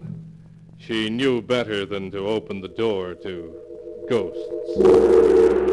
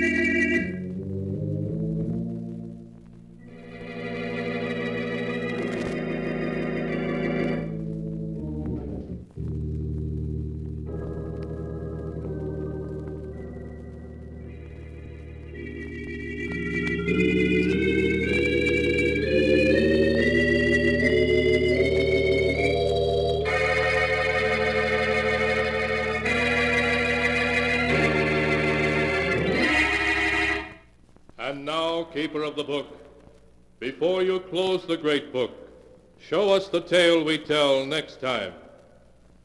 This one? Ah, yes. Why, this is amazing. It's a tale of murder. Queer, unexpected, fiendish murder. Murder of a very different and unusual kind. A tale such as you've never heard before.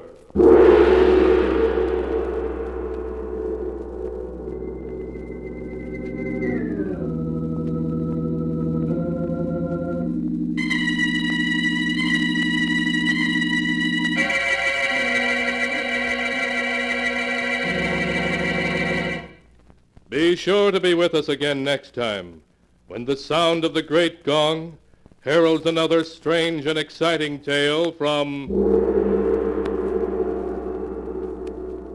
the Sealed Book.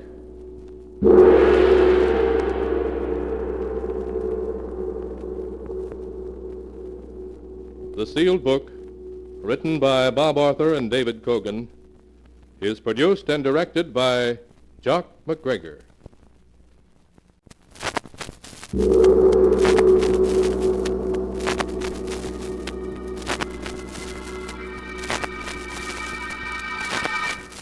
Sealed Book.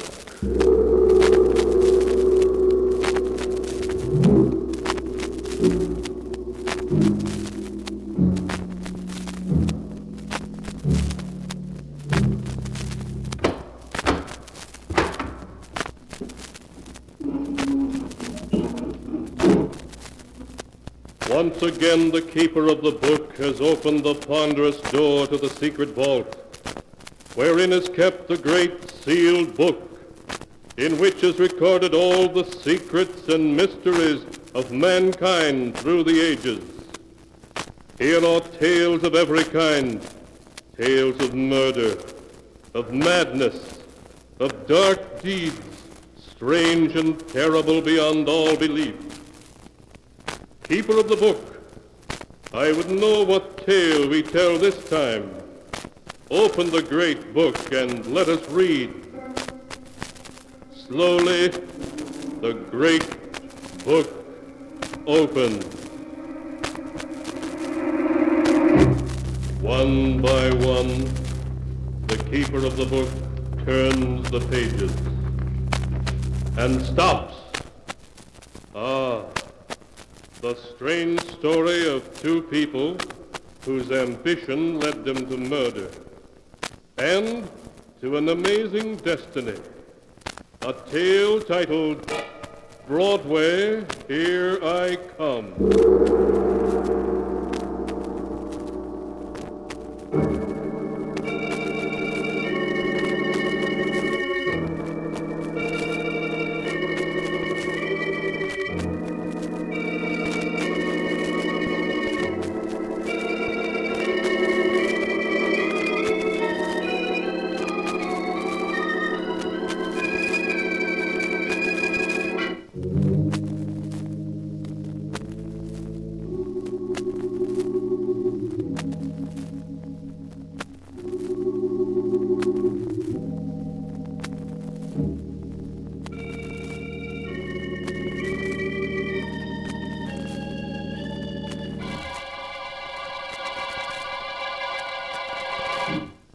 Here is the tale, Broadway, Here I Come, as it is written in the pages of the sealed book. The story begins in a tawdry cabaret in a little California town. At a small table is George Williams, a respected member of the community. Fat and bald, George sits patiently mopping the sweat from his brow and watching his young, vivacious wife, Kitty, dance with Eddie Davis, a roomer in the Williams home. As the scene opens, the dance comes to an end.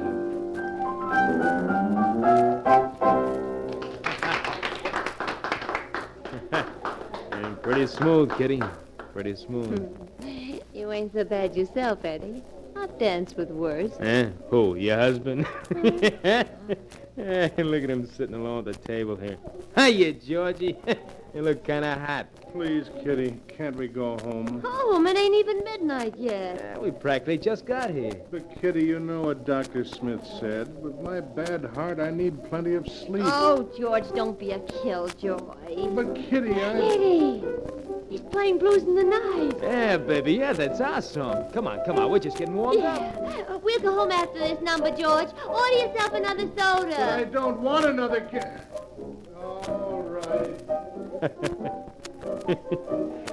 Remember the first time we danced to this, beautiful? Yeah. And the minute I spotted you, I knew you were the doll for me. Kitty, why don't you stop stalling me off? When are you going to give George the air? You see anything better than George around? Yeah, baby, me. You? You haven't got a cent to your name. Maybe not, Kitty, but I'll get it. Don't make me laugh. Where? Here in Fairhope, population 3,462? I don't mean in Fairhope, baby. I'm going places. Yeah? Where? New York, Broadway. That's where I'm headed for. I got plans, baby, big plans. Such as? Listen, Kitty, you've seen all the cups I won for dancing, and you know I'm good, don't you? Now, with a flashy partner and a fast routine, I'd be a natural for Broadway. And if you're smart, baby, you'll hook up with me. I've got it pretty soft here, Eddie. All right, with George. Look, if you're figuring on his weak heart, you better forget about it. He's liable to live another 20 years, and then where you going to be, huh? Old and fat. Yeah, but I'll have George's money to console me. Well, all right then. You can stay with that fat slob. I'll look around someplace else for a partner.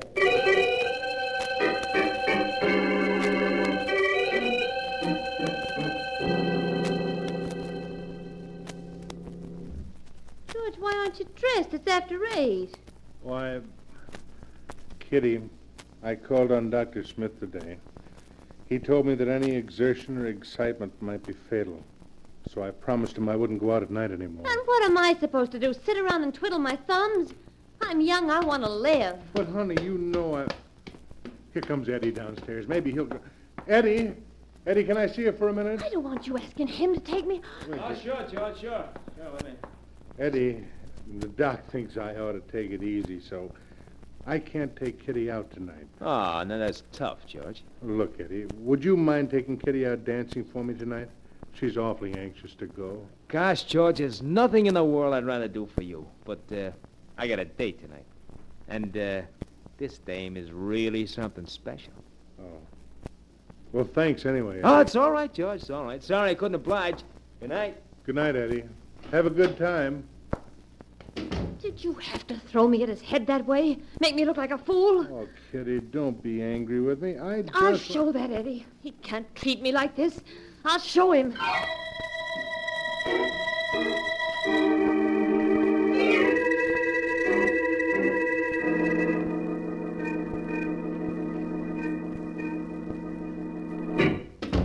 Eddie. Yeah? I want to talk to you. All right. Hi, Kitty. How's George? Oh, 2 weeks he's been in bed, and the doc says he ain't no better. He's got to stay quiet. But I don't. I've been staying home with him every night for those 2 weeks, and I'm sick of it. Look, Eddie, how about taking me dancing tonight, huh? Oh, gee, Kitty, there's nothing I'd rather do, but like I said, I got a date tonight. You've been having a lot of dates lately, haven't you? Oh, sure, but a guy like me has to get around when he's looking for a dancing partner. So you're still figuring on going to New York, huh? Yes, sirree, baby. I ain't gonna be around this whistle stop much longer. It's Broadway, here I come. And in a couple of years, when I'm in the big time, you can remember me standing here telling you that. Oh, Eddie, it ain't that I don't want to go to New York with you, only this is a big step you're asking me to take. Listen, baby, you know I'm nuts about you. You know I'd never do anything to hurt you. You know that, don't you? Come here, baby. Oh, Eddie. Now what do you say, baby? Are you going with me? This is your last chance. All right, Eddie, I'll go with you. Good, honey. Honey, I promise you'll never regret it. We can't miss. We're leaving this two-bit burg tonight, forever. Tonight? Yeah. Now you go pack your things, Kitty, while I go downtown. Got a few things to be taken care of. Back in a couple of hours. Well,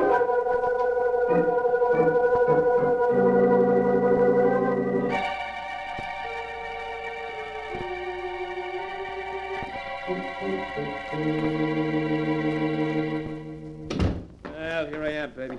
All set? Eddie, where were you so long? I've been packed and ready for hours. Yeah, I've been trying to collect some of the dough the cheap chiselers in this burg owe me. No dice. All I was able to get was $50. So that kind of puts it up to you, baby. What do you mean by that? Well, if we ain't got any dough of our own, we'll have to take George's. Where's he keep it? But, Eddie, that's stealing. Oh, don't be a sap, will you? In California, half of what a guy has belongs to his wife, don't it? Okay, we'll just take your half, that's all. Eddie, you sure we won't get in trouble? Of course we won't. It's your dough, ain't it? Come on, where's George keep it? He's got a secret wall safe behind this radio. If you push the radio aside, you can see it. Oh, so that's where he's been keeping his little nest egg, huh? Yeah. Let's just take a look at it. There. Well, what do you know? Eddie, how are you going to open it? I don't know the combination. Baby, this moth-eating safe ain't no problem. Just give me an hour to work on, I'll have it open for you.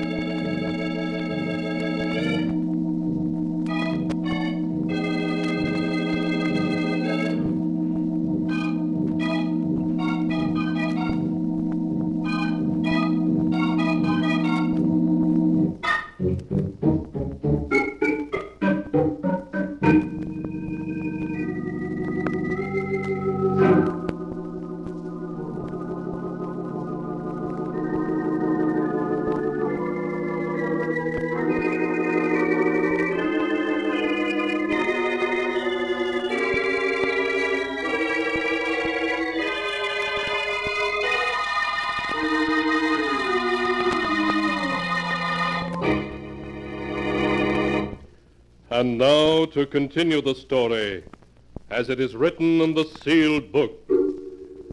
After Eddie had tried for an hour to open the safe, where Kitty said George kept all his money, he was obliged to use force. Kitty found him a heavy hammer, and they went to work with that. Eddie, you're going to wake George if you don't cut it out. Don't you worry, baby. Just a couple of more, and this thing will fall apart. That did it. Look, Eddie. There's a roll of bills in there. Yeah, baby, yeah. Just a minute, we'll find out how much your split of it comes to. Yeah. Let's see. Hey, look, there's a piece of paper wrapped around the roll with figures on it. Yeah? It says $14,600. $14,000? Yes, sir, baby, and half of that's yours. 7 G's. Think what that total mean to us when we hit the Great White Way. Kitty, George. did I hear some pounding down here? It sounded as though you broke into my safe. What are you doing with my money? Well, take it easy, George. We're only taking Kitty's share. You broke into my safe, took my money. I'll call the police. You can't. Oh! Eddie's having a heart attack. Oh, Kitty, my medicine. It's on top of the radio. Get it. All right, George, just take it easy. You'll be all right as soon as you get some of your medicine. You mean that stuff will fix him up? Yeah, it always does. Kitty, hurry. All right, George. Wait till I pour a little into this glass. I got other ideas. Oh! Eddie, you knocked the bottle out of my hand. Yeah, I know. I think George would be a lot better off without his medicine. You want me to die so you can take my money? You're catching on quick, Georgie, but a little too late. It's blood money. Cursed. You'll find you won't go far with it. Shut up, you little fool. You want to wake up the neighborhood? Is he dead? Yeah, that makes everything perfect. As his widow, the dough is all yours now. Eddie, the cops. What'll happen when they find him? Not a thing. It wasn't murder, was it? George just died of a heart attack as he was trying to take some of his medicine, that's all. Yeah, that's what happened. Yeah. Oh, baby, 14 G's. That'll take us a long way. Yeah. Well, I'll take care of it, Eddie. After all, it's my dough now that George is dead. So you're going to take care of it. May as well learn now that I'm giving the orders, not you. You understand? Yeah. Yeah, Eddie, sure. Yeah, it's better. Okay, baby, let's get rolling. Come on. A lot of traveling to do before we hit Broadway.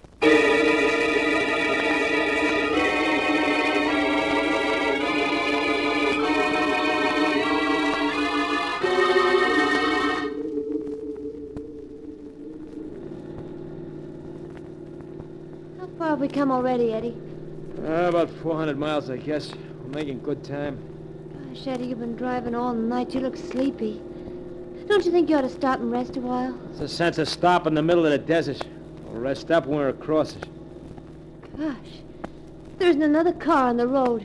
There's a back road, baby. Little Eddie is playing it safe, see? You mean the cops might be looking for us? It could be. They don't worry me. They ain't got a thing on us. They're gonna think it's awful queer when they find George dead and us gone. Stop your worrying, I tell you. Once we get to New York, they'll never find us. Gee, New York, Broadway. You can hardly wait. Tell me about it, Eddie, huh? It's a great town, Kitty. I never saw anything like it. Yeah. Fancy hotels, theaters, nightclubs. Something happening all the time. Remember that movie we saw at the Bijou? Showing Broadway all lit up at night? Just think soon we'll be there ourselves. Oh, I gotta get some new clothes. Eddie, wake up, wake up!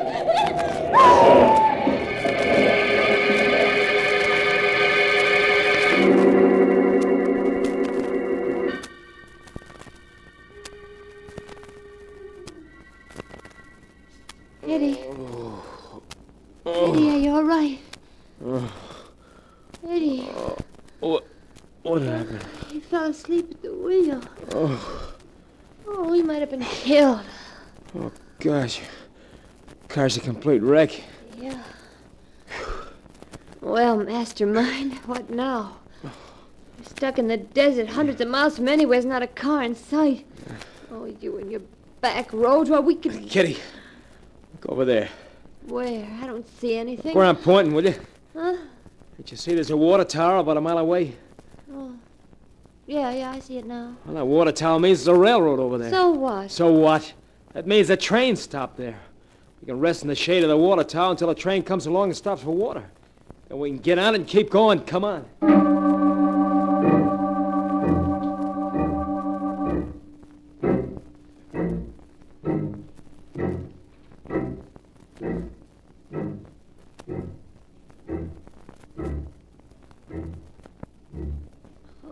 Gosh, Eddie. Oh, the sun sure is hot. I'm getting dizzy. Just keep walking, will you? Yeah.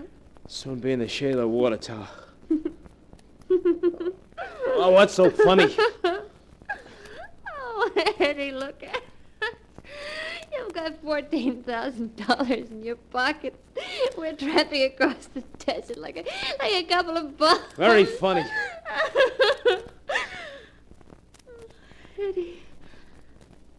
Eddie, come to think of it. Remember what George said before he died? He said it was blood money and we wouldn't go far with it. Oh, what's the matter with you? Is the sun beginning to get... Kitty, you hear that? It's a train. Yeah. Eddie, look, there it is. Yeah, it's coming plenty fast. What if it doesn't stop at the water tower? Look, it's going east, ain't it? After that long run across the desert, it's bound to stop here for water. Well, it's a freight train. Well, what'd you expect, the Broadway Limited? Oh, but Eddie, how are we going to ride Look, on that? Kitty, it's slowing down. Wait along the tracks here. Yeah, but Eddie, the water tower's a ways up the track. So what? That's where the engine will stop. Well, we're looking for an old boxcar, and this is the place to wait for it. Yeah, I never rode the freights before. It ain't exactly like a Pullman, but it'll get us across the desert, and that's what counts. Yeah, see? It's coming to a stop. Keep your eyes peeled for an open boxcar. Yeah. Eddie, there's one. Yeah. It's going to stop right in front of us. What'd I tell you? Come on. I'll help you out. Okay, Eddie. Come on now. Yeah. Now, just a second. Okay, we're all set. About 10 minutes, this baby's going to start rolling. Then it'll be Broadway. Here we come.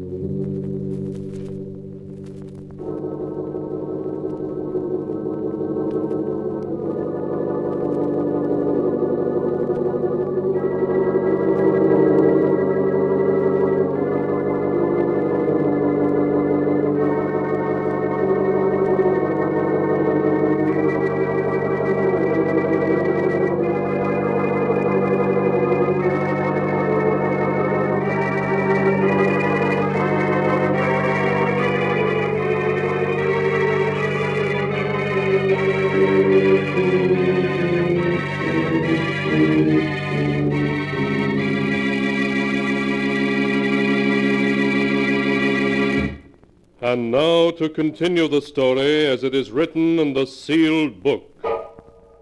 As the freight train which Eddie and Kitty have boarded speeds through the desert, the two partners in crime and tawdry ambition sleep. Presently Kitty wakes and looks out the open door. Then anxiously she shakes Eddie awake. Eddie, Huh? What? didn't you say What? this freight was going east? You said we were headed for Broadway. That's east, ain't it? But this train is headed west. West, you're crazy. Look at the sun. We're heading straight toward the sunset. What? Hey, you're right. Yeah, but when we got on this freight, you said it was going east. And it was, I tell you. Then why is it going the other way now? Look, stop asking me dumb questions, will you? How should I know? I guess after the freight left the water tower, it ran east for a few miles, then made a long swing around, started back with the coast. That's what must have happened. But why should it start back for the coast? Look, I ain't the conductor, am I? Now stop worrying, will you? Eddie, we'll end up in some freight yard almost where we started from. So what? The minute this baby hits a town, you and me are getting off. Then we're gonna take a train east, a real train. We got enough dough to travel in style, baby. He said it was blood money. That we wouldn't go far with it. Lay off that kind of talk, will you? This dough is taking us to Broadway and right up to the top of the heap, do you hear me? Yeah, sure, Eddie. That's better. All we gotta do is sit tight till the freight stops, then grab a passenger train going east. All right, Eddie. Gee, it's getting kind of cold, isn't it? Yeah. It always gets cold in the desert when the sun goes down. This baby ought to be stopping sometime during the night. Best thing to do until then is try to get some sleep.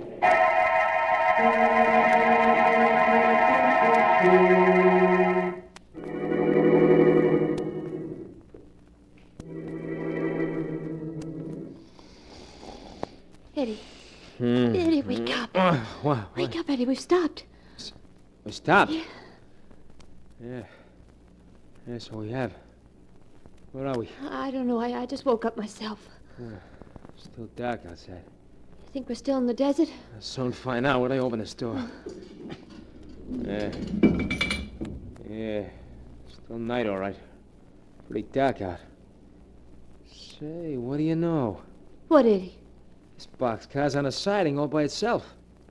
Oh, we were sleeping. They must have unhooked it, pushed it on his siding. You mean the rest of the train is gone? Yeah. Well, at least he didn't leave us on the desert. Parked on a siding and some small whistle stop. I can see trees and a couple of buildings. Eddie, that means in the morning we can get a train out of here and start east. Yeah, sure does, baby. Come on.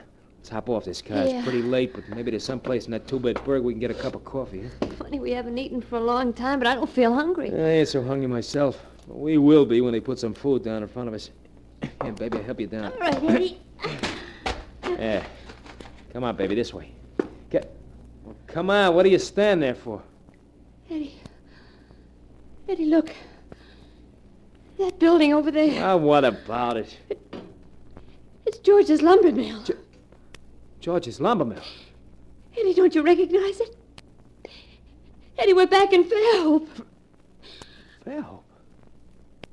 Yeah. You're right. You remember what George said before he died? He said it was blood money. We'd never go far with Shut it. up. Well, he was right. He was right. Here we are back in Fairhope. Oh, right back where we started from. Right back where we started from. I told you to shut up!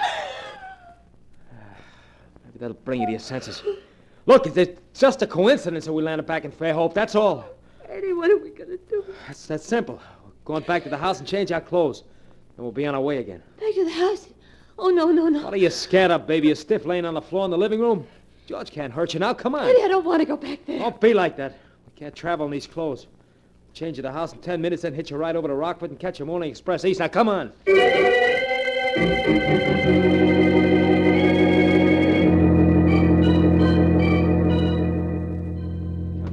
Come on, will you? It'll be dawn in another hour. Eddie, look. There's a wreath on the door. A funeral wreath. Yeah. Means they must have found George. Oh, Eddie, let's not go in. Don't be a sap. There's nothing to be afraid of. Where's my key? Yeah, here it is. Eddie, I'm scared. You make me sick. Hey, come on in. Come on in. Nothing's gonna hurt you, I tell you. Put on a light. I never saw such a dame. Eddie, it smells like flowers in here. Yeah. They tell me someone died here recently. Kitty? Kitty, is that you? No, it can't be. You're dead. Don't be a dope, Kitty. He'd be talking to us if he was dead. So, that heart attack didn't knock you off, huh, George?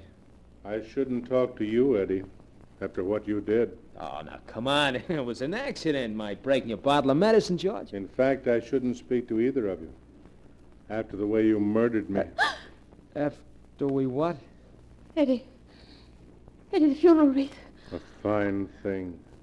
My own wife and my best friend murdering me. The wreath. Eddie, he's dead.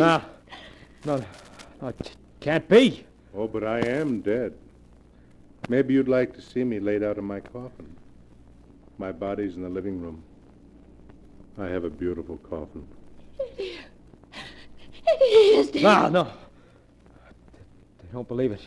If you'll come this way, I'll show you. They really fixed me up fine. I look 20 years younger.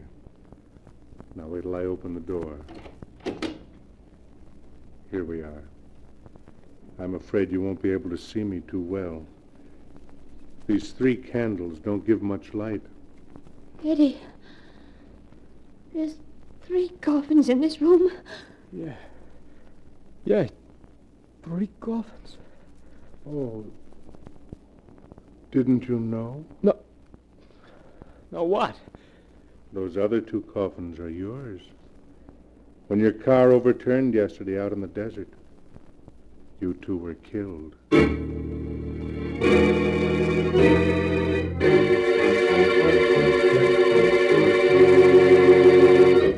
And that is the tale of 2 people and an ambition which would not stop at murder, and the strange fate to which that ambition brought them, as the facts are written here in the sealed book.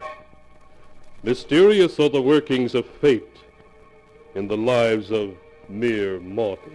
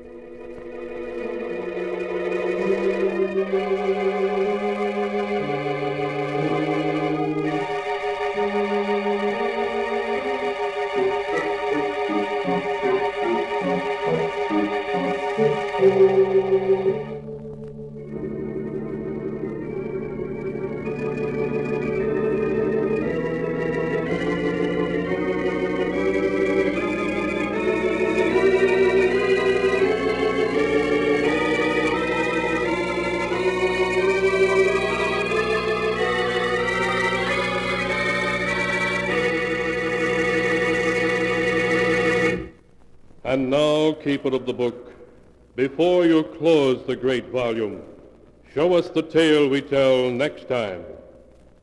This one, yes, an amazing tale of a woman who came from the heart of mysterious Egypt and brought death to those who loved her. A woman whose soul was the soul of a cat. A tale titled The Queen of the Cats.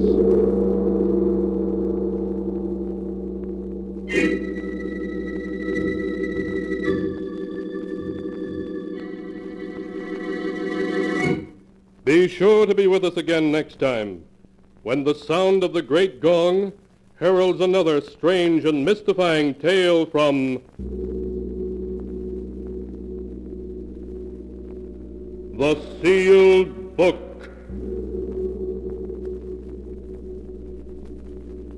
The Sealed Book, written by Bob Arthur and David Cogan, is produced and directed by Jock McGregor.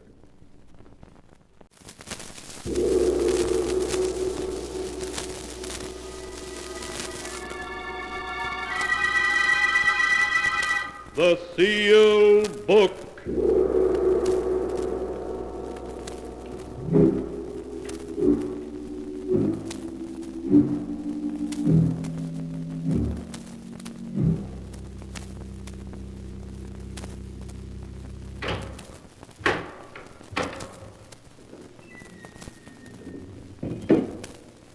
Once again, the keeper of the book has opened the ponderous door to the secret vault, wherein is kept the great sealed book, which records all the secrets and mysteries of mankind through the ages. Here are tales of every kind, tales of murder, of madness, of dark deeds, strange and terrible beyond all belief. Keeper of the book, I would know what tale we tell this time. Open the great book and let us read. Slowly, the great book opens. One by one, the keeper of the book turns the pages and stops.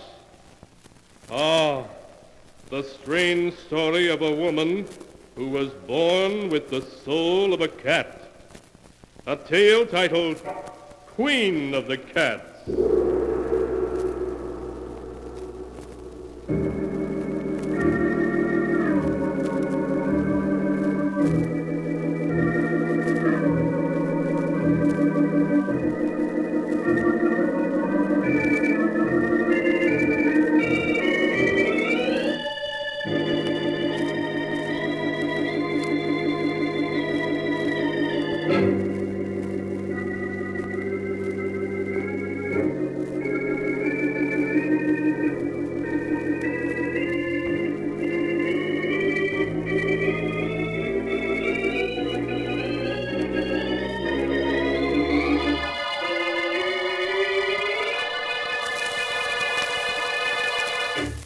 Here is the tale, Queen of the Cats, as it is written in the pages of the sealed book. It is early evening, and in a large, old-fashioned living room filled with gloomy shadows, young Chris Arnold, his face haggard, sits glowering at his fiancée, Jane Elliott, and the serious-faced doctor, whom she has brought to see him. Chris's hand trembles as he tries to light a cigarette while he speaks. I'm sorry Jane made you come all the way out here to see me, Dr. Smith. There's nothing wrong with me. Nothing, I tell you. Oh, Chris, there is. I know it. Yes, Chris, Jane's right. I've known you all my life, and I can see at a glance there's something wrong. Now, why not tell me and let me see whether I can help you or not? All right. I'll tell you. I've got to tell someone. Jane knows part of the story already. She was in it. But I'll tell it to you from the very beginning, which was 2 years ago at a party to which Jane and I were invited. Oh, Chris, isn't this a wonderful party? The only thing wonderful about it is you. Chris, don't. People are watching. Oh, fine thing when a man can't kiss his best girl in public. What's this generation coming to? At Miss Tyndall's school, we were taught a young lady never kisses a man in public. Miss Tyndall is setting romance back 50 years. Who are you looking for, anyway? Rana Farouk, my roommate at Miss Tyndall's. Oh, she's the Egyptian girl you were telling me about. Yes, I want you to meet her. Only you'd better not fall in love with her as every other man does. Sounds as though she's a second Cleopatra. Men don't seem to be able to resist her. Really? Well, I'm curious to see this siren of the Nile. There she is, Chris. Come on. So that's Rana. No wonder men can't resist her. Hello, Jane. I've missed you. Rana, this is Chris Arnold. Chris, this is Rana Farouk. Hello, Chris. Hello, Rana. Oh, look, there's Miss Tyndall waving to me. Excuse me, won't you? Of course, Jane. I'll be back in a minute. You know, Chris, at Miss Tyndall's, the first thing I'd see in the morning when I got up and the last thing before I went to bed was your picture. And I always knew that someday we would meet. Now we have. Why are you staring at me like that? Aren't you going to say anything? I prefer just to look.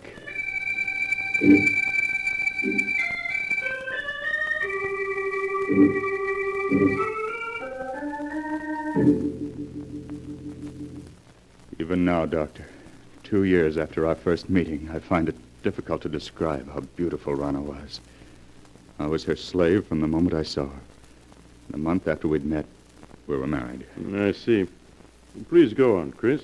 After Rana and I were married, we took an apartment in town. In the months that followed, I began to see Rana Not as the image I'd been infatuated with, but as she really was. Vain, selfish, and possessive. It was a possessiveness verging on madness. She couldn't bear to have me out of her sight. And when I was, upon my return, there'd be questions, countless questions. I began to dread seeing her. And then there were the cats. The cats? Yes. The apartment was always full of cats. She'd sit for hours stroking them, whispering to them, till I felt I'd go mad. And that was when I got the strange idea that Rana wasn't really human at all, but a great cat herself, wearing human form. She and the cat seemed to talk together as if they understood each other perfectly. Life became a nightmare for me. A nightmare full of cats and Rana asking questions, endless questions. One day I realized I couldn't go on living with her any longer, that our marriage had been a mistake. I decided to tell her about it that very evening, without waiting any longer. May I come in, Rana? Of course, dear.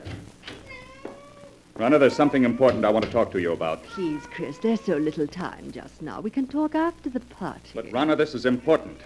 I think that... Darling, whatever you have to say can wait. Now, please hurry. But, Please. Well, all right.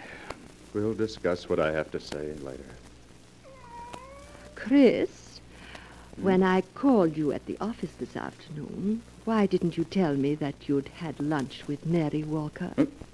How did you know I had lunch with her? Oh, a friend told me. A friend? Who was it? What is it, my beauty? What are you trying to tell me? Rana, put that cat down and answer me. Who was the friend that told you I had lunch with Mary Walker? Someone you've never met, darling. How is it you always know what I've been doing? Whom I've been seeing? It's as though you have people spying on me. Chris, what a thing to say.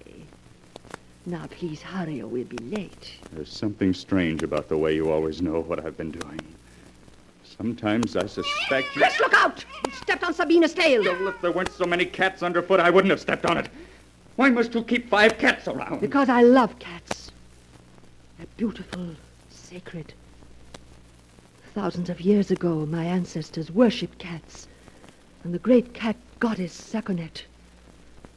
On the River Nile, close by the ancient city of Hamadi, where I was born, are the graves of 100,000 sacred cats who have been mummified and buried with reverence. Rana, I can't go on like this anymore. Why, darling, what do you mean? Our marriage was a mistake. I want a divorce.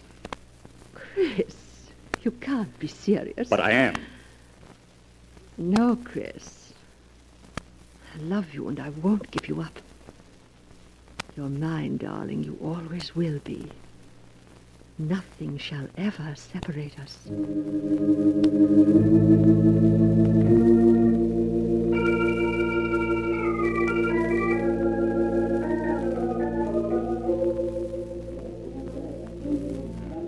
Care for cocktails? No, thank you. Well, even if you won't have one, Mr. Arnold, I will. Jane! Oh, Jane, it's good to see you again. Can't we go someplace and talk? What about the terrace? All right, Chris. Here, this door opens onto it. Oh, this is much better. It's been quite some time since we've seen each other, hasn't it? Yes, the last time we saw each other was the night that... The night that I met Rana. Yes. How is Rana, Chris? Oh, she's fine. Oh, Jane, I've made such a mess out of everything. I was a fool to have married her. Please, Chris, you mustn't talk like that. I was a fool, Jane, mistaking infatuation for love. Can you ever forgive me for the way I behaved towards you? There's nothing to forgive, Chris. Jane, this is a surprise. Rana. Hello, Rana. Really, Jane, the way you've avoided calling on us, I half suspect you're still in love with Chris. Rana, you have no right to talk to her like that. Please, Chris, I'm afraid I'll have to be leaving. It's getting quite late. Good night. Good night, Jane.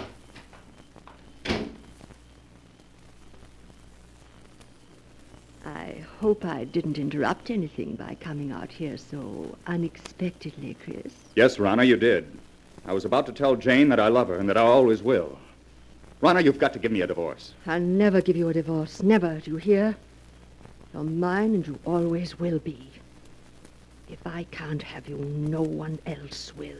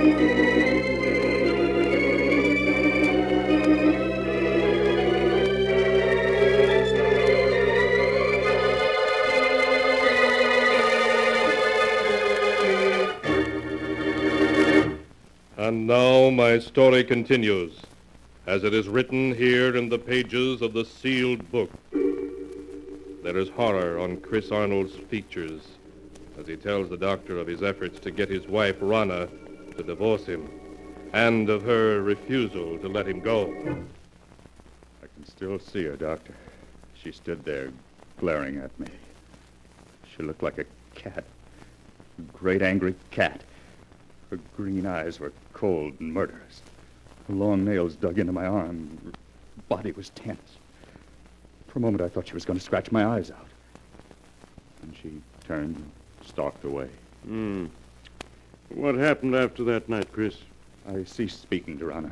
We lived in the same apartment, but that was all. Rana waited for me to come around, with all the patience of a cat playing with a mouse. But when a month had passed and I still refused to talk to her, she made an attempt to win me back. It happened one night as we were driving to this house. Why are you slowing down, Rana? I want to talk to you, Chris, and I can't talk to you while I'm driving. There's no point in your stopping. We have nothing to say to each other. But we do, darling. Chris, we could be so happy together if you wanted to. You know how much I love you.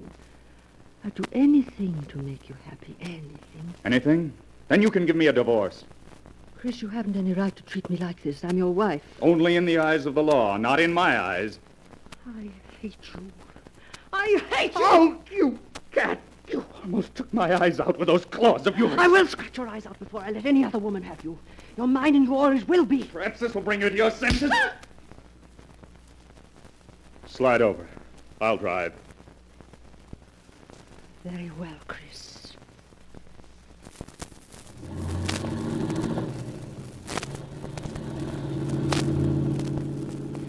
You think you've beaten me, Chris. But you haven't. In the end, you'll come crawling to me. It may take a year, 2 years, 5 years. But I can wait. You have everything planned perfectly, Rana, don't you? But I have one way of escape from you that you never thought of. Really? And what way is that? I can escape through death. Death? Yes, Rana. If I should fail to take the curve 100 yards ahead, we'd plunge off the side of this mountain. Chris, you wouldn't. Why not, Rana? You've showed me there's nothing to live for. This at least is a clean way out. No, Chris! Chris, don't! No! No!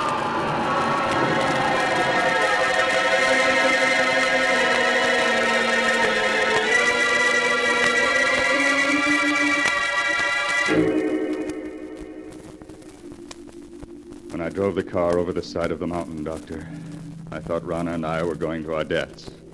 But fate decreed otherwise. When I recovered consciousness 48 hours later in a hospital, I learned it was only Rana who had died. I only had a few bones broken. I was out of the hospital in a month. It was just a week later that I ran into Jane. Oh, Jane!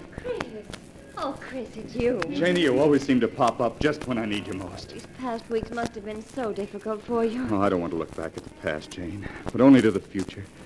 The future I once hoped we'd share, and still do.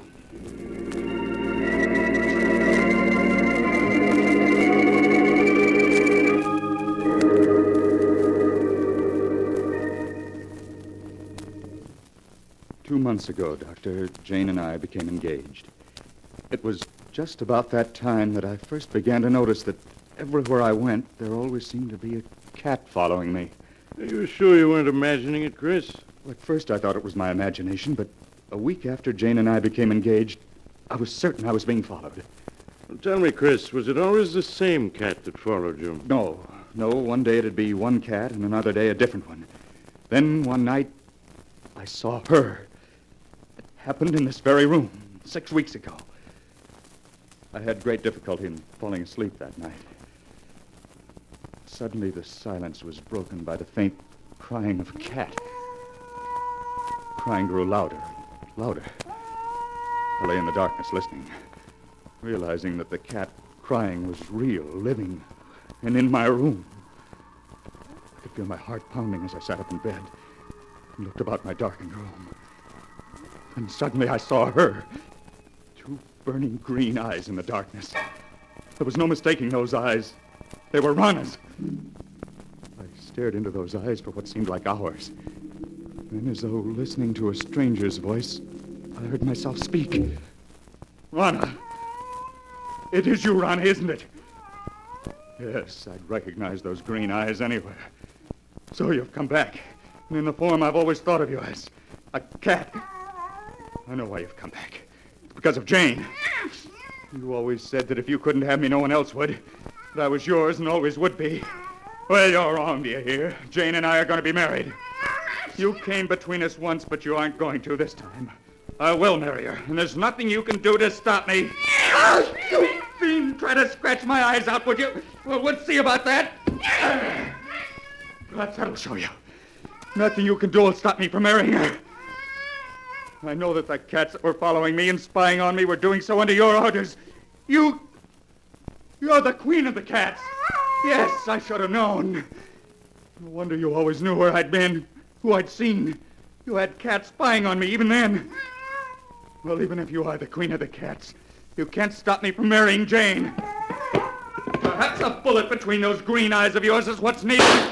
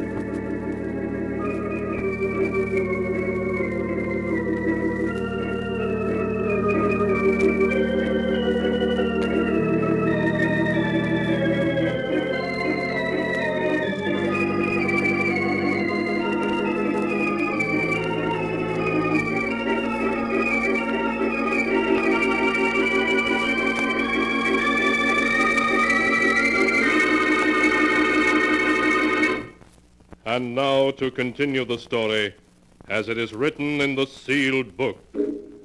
His voice shaking, Chris Arnold is telling how he shot at the great black cat which came to him in the night and missed. I emptied the gun at her, Doctor. At Rana in her true form of a great cat. And I turned on the light. There was no sign of her. She had vanished. All that I found were 6 bullet holes in the wall opposite my bed. Chris, isn't it possible that you only dreamed all that actually you fired the gun in your sleep and the shots themselves wakened you? I tried to tell myself that. But during the nights that followed, I knew it hadn't been a dream. For night after night, the great black cat appeared in my house. I'd lie awake, waiting to hear her voice. And when she'd appear, I'd plead with her to leave me alone, but she'd only stare at me with those burning green eyes, waiting. I knew she'd never leave me alone as long as I intended to marry Jane. Finally, I went to see Jane. Chris, this is a surprise. Come in, darling. Thank you. Jane, there's something I want to ask you. Yes, Chris, of course. What is it? I know we set our wedding for next week, but couldn't we put it off for a while? Just a little while. Oh, darling, what is it? There's something wrong. I know there is. Please tell me. Wish I could, but I can't. Please, Jane, just have faith in me. You know I wouldn't postpone our marriage if I could possibly help it. All right, Chris. I do have faith in you.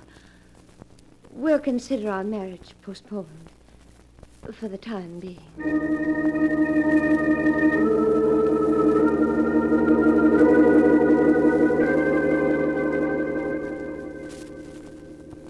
The night I put off my marriage to Jane, Doctor, was the first night that Rana didn't appear. And the first night in a week that I was able to sleep. You think, Chris, that she didn't appear again because you had postponed your marriage to Jane? I know it. Weeks went by. Weeks in which I was able to sleep soundly without being awakened by her. I came to think that perhaps it had all been part of a horrible nightmare and that I was over it at last. A week ago, I asked Jane to set the date for our wedding. She did so, and that same day we took out a marriage license. But that night, Rana appeared again, her eyes shining in the dark, cold and murderous. And I've seen her every night since. I tell myself that I mustn't be afraid, but I keep hearing her voice over and over. If I can't have you, no one else will. You're mine, and you always will be. Chris, darling, I wish I'd known all this before. You feel, Chris, that somehow she'll prevent you from marrying Jane? You know I sound mad, but I do. I have a feeling something horrible will happen if I attempt to marry her. You still have the marriage license? Yes. Why do you ask? Chris, you've reached a crisis in your life. You're faced with fears that are threatening to overwhelm your sanity. Now, the best way for you to challenge your fears is to go through with your marriage to Jane now, tonight. Tonight? Yes. It's quite late, but I'm sure a friend of mine who's a judge will marry you. All right, Doctor. Jane, will you marry me tonight? Oh, yes, Chris. Yes.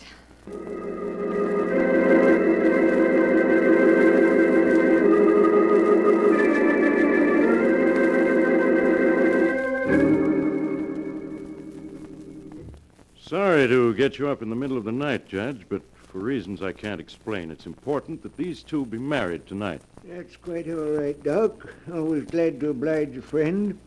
Have you got the license and ring, young man? Yes, sir. Here's the license and here's the ring. Good. Now, young man, if you'll take her right hand. That's it. Now, shall I give the long ceremony or the short one? The short one, please. Just as you say, young lady. This is the shortest one I've got. And do you, Jane Elliott, take this man to be your lawful wedded husband, to love, honor, and obey as long as you both shall live? I do. Do you, Christopher Arnold, take this woman to be your lawful wedded wife, to love, honor, and cherish as long as you both shall live? It's she! It's Rana! Oh, Chris, please. It's only a black cat. You mustn't pay any attention to it. Of course not. Now It's Rana, I tell you. Look at her eyes. I told you she'd try to prevent my marrying Jane. Well, I'll get rid of her for once and for all. Chris, what are you doing with that gun? Put it down. Oh, she got away. Well, wherever she's gone, I'll find her and kill her. Chris! Chris, come back!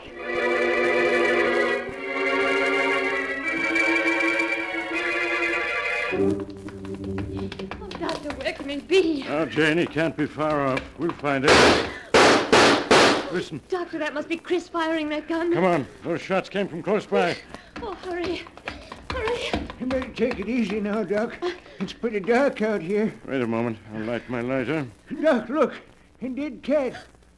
Yes. It was shot through the head. Look, here's another one that's been shot to death. Neither one of them is the black cat. Say, Doc, isn't that a body over there? Chris!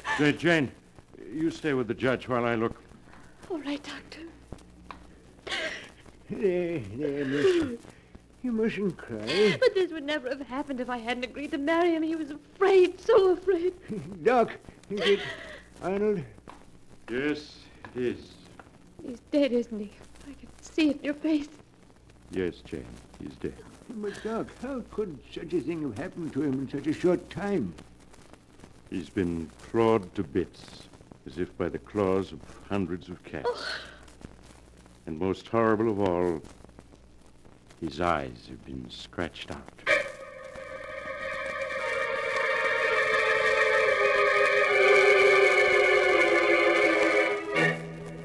2 days later, at Chris Arnold's funeral, a great black cat appeared as if from nowhere, sitting close by the edge of the grave and licking its paws as it watched the coffin lowered into the earth. When they tried to catch it, it leaped away and seemed to vanish and was never seen again. Was it truly Rana, Chris's wife, reborn in the shape of the cat she had been at heart? The answer is not written here. The tale has been told just as it is recorded in the sealed book.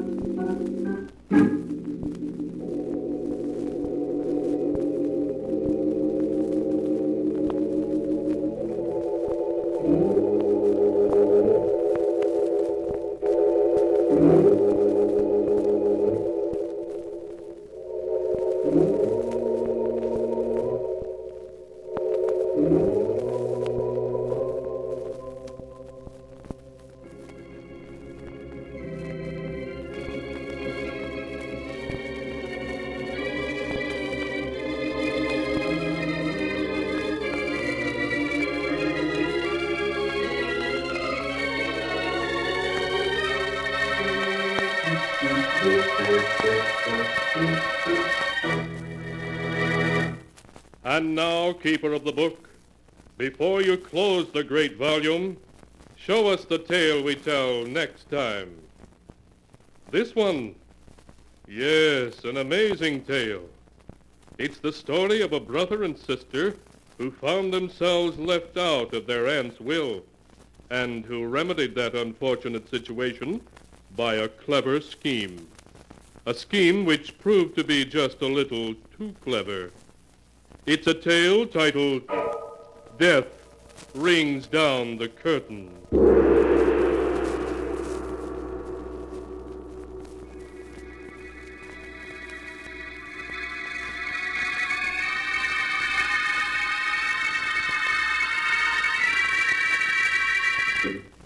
Be sure to be with us again next time, when the sound of the great gong heralds another strange and exciting tale from the Sealed Book. The Sealed Book, written by Bob Arthur and David Cogan, is produced and directed by Jock McGregor.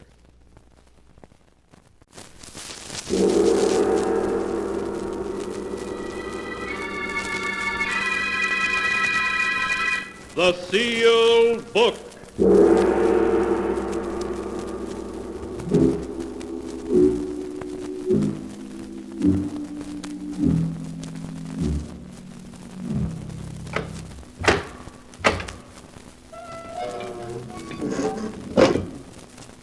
Once again, the keeper of the book has opened the ponderous door to the secret vault, wherein is kept the great sealed book, in which is recorded all the secrets and mysteries of mankind through the ages. Here are tales of every kind. Tales of murder, of madness, of dark deeds, strange and terrible beyond all belief. Keeper of the book, I would know what tale we tell this time. Open the great book and let us read. Slowly, the great book opens. One by one, the keeper of the book turns the pages and stops. Ah, the strange story of a beautiful young actress who tried the most difficult role of her life when she impersonated death to win a prize of millions of dollars. A tale titled Death Rings Down the Curtain.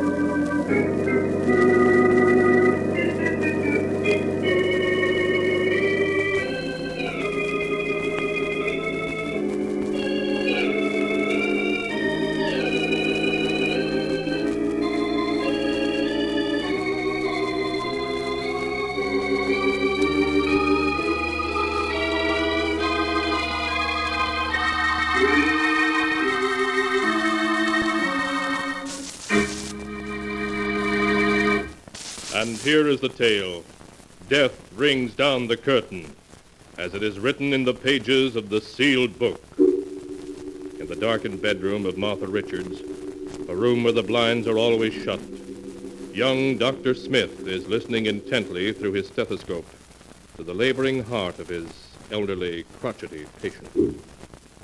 Well, how much longer are you going to keep thumping me with that stethoscope, you old quack? I've finished examining you now. Well, don't just stand there without saying a word. How am I? How much time have I got left? Well, that's difficult to say. If you will avoid all excitement, I think I can say a year, possibly 2. A year, possibly 2. Yes, but only if you do as I say. Now, there's no reason at all why you should insist on remaining in this darkened bedroom month after month. Why, it's been a year since you've been out of this room. Oh, you're going to start on that again. And what's more, Mrs. Richards, this living in utter seclusion is bad for your health. You should leave this room and see people. No, Doctor, no. I won't have my maid pushing me around in a wheelchair, the object of everyone's pity. I prefer to remain in this room and have people think of me as I was, not as I am. Very well. Only I can't see why you refuse to have visitors. It'll give you some interest in life. It may surprise you to know, Doctor, that I'm expecting 2 visitors, though it isn't because of anything you've said. I'm sure it isn't. Not the way my heart is. I think it's about time I was drawing up a will. Before I do so, I want to get acquainted with my only living relatives, a niece and a nephew from my husband's side of the family. And they're the 2 visitors you're expecting? Yes. I haven't seen Gerald and Mildred since they were children. I'm very curious to see what they grew up to be like. I understand Mildred's an actress. An actress? You don't mean that Millie Richards is your niece, do you? Yes. Have you heard of her? Of course. Everyone has. She's one of Broadway's leading actresses. I saw her in a play recently and thought she was excellent. Probably drinks and smokes and has been married 3 or 4 times. And her brother Gerald is probably an heir-to-wheel who's never worked a day in his life. Aren't you being a bit unfair, judging the 2 of them before you've even seen them? That remains to be seen, Doctor. Before I draw up my will, I intend to learn everything about them. I'll give them both every opportunity to prove they're worthy of part of the Richards' fortune. When do you expect them? They said they'd be here in time for dinner, which means they should be on their way here now.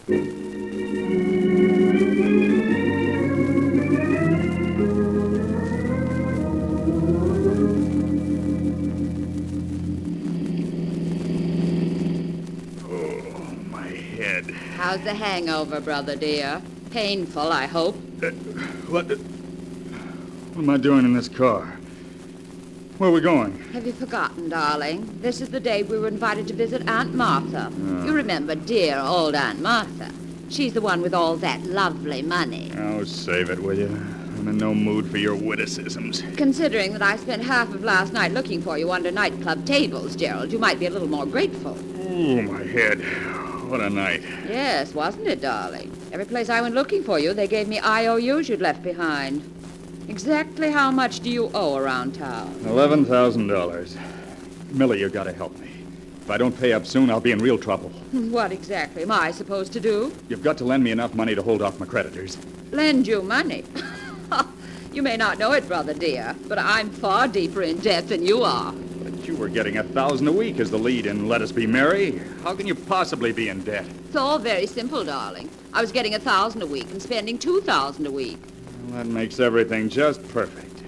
Both of us so deeply in debt, we probably don't dare go back to town. Perhaps after our visit to Aunt Martha, we will be able to go back to town.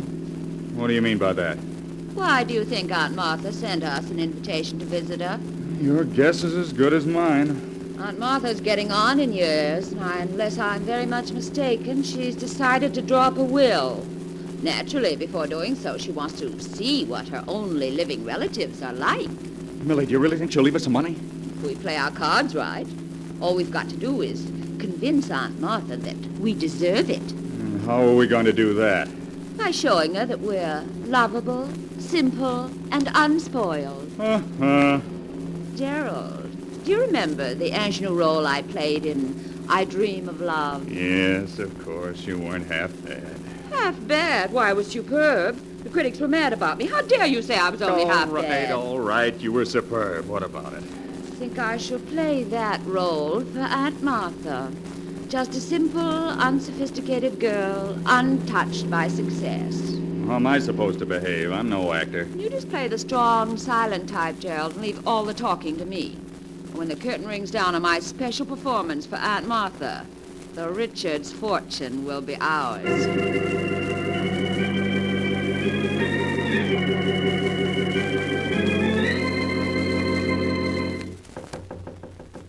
Come in. Hello, Aunt Martha. It's us, Aunt Martha. Oh, come in, Mildred. Gerald. Well, it's been quite a number of years since we've seen each other, hasn't it? Yes, it has been, Aunt Martha. I've been meaning to call on you for ever so long, Aunt Martha, but something always interfered at the last moment. Well, what finally brought you here? Well, when you mentioned in your letter that you were ill and would like to see us, I simply couldn't stay away. I dropped everything to come here. I'm extremely grateful. Of course, the fact that you might possibly get an inheritance had nothing to do with it. Why, Aunt Martha, what a thing to say. Martha Millie doesn't need money. Why, she's one of the finest actresses on Broadway. So I've heard. What do you do for a living, Gerald? Huh? What do I do? Yes, Gerald, what do you do? Gerald works for a Wall Street firm, Aunt Martha. Yes, he works so hard, and they pay him so little. Well, unless I'm very much mistaken, Gerald was left quite a sizable inheritance by his father. Whatever became of that? The inheritance? Oh, that was lost in poor investments, Aunt Martha. I see. Well, I'm afraid there's a good deal about you two that I don't know. I haven't done very much. I haven't gotten very far, Aunt Martha, but Millie's really been a credit to the family name. Everyone's heard of her. Now, see here. I want you and Millie to be my guests for a week. Frankly, I want to know what you're like before I draw up my will. Of course, Aunt Martha. And I do hope that you'll take care of yourself so that you'll live for years and years. Thank you, Millie.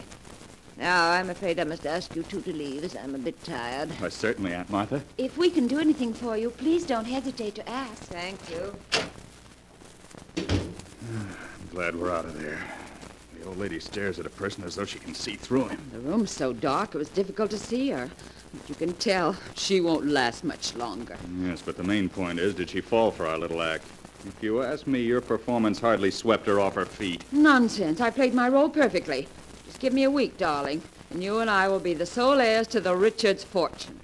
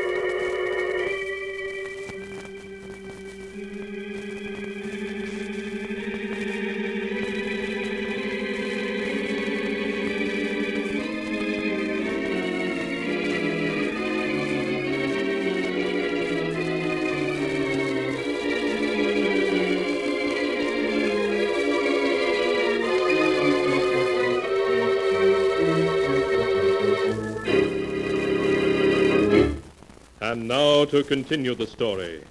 Death rings down the curtain, as it is written in the sealed book. For a week, Millie and Gerald have been living with their Aunt Martha, trying to convince her that they are worthy of inheriting her great fortune.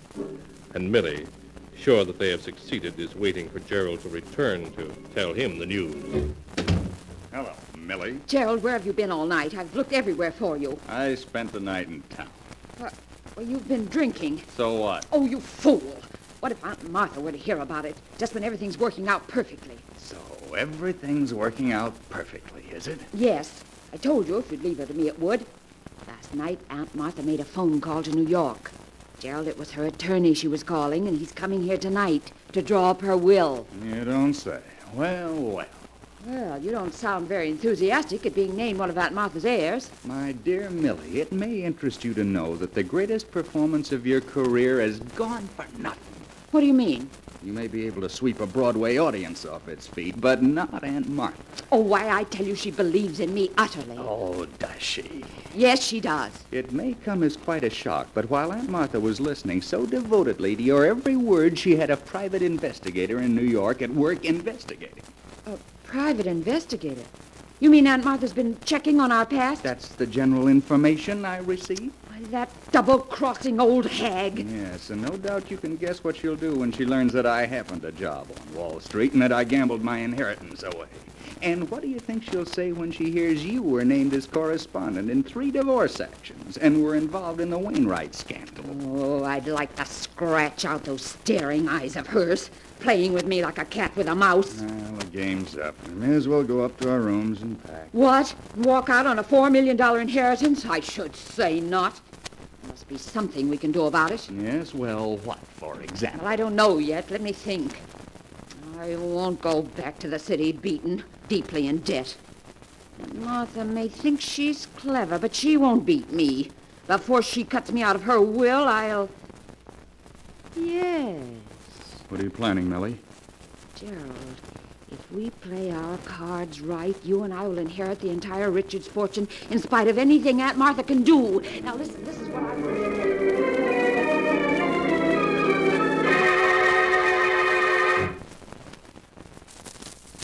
As Millie explained her idea, Gerald's face became white. But in spite of his fears, he finally agreed to do exactly as Billy asked. Then in the hours that followed, Millie locked herself in her room and practiced her aunt's signature over and over until she was finally satisfied. And that evening, as the clock struck 8, Millie and Gerald silently stole down the hall to the door of their aunt's room. Millie, let's not go through with this. It's madness. Be quiet, you fool. I tell you, it's the only way out. But what if we're caught? You know what that'd mean. I tell you, we won't be caught if you do exactly as I say. I've everything worked out perfectly, to the last detail. Get hold of yourself. I'm going to knock. You know exactly what you're to do. Yes. Come in. Good evening, Aunt Martha. I hope you're feeling well, Aunt Martha. Oh, Mildred, Gerald, eh? Come in. Thank you.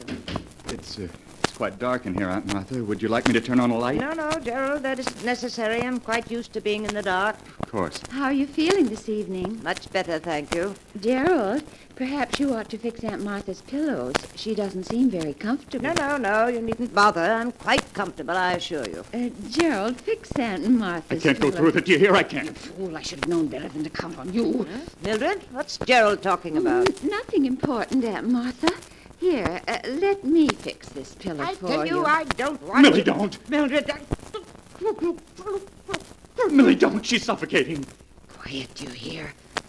You haven't got the nerve to go through with it. I have. There. I think that's enough to bring on a heart attack. How do you feel, Aunt Martha? You're nothing but a murderess. Oh, my heart. Millie, is she dead? Yes, Gerald, and not from suffocation, but from a heart attack. I told you it would work out. I had nothing to do with it, do you hear? You murdered her, I didn't. In the eyes of the law, Gerald, you're my accomplice, and nothing you might say can make it otherwise. We haven't time to discuss that. Aunt Martha's attorney should be here in an hour. Now, will you do as I say, or won't you? I have no choice in the matter. No, you're acting sensibly. Would exactly as I say, and we can't fail.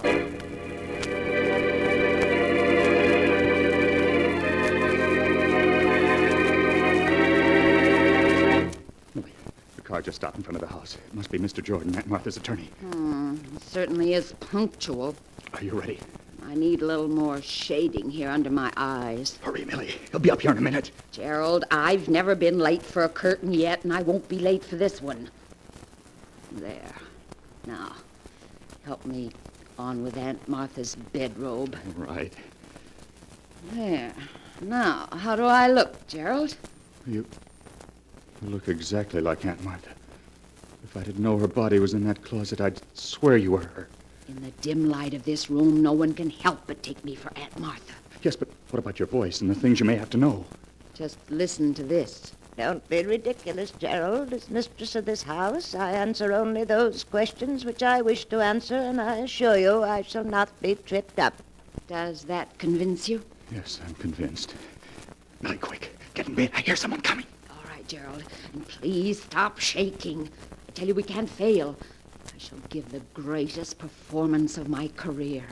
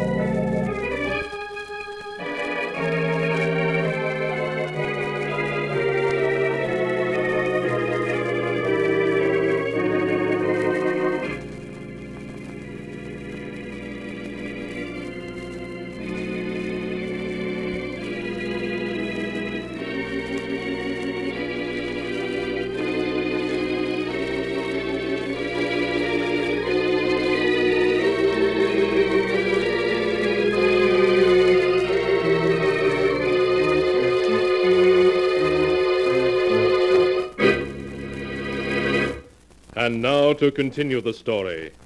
Death rings down the curtain, as it is written in the sealed book.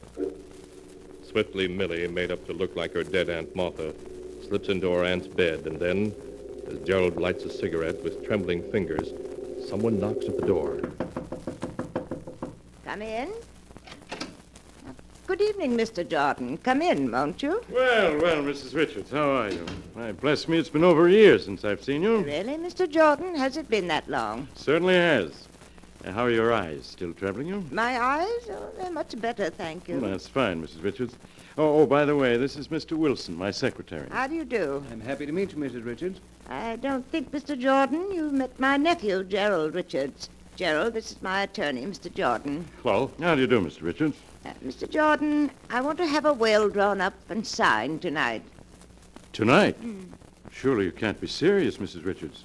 After all, your vast holdings require a will that will take you days to draw No up. nonsense. I'll have none of your involved 40-page wills. All I want is a simple will dividing my entire estate equally between my nephew Gerald and my niece Mildred. But, Mrs. Richards, there are so many other details that enter into the matter of a will. For example, we must consider Mr. that... Jordan, will you do as I say, or must I get another attorney to draw up my will?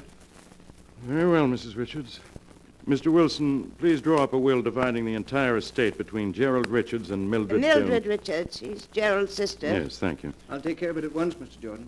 You mean, Mr. Jordan, you've never heard of my niece, Mildred Richards, the Broadway actress? Oh, you mean Millie Richards? Why, yes, of course. I've seen her in quite a number of plays. Oh, really? What do you think of her? Well, frankly, Mrs. Richards, I I think your niece has a tendency to overact. Oh, you do you? Yes, take this last play she was in, Let Us Be Merry. Now, I think she played it far too hard for comedy. I'd have preferred to see an actress like, say, Joan Walker play that role. Well, it's only your opinion. I should like you to hear what the critics had to say about her performance. Gerald, will you please hand me Millie's scrapbook? You'll find it on my desk there. Really, Aunt Martha, don't you think you ought to... Please, Gerald. Oh, very well. I can understand criticism when it's justified, Mr. Jordan, but it seems to me you're going against my niece's huge public. Here's Millie's scrapbook, Aunt Martha. Thank you, Gerald. Now, just a moment, Mr. Jordan, and I'll read you what the critics had to say about Millie's performance in Let Us Be Merry. Yes, I'd like to hear it. Here we are. This is what Martin Walters, dramatic critic of the Evening Sentinel, had to say. Rarely in 30 years of theater going has this reviewer seen such a fine flair for comedy as was displayed last night by Millie Richards in her new hit, Let Us Be Merry, and that, Mr. Jordan, is the opinion of one of the finest critics in the country. Well, I may be wrong, Mrs. Richards. Naturally, I was only venturing a personal opinion when I said... I have Mrs. Richards well prepared, Mr. Jordan. I use the standard form. Oh, yes. Let's have a look at it. Yes, it seems to be all in order. You're sure that will, Mr. Jordan, will stand up in court? Oh, yes. Only you'll be leaving a good many unsettled problems to your heirs. It's quite all right. I'm sure they're capable of taking care of them. Your secretary can be one of the witnesses, can't he? Yes, Mrs. Richards, and your maid can be the other. Very well. Now, I'll sign first. There you are. That's fine. Now I'll have the two witnesses sign it, and everything will be in order. Good. I'm quite happy now that it's all settled. You look tired, Aunt Martha. I am, Gerald, I am. Are you finished, Mr. Jordan? Yes, Mrs. Richards. Good. Mary will show you and Mr. Wilson to your rooms. I'll see you in the morning. Good night. Good night, Mrs. Richards. Good night. They're gone. Well, Gerald, I told you it would work. We aren't through this yet. Don't be a fool. The money is as good as ours. All we have to do is put Aunt Martha back in this bed. Tomorrow morning, her maid will discover her dead body, and you and I will inherit everything.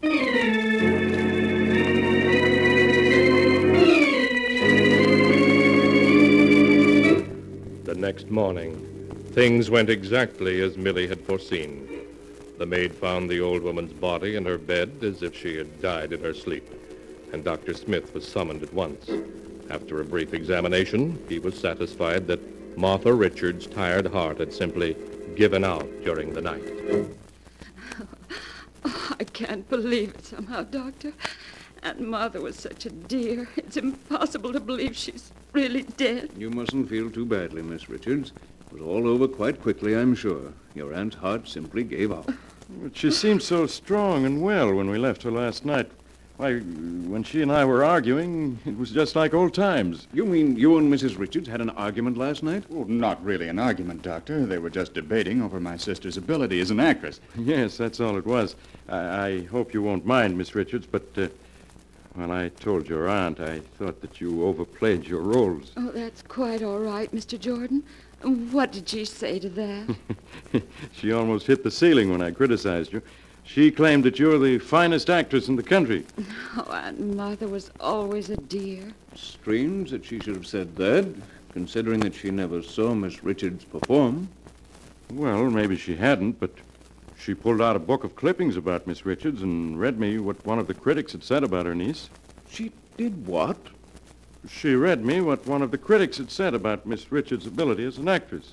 I see. Mr. Jordan, I think your criticism of Miss Richards that she overplays is justified. I beg your pardon. I never overplayed a role in my life. I'm afraid, Miss Richards, that you overplayed one last night. Last night? What do you mean? Your Aunt Martha was an extremely proud woman. She couldn't stand to be pitied. Exactly a year ago, she became blind. And when she did, she refused to leave her room and allow people to know she'd lost her sight. Only 2 people knew of her blindness, her maid and myself. But if Mrs. Richards was blind, how could she have read me that notice last night? She didn't, Mr. Jordan. An egomaniac actress disguised as Mrs. Richards read her own notice to you. Isn't that so, Miss Richards? Go ahead, tell him, Millie. You're so clever. You're the greatest actress in the world. You had everything worked out to the smallest detail. Be quiet, you fool. They can't prove a thing. No jury in the world would believe them. I'm too great an actress to be convicted of murder. Do you hear? I'll give a performance that'll sweep a jury off its feet.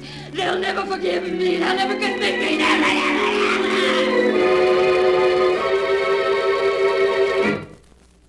And that is the story, as it is written in the sealed book, of how an actress tried to impersonate death and failed. Millie Richards had one more opportunity to act upon the witness stand at her trial, but again she failed, for the jury found her and her brother Gerald guilty and sentenced them to life imprisonment. Strange are the secrets of the human heart and the ways of fate in trapping men and women in their own evil schemes.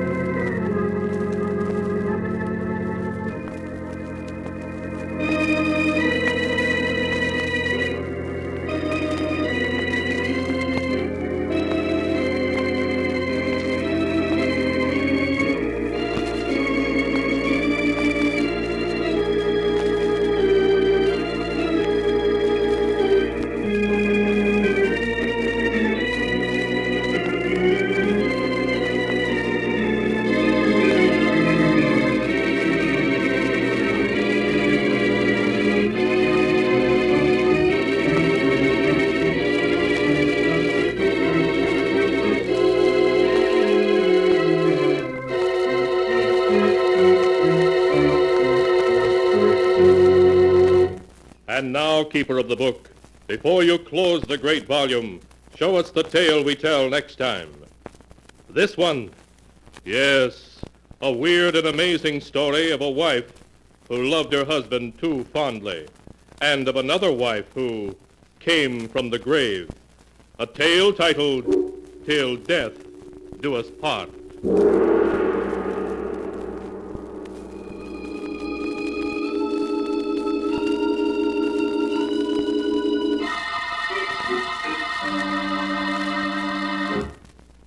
Be sure to be with us again next time, when the sound of the great gong heralds another strange and exciting tale from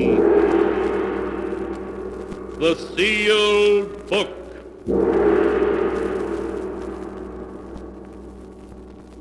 The Sealed Book, written by Bob Arthur and David Cogan, is produced and directed by Jock McGregor.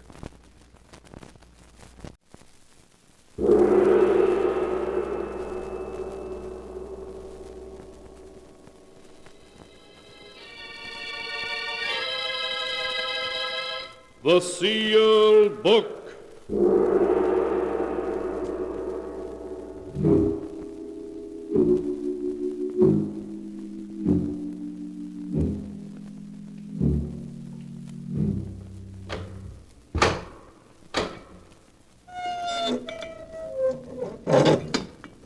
Once again, the keeper of the book has opened the ponderous door to the secret vault, wherein is kept the great sealed book, in which is recorded all the secrets and mysteries of mankind through the ages. Here are tales of every kind, tales of murder, of madness, of dark deeds, strange and terrible beyond all belief. Keeper of the book, I would know what tale we tell this time. Open the great book and let us read. Slowly, the great book opens.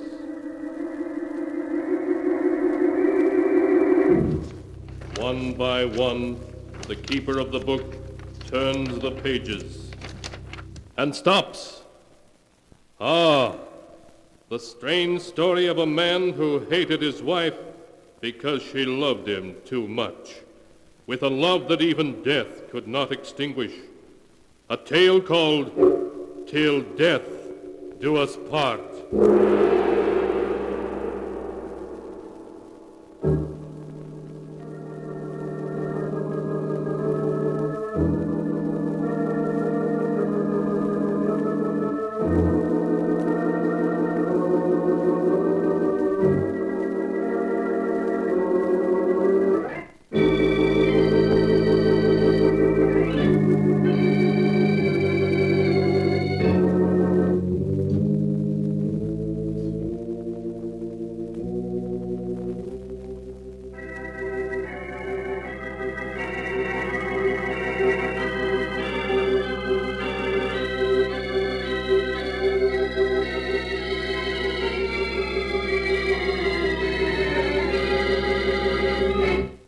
Here is the tale till death do us part, as it is written in the sealed book. The story begins in the pleasant suburban home of Chris and Blanche Werby. It is late at night, and the moonlight shining through the window shows Chris Werby tossing and turning in his sleep, suffering from a nightmare about his wife.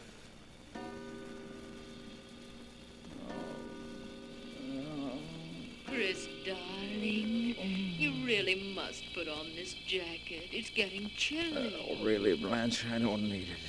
Oh, all right, very well. Your wife is on the phone, Mr. Werby. Blanche, this is the 5th time you've called me this morning. Chris, your wife is waiting in your office for you. Darling, it looks like rain. I brought your raincoat. Blanche, you know there isn't a cloud in the sky. You've got to stop this coming to the office all the time. Your wife is on the phone, Mr. Werby. Blanche is waiting in your office for you, Chris. Darling, I've come to drive you home. Mrs. Werby is on the phone, sir. Chris, is there something I can do? Your wife waiting on the phone. Darling. No. Why won't you leave me alone for a while? Leave me alone! Chris, darling, wake up. You're having another nightmare. What? Oh, Blanche. Oh, you were having a nightmare, dear. I awakened you. Oh, yes, I remember now. It was all so real. Can I get you something, darling? No, it isn't necessary. Perhaps a glass of warm milk might help. Please, Blanche, I don't want anything. Well, now, don't you think you'd better see a doctor, dear? You've been having these nightmares for several weeks now. A doctor can't help me. Blanche, we can't go on this way. Can't go on what way? What do you mean? I've never been able to tell you, but I will now. I can't stand living with you. Can't stand living with me? But, Chris, I love you. Yes, I know you love me, but it's an inhuman love. Your love is so overwhelming, it's smothering me at every step. I must have a divorce. No, Chris. I'll never give you a divorce. For 2 years I fought to get you. Did everything to prevent your marriage to Anne Ballon. I have you now. And I'm going to keep you. Even knowing how I feel about you? Yes. My love for you, Chris, is greater than my pride. Oh, please, darling, let's not say any more. You'll feel better in the morning. I'll never feel better. Not while we're together. Blanche, when I get dressed, I'm going to move to a hotel. I'm leaving you. Darling, you're being ridiculous. Please go back to bed. No, I can't live with you, and I won't. I'm leaving you for good. Oh, Chris, you're funny. Oh, darling.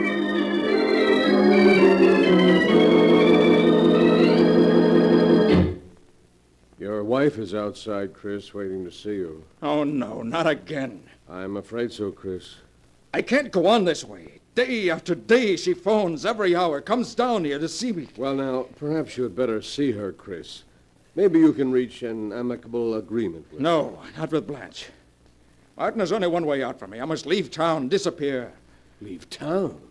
What's your business? That doesn't matter now. Nothing matters but to be free. I'm leaving the running of the business in your hands. Yes, but where are you going? I haven't decided yet. All I know is it's going to be someplace far away. Someplace where even Blanche can't find me.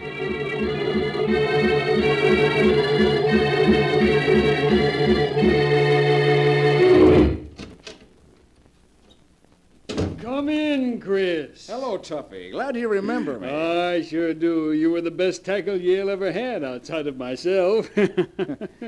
Well, what are you doing in Texas? Looking for a job? Looking for a job? Are you kidding? What about that flourishing business you've got back in New York? I've left it and everything else behind. My name is Richard Keller now. Chris, you haven't gotten into a jam. I mean, the law isn't after you, is it? No, Tuffy, the law isn't after me. It's a personal matter. Oh. Well, sit down. Tell me about it. Tuffy, I'd rather not talk about it. Not just now. Sure, Chris, I understand. Well, can you give me a job as Richard Keller? Can I give you a job? Why, this company's dying on its feet for men like you. You're hired.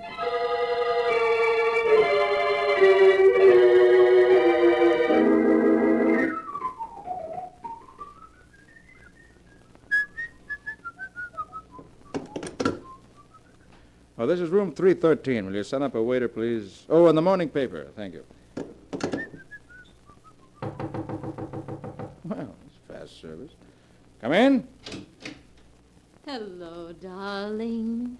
Blanche. Yes, darling. How are you? I changed my name. I traveled all over the West before coming here. Never told anyone where I was. How did you find me? Oh, I love you, Chris. No matter where you went or how far it was, I'd find you. What do you want?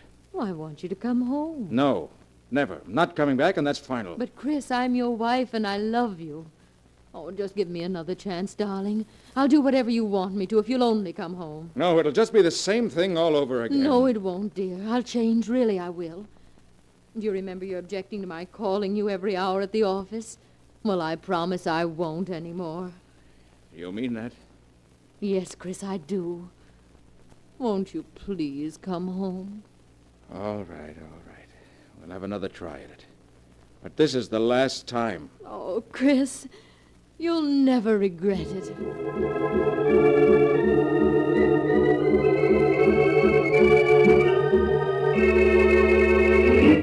Gentlemen, this is to inform you that your order of the 25th was shipped. No, I'll answer it, Miss Nelson.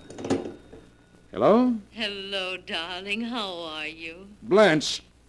Oh, just a minute. That'll be all, Miss Nelson. We'll finish the letter later. Yes, Mr. Worthy. Blanche, this is the 4th time you've called this morning. The one thing you promised you wouldn't do. But I only wanted to know if you wanted me to drive in and pick you up. Oh, I'm sorry, dear, if I've upset you. You say that every time you call. I see now that I'll never be rid of the sound of your voice till death parts us. Please, darling, say you aren't angry with me. You know I love you. Chris. Till death do us part. If she were to die, I'd be free. Free. I could answer the phone. I know it wasn't she. Hello? Oh, darling, what happened? We were disconnected, dear. Oh, Chris, I thought something might have happened to you. No, I'm all right, dear. I'm sorry I spoke so harshly to you before. Oh, you know I don't mind, Chris. It's your nerves. You work too hard. Yes. You know, I think I need a vacation. What do you say if you and I go away for a few days? Go to the seashore? Try some deep-sea fishing? Oh, Chris, darling, it'll be wonderful.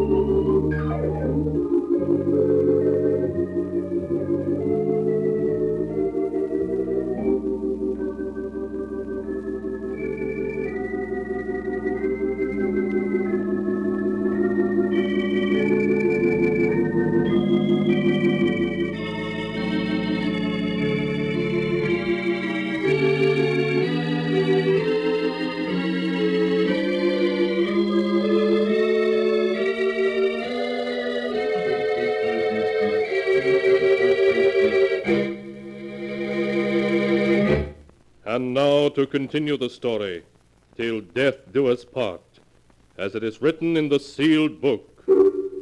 Having made his plans with care, Chris Werby has taken his wife Blanche to the seashore for a holiday. And in a rented motorboat with fishing tackle spread about them, they are now far out from shore, just Chris and Blanche. I think we're far enough out now. I'll shut off the motor. The Looks like a good spot. Oh, Chris, it's wonderful out here on the water. And I have you all to myself here. That's what you've always wanted, isn't it, Blanche? To have me all to yourself. Yes, darling. Oh, Chris, look. There's smoke coming out of the engine hatch. The boat is on fire. Yes, you're right. Flames are shooting out of the hatch. The whole boat is catching fire. Blanche will have to swim for it. Oh. The gasoline tank is liable to explode any second. But, Chris, you know I can't swim, and we're a mile from shore. I'll keep you afloat until another fishing boat comes to our rescue. I'll jump first, then you follow. But, Chris... It's our only chance.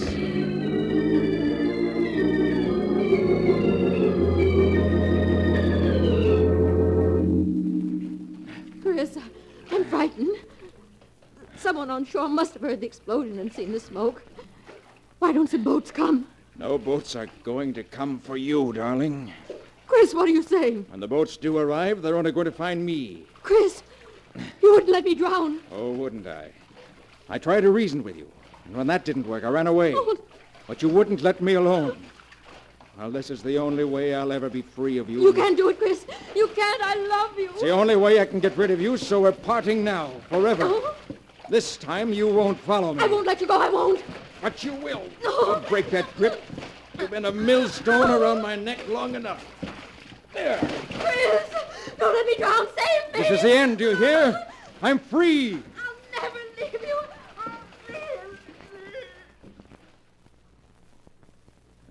She's gone. I'm free. Free at last. Forever.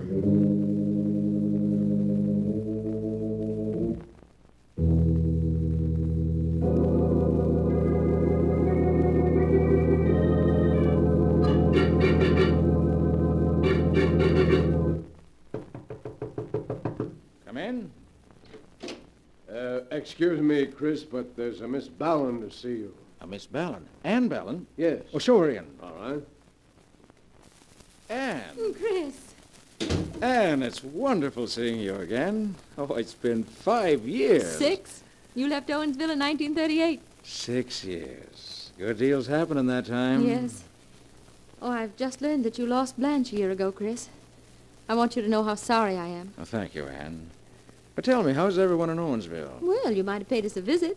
Owensville is still only 100 miles away. Well, I've always meant to return for a visit, but after the way I broke our engagement and married Blanche, I was afraid you'd Oh, feel... Chris, you mustn't feel that way. I got over that long ago. Well, how long are you in town for? I'll have you know I am now a resident of this fair metropolis, as of yesterday. I have a job here. Oh, Ann, it's wonderful. You may not know it, but you're going to see a good deal of me. In fact, don't be surprised if I propose to you again. Mighty soon.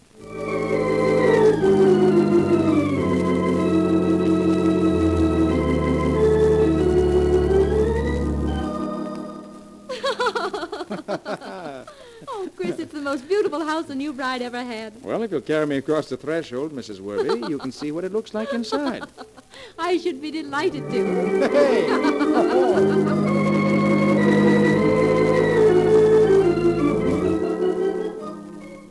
Oh, Chris, it's a lovely present. But you shouldn't have spent all that money. What are you talking about? We're married 1 week today. Oh, Chris, I'm so glad we found each other again at last. We're going to be so happy together.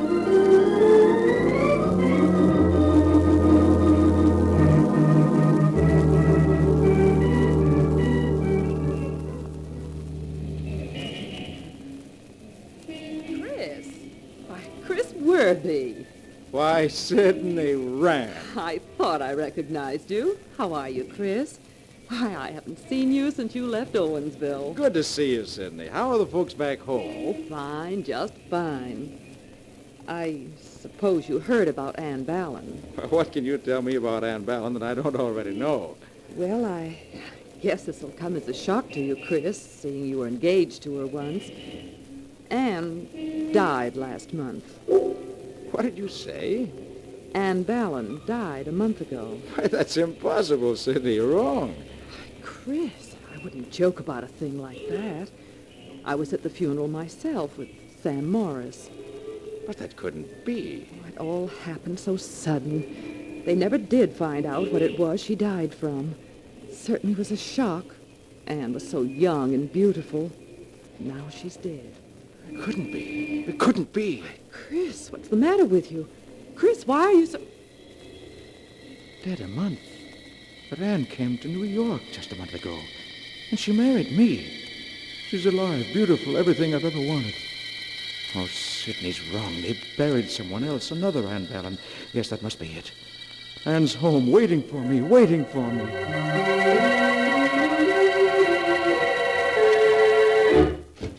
Anne! Anne, where are you? Anne! Anne, answer me, Anne!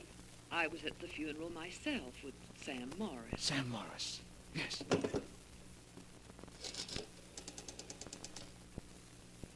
Operator, I want to put in a long-distance call to Owensville, Pennsylvania. I'd like to speak to Sam Morris. I don't know his number, but...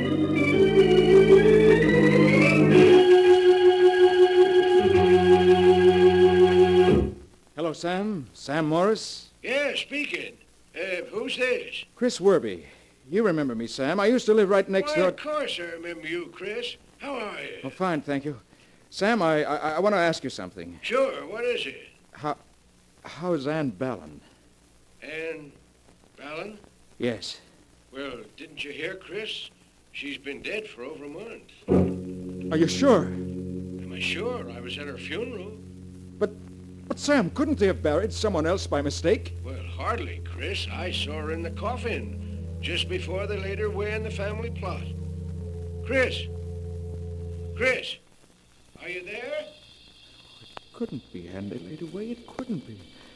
There's someone else lying in the Ballon plot. Must be someone else. Must be. I'll drive out there now. I'll find out who it is.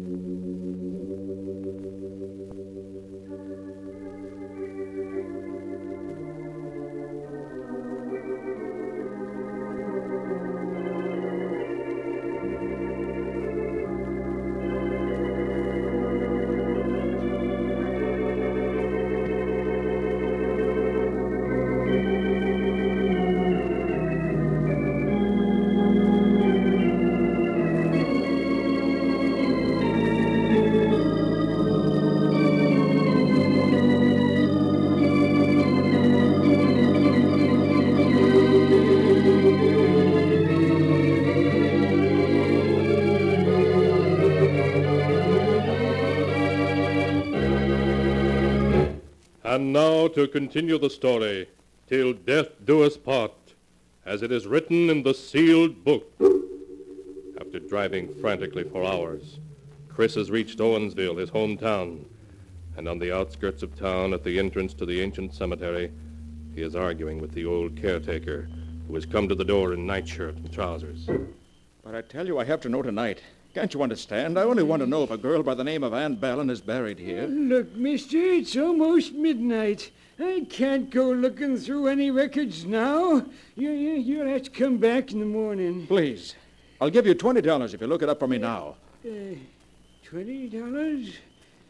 All right, come in. Thank you. What'd you say that name was? Anne Ballon. Let's see. Yeah, here you are. B. And Ballon. Yeah. She's here. Buried in the Ballon family plot, interred June 26, Section 15, Plot 5. Can't be. It can't be. Yeah, what'd you say? I must see that grave opened. You don't have to get a court order for that, mister. I want to see it now, tonight. I'll give you $500 to open that grave. You must be crazy, mister. It's against the law. Listen, I don't want the body. I merely want to look at it. Would $1,000 make it worth the risk? $1,000? Yes, 1,000. You'll never make an easier 1,000. We'll be finished by dawn. Well. $1,000, huh? All right, I'll do it.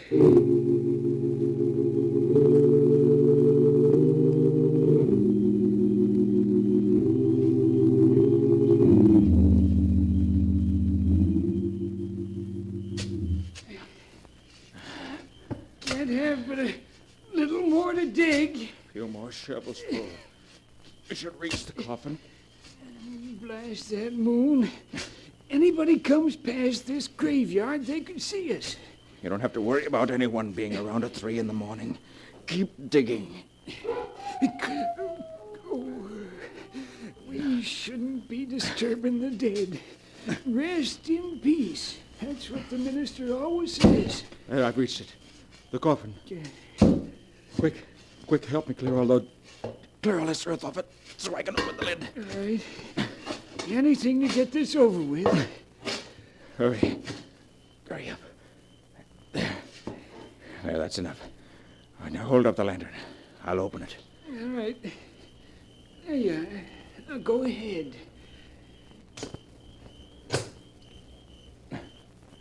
There. It's unlocked. Well, what are you waiting for? Go ahead and open it.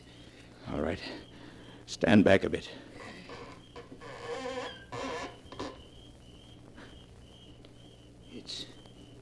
It's empty. Yes, empty. Empty. I knew she couldn't be buried here. She's alive, do you hear? Anne's alive.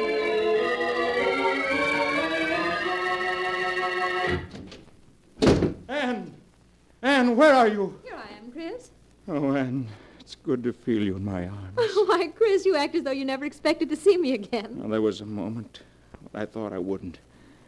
You remember Sidney Rand, don't you? Sidney Rand? Why, yes, of course. Well, last evening as I was coming out of my office building, I bumped into her. And she started telling me all the news of Owensville. And then she told me that you'd been dead a month. That I'd been dead a month? Yes.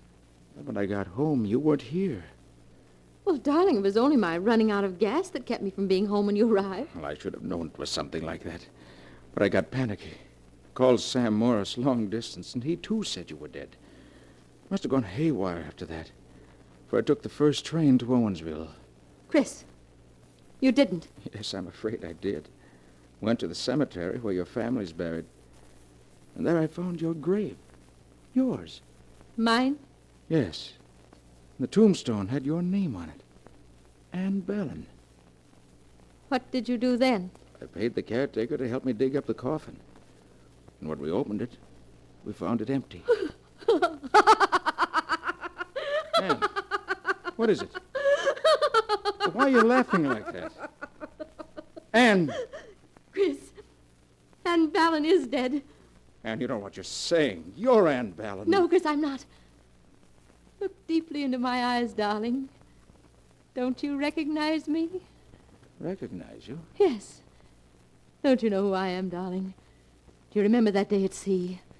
I told you I'd never leave you, remember? No, it can't be. You're Anne, you're Anne. Close your eyes, Chris. Just listen to my voice. Don't you recognize me, darling? Blanche. Yes, Blanche. Blanche in Anne's body, because mine was lost at sea. No, it can't be. It can't be. But it is, Chris. I couldn't come back in my own body, so I killed Anne to get this one. You killed Anne? Yes, Chris. And then took her body. I did it so that you and I could be together again. No. Forever, darling. Together. Forever. Yes, forever. No. Oh, no, I'll never leave you, darling. Never, never, never.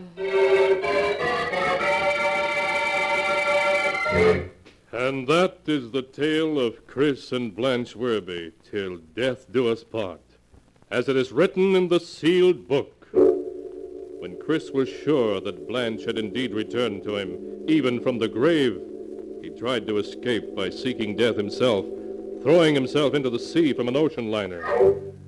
Weeks later, his body was cast up on the shore, tightly clasped in the dead arms of the body of a woman, later identified as Blanche. So they are buried now, side by side, together forever.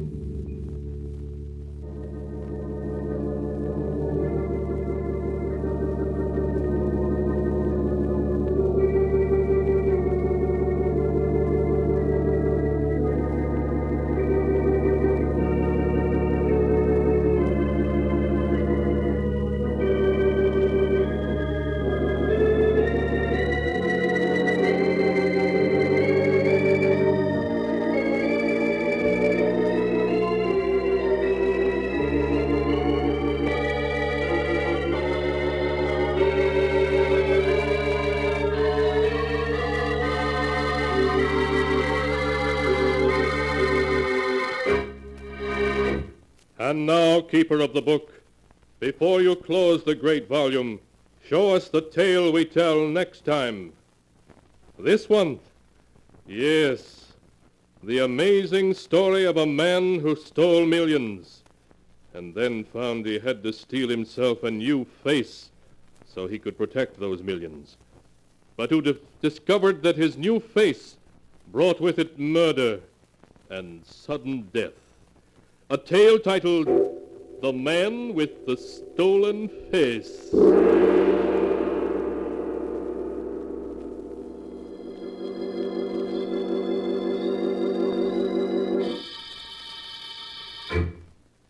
Be sure to be with us again next time, when the sound of the great gong heralds another strange and exciting tale from The Sealed Book. The Sealed Book, written by Bob Arthur and David Cogan, is produced and directed by Jock McGregor.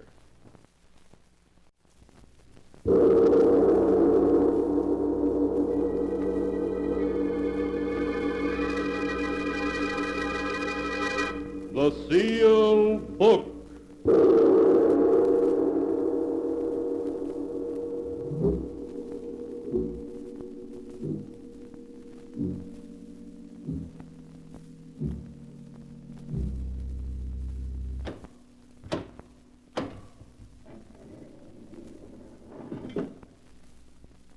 Once again, the keeper of the book has opened the ponderous door to the secret vault, wherein is kept the great sealed book, in which is recorded all the secrets and mysteries of mankind through the ages.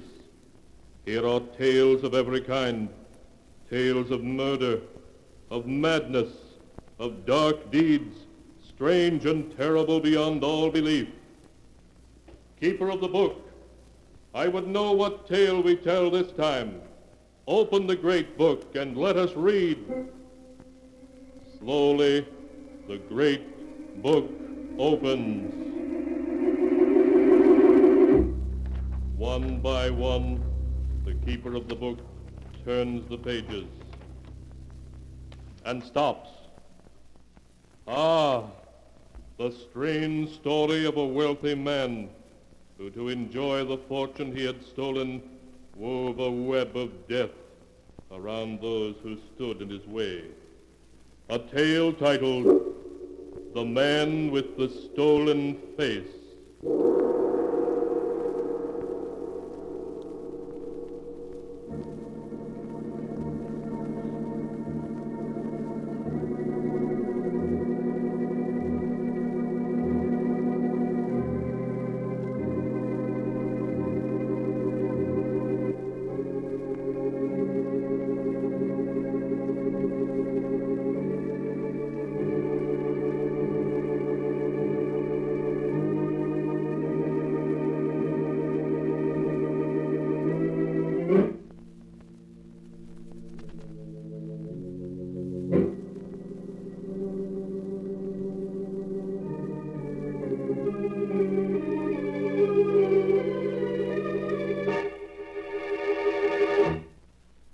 is the tale, The Man with the Stolen Face, as it is written in the pages of the sealed book.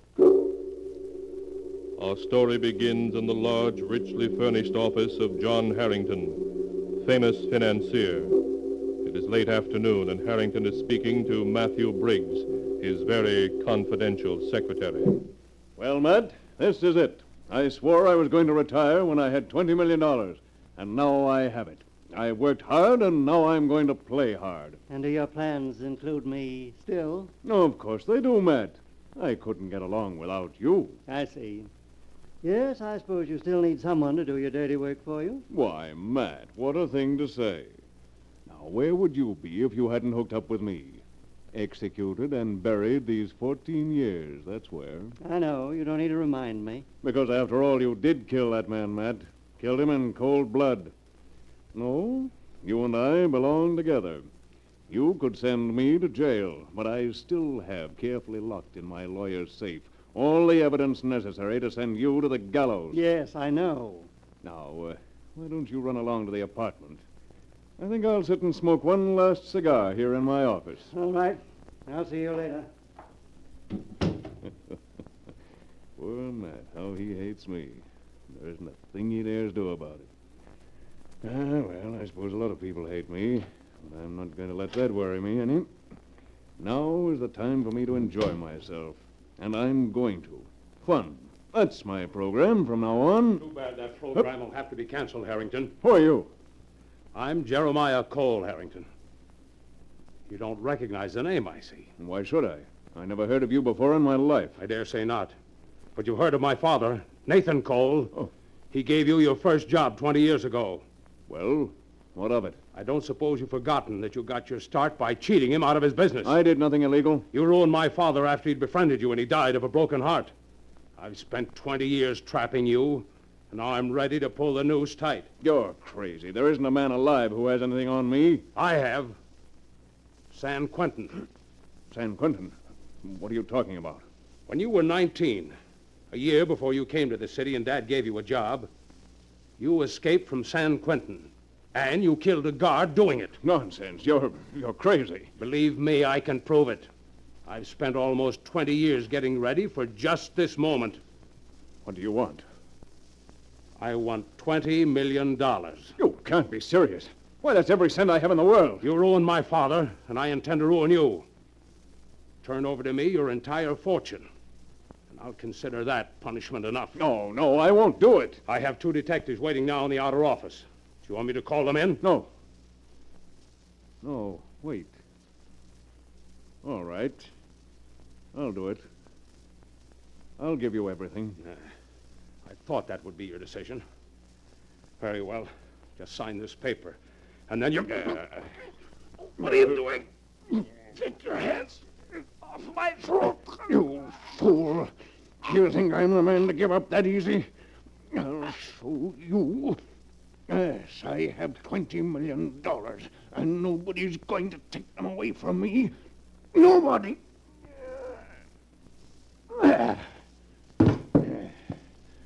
Threaten me, would you?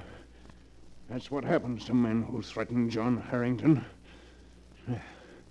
Now I've got to get your body out of sight. Yes, of course, the vault. I haven't locked it yet. Plenty of room in it for a dead blackmailer. So, in you go. There you are. Now to close the door and set the time clock. And nobody will be able to find you before Monday. As for your detectives outside, there's a back door to this office by which I can leave. You didn't know that, did you, Mr. Cole? There's a lot of things you didn't know, and one of them is that you shouldn't try to get the better of John Harrington.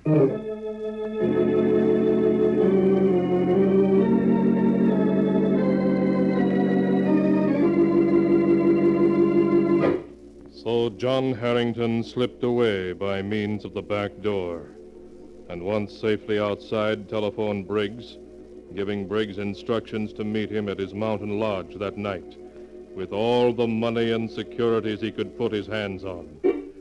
Harrington then made his way by lonely back roads to his isolated lodge in the hills, at which Briggs presently arrived to learn his employer's unfortunate plight. But, John, what can you do? If you've killed this man, Cole, I don't see how you... You're here to help me, not to hang crepe. All right, just tell me what you want me to do. Then listen, we're safe here for quite a while. Nobody knows about this hideaway but you and me. We have plenty of food, and we can stay here indefinitely. Yes, but the minute you leave here, someone will recognize you.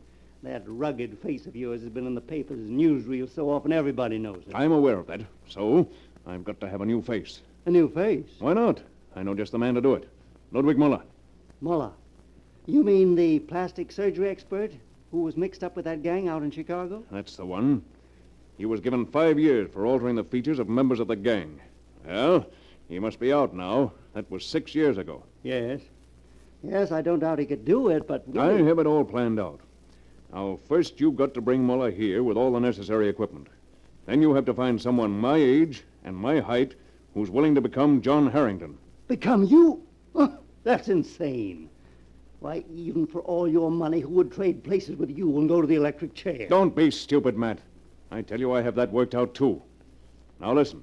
You've got to find someone my age and general build who has no wife or family, who's not wanted by the police, and has never been involved with the law in any way, who's lived an inconspicuous life and has never attracted much attention. I'll take his place and live his life. He'll take mine and become a millionaire. But, John... Don't argue. You find such a man and bring him here, and I'll guarantee to persuade him to make the exchange. When I make a plan, it doesn't go wrong.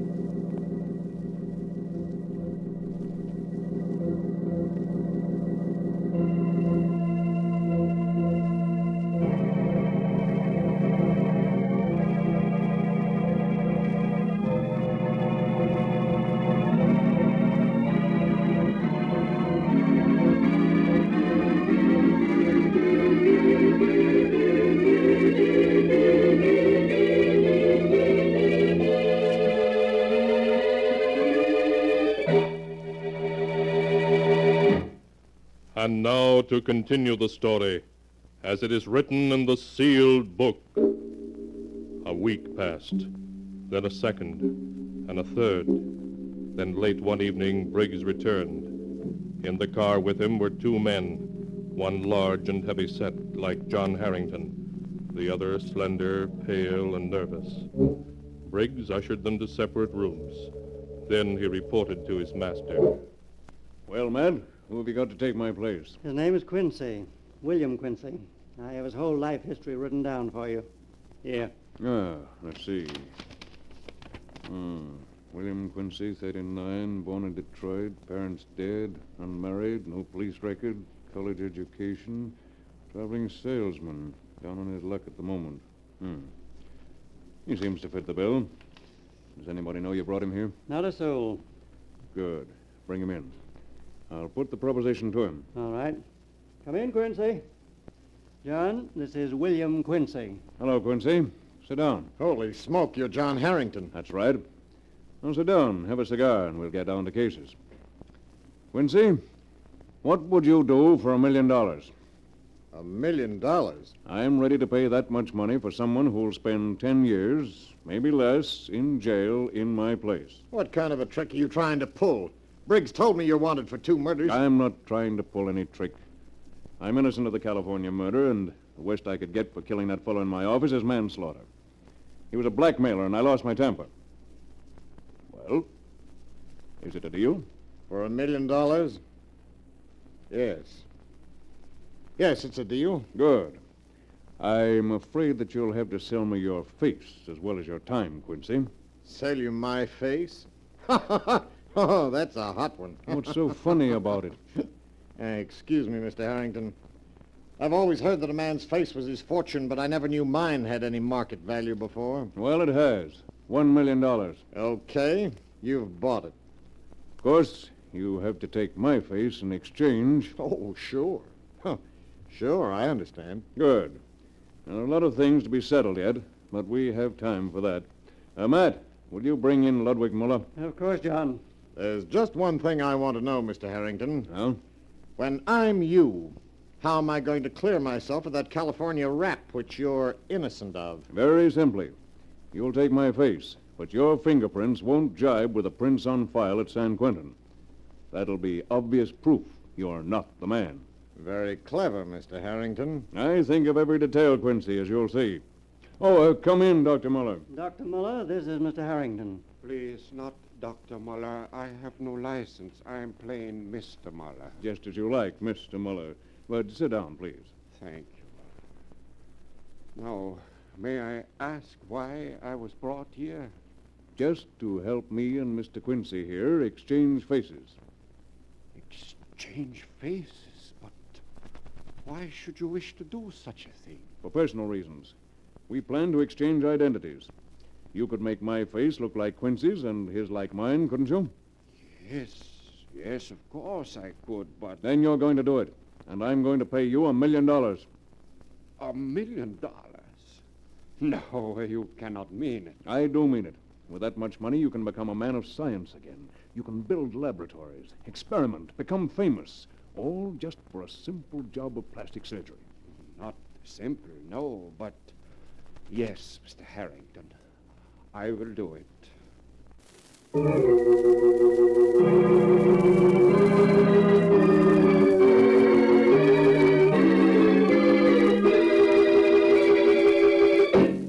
Muller began work upon the 2 men. Day after day he worked, patiently with skilled fingers, changing their features, making the face of one into the face of the other. It was a long and difficult job, but as the time for the removal of the final bandages came closer, John Harrington was in excellent spirits. Well, Quincy, do you feel ready to take over the role of John Harrington, millionaire? Anytime. I've practiced your walk, your signature. I even know what you like to eat. What are you going to do after you become William Quincy, Esquire? I don't suppose you'll be going back to my old hometown, Detroit, will you? No, I hadn't planned to. Well, take a tip from me. Don't. What do you mean? Why not? Well, there are people there who don't like me. I thought Briggs said you had a perfectly clear record. No, I have, but I quarreled with 1 or 2 people. Huh? Nothing legal, but, well, you wouldn't know who my friends were and who were my enemies, so on the whole, it'd be simpler just to give Detroit a wide berth. You're talking very strangely, Quincy. What's behind it? Not a thing. I'm just worked up, I guess. Because tomorrow we're going to see what we look like as each other.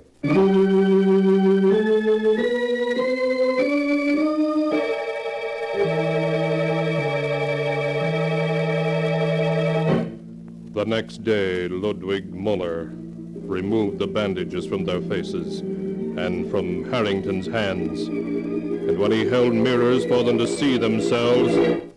Good heavens! You do not recognize yourself, huh, Mr. Harrington? I should say not. Why, I'm almost tempted to say hello, Quincy, when I look in the mirror. It is my finest job. Well, I'll say it is. Personally, I like the change. I congratulate you, Muller. We must drink a toast to your success. Thank you. Ah, that's a good idea. We'll drink to Harrington, safe in jail, and Quincy, adrift in the wide, dangerous world. What the deuce are you... Oh, hello, Matt. How do you like my new face? Why, it's a perfect job. We were just going to drink to it. Bring some glasses and a decanter, will you? In fact, bring the special decanter of Napoleon brandy. Certainly. I'll get it. Napoleon brandy, eh? Ah. Sounds good. Well, we'll drink to our futures. I may be going to jail for a while, but when I get out, I'm going to live high, wide, and handsome. And how about you, Mr. Harrington Quincy? Where are you headed for with my face? Oh, I'll see what New York is like, then try Buenos Aires and Rio de Janeiro. Here's the decanter, John. Huh. Shall I pour the drinks? Yes, Matt, and one for yourself. No, thanks. I never drink. You know that. But here you are. Quincy. Thank you. Dr. Miller. Thank you, thank you. And John. Thanks. Gentlemen, I propose a toast to our collective futures. I'll drink to that. Come on, Doc. Bottoms up. That's smooth stuff. Oh, very good indeed, Mr. Harrington. I'm glad you liked it. Now, if you'll excuse me, I have some business to talk over with Matt. But keep the decanter and help yourself.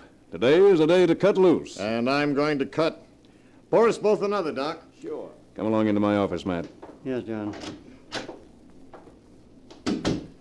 Now sit down and let's see where we are. I've taken care of everything I can think of. All transfers of money and stocks have been finished, except for, well, a couple of million. I'm afraid we'll have to let those last few millions go. Too much danger trying to transfer them. But you've done well, Matt. Thank you, John. What was that? Sounded like somebody falling. There it is again. I rather imagine it was Quincy and Muller, Quincy. Matt. The poison I put in that brandy yesterday works fast. Poison? Of course. I only pretended to drink mine. You mean you... Exactly. I couldn't let them live. They knew too much. Have you no human feelings whatever? Not where my own skin is concerned. I propose to start my new life as William Quincy with a clean slate and no witnesses left behind me. Oh. Does that include me too, John? I'm afraid it does, Matt.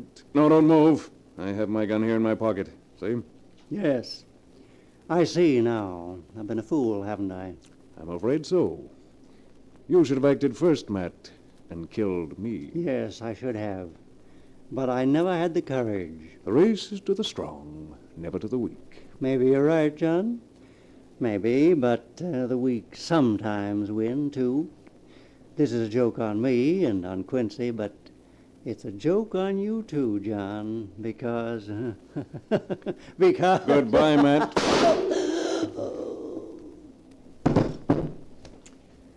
Well, that's that. When the police find you, Matt, together with my body, the story of John Harrington will be over for good and all. But the story of William Quincy, footloose and fancy-free, is just beginning.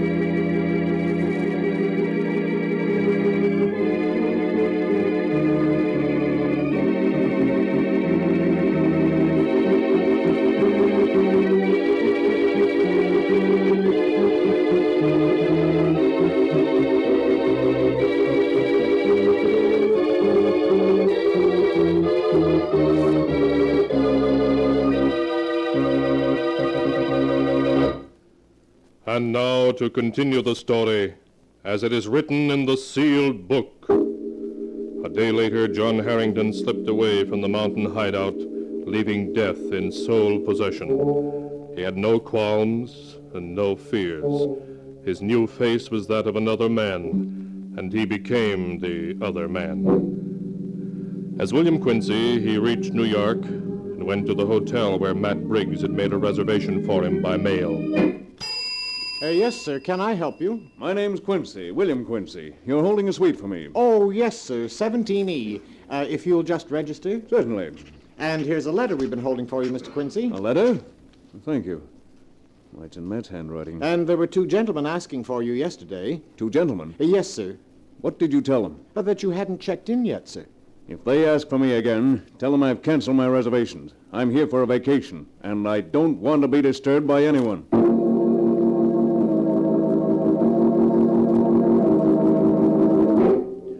A few minutes later, John Harrington was alone in the luxurious suite Briggs had reserved for him. He stared out at New York with a scowl on his brow, fingering the letter the room clerk had given him. Who the deuce could have been asking for me? And why in the world should Matt have written me a letter? It's postmarked the 10th. He must have written it the day before I... Well, I might as well read it.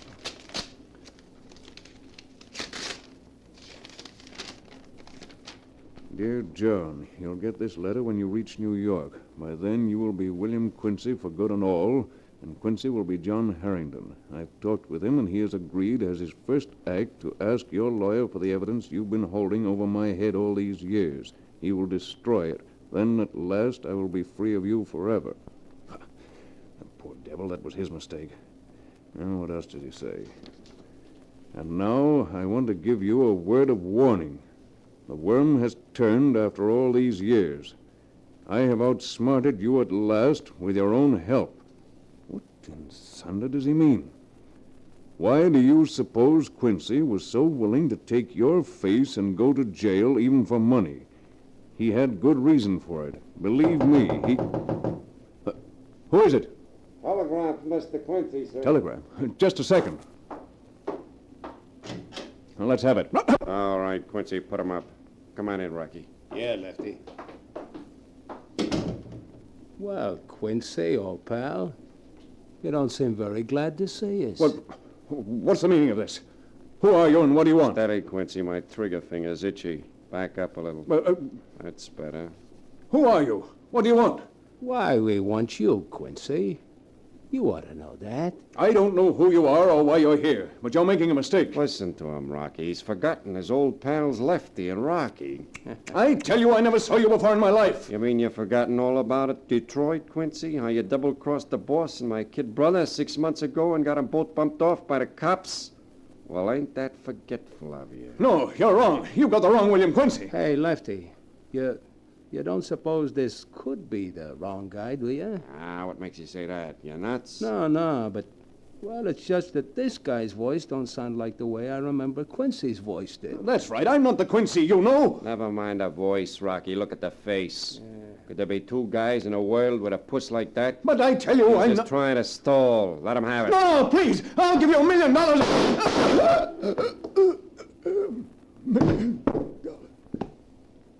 Well, that takes care of that. Yeah, that pays off for the boss and your kid brother. He should have known we'd keep looking for him till we found him. Did you hear that stuff about $1 million?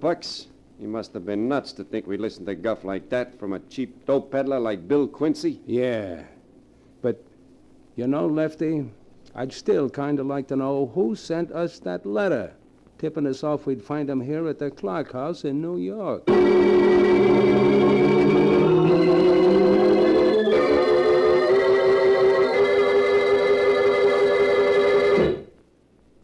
And so ends the tale, The Man with the Stolen Face, as it is written in the sealed book. The plot, which John Harrington had so cleverly contrived to change his identity, led him to his doom at the hands of William Quincy's enemies.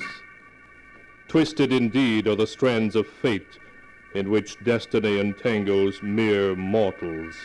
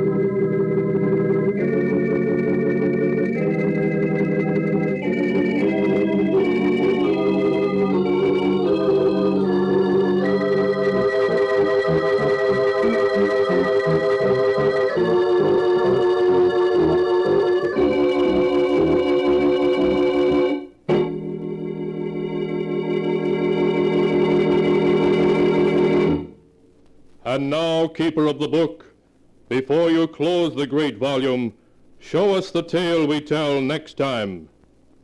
This one. Ah, yes.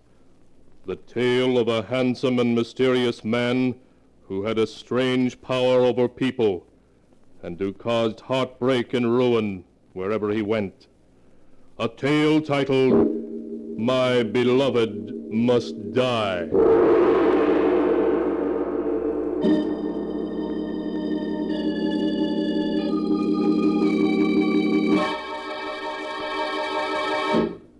Be sure to be with us again next time, when the sound of the great gong heralds another strange and exciting tale from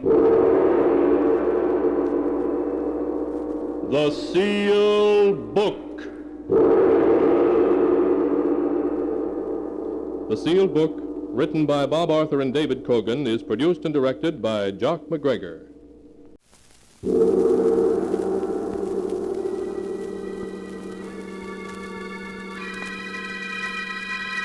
The Sealed Book.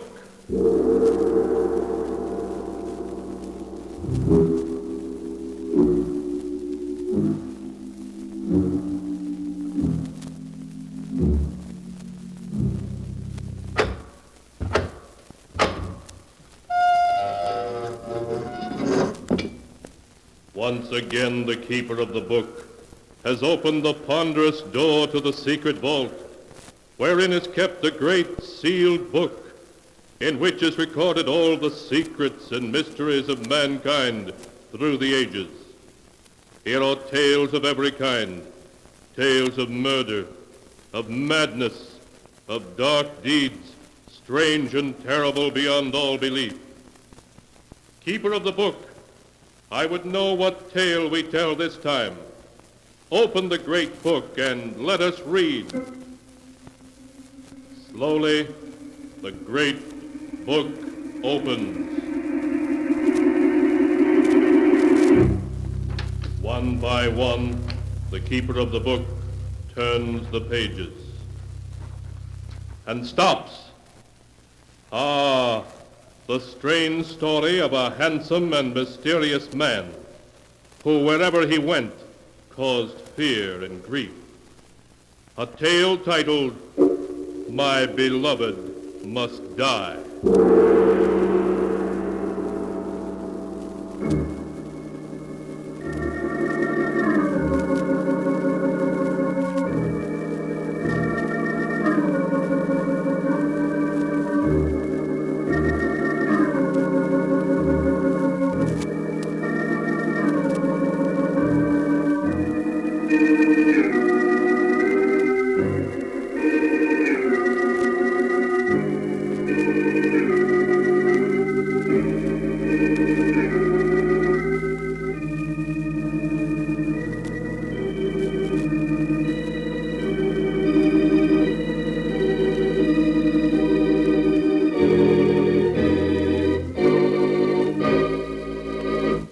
Here is the tale, My Beloved Must Die, as it is written in the pages of the sealed book.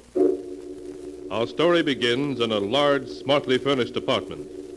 Beautiful Joan Sanders sits at a desk, a pen in her hand. Her face is white and tense as she begins to write. Dear Mr. Rand, as you have long been a friend of the family, I'm writing this letter to you so that you may know why I'm going to do what I must. Believe me, there's no other way out. I know if you were here, you'd say murder's never justified, but I feel positive that in this case it is. I find it difficult to gather my thoughts so that I may write to you exactly what's happened.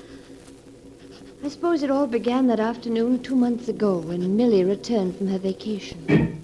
Oh, Joan, I had a wonderful time. Everything was just perfect. And, Joan, I met a man. Oh, no wonder everything was perfect. Oh, Joan, just wait until you meet him. His name is Victor Duval. Oh, tell me about him. Well, to begin with, he's 32 years old, a little over 6 feet tall, very broad-shouldered, is dark complected, and has the most beautiful black eyes I've ever seen. Oh, really, Joan, he's handsome enough to be a Hollywood star. But, Millie, what about Frank? Have you forgotten you're engaged to him? No. But, well, perhaps we aren't really suited for each other. You grew up together, and you know how Frank loves you. Yes, I know, but Frank seems so young and immature. Has Victor told you that he loves you? No, but he will in time. I feel certain of it. Well, promise me, Millie, that until that time you won't break off with Frank. All right, Joan. I promise. Oh, my goodness. It's 5 o'clock already. Have you got a date? Yes, Victor's calling for me at 6. We're having dinner together and then going to the theater. Oh, Joan, I was never so happy in all my life.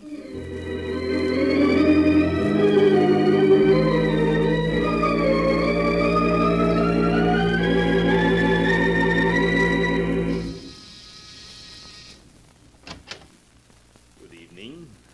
You must be Joan, Millie's sister. Yes. And of course you're Victor. Come in, won't you? Thank you. Millie isn't quite finished dressing. You'll forgive me for staring, but I didn't believe anyone could be as beautiful as Millie until you opened that door. You're very kind. Oh, here are some flowers I brought for you. For me? Yes. Frankly, I want Millie's sister to like me. Hello, Victor. Millie! Millie, you're a vision of loveliness in that white gown. Here. This should go well with it. Oh, Victor. What a beautiful blue orchid.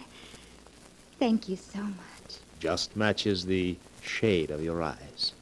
This is going to be a perfect evening. I just know it is. Isn't it, Victor?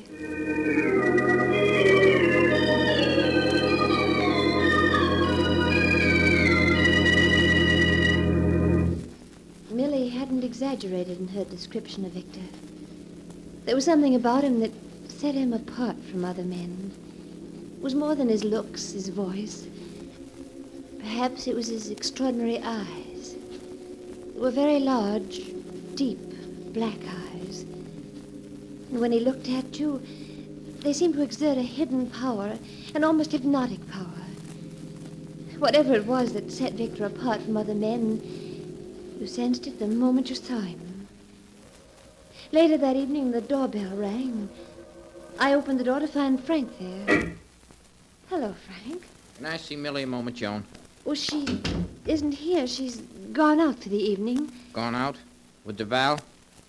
Why, yes. So that's why she refused to see me tonight. Might have known it. What do you think of Duval? Well, I only saw him for a few minutes. He seems very nice. You women are all alike. We're all taken in by his good looks and his fine manners. But I tell you, he's not to be trusted. There's something strange about him. Strange about him?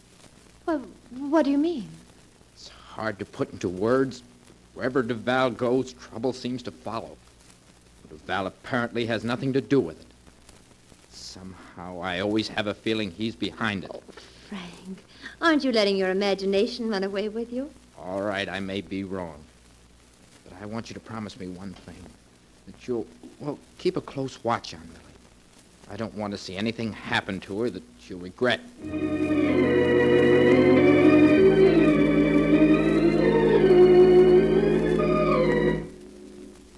In the weeks that followed, Millie saw Victor constantly. Night after night, they went to shows, nightclubs, parties. Millie was rarely home before dawn. Almost overnight, she had changed from a sweet, unspoiled girl of 21 to a woman I no longer knew. Life to her had become Victor, and the excitement and gaiety he represented. Oh, hello, Frank. Come in, won't you? Thanks, Joan. Suppose Millie's out with Duval as usual? Yes, she is. And Frank, I'm worried. So terribly worried about her. Oh. So at last you're beginning to realize that Duval isn't just another man. There might be something to what I told you. Yes. Well, you have good reason to worry about Duval. What do you mean? I don't know who DeVal is or where he came from. But in the short time we've known him, he's ruined several people we know and has broken up more than one home. Frank, what are you saying? You didn't know that our friend DeVal is a gambler of the wildest type, did you? No. A few nights ago, he won $40,000 from Dan Richards. That ruined Richards and broke up his home. Oh, poor Dan.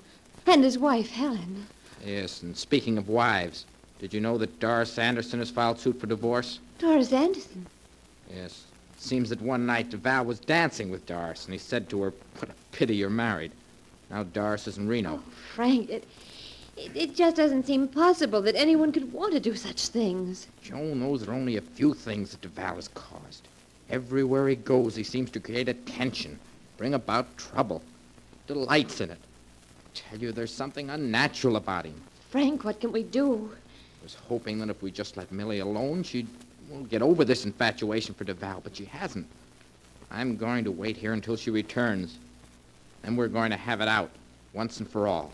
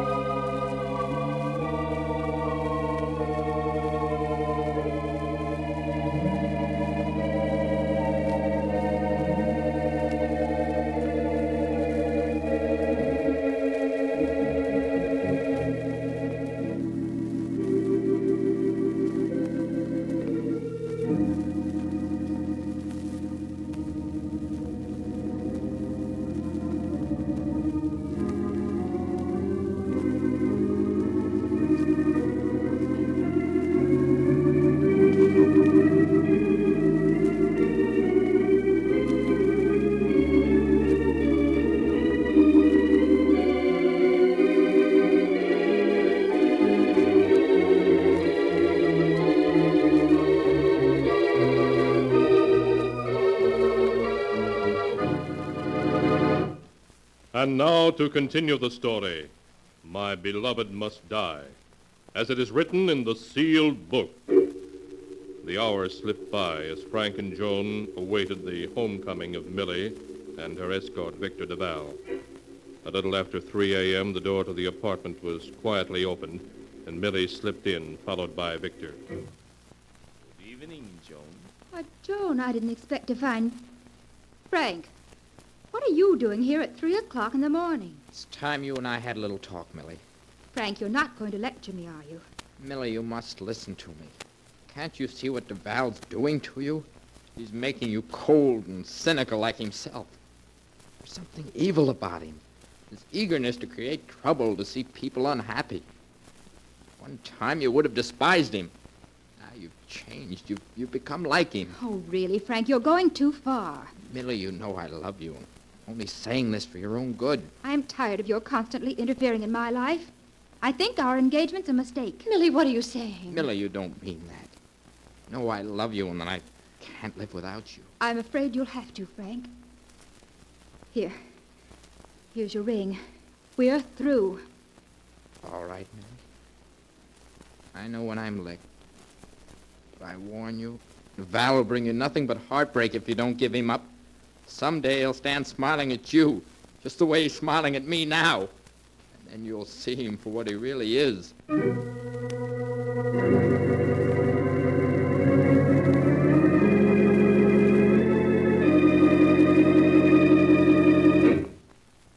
Morning, Joan. Anything in the morning paper? Joan, what's wrong? You're so pale. Millie, Frank was killed early this morning while driving home. Killed? Yes.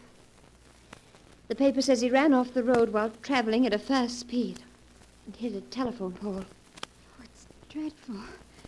He's so young. Joan, why are you looking at me like that? You think it was my fault that he was speeding and ran off the road, don't you? Go ahead, say it. Your fault? I don't know. Somehow I keep thinking it was Victor's fault. We were all so happy, contented until he ended our lives. You haven't any right to talk about Victor like that. You know I love him. Oh, he's cast a spell over you as he has over so many others. And in the end, it can only lead to disaster for you as it has for Frank. Victor's evil, I know that now. Stop saying that, do you hear? Stop saying that. He isn't evil, and I'll never give him up.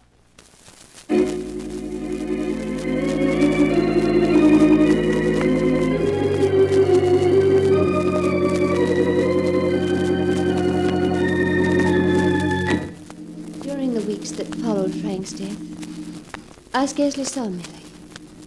I sensed that she was avoiding me, afraid of the accusation she imagined she saw in my eyes.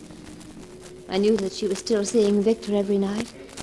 I began to hear stories from a dozen sources about the two of them and the life that Millie was leading.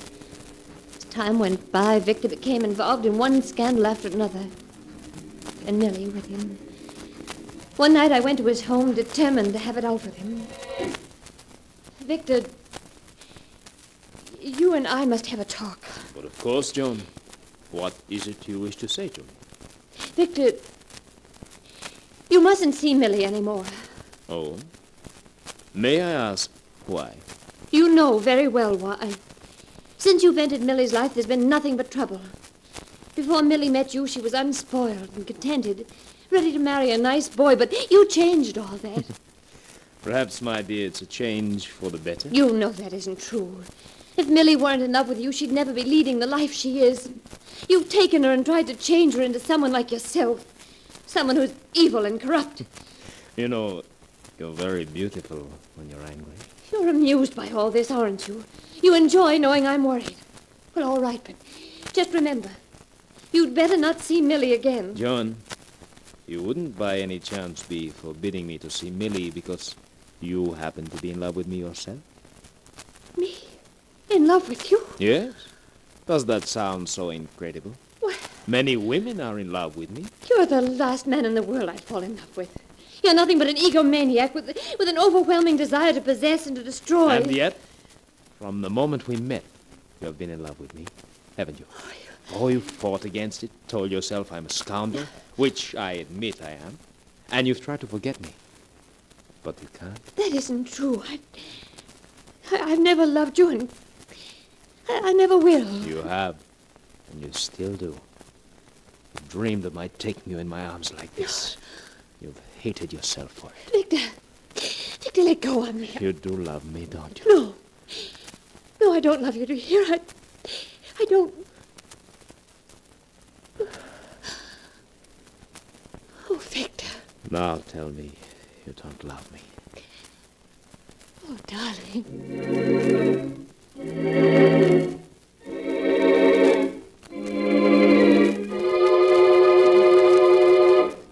Even now, a month after that night that Victor took me into his arms, I'm confused. How can a person hate Victor as I do and yet love him at the same time? I know he's evil, that he's ruined the lives of many people. Millie's, Frank's, perhaps my own. And yet, in spite of that, when I'm with him, it doesn't seem to matter. When he called at the apartment a few nights later, I was happy to see him. Victor. Good evening, John. May I come in? Yes, of course. Thank you. Millie isn't home yet. I haven't come to see Millie, but her sister. Oh, what did you want to see me about, Victor? About us? Oh, Victor, you must forget what happened that night. Perhaps I do love you. I don't know, but in any case, it isn't fair to Millie. Oh, please, Victor, if you care for either of us, you'll go away. Leave us alone. In your heart, you know you don't want me to go. You want me close to you, as I am now. No, Victor. No. Darling, you shouldn't. Forgive me. Millie. I Should have made more noise when I opened the door. Oh, hello, Millie. I hope you're not angry with me, Victor, for having turned up at such an inopportune moment. Please, Millie, you must let me explain. There's nothing to explain, Joan. It isn't your fault, it's Victor's. This isn't the first time I've caught him making love to other women, but to make love to my own sister behind my... Come now, Millie. You aren't being fair to me. You know I shouldn't hesitate to make love to Joan in front of you, would I? No, you wouldn't. Nothing matters to you, nothing. You're no good and you never will be. But, my dear Millie, I've always told you that I'm a rogue and a scoundrel. It isn't my fault if you took me seriously. I was a fool, an utter fool to fall in love with you. Yes, I'm afraid you were. I only hope that you're not going to be difficult like the others were. No, Victor. You needn't worry about that. I won't come crawling to you like the others did. I've got too much pride for that. Millie! Oh, Victor. Victor, let go of me. I must go to her. No. Stay here. She'll get over it. How could you speak to her like that? Haven't you any heart? No, my dear. None at all, I'm afraid. Oh, I hate you. Do you hear me? I hate you. You only think you do, darling. But you don't. Oh, let go of me. I'm going to her. All right, Joan. Though I don't think it'll be much use. Millie! Oh, Millie! Oh, darling, what's wrong? That bottle. Millie, what have you done? Victor, come quickly. Yes, Joan? What is it? Millie's taken poison. Taken poison? You don't say. Oh, don't just stand there. We've got to do something. Joan, it burns so. Oh, you're going to be all right, darling. Victor, get a doctor. I'm afraid it's too late, Joan. I've seen this happen before. You and Frank were right, Joan. He is evil.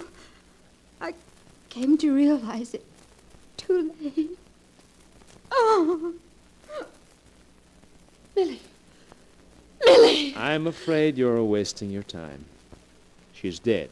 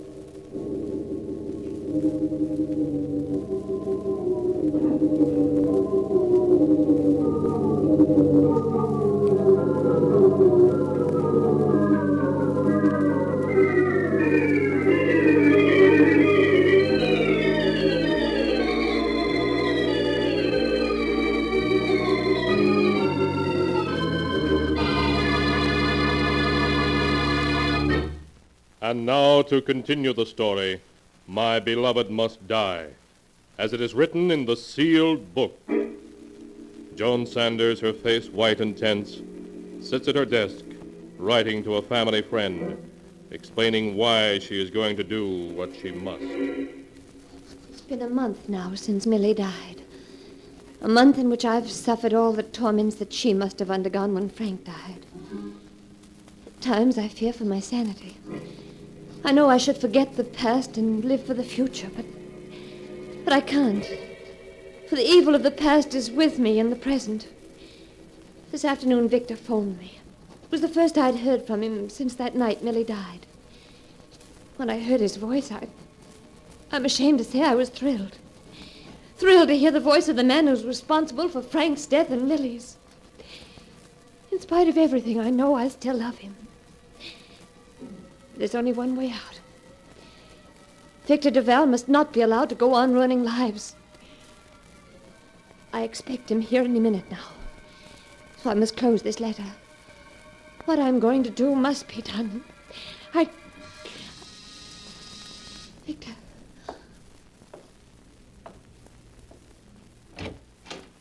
Hello, Joan. Victor. Come in, won't you? Thank you. You're not looking very well, Joan. Have you been ill? Yes. Ever since Millie's death. You shouldn't think about it, Joan. It's in the past. You don't feel the slightest twinge of remorse, do you? Not the slightest, darling. Now, what about changing into an evening gown so that we can do the town? Oh, you're heartless. Inhuman. There's no other way out. My dear, whatever are you talking about? This, Victor. A gun. Yes, Victor. Don't be foolish, my darling. Put the gun away and get dressed, eh? I could hardly miss you at this distance. Well, what are you waiting for? Why don't you shoot? Even knowing you're going to die doesn't frighten you, does it? No, my darling, no. You see, nothing in this world frightens me. Not even death. Oh, you are inhuman. That horrible smile on your face. Scoffing at me, at everyone. You live only to hurt and to destroy, don't you? Yes, I despise you all. Every human being. Your righteousness, your smugness, your futile attempts to achieve happiness. There's nothing I delight in more than to send you down into defeat. Watch you suffer. Kill each other, commit suicide. Oh, you fiend. Yes. Well, you've done your last evil deed. Why don't you fall? I've shot you. Evidently, you missed. Well, I won't miss this time.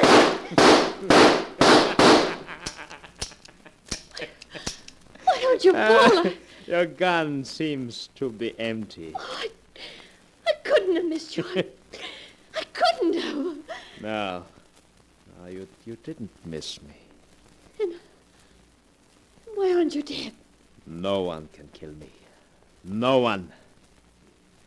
Joan, don't you know who I am? Who are you? Look into my eyes. Look deeply. Now do you know with whom you have fallen in love?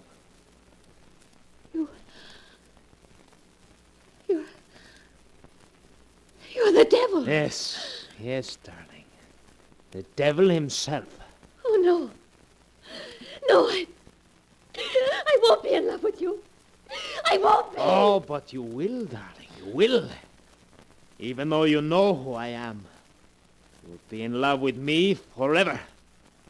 Forever.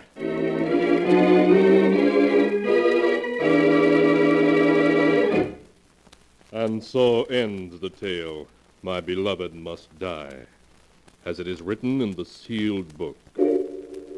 A few days after Joan Sanders had unsuccessfully attempted to kill Victor Duval, she suffered a nervous breakdown. When the doctors questioned her, she kept repeating over and over that she'd fallen in love with the devil.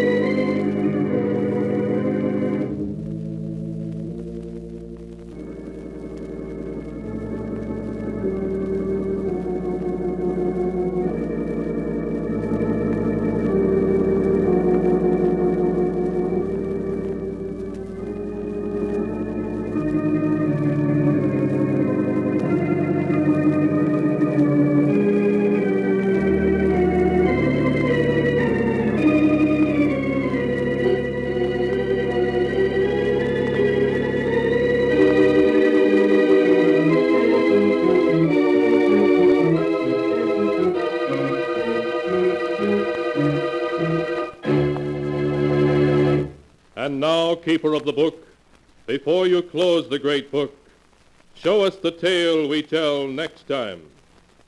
This one, ah, yes, the tale of a scientist who ventured into the unknown and whose experiment brought disaster into his laboratory. A tale titled, Beware of Tomorrow.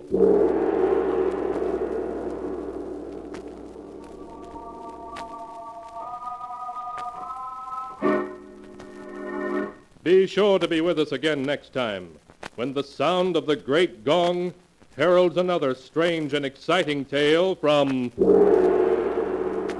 The Sealed Book. The Sealed Book, written by Bob Arthur and David Cogan, is produced and directed by Jock McGregor.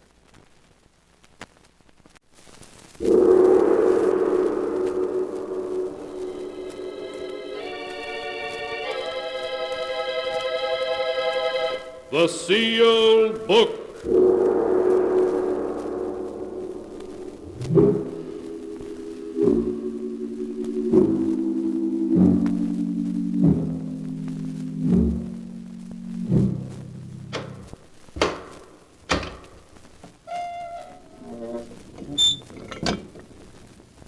Once again, the keeper of the book has opened the ponderous door to the secret vault, wherein is kept the great sealed book, in which is recorded all the secrets and mysteries of mankind through the ages.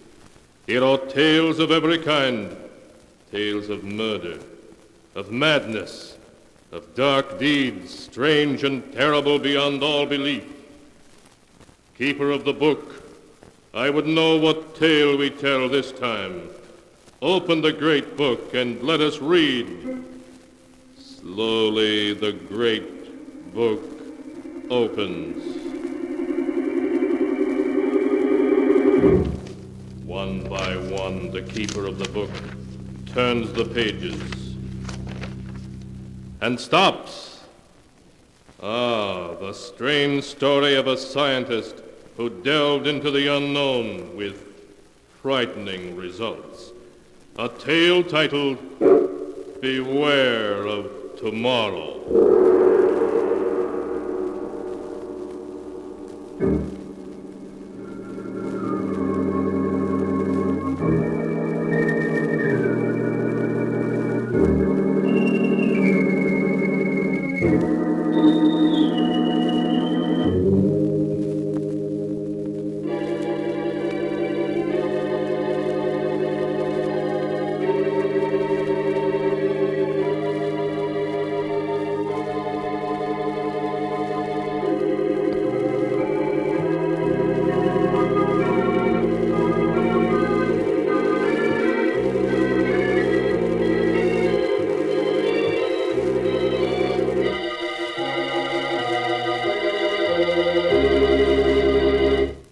Here is the tale, Beware of Tomorrow, as it is written in the pages of the sealed book.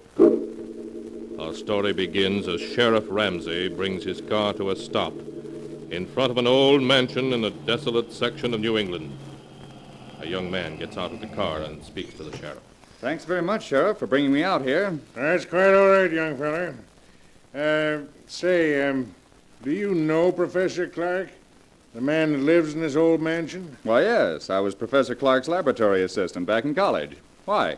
Well, there's been some talk in town of running him and that man of his, that Barton fellow, right out of the county. But what has anybody got against the professor? Well, there isn't a milder man in the world. Well, maybe so. But folks has got wind of what happened at the state penitentiary over in Hillvale last year. Sure, if you're talking in riddles. What did happen? The professor went over there when they hanged Richards, that hold-up killer. And the warden give the professor the murderer's brain. So what? Folks think he's keeping that brain in a big glass jar and making it grow. Oh, that's perfectly ridiculous. Well, I'm not saying I ever believed it. But it'd be a good idea if the professor would give folks a notion of what he's really doing in that laboratory of his with that Barton fellow to help him. Then maybe the talk would die down. I understand. All right, Sheriff, I'll mention it to him. Yeah, then I'll be getting on. Good night, young fella. Good night.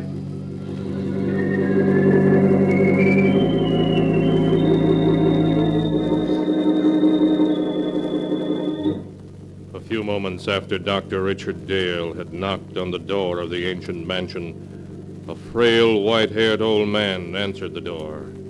An old man who could hardly speak in his joy as he gripped Richard Dale's hand. He led the way down a long hall to a great room where strange equipment took up almost every inch of space. Retorts and electric furnaces, generators, batteries, great glass vats.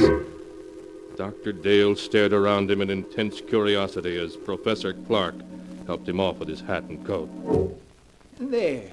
Now sit down, Dick. Sit down and let me get a look at you. I got your letter, and it made me so curious I took the first train. You promised me a surprise. Is this it, this amazing laboratory? No, my boy. We'll come to that in a moment, after you've met Barton, my assistant. Oh, Barton! Yes, Professor? Dr. Dale has arrived. I want you to meet him. Why, of course. How do you do, Dr. Dale? How do you do? We've both of us been looking forward to your visit. Yes, the professor's letter made me so curious I couldn't stay away. Barton, is Alpha making some coffee? Yes, he started it when we heard the car. Alpha? Who's he? Our general man of all work. Truly amazing fellow. Here he comes now. What in the world? Shall Alpha serve coffee? Good heavens. I said you'd be surprised, Dick. He's not human. He's a machine, a robot. Yes, my boy. An artificial man made from metal and synthetic brain tissue. A machine man. But walking and then talking. He's not very pretty, but then the professor was mostly interested in making sure he'd work. Well, he must weigh a ton. No, only about 300 pounds. You see, Alpha is mostly aluminum and other light alloys. Inside his aluminum plates are some new batteries I've devised, together with miles of fine silver wire and a dozen electric motors, to give you only the highlights. Shall Alpha serve coffee now? Yes, Alpha. Put it on this table here and pour a cup for Dr. Dale. Alpha, do so. I still can't make myself believe it. Alpha poured coffee. Go on, Dick. Take it. Oh, yes, of course. Thank you. Well, he looks clumsy, but he poured the coffee as well as a man could. Yes, my boy. Alpha has capabilities you'd never suspect to look at him. We won't need you any more tonight, Alpha. You can go back to your room now. Alpha goes. Be sure to switch off your batteries. They're going to need recharging tomorrow. Alpha understands.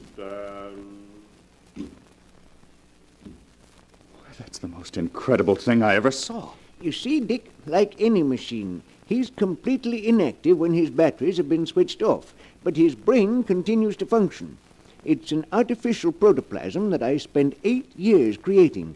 It's the only thing that makes him different from any other machine. But it means that Alpha can think. Think like a man. A machine that can walk and talk and think. But Alpha isn't the only surprise I have for you, Dick. He's not? No, I have another one, even more astonishing. But you'll have to wait until morning to learn what that is. Barton will show you to your room, Dick. Of course, Professor. I'll see you in the morning, then. Yes. We'll have a long talk tomorrow. Good night. Good night, Professor Clark. Oh, Dr. Dale. Yes, Barton? Could we talk for a minute before I show you to your room? Why, yes, of course. It occurs to me that the professor forgot to tell you why he asked you here. It was his hope that you'd stay indefinitely and help us carry forward the work we've been doing here. Stay indefinitely? Why? Oh, I have my own work. Now, don't say no yet. Just think, Dr. Dale. Alpha is stronger and more rugged than a man. He needs no rest, no food, yet he can do the work of 3 men. He can plow, reap, run machinery. Think how much drudgery a million like him could lift from mankind's shoulders. Yes. Yes, that's true. And already Alpha is technically old-fashioned. Professor Clark has blueprints for a new machine man as superior to Alpha as an aeroplane is to a bicycle. We want you to help us build them. Well, I'm certainly tempted to stay. Perhaps I could arrange it. Good. Then I'll show you to your room now, if you wish. Yes, I am sleepy. If you'll just come this way.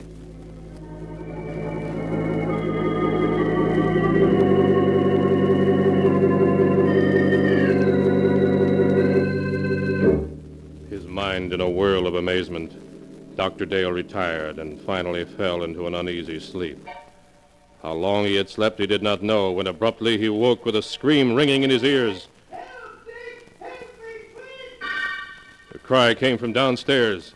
Dr. Dale leaped from his bed and raced down to the lower hall. In the lower hall, he found Barton hammering on the heavy door of the laboratory. Professor Clark! Professor Clark, what's wrong? Barton, what's happened? Professor Clark, I heard him call for help.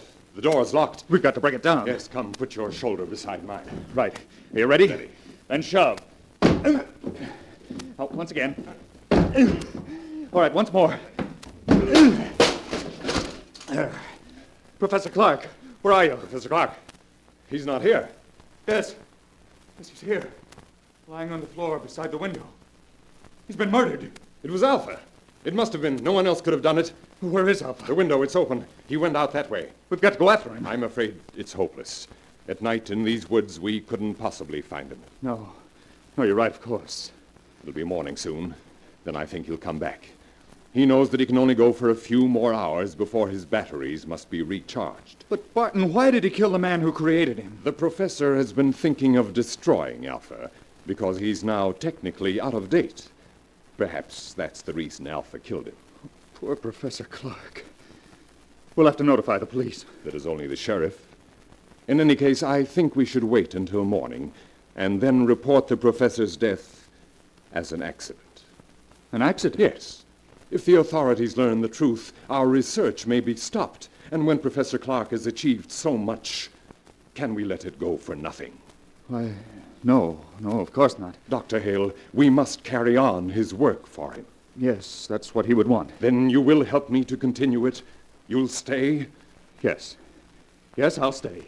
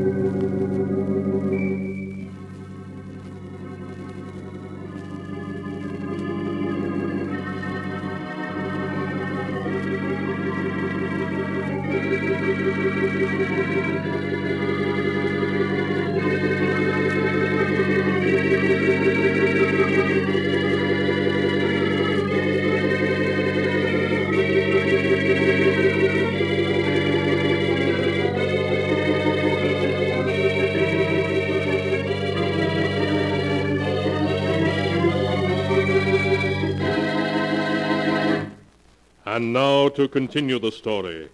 Beware of tomorrow, as it is written in the sealed book.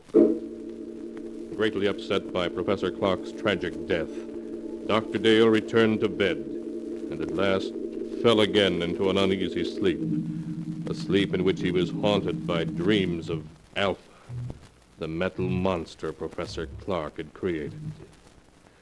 When he awoke, the sun was shining, and he could hear Barton moving about downstairs.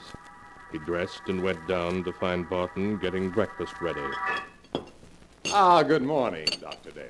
Good morning, Barton. Any sign of Alpha? Not yet. I thought that while you ate, I might outline some of the problems facing us. Yes, that's a good idea. You see, though Alpha's brain is of synthetic protoplasm, it is not completely artificial. I was wondering about that. Sheriff Ramsey mentioned that the professor had secured a human brain from an executed killer, yes. The professor found that to give life to his artificial brain tissue, it was necessary to add a small amount of tissue from a real brain. I see. The real tissue gave life to the rest, of course. Yes, but in this instance, it may have tainted Alpha's brain with the murderous impulse of a killer. It sounds perfectly plausible. So our first problem will be to obtain untainted brain tissues to blend with the artificial tissues we will make according to the professor's formula. Well, that should give us no trouble. I can get what we need through the research laboratories with which I'm connected. Then that solves our worst problem. The rest will be matters of detail. Fortunately, there is enough equipment here to build a dozen or so robots. Like Alpha, you mean? No, indeed.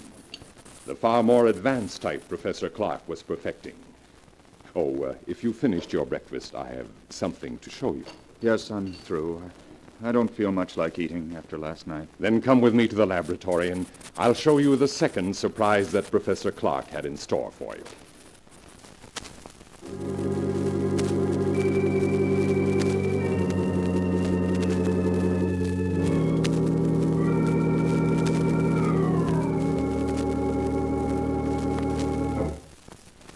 Here we are.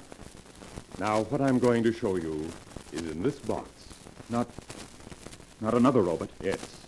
A second mechanical man the professor built a few months ago. This one, though, was a failure. You mean it wouldn't work? It worked too well. I don't follow you. It was too intelligent. Professor Clark called it Beta, and Beta's brain power was greater than that of any human scientist who ever lived. But Beta was insane. Good heavens. He represented, however, a tremendous technical advance. Look. Well, it looks exactly like a human being. Yes. Professor Clark used me for a model when he built Beta. It's an excellent likeness. Touch the face, Doctor. All right. It feels smooth and rubbery with a hard surface underneath. The surface is a new plastic Professor Clark developed with which he could imitate exactly the appearance of human skin. Underneath is an aluminum body on which the plastic was baked. I see. Beta's hair, eyes, and teeth are all artificial, too. But he walked and talked and acted so much like a human being that no man alive would have guessed his secret. No, you would have fooled me completely. Did you say he was insane? From the human viewpoint, yes. He considered himself superior to the human race. With his enormous brain power, he intended to make himself ruler of the world. Oh, you're joking. Not in the least. That was why Professor Clark destroyed him just in time. He had made plans to take over this laboratory and construct dozens of mechanical men like himself. And then, with their help, he was going to enslave all mankind. Barton, if that could happen once, it might happen again. I don't believe we should continue Professor Clark's work after all. Oh, there's no danger now, Doctor. You see, Beta also had a brain which contained tissues taken from that of the condemned murderer. But we will select the brain tissues we use from the highest types that are available. Well, in any case, we must proceed with the utmost caution. Of course, Doctor. Listen. Someone's come into the house. It's Alpha. He's come back. Alpha? We may need a weapon, Barton. No, I can control him. Alpha! Alpha, come here.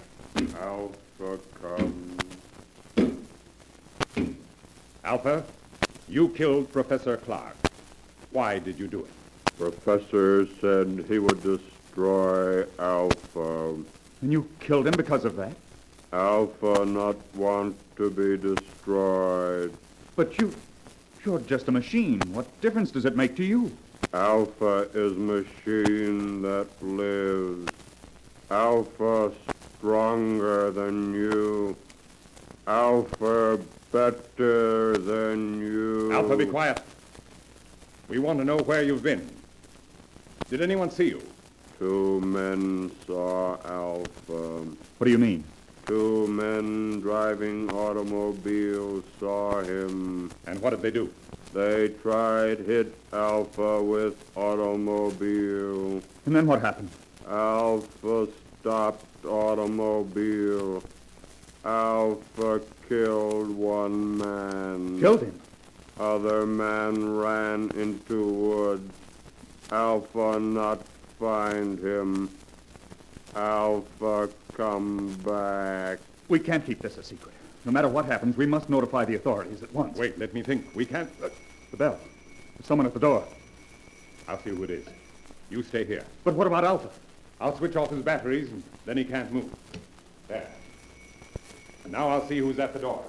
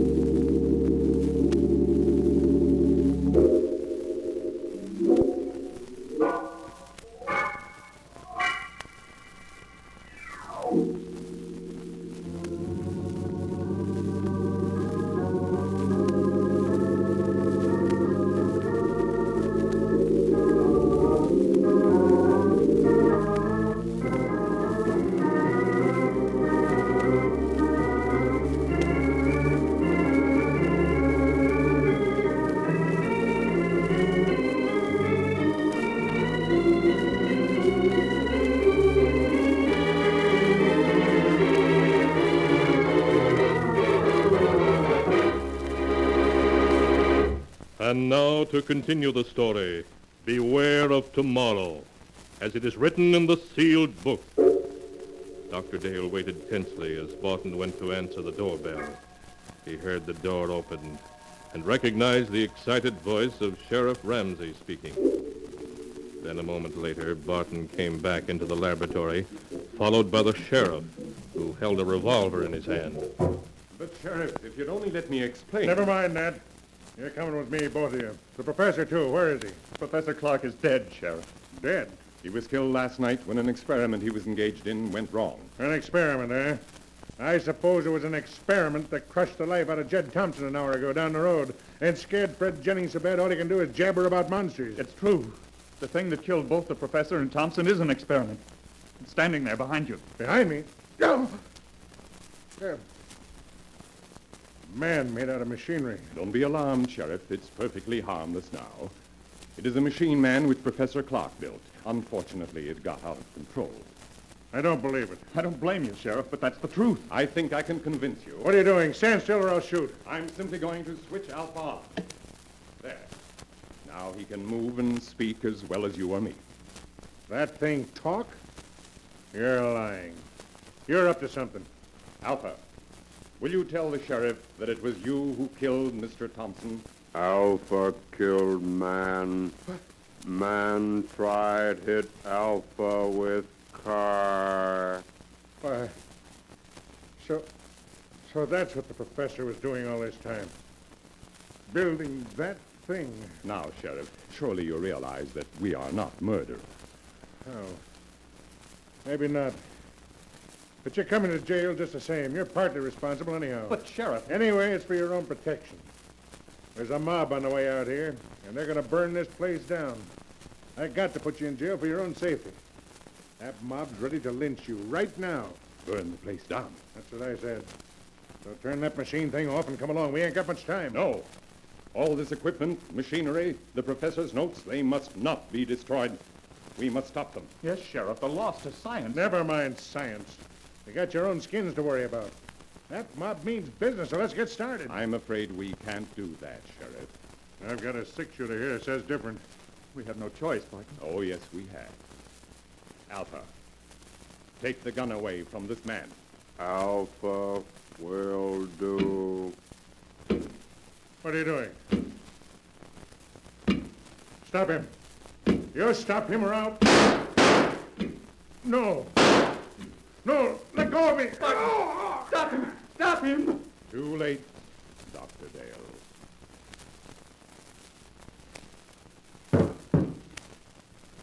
Alpha's crushed him. Yes, Dr. Dale. The sheriff is dead. Now you are a murderer. In a good cause. The life of one man or of a dozen men cannot stand in my way. You don't expect me to keep silent about this, do you? I think you will. Alpha? Alpha? He doesn't answer. His batteries have gone dead. The last burst of energy must have drained them dry. But it makes no difference. I think it does. A big difference. There. See this? Sheriff Ramsey's revolver. With 3 bullets still in it. Put your hands up. I must explain something to you, Doctor. You can talk, but if you move, I shall shoot. I only want to say that nothing is going to interfere with my plan to build more of the improved form of robot that Professor Clark perfected before his death. Robots who look and act so much like men, no one can detect them. They'll never be built. I intend to destroy all of Professor Clark's notes. They will be built. By me.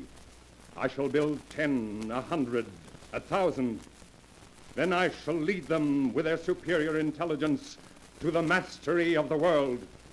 You're mad. Of course I should have guessed it. No, Doctor, that's not the answer. I shall tell you the truth. And then you must die.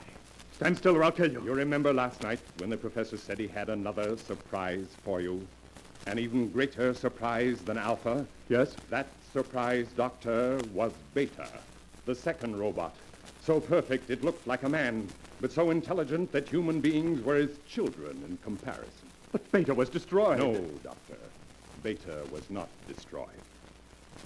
But you must be destroyed. Stand back. Stand back, I say. All right, then, I shall shoot. And now, Doctor, your bullets are gone. You aren't even hurt. Bullets cannot harm me. That's what I'm trying to tell you. Beta, the second robot, was not destroyed. But I saw him. What you saw was only an initial attempt that failed. The real Beta still exists. You see, Doctor, I am Beta. You? Yes. I, too, am what you would call a mechanical man. And now, you must die. No. No. Stay away from me. Stay away. No!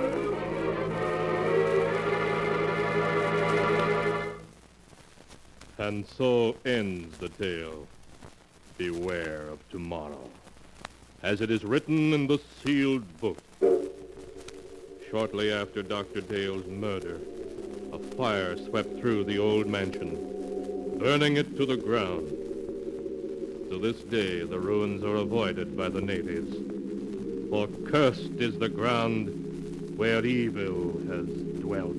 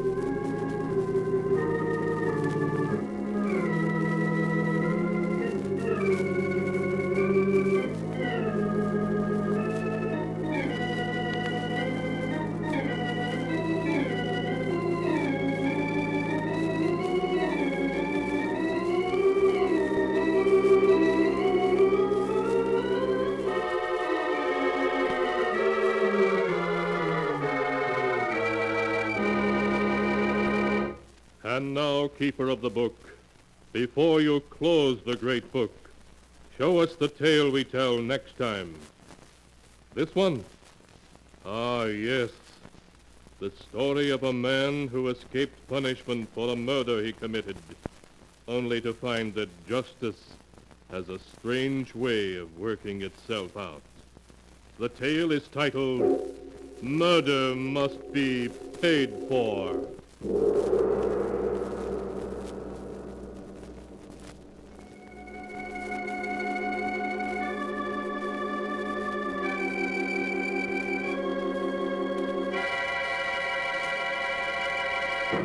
Be sure to be with us again next time, when the sound of the great gong heralds another strange and exciting tale from the Sealed Book. The Sealed Book, written by Bob Arthur and David Cogan, is produced and directed by Jock McGregor.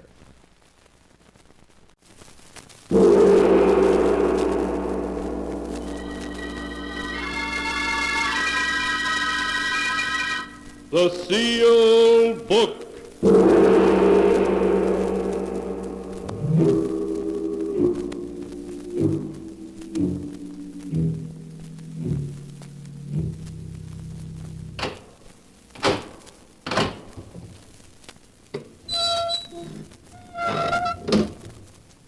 Once again, the keeper of the book has opened the ponderous door to the secret vault, wherein is kept the great sealed book, in which is recorded all the secrets and mysteries of mankind through the ages.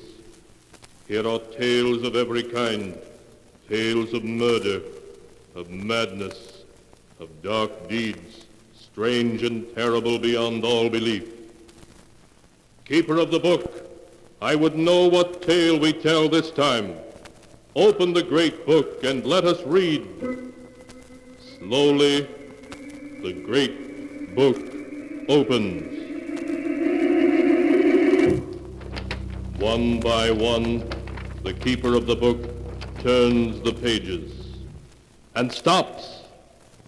Ah, the strange story of a murderer who found that justice has an uncanny way of working itself out, as in the tale titled, Murder Must Be Paid For.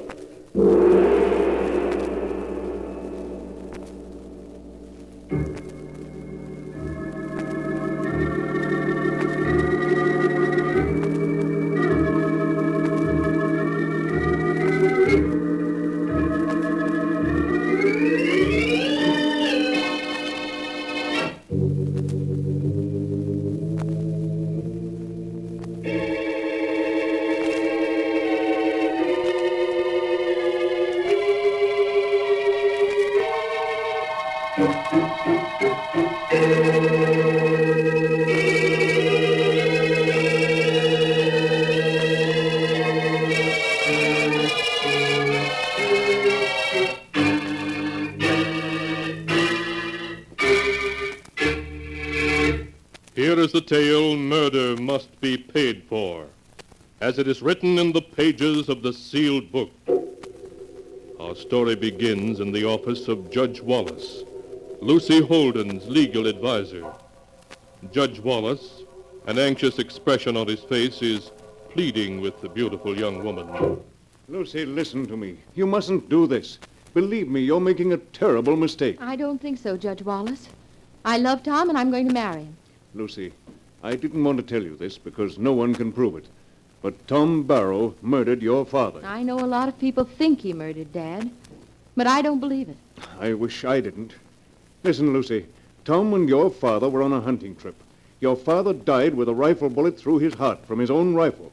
Tom said your father dropped the gun accidentally and it went off. Yes, I know all that. Do you know that Tom robbed your own father on a business deal and would have gone to jail if your father had lived another week? I know people say so. But have you any proof? No. Your father died. There's no case.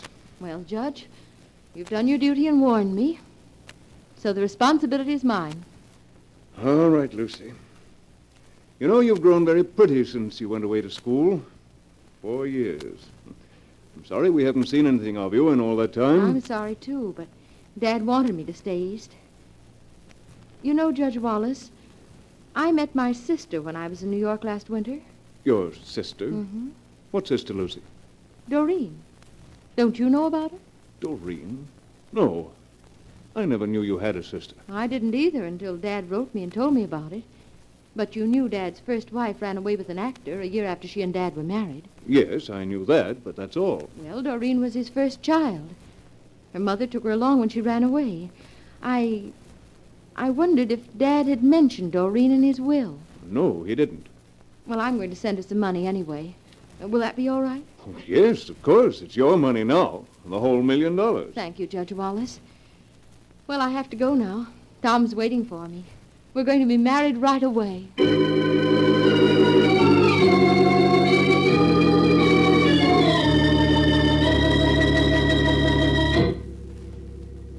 And Lucy married Tom Barrow, big and blonde and arrogantly self-assured. Tongues wagged over the marriage, but ignoring the gossip, the happy couple settled down at Barrow House, on the edge of high cliffs, looking out over the Pacific. There, Lucy wrote many letters, especially to her half-sister, Doreen.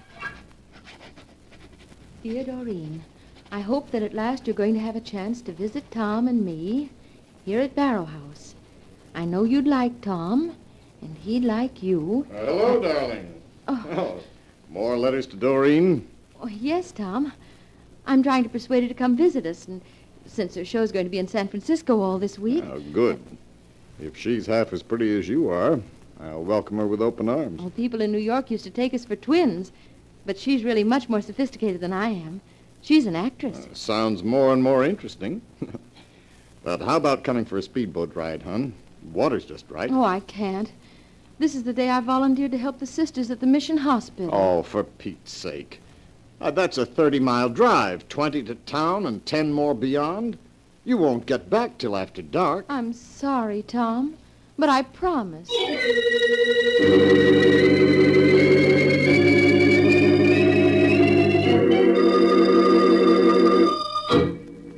And so, a short time later, Lucy drove off to her volunteer nursing work. So she was not present to see the dusty taxi that drove up to the house several hours later, leaving a visitor.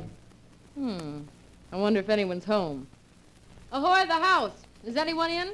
Nobody but me. Who are you? Why, Lucy. Wrong guess, mister. Try again. Holy smoke, I thought... No, your hair's done differently, and you're taller. Say, well, you can't be Doreen. Why not?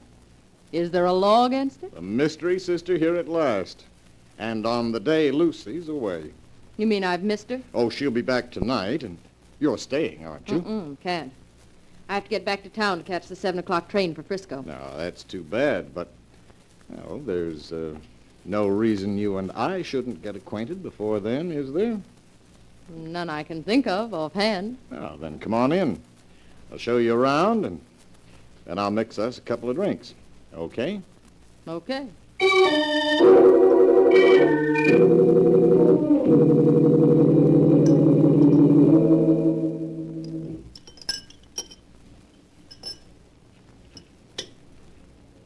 That tastes good.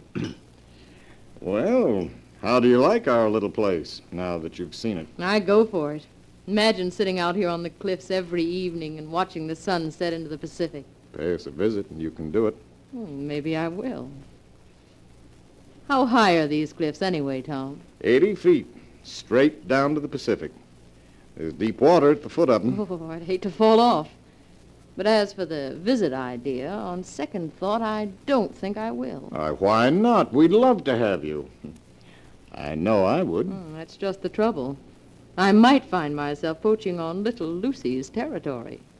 Do you mean that? Yes. Now I can understand how little Lucy came to fall for the guy who killed her father. So you've heard that gossip, eh? Yes, but not from Lucy. You did kill him, didn't you? Of course not. It was an accident. A very regrettable accident. Oh, of course. Now, how about driving me back to town? I'll just have time to catch my train. All right, but you're going to come again. I know it. Well, maybe. Well, you know, I think you and I could understand each other. It's too bad I didn't meet you first instead of Lucy.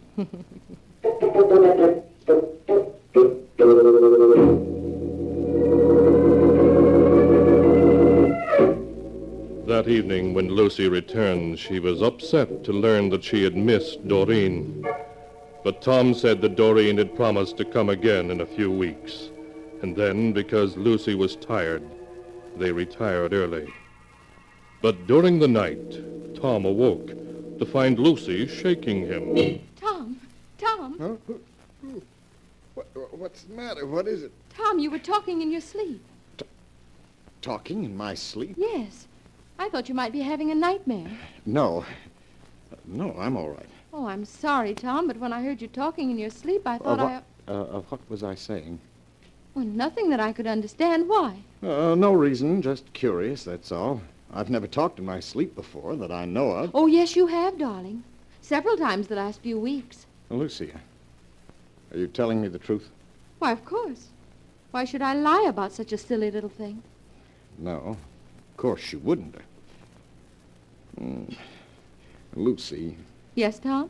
Suppose I sleep in the corner room after this. In the corner room? Why, Tom, you aren't serious. I'm perfectly serious. The realization that I might be disturbing you would make me more and more nervous until I wouldn't be able to sleep at all. Well, if that's really the case... It is, and anyway, we'll try it for a while, shall we?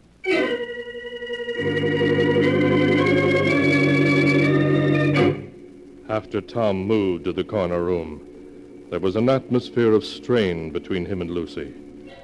Lucy, however, pretended not to notice it and went about as though everything was just as it had been. She wrote many long letters to her sister Doreen, but Tom noticed that whenever he came close to her, she covered the letters so that he could not see what she was writing. His suspicions aroused, he waited until she left one of them in the mailbox for the rural delivery carrier to pick up. As soon as she was out of sight, he swiftly ripped it open and read it. Now, Lucy, we'll see what you're so carefully hiding from me. Dear Doreen, I have dreadful news for you. Now I know that Tom did kill my father. Night after night, I've been listening outside his door, becoming more and more certain. Last night, he cried out distinctly, I killed him, but they'll never prove it, never. Doreen, what shall I do? If he killed Father, he may kill me. I go in fear of my life. I've taken one of his hunting knives, and I carry it around with me to protect myself in case he attacks me. So that's how it is. That's what you've been up to, eh? Well, Lucy, I think that you and I must have a little talk.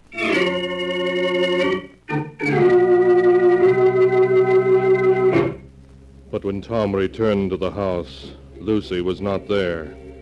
At last he located her, standing at her favorite spot on the cliffs near the house, a spot that overhung the sea which beat unceasingly against the rocks beneath, his footsteps muffled by the sound of the surf. Tom came quietly up behind her.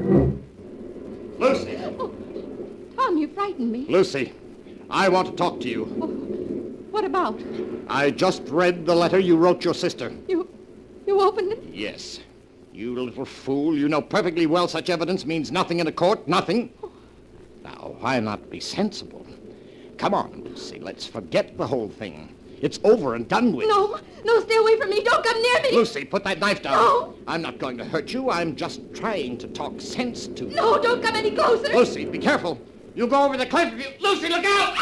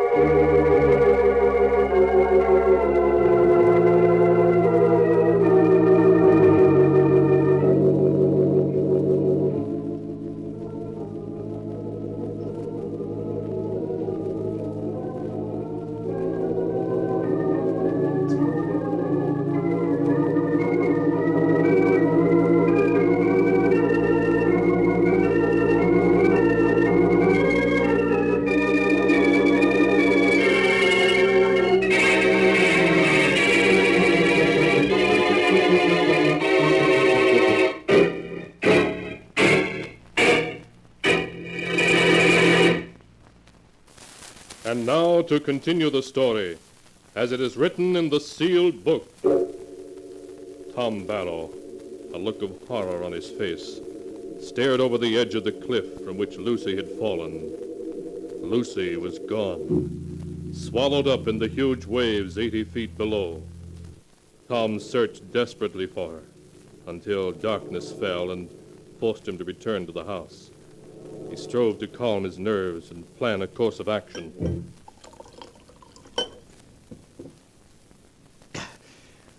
That's better. Now maybe I can think. They'll say I murdered her, but they won't be able to prove it. No matter what they think, they'll be able to prove nothing. Then the joke will be on Lucy. I'll inherit the whole estate her father left her. And that is a laugh. Hello? Hello, brother-in-law.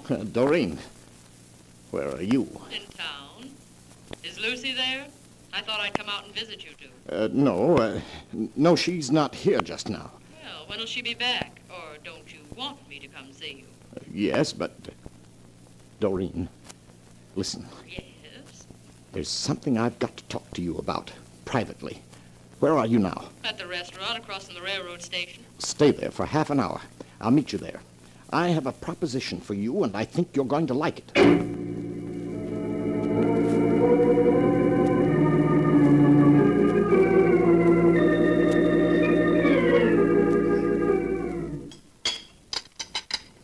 So that's the whole story, Doreen.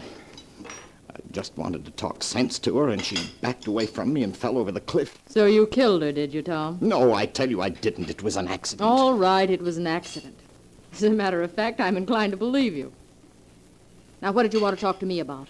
Look, Doreen, it should have been you and me, not me and Lucy. You and I belong together. Maybe. Go on, Tom. Now, here's my idea. You look like Lucy. I want you to take Lucy's place. Take Lucy's place? Yes. We'll be married secretly. You'll call yourself Lucy. No one will ever know the difference. And I'll give you half the estate that Lucy inherited from her father, because now that she's dead, I'll inherit it all from her father. Think, Doreen. $500,000. So you want me to take Lucy's place, Tom? Clever. Yes, very clever. No public outcry, no investigation, no suspicion of you. No, Doreen, I'm crazy about you. And we'll get along swell together. We'll travel, have fun. You'll be rich. Yes, I'll be rich, Tom. Then you'll do it. No. What? I have a better scheme than that. What do you mean? If you're convicted of murdering Lucy, Tom, you can't inherit her estate. Then it'll come to me as her next of kin.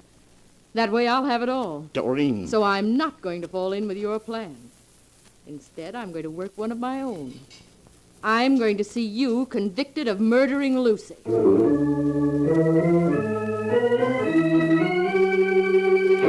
And so, despite Tom's frantic arguments, Doreen insisted that he go with her to Lucy's old friend, Judge Wallace. Judge Wallace called in the prosecuting attorney, and they heard Tom's story in silence. It won't wash, Barrow. First the father, then the daughter die in accidents, with you the only witness. It's too much for anyone to believe. Judge Wallace, I have letters from Lucy proving that she'd heard him admit in his sleep that he killed her father and that she was afraid of him. How about it, Mr. Roden? Can we hold him for murder? I'm afraid not, Judge Wallace. The letters would help, but they're not enough legally to win a conviction. Unless Lucy's body can be found with some evidence of murder about it, the law can do nothing. Lucy's body will be found sooner or later. I'm going to offer a reward for it. And then we'll see whether you can be convicted or not.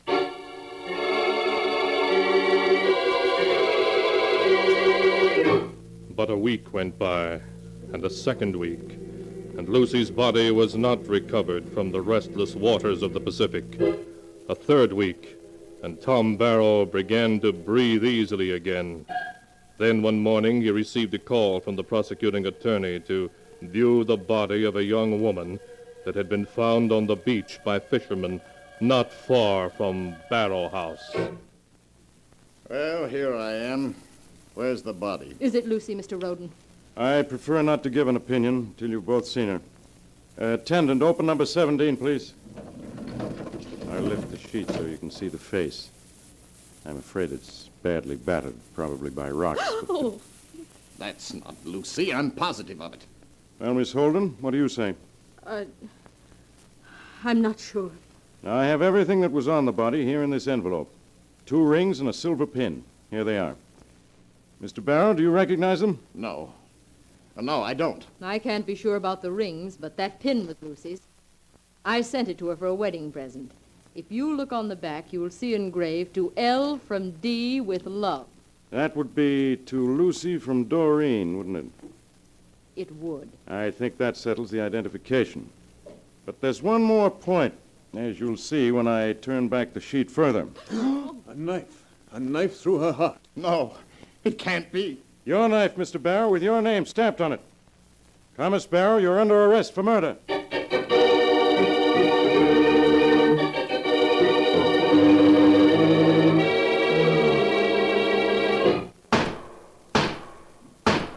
Thomas Barrow, you have been found guilty of murder as charged. The sentence of this court, accordingly, is that at 4 o'clock in the afternoon on the day of June 3rd, you shall suffer death in the lethal chamber of the state penitentiary, and may God have mercy on your soul.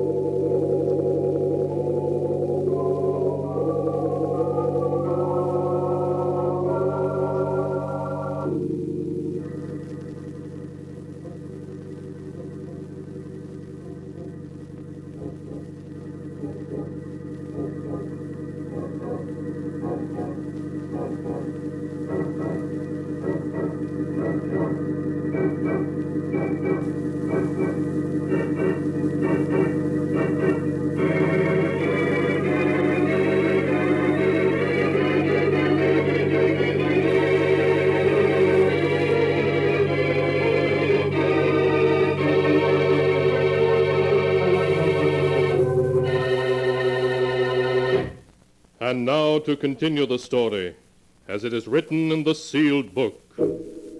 Tom Barrow's lawyer appealed the death verdict, but his appeal was rejected. The evidence was far too overwhelming. Tom kept protesting, but of course no one believed him, except the visitor whom the guard brought to his death cell one afternoon. Here you are, Miss Doreen. Thank you, guard. You can talk to him for 10 minutes, that's all. I'll stand back here where I can keep an eye on him, but I won't be listening. Hello, Tom. You devil. You did this. If it hadn't been for you, I wouldn't be here now. But you are here, where you belong. You ought to be amused at the way things turned out, Tom. If it hadn't been for you and those letters and that knife. You know how that knife came to be in Lucy's body? Yes, I do know. Lucy put it there. Lucy put it there? Yes, Tom. You killed Lucy's father, but the law couldn't touch you. So Lucy married you, just so she could see you punished. I don't believe you. You will. first, Lucy made you think that you talked in your sleep, that you'd admitted the truth that way. Made me think I'd talked in my sleep. Yes, because you didn't ever. But when you got frightened and insisted on having a separate room, she knew definitely you were guilty. Then she carried out the plan she'd made long before, to see you punished. You're crazy. It was all an accident. She fell off the cliff. Yes, Tom, that's right. She fell off the cliff, but she's not dead. In college, Lucy was a swimming champion. She'd dive from that cliff many times. When she fell, she simply swam underwater until she was out of sight behind some rocks. And then she swam ashore. A few miles down the beach, she had a motorboat hidden in an old boathouse. She reached it, changed her clothes, and got to a fishing village down the coast in the boat. Then she simply took a bus to town. No one paid any attention to her. The body, her rings. That wasn't Lucy's body. It was the body of a girl who happened to resemble her in size and coloring. I knew it. That girl had been killed in an automobile accident. Lucy was able to secure her body, never mind how, and concealed it in the water in the boathouse only a day or two before she put her plan into operation. After she fell off the cliff, she put her rings and pin on the body and thrust the knife into the heart. And after 3 weeks in the water, well, you understand. So that's it. Well, go on. What's the rest of it? When the time came, I saw to it that the body was taken from the boathouse and put on the beach where it could be found. And then I identified it. And here you are, Tom. You devils, both of you. But you won't get away with it. I'll get my lawyers to find Lucy. I'm afraid that's impossible. No one can find Lucy. What do you mean, if she's alive? She's alive, but no one will find her, Tom. Because, Tom, I'm Lucy, too. I'm both Doreen and Lucy, you see. You can't be. Oh, but I am. Think, Tom. Did you ever see Doreen and Lucy together? Of course, that day you went to the mission. Yes. It was easy to stop in town, change my clothes, fix my hair differently, put on lots of makeup and high-heel shoes, and come back as Doreen, the sister I'd been so carefully making you believe in all along. I should have guessed. I should have guessed. Why should you? No one else did. There was a real Doreen once who died as a baby. But that gave me the idea. And I made you think Doreen had her own selfish motive for seeing you convicted, so you wouldn't suspect we were both the same girl. You devil. Perhaps some people would say what I've done is wrong. But I don't think so. Because you killed my father. And murder must be paid for, Tom. As you're going to pay. Guard! Guard! What is it? What do you want? Call the warden. My wife isn't dead. This is her. Do you hear? It's all a trick. Oh, I'm afraid his mind has given away under the strain, guard. Yes, you'd better leave now, miss. We'll look after him. Yes, thank you. I'm afraid his mind is gone completely. Don't let her get away. I tell you, she's my wife. She's Lucy, my wife. Now, take it easy. Take it easy. The warden will be here in a minute, and you can talk to him all you like on your way to the lethal chamber. No, I'm innocent. I tell you, I've been framed. She's not dead. My wife's not dead. I'm innocent, innocent!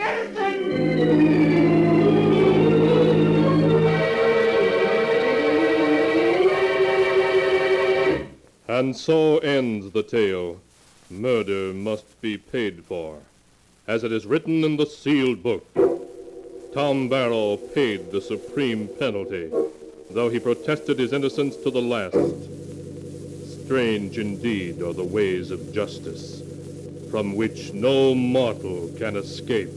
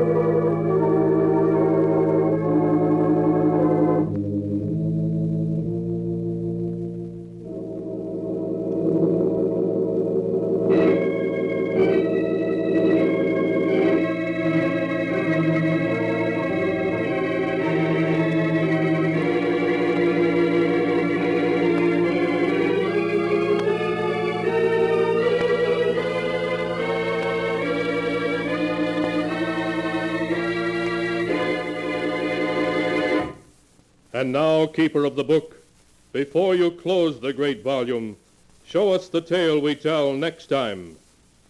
This one Ah, yes. A tale of an old woman who for 40 years lived alone in a huge old New England mansion. A mansion in which death was the master. A tale titled To Have and to Hold.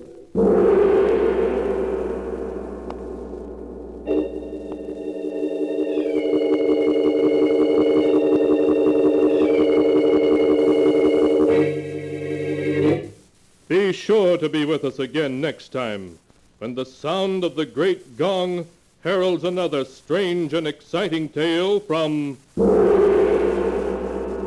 The Sealed Book.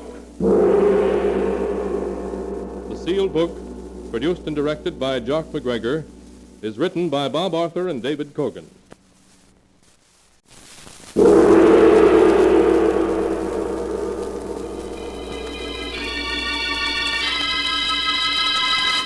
The Sealed Book.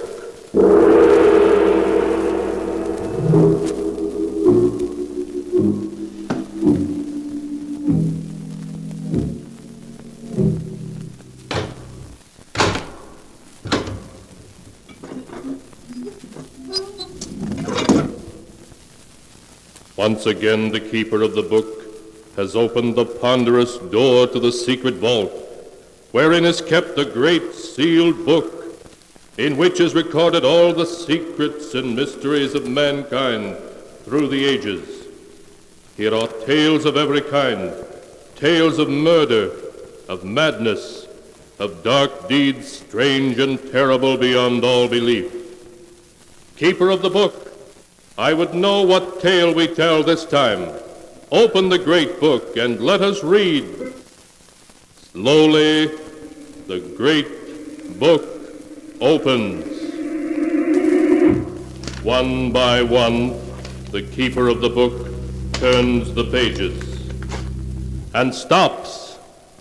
Ah, the strange story of an old lady who for 40 years lived alone in a huge old New England mansion, a mansion in which death was the master. The tale is titled To Have and to Hold.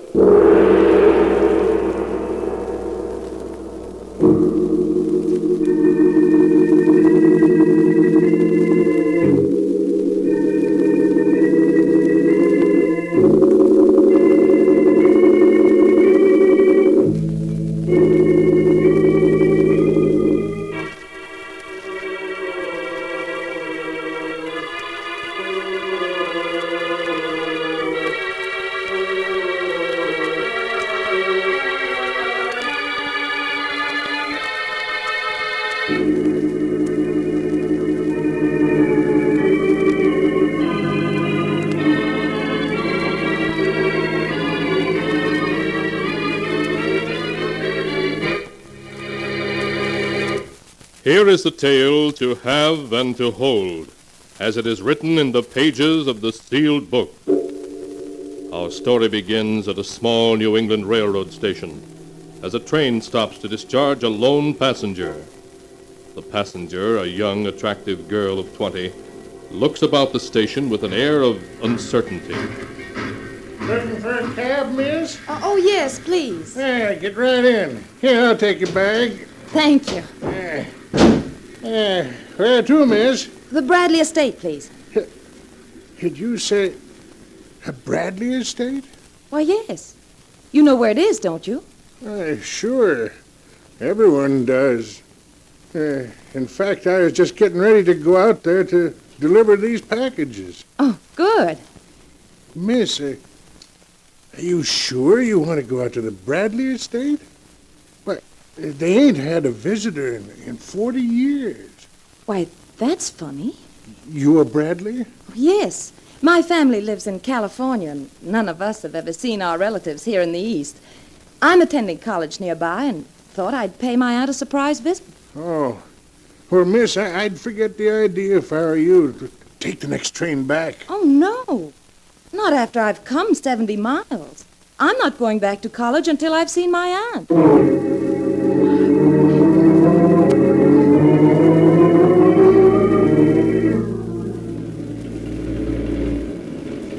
Driver, please tell me what you know about my aunt. Well, just about the time I come to the village 10 years ago to drive this cab, the old servant your aunt used to send for supplies died. Yes? She didn't get another servant, but hired me to bring supplies out to the estate once a week. I see. What does my aunt look like? I don't know, miss. I ain't never seen her. No one has seen her for 40 years. But you just said she'd hired you. Well, she did, but not directly. A banker fella come down from Boston and hired me. Didn't he go out to the estate to see her? No, he just arranged things in the village and took the first train back to Boston. Once in a while, your aunt writes to him. Oh. Well, what are in these packages you have for my aunt? Well, some of them have food, but mostly it's things she's ordered for her husband. Clothes, cigars, and books, and... Well, in fact, I got a new suit for him right here. Best that money can buy, too. I ain't never seen him, neither. Just doesn't make sense, does it? No, ma'am. It certainly don't.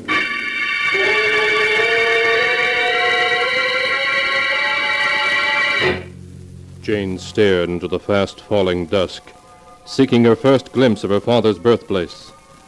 As they turned into a private road, she was able to make out the many towers of the old mansion and the hundreds of windows, behind which was the unknown and the secrets of 40 years. I had no idea it'd be so large. There's over 80 rooms in it. Used to be a show place 40 years ago. And the two of them live in that mansion, all alone? Yeah. There isn't a light showing in the whole house. No, hardly ever is. Well, come on. We go in the back entrance here. Just follow me. All right. That's it. Now, I'll just set these packages I brought right down here on the porch. There. What's in that box you're picking up? A note from your aunt. Telling me what to bring for next week. Oh. Seems your uncle is running out of cigars. She want me to order more. You going to knock? Well, all right. Surely she heard the car approach the house. It ain't no use, miss. You better come back to the village with me. No. No, perhaps she'd open the door if you were to leave me here alone. Won't you please go? Well, just as you say, miss. I just hope you'll be all right. Oh, I will.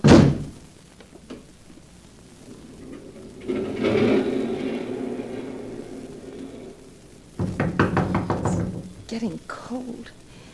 I do wish she's unlocking it.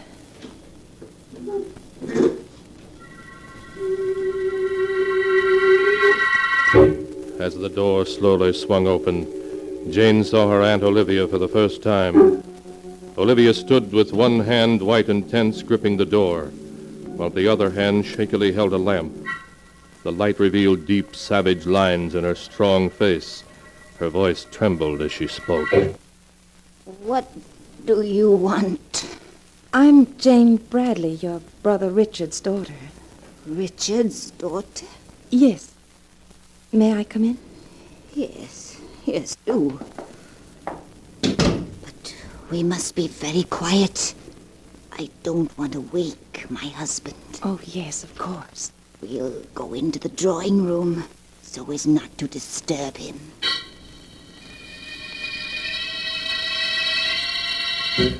The light of the lamp cast an eerie glow in the great hallway as Jane followed her aunt into what had once been the most beautiful drawing room in New England.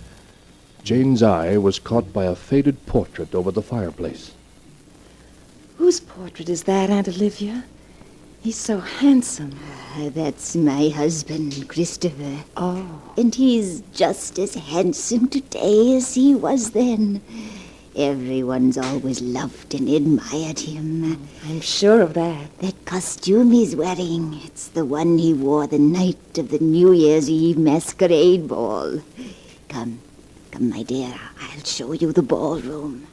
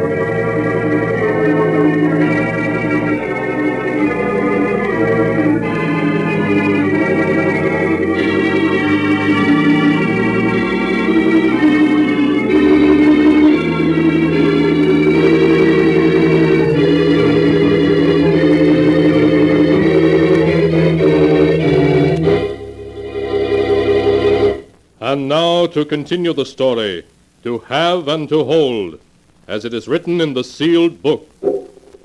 Jane, a look of wonder on her face, followed her Aunt Olivia down a long, dark hall, a hall that was musty with decay. Olivia stopped and opened a large door. This is the ballroom. Why, it's so huge. There were 500 people here that New Year's Eve. Oh, I can remember how beautiful the ballroom.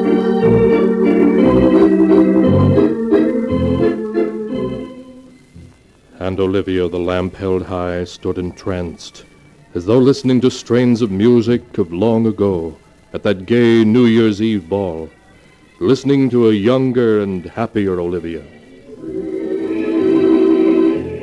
Oh, Chris, there's never been a ball like this, and I've never been so happy. Do you like my costume? Your costume? Oh, yes, it's very lovely. Thank you, darling. Oh, Chris, you look wonderful as a Spanish cavalier. The women can't keep their eyes off you. Where's your cousin Amy? Amy? Oh, the child is around somewhere. Chris, why don't we announce our engagement tonight? It would be a wonderful way to welcome in the year 1900. No. I mean, not tonight, Olivia. Why wait? I want everyone to know you're mine. Good evening, Olivia. Chris. Oh, Amy. Oh, you look like a dream in that costume. Thank you, Chris. Olivia, Judge Parker wants to see you for a moment. Oh, very well. Will you excuse me, Chris? Of course. I'll be back in a minute. Will you excuse me, Chris? I have to... Amy, wait. Why have you been avoiding me lately? I haven't been avoiding you.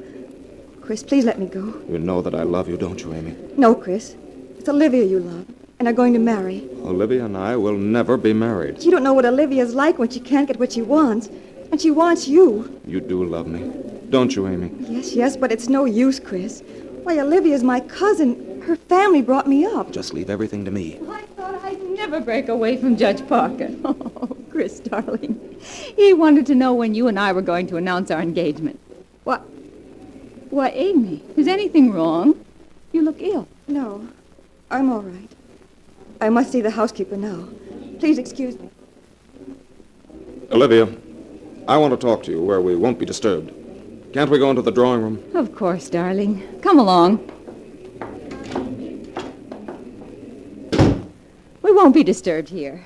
Now, what did you want to talk to me about? Olivia, I can't go through with our marriage. Oh, darling. Don't say that, even as a joke. I'm not joking, Olivia. I've never loved you. If I've spoken of marriage, it was because there wasn't anyone else. But now there is. Someone else? Who? Amy. Amy? So that's it. Well, she can't have you, do you hear? You're mine, and you always will be. And I'm not giving you up. You haven't any choice. Amy and I love each other, and we're going to be married. No, if I can't have you, no one else shall. Oh, Olivia, you're hysterical. Put that letter opener You're down. mine, and no one else is going to get you. No one. Olivia, give me that letter opener. No one shall have you. No one. Olivia, perhaps this will bring you to your senses. Ow! Look out, Olivia. Olivia. Olivia, speak to me.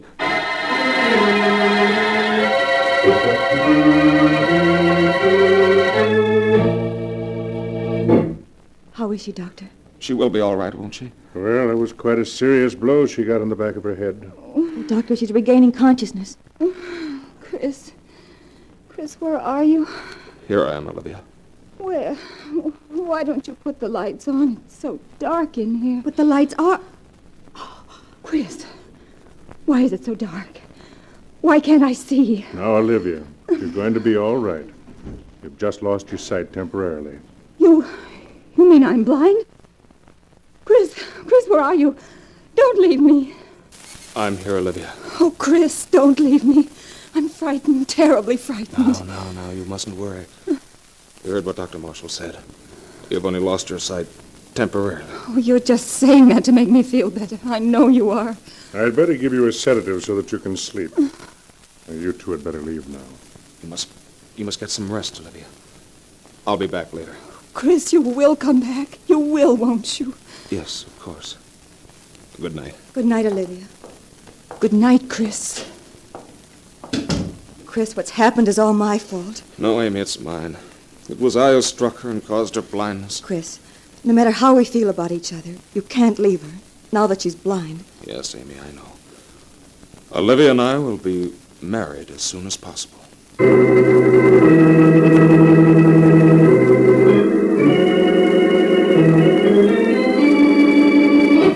A few weeks passed. Then one day a small group gathered in the dining room to see Chris and Olivia married. The guests all remarked how radiant and happy the bride appeared as the minister asked the time-honored question, do you take this man to love and honor, to have and to hold as long as you both shall live? The bride smiled happily as she agreed.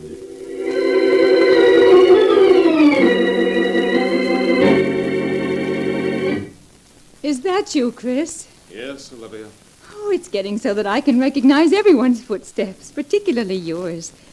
Where were you, darling? I've missed you so. I was in the library, trying to work on my new book. But you weren't in the library when I sent my maid down to find you. Where were you then? Oh, I don't know. Probably walking in the garden. You will spend the afternoon with me, won't you, Chris? But I was planning to go back to work on my book this afternoon. Oh, darling, can't you let it go until tomorrow? I'm so lonely without you. All right, Olivia. Thank you, darling. I seem to be doing less and less work as time goes on. Oh, please don't be angry. It's 2 months today since we were married. 2 months today. Oh, and they've been the happiest months in my whole life. Oh, Chris, I couldn't live without you.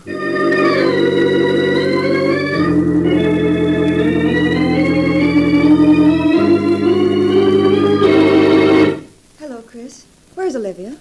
She's in her room. Chris, you don't look well. Is anything wrong? Amy, I can't go on this way anymore. I've had about as much of Olivia in these past 2 months as I can stand. Oh, please, Chris, you mustn't talk like that. You don't know what it's like. She always wants to know where I've been, who I've seen, what I've been doing. She doesn't let me alone for a moment. You mustn't feel that way about it, Chris. Well, she loves you. Well, if it's love, it's an insane love. She's smothering me to death with her constant attention. Why, I haven't been able to work on my book for 2 weeks now. Yes, I know. I can't escape from her for a moment. When I'm not with her, she has the servants spying on me. Oh, no, Chris, you must be mistaken. I'm not, I tell you. I can't go on this way much longer. I just can't.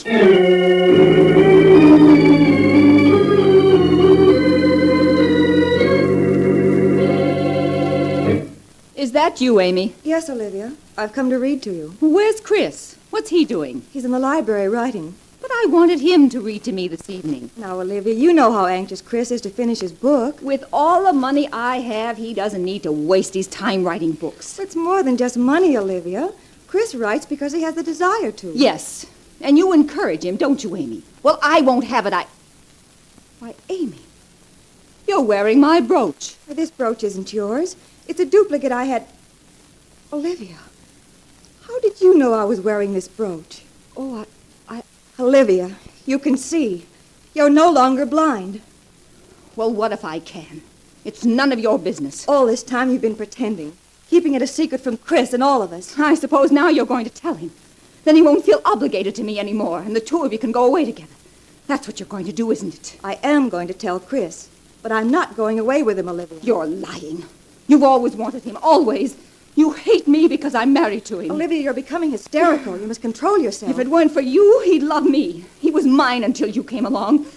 But you aren't going to come between us any longer. Olivia, what's wrong with you? Stay away from me. With you gone, he'll be mine. Olivia, you mustn't... Olivia! I'll strangle you with my own 2 hands like this. And with you gone, I'll always have Chris. Always, always. There. I didn't want to kill you, Amy. But you tried to take Chris from me. Oh, if they find her body here like this, they'll put me in prison. And then I'll lose Chris. Oh, I must do something. If her body were badly burned, they couldn't tell I'd murdered her. Yes, that's it. I could say I heard her lighting the lamp, and there was an accident, and her clothes caught on fire. I was helpless. Yes, that's it. I must burn her body, and then they'll never know I killed her.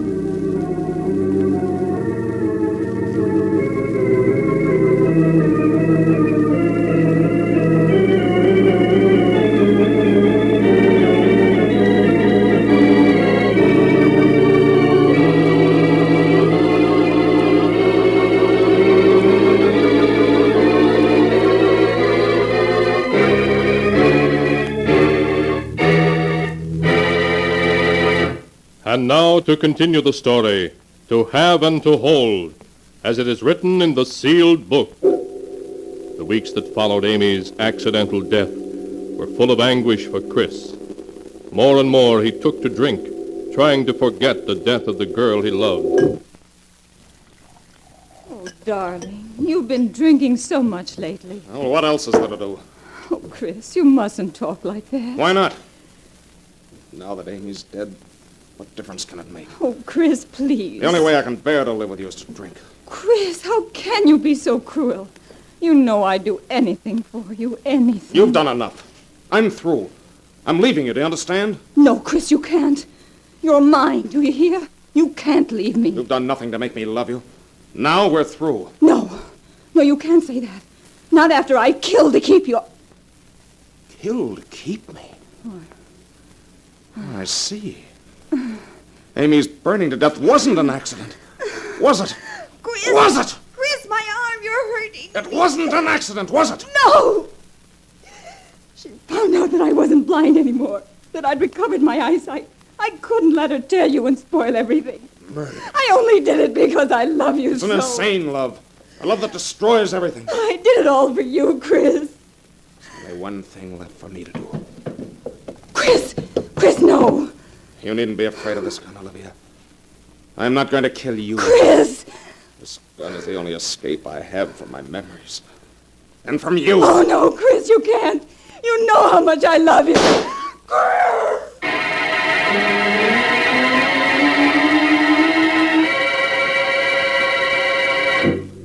As Aunt Olivia stood there entranced, reliving memories 40 years old, the lamp cast an eerie glow on her face. Lost in the memories of the past, she forgot about her visitor. Aunt Olivia. Oh, yes. You seemed so far away, as though you were recalling memories of long ago. Oh, I'm sorry. For the moment, I forgot you were here. Yes. Yes, Chris and I still talk about that masquerade party. You think I might see Uncle Christopher? Yes. But we mustn't wake him if he's asleep. Oh, no, of course not. Here, I'll carry the lamp, Aunt Olivia. His room is at the head of these stairs, on the right. Don't you think you ought to have the house cleaned, Aunt Olivia? Everything's so old and dusty. Oh, Chris won't hear of anything being changed. I do hope he likes this new suit I ordered for him. He's always been so particular. Was this his room? Yes. Now, be very quiet while I open the door. Chris? Are you awake? We have a visit. Is it all right for me to come in, Aunt Olivia? Yes, yes. But you mustn't disturb him. I won't. It's so dark in here, and this lamp doesn't give much light. I hope Uncle Christopher doesn't... Oh, you dropped the lamp. He's awake now. Oh, I'm terribly sorry, Chris. I told her not to make any noise. Miss Bradley, hooray! Are you all right? Answer me. Here I am. Yes, I come back. Thought I heard you screaming when I come in. It's kind of hard to find my way around this small flashlight. What's wrong? Why'd you scream? Over there. In that corner of the room. Well, there's nothing there but a bed and... Oh, it can't be. Oh, it's horrible. Horrible. A glass coffin with a skeleton in it. Isn't this a lovely suit, Chris? It just came. And I also ordered some fresh cigars for you, darling. Is there anything else you want? And so ends the tale, to have and to hold, as it is written in the sealed book. The body of Christopher Drake, which for 40 years had been encased by a glass coffin, was removed from the old mansion and buried. Shortly afterwards, Olivia died. Her last words were, "I'm coming, Chris."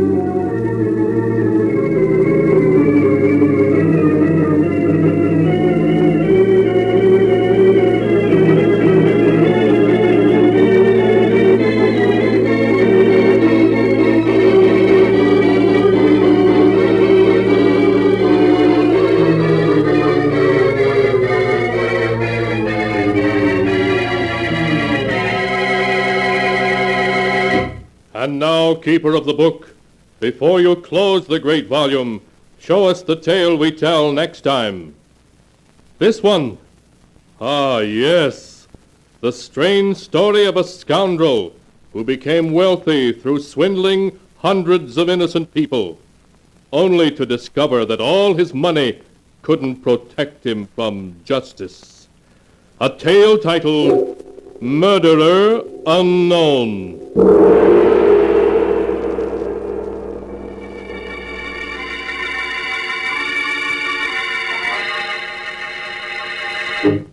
Be sure to be with us again next time when the sound of the great gong heralds another strange and exciting tale from The Sealed Book. The Sealed Book, produced and directed by Jock McGregor, is written by Bob Arthur and David Cogan.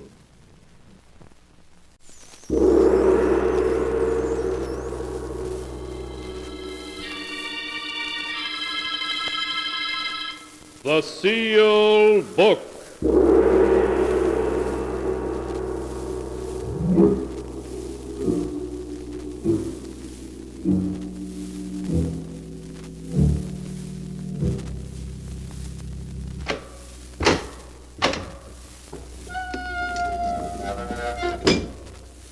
Once again, the keeper of the book has opened the ponderous door to the secret vault, wherein is kept a great sealed book, in which is recorded all the secrets and mysteries of mankind through the ages.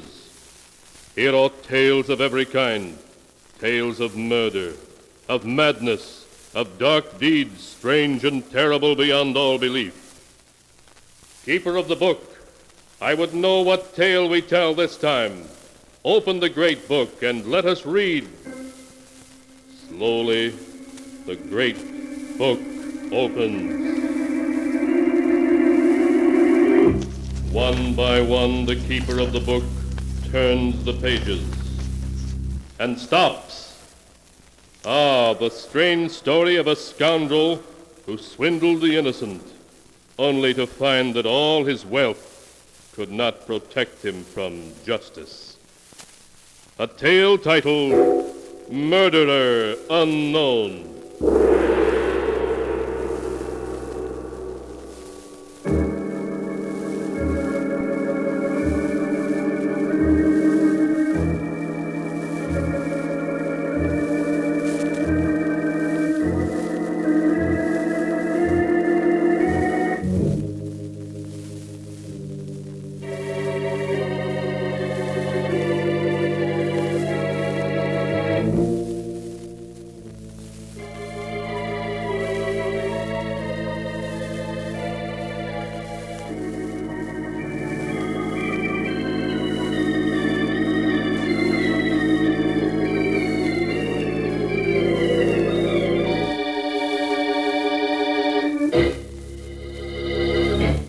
Here is the tale, Murderer Unknown, as it is written in the pages of the sealed book. Our story begins as Martin Scott enters the large and luxurious offices of Gerald Morgan. Scott, his face white and tense, is talking to Morgan's private secretary. But, Jason, I tell you, you've got to let me see him. I'm sorry, Mr. Scott, but Mr. Morgan can't be disturbed. But it's a matter of life and death, man. You can't... What's all the noise out here about? Oh, Gerald. Oh, it's you, Martin. Gerald, you've got to see me. It's something that concerns both of us. Concerns both of us? You forget you're no longer a partner in this firm. In spite of that, it concerns the two of us. All right, come into my office. You too, Jason. Yes, Mr. Morgan. Well, what is it, Martin? Yesterday morning, I received this letter in the mail. As it had a black border, I naturally thought it was just a death announcement. But when I opened it... Here, read it for yourself. You'll die first, Martin Scott. Then Gerald Morgan will die. There's no escape. Well, what about it? Obviously, it's the work of a crank. Yes, that's what I thought after I'd read it. But late last night, someone took a shot at me as I was approaching my home. As you can see by this bullet hole in my hat, I had a rather close shave. Someone took a shot at you? But who? You must remember, Gerald, that when you took this company away from me, you also ruined almost 100 stockholders. My gaining control of this company was entirely within the law. Well, from what happened last night, it seems obvious one of the stockholders doesn't agree. Whether we like it or not, we have to combine against this threat. And exactly what do you propose? This morning, I hired a private detective, Philip Walker, to investigate. He wanted $200 for his fee, but I only had $100. And seeing that I'm a party of the second part in this threatening letter, you think it only fair I pay the other half of Mr. Walker's fee? Yes. That's reasonable enough. I'll send you a check for $100. Thank you. I'll keep in touch with you, Gerald. Yes, do. Goodbye, Martin. Goodbye. Goodbye, Jason. Goodbye, Mr. Scott. Well, Jason, you heard Mr. Scott's story. What do you think?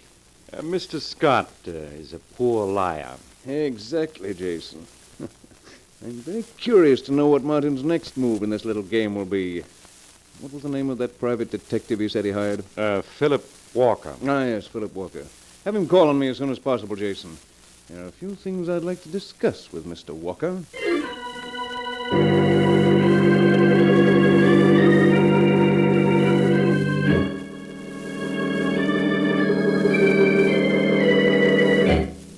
A few days later, Martin Scott, a terrified look on his face, rushed into Gerald Morgan's office.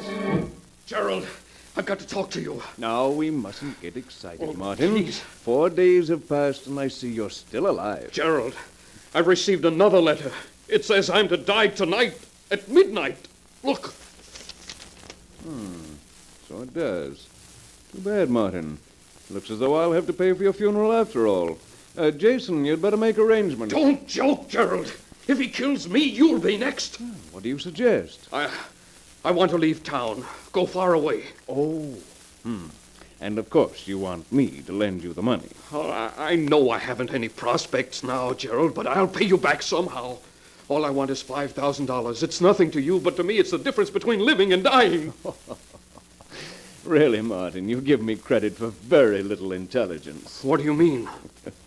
Come, Martin, why don't you admit you put the bullet through your hat yourself and wrote those letters all in an effort to get money out of me? You don't believe me? No, Martin, I don't believe you. For the past 3 days, every move you've made has been reported to me by Mr. Walker. Philip Walker? Yes, Martin. The detective you hired. It was a simple matter to buy his services away from you. As usual, it was just a question of money. But, Gerald, you've got to... In last night's report, Walker states that you left home at 9:25 to mail a letter.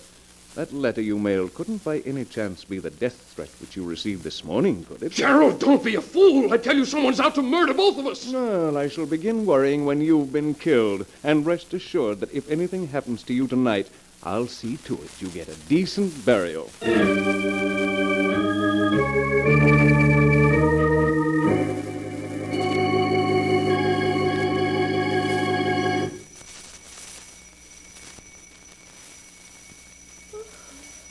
Oh, Gerald. I'll wake up. Someone's at the door. What? Who could that be at this hour? There's only one way to find out.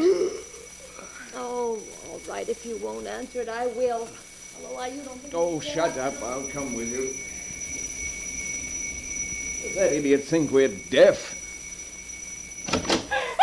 Shut up, you fool. Oh, his face is covered with blood. Who is he? I don't know. Gerald. Martin, hold the door open while I carry him in. All right, Gerald. He's almost unconscious. Loss of blood. Yeah. Easy now. That's it. Oh, no use. Geraldie. Oh, his face looks as though it had been splashed a dozen times. He's horribly mutilated. Gerald, what's he clutching in his hand? It's a letter with a black border. What's it say? Can you make it out? It's difficult to read with the blood on it. It says, "This is the last letter you'll ever receive, Scott. Your time has come." Oh, Gerald, what does it mean? Stop asking so many questions and call Dr. Richards. Oh, all right. Martin, can you hear me? Gerald, at midnight, he came for me. Who, Martin, who? I never had a chance. Tell me, Martin, who did this to you? He said after I died, you would be next. But who, Martin, who? Dr. Richards will be right over, Gerald. It's too late. He's dead.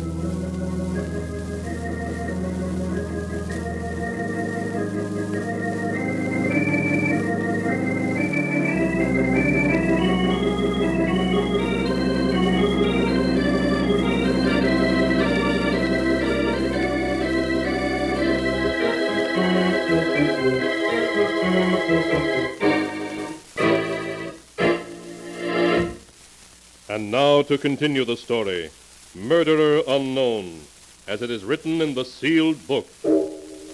As Gerald Morgan drove to his office the morning following Martin Scott's death, he kept glancing over his shoulder nervously. A cold fear gripped him until he entered his office. Good morning, Mr. Morgan. Good morning, Jason. I read in the morning papers what happened to Mr. Scott. It came as quite a shock. Yes, I'm afraid I did Martin a grave injustice not believing his story. Why, look at the way he tried to warn me after he'd been mortally wounded. He wasn't able to name his assailant, was he? Unfortunately, no. He died just as he was about to name him. That's too bad. Yes, now I'm next. Well, whoever murdered he isn't going to succeed in my case. I'm sure he won't. Mr. Walker is waiting to see you. I'll have him come in. Yes. Mr. Morgan will see you now, Mr. Walker. Good morning, Mr. Morgan. Good morning, Walker. Have a seat. Thank you. I read about what happened at your home last night. It's too bad you removed me from the case yesterday afternoon. What do you make of it, Walker? Well, the manner in which Scott was so brutally murdered seems to suggest that the murderer is a maniac. And maniacs are dangerous, Mr. Morgan. If you're looking for a fat fee, you'll get it without trying to frighten me into it. Oh, I'm sorry, Mr. Morgan. I didn't mean... Never mind. Your one job is to catch the man who murdered Martin Scott and is out to get me. Yes, sir. Scott believed that one of the former stockholders of this company was after him. And now I'm of the same opinion. Yes, Mr. Morgan. Yeah. Here's a list of the stockholders. Hire as many assistants as you need. Spare no expense, but find Scott's murderer. We'll do our best, Mr. Morgan. Meanwhile, I'd better arrange a bodyguard for you. Pardon me, Mr. Morgan, but perhaps a trip somewhere might be wiser. Yes. Quite right, Jason. Even with a bodyguard, a man can be murdered. I think the idea of a trip, a long one, is an excellent suggestion. Well, where do you intend to go, Mr. Morgan? That I'm not telling anyone, not even you, Walker. But how will I get in touch with you if something comes up? Merely insert a notice on the personal column of the Morning Record. I'll get in touch with you, if I think it's important. Very well, Mr. Morgan. Jason, call my home and have my wife pack her things and mine. Tell her we're leaving town immediately.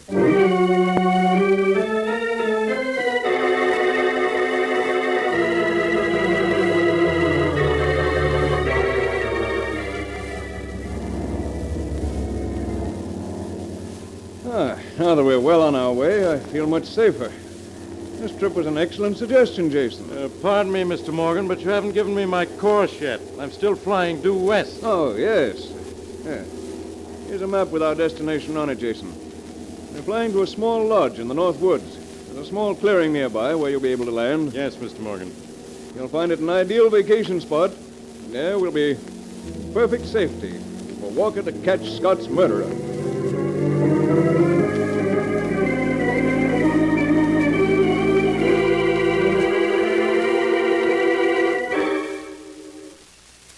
Morning, Jason. Good morning, Mrs. Morgan. Mr. Morgan. Good morning. Did you sleep well? Perfectly, thank you.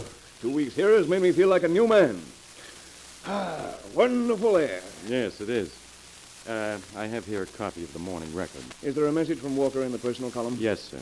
The message reads, "Nothing found as yet, but I'm working hard." I see. Well, couldn't expect him to uncover the murderer in 2 weeks. No, sir. After all, there are over 100 stockholders, and any one of them might be guilty. Good morning, madam. Gentlemen, a wonderful day for fishing, no? Yes, it is. What have you got there, Pierre? Just a few supplies, madam. And, yes, a letter for your husband. A letter? Oui. My brother Jacques, who runs the general store and who is also postmaster, he gave it to me. But no one knows I'm here. No one. But it is addressed to you, Mr. Jones. Here, you can see for yourself. Is there any return address on it, Mr. Morgan? No, it's addressed to Mr. Jones, care Postmaster St. Clair. Letter's postmarked from Portland yesterday. Only one way to find out if this letter is meant for me. Why, another letter inside it. A black border. What? And it's addressed to Gerald Morgan. No matter where you flee, I shall follow. There's no escape.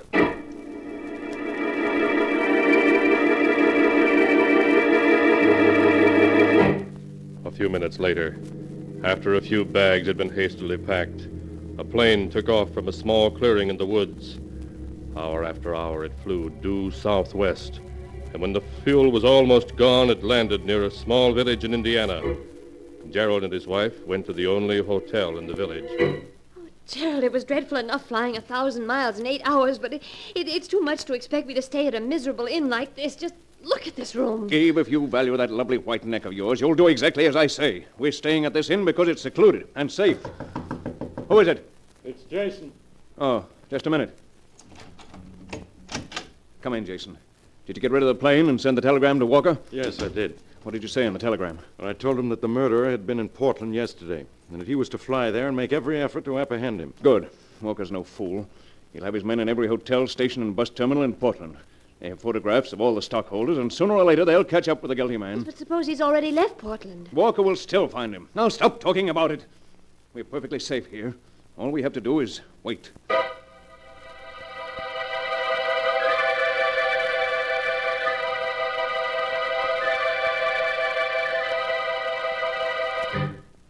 Jason, where's Gerald? He just went down to the bar to see if the morning record has arrived yet. Jason, Yes, dear. are you the one who's sending in those letters? Why, darling, what a question to ask the man you Oh, love. I'm sorry, Jason. I don't care what you do. Only promise me Be that careful, you... someone's coming. Mr. Morgan, I see you were able to get a copy of the morning record. Anything in it from Walker? Yes, but it's all bad. They weren't able to find the murderer in Portland. That's too bad. I told him to spare no expense, and he let the murderer slip through his fingers. Ah, the fools. I'll answer it, sir. This letter came from Mr. Anderson. Thank you. Another letter? Yes, it was posted last night from Toledo. But how could he have known we were here? We left no trail. Should I open it? Yes. There's another envelope within it. Border. Yes, it's addressed to you. Open it. See what he says. No matter where you flee, you can't escape me. Your time is drawing near.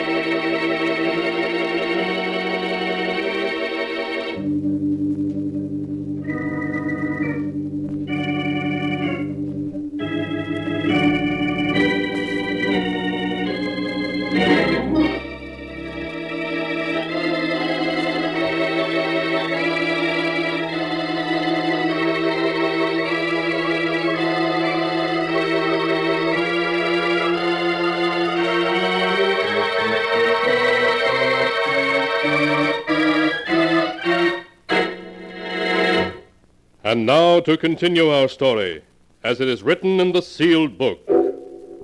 Less than 10 minutes after receiving the black-bordered letter, Gerald Morgan was fleeing for his life.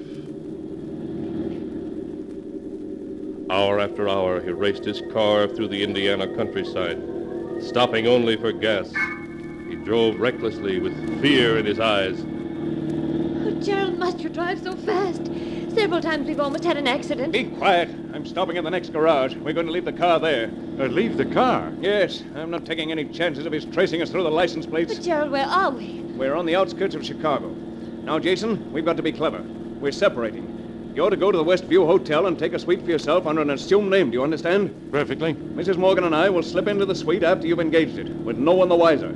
And by the way, send a telegram to Walker and notify him that the murderer was in Toledo last night. And this time he must be caught.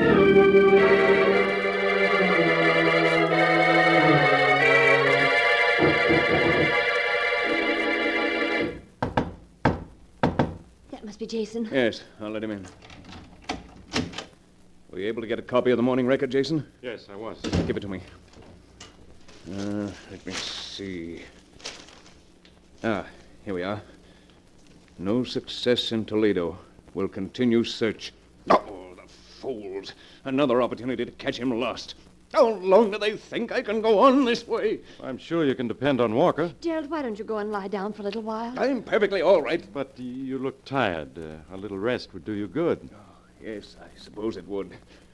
Call me if there's any word from Walker.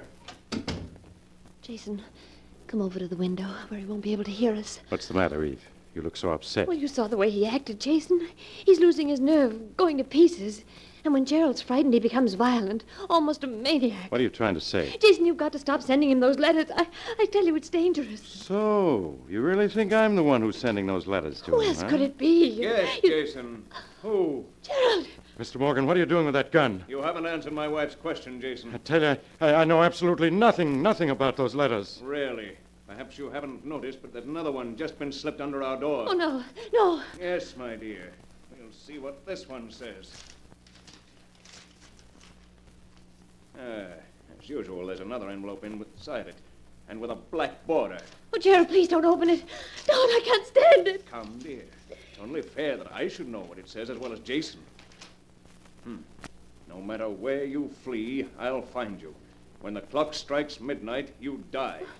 So, you two had decided to get rid of me tonight. No, Gerald, no. I tell you, I had nothing to do with the sending of those letters. Really, Jason. In all our travels, we left no trail behind. You two were the only ones who knew where I was. You must listen to me. I tell you, I had nothing to do with them. You're nothing. exceedingly clever, Jason. I've never denied that. With me out of the way, you could gain control of my company. Your accusation is absurd. If that's true, why should I have killed Martin Scott? He had nothing to do with the company anymore. Quite so, but with me dead, he might have gained control of the company instead of you. Therefore, you decided to remove the two of us. You've gambled, Jason, and lost. Gerald, why are you turning on the radio? We're parting company, my dear, and I feel the need of music. No, you can't shoot me. I tell you, I'm innocent. Gerald, I had nothing to do with this scheme. I swear I didn't. You wouldn't want the man you love to die alone, would you, my dear? You must listen to me. You must. I can prove I had no part in it if you'll only give me a chance. No.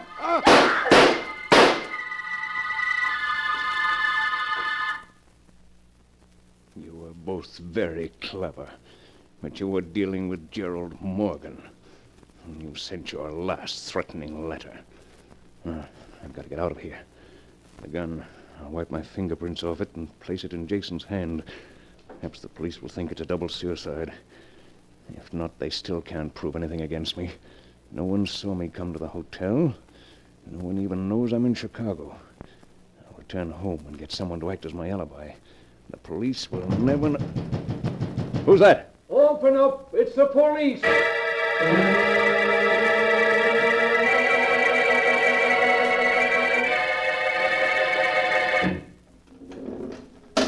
I'm afraid you can only have a few minutes, Mr. Walker. Thank you. Walker, what are you doing here? I've come to deliver a letter. A letter? Yes. Here. What? It's from Martin Scott, dated December 5th. Well, that was the night he was murdered. Yes. Dear Gerald, a week ago my physician told me I had but a few months to live. After I once got over the shock, I suddenly felt free to do what 100 ruined stockholders wanted to do, but couldn't. I could easily have come to your office and killed you, Gerald, but I didn't want you to die so easily. Knowing you as well as I do, I began to plan your future for you. My plan began the day I came to your office with a death threat and the hat with a bullet hole in it. You reacted just as I knew you would. You bribed the detective I'd hired. When I appeared at your office this morning and showed you the second letter I'd received, saying I died tonight at midnight, you laughed at me for trying to extort money from you. That, too, I had planned on. In 1 hour it will be midnight, and according to my plan for you, I must be murdered. I am going to slash myself with a knife, Gerald, and then go to your home to die. You're going to watch me die, Gerald, and know fear as you've never known it before. After I'm gone, you will begin to receive the same kind of threatening letters which I sent myself. You will run away, Gerald, but wherever you go, a letter will find you. You'll become insanely frightened, and in time you'll turn on the only person who could be logically betraying your movements, Jason. If things work out as I planned, the great fear in you will drive you to kill him. When you're in prison, waiting for the end, you'll receive this letter, and at last know which one of the stockholders made you pay for your crimes. Martin Scott. No, it can't be. But it is, Mr. Morgan. But if Jason didn't send me those letters, who did? You forget, Mr. Morgan, that I knew where to find you. You had Jason send me telegrams, and they were easy to trace. Then it was you who sent those letters. Yes, I was the one who carried out Martin Scott's plan. But I bought you, gave you thousands of dollars. All of your checks were torn up. Martin Scott was my friend. You can't do this to me. You can save me if you want to. I'm rich. I'll pay you any amount of money you want. Walker, listen to me. You'll have to leave now, Mr. Walker. It's almost... No, Walker, you can't. You can't let them kill me. I'll pay you anything. Anything. Walker!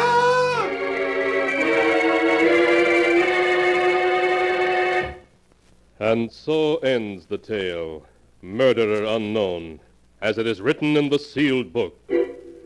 At midnight, Gerald Morgan was executed in the electric chair. Twisted indeed are the strands of fate, in which destiny entangles mere mortals.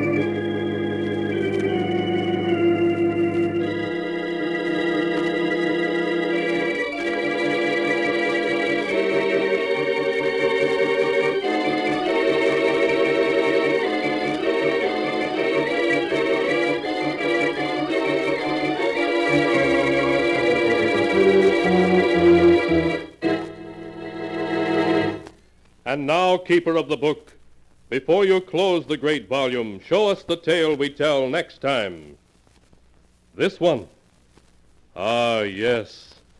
The tale of a human derelict who one night stumbled into a pawn shop and there sold 5 years of his life to a strange and mysterious pawnbroker. The tale is called Time on My Hands.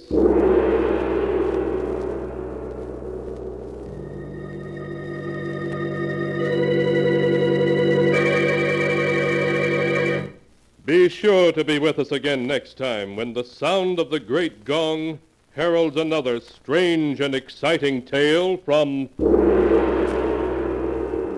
the Sealed Book. The Sealed Book, produced and directed by Jock McGregor, is written by Bob Arthur and David Cogan.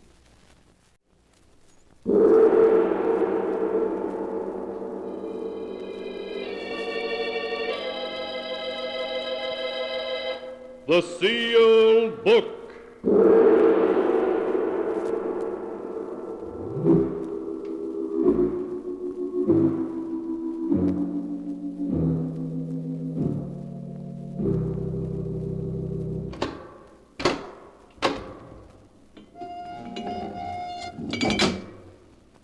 Once again, the keeper of the book has opened the ponderous door to the secret vault, wherein is kept the great sealed book, in which is recorded all the secrets and mysteries of mankind through the ages.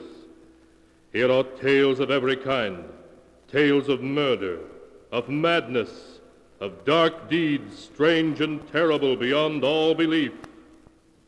Keeper of the book, I would know what tale we tell this time. Open the great book and let us read. Slowly, The great book opens. One by one, the keeper of the book turns the pages and stops. Ah, the strange story of a man who was down and out and was willing to do anything for money. A tale titled Time on My Hands.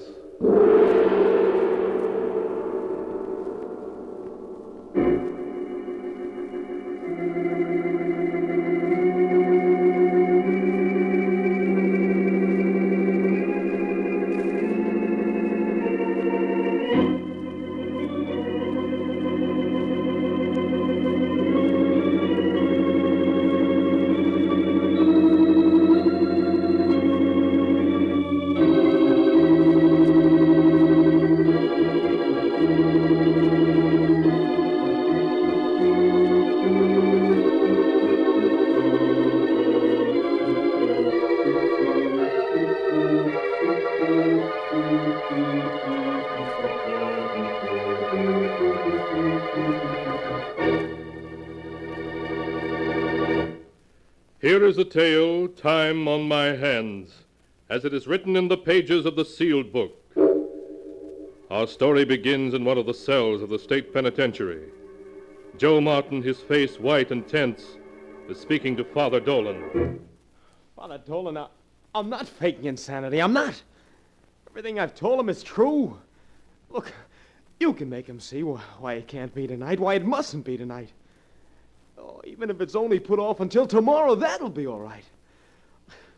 Then I'll know that what Mr. Benedict said won't come true. Listen, this is how it happened. It all started late one night last September.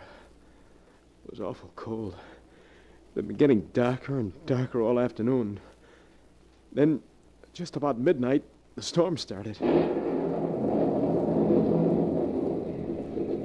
Can't sleep here in the park, Joe. Not with all this rain coming down. Yeah. Oh, it's really pouring now, isn't it? I still ain't raised the price of a flop. Oh, I just about sell myself to the devil for the price of a bed. Hey, look. Eh? What's that you're picking up? It's a fountain pen, see? I can hock it. Maybe I can get the price of a bed. It's only a 2-bit pen. You couldn't get a cent for it. Well, I'm gonna have a try. What can I lose? Okay, and I'm heading downtown. I'll see you later. Yeah, if I don't keel over first. Oh, coming down so hard you can't see more than a couple of feet ahead. Oh, my feet are so wet. I feel hot and cold. Hot and cold. Oh, here's Rand's pawn shop. Come on. Oh, no. Closed. No luck. Never no luck. Try Morris's place. Right along here somewhere. Yeah, here it is. Oh, closed, too. Why does this have to happen to me? Arnold's hawk shop has got to be open. Can't see his window. Coming down so hard, he's got to be open. Nobody's luck can be that bad. Be open, be open, be open. Oh, closed. Oh, he's closed too. Now what? I gotta keep walking or I'll keel over. No one in sight. I'm all alone. No friends, no place. No... What's that? A hawk shop. Never noticed this place before. Must be a new one. Yeah, I gotta get in. Gotta get some dough for this pen. I gotta. Must be the boss up there in the back of the shop working on his books. Yeah. Good evening. Oh, good evening. Good evening. You're new on the street, huh? Why, yes, I am. But I've been in this business quite a number of years. Quite a number. You, have something you desire to pawn? Huh? Oh, yeah. This here fountain pen. May I see it, please? Oh, sure. It's a fine pen. Writes good, too. I'm afraid I wouldn't be interested in that. Well, look, mister, couldn't you let me have something on it? I'm sorry, but this pen is worthless. Yeah, just my luck. Possibly you have something else you can pawn. Something else? Me? All I got's time on my hands. Time. Nothing to do with it. Nothing but starve and freeze. Ah, then perhaps we can do business after all. Huh? In fact, I can make you a very handsome offer. If you're prepared to sell, say, 5 years of your life. Sell 5 years of my life? Look, how can you buy 5 years of my life? Oh, it's very simple. Our firm, shall I say, does it all the time. You merely sign an agreement, and the 5 years are deducted from your lifespan. You mean I'd die 5 years sooner than I should? Yes, but then think how unhappy your years are. Well? Who are you, mister? Why, do business under a dozen different names. Benedict is as good a name as any. Now come. Are you willing to sell 5 years of your life? I'm prepared to offer you, shall we say, $1,000 a year. $1,000 a year? Yes, $5,000 in all. Think of it. With that money, you can live as you've always wanted to live. Yeah, I know, but 5 years? What will they mean to you? Cold, hunger, wet feet. Yeah, wet feet. Sure would feel good to have a new pair of shoes on my feet. You got the money here, mister? Yes, I always pay in cash. $5,000, huh? Sure, why not? Why not, indeed? I'll have to look your record up in my files. What is your full name, please? Joseph Henry Martin. Let me see. Joseph Henry Martin. You mean you got my name in that file? Why, yes. We try to keep our records complete. You were born December the 22nd, 1912. Yeah. Your father's name was Richard. Your mother's name was Margaret. Yeah, you're right. Very well, Mr. Martin. Your record is satisfactory, and we can do business. If you'll just sign this form, please. Yeah, mister. This line, huh? Yes, please. Your name in full and the date. Joseph Henry Martin, October 5th. There. What about the dough? Of course. If you will just feel in the right-hand pocket of your coat. Money? A handful of $500 bills. Please count them to make sure the sum is correct, Mr. Martin. Yeah, be glad. 1, 2, 3, 4, 5, 6, 7, 8, 9, 10. It's all there. $5,000. It's been a pleasure to do business with you, Mr. Martin. Good night. Huh? Oh, yeah. It's mutual. Good night. $5,000. Ah, I'm rich. Oh, am I gonna have me a time?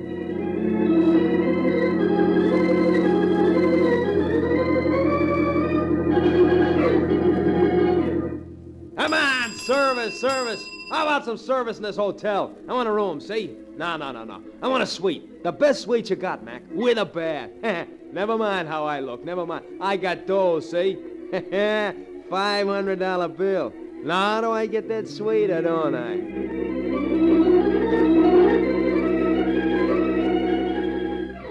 Six suits, brother. That's what I said. I want 6 suits. Tweed. Like them in the winter. Only with more color in them, see? When a guy's got dough, he wears tweeds. And I got dough, see?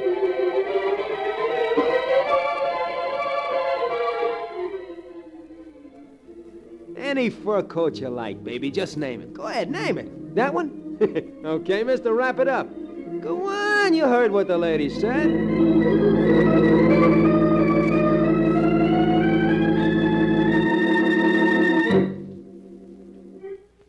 But one day, a little more than 3 months after Joe had come into his newfound wealth, he was shocked to learn that he was overdrawn at the bank. It seemed the $5,000 was gone. Even more, he owed a hotel bill of $400. Late that night, Joe skipped his hotel and took up residence at a cheap boarding house. One by one, his possessions began to go.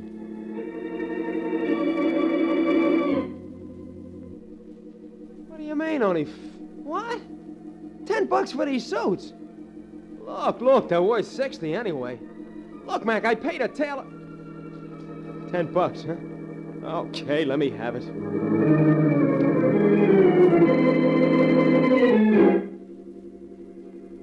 Only $1 for my hat. $1? But, well, I gotta have a bed tonight, so okay.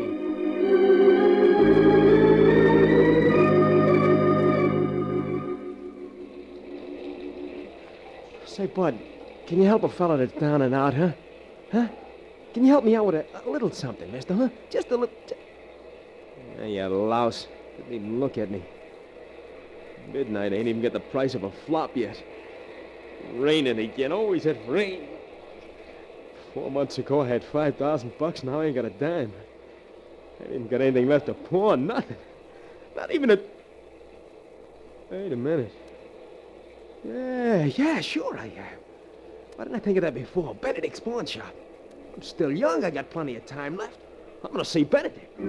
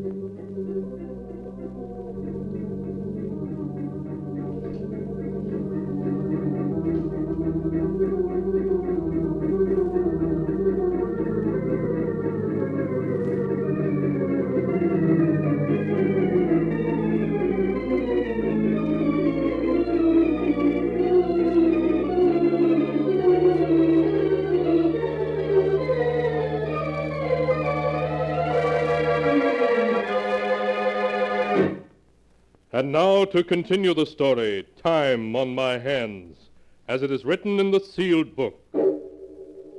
Soaked to the skin, his shoes leaking, Joe Martin trudged through the rain toward Benedict's pawn shop.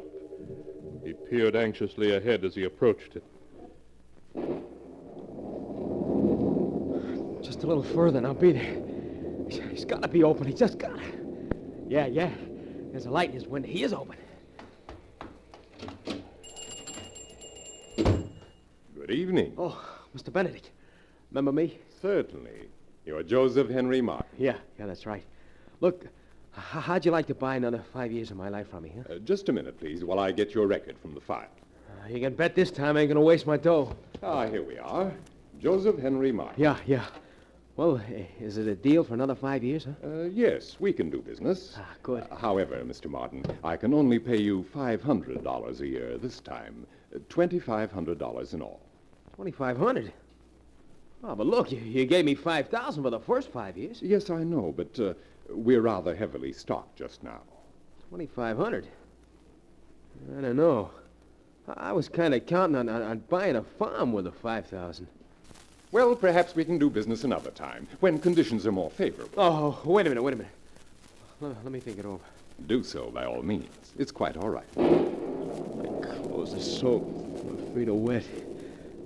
$2,500 I could... All right, it's a deal. If you'll just sign your name and the date on this form, as before. Okay.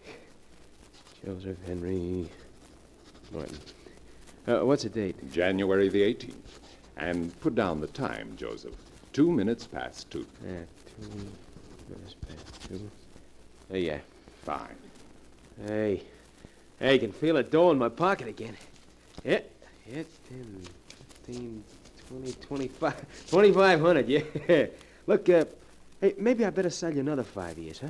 I could get a much better farm for $5,000, you know. Sorry, but I'm afraid we're not interested in any further purchases. Why not? You have no more time to sell. No more? What do you mean? According to my records, with the sale you've just made, deducted from your lifespan, you have just 2 more hours to live. 2 hours? Yes. You're now due to die at 3 minutes after 4 o'clock, in exactly 2 hours. No, that's a mistake. It must be. No, Mr. Martin. I have your record right here, and our records are never wrong. Then what did you let me sell you the 5 years for? My dear Mr. Martin, you asked me to buy them. Yeah, but what good is a $2,500 now? To take back your dough and give me back my 5 years. I regret to say that there are no exchanges. There's got to be one, you hear me? I'm warning you. You're going to give me back my 5 years, or aren't you? I should like to oblige, but it's against our policy. Oh, it is it? Maybe this will help you change your mind, huh? I should put down that knife if I were you, Mr. Martin. Put it down when I get back my 5 years, or no sooner. Do I get them? I'm sorry to say no. No, take that! What are you standing there smiling for? I stabbed you. You gotta fall. Fall, do you hear me? You're not even bleeding. No, Mr. Martin, I'm not even bleeding. You'd better pick up your money and go. Yeah, but look, don't you see? Look, give me a break, will you, mister? You have 1 hour and 58 minutes left now. I'm sorry, Mr. Martin. Oh, you can't let me die like this. You can't do it. You gotta give me more time, please. Well, I think we could arrange for you to have more time if you care to sell your soul. Huh? Sell my soul? It's of trifling value, of course, but my firm has a certain use for such things. My soul, huh? I never thought very much about it. Never had any use for it myself, I guess. Few people do. It's superfluous at best. What was that? Merely the clock striking the quarter hour. It's now 2:15. 2:15. All right, I'll sell. Where do I sign? Well, unfortunately, in this matter, your signature would not be binding. There's only one way I could be certain of getting my property when the time comes. What way is that? You'd have to, shall we say, remove some person from this life. You mean kill someone? Exactly. And in return, you shall have the balance of the victim's life. You may be fortunate enough to find someone who has 30 or 40 years to live. Just think, all that time would be yours. Yeah, but to have to kill somebody... Oh, you don't have to. It's just a suggestion. Yeah, but if I don't, I'd die in 2 hours. 1 hour and 47 minutes, to be exact. No, I couldn't kill no one. Even if it means I die tonight. I can't do it, you hear me? I'm getting out of here.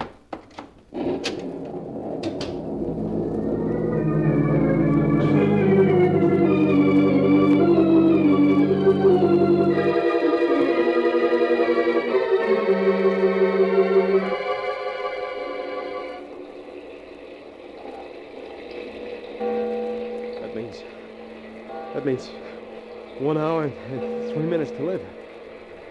1 hour and 3 minutes. I gotta get out of the storm. There's a bar room. I could use a drink. What do you have? Double whiskey. Keep 'em coming.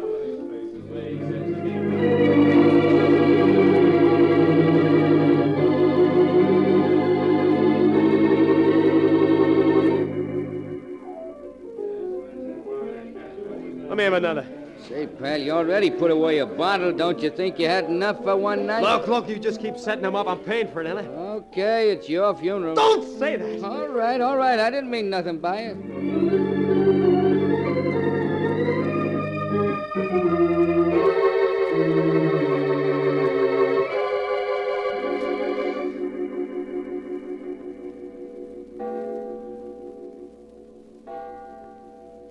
4 o'clock. Last time I'll ever hear a clock strike. Only 3 minutes. 3 minutes. Did you say something? No! Listen. What's that? What's what? What's that clock ticking? Where is it? Clock? There ain't no clock ticking in here. There is! Listen, guy, you had a couple too many, I guess. Look, I can hear it, I tell you. It's ticking. Tell me I've only got 3 minutes left. Look, fella, it's time you was going. I don't like the way you're talking. Yeah. Gotta get out of here. Gotta get away from that clock.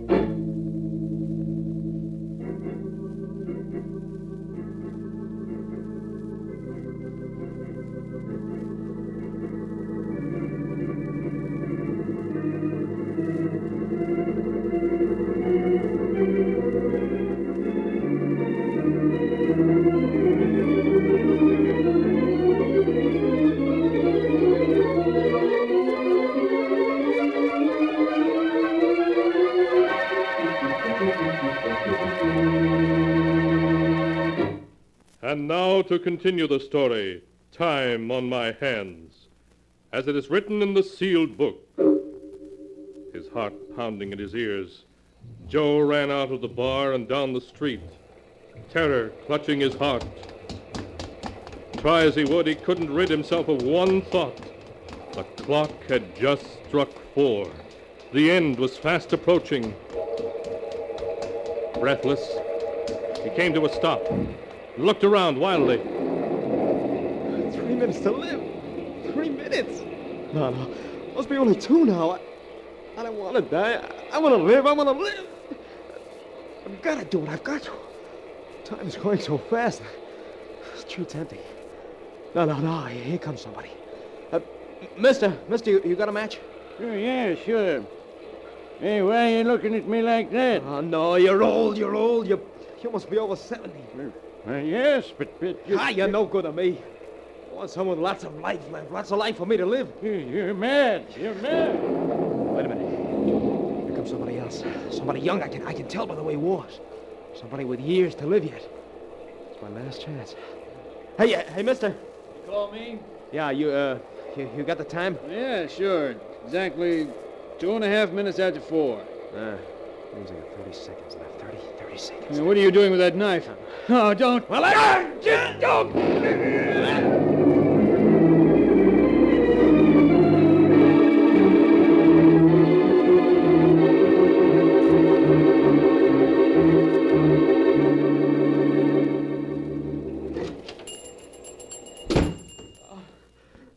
I've done it.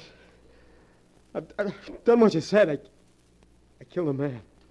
I kill him, do you hear me? I kill a man. Yes, I know you have. I'm a murderer. But you're alive. And as you see, it's 4:15. Yeah, I'm alive.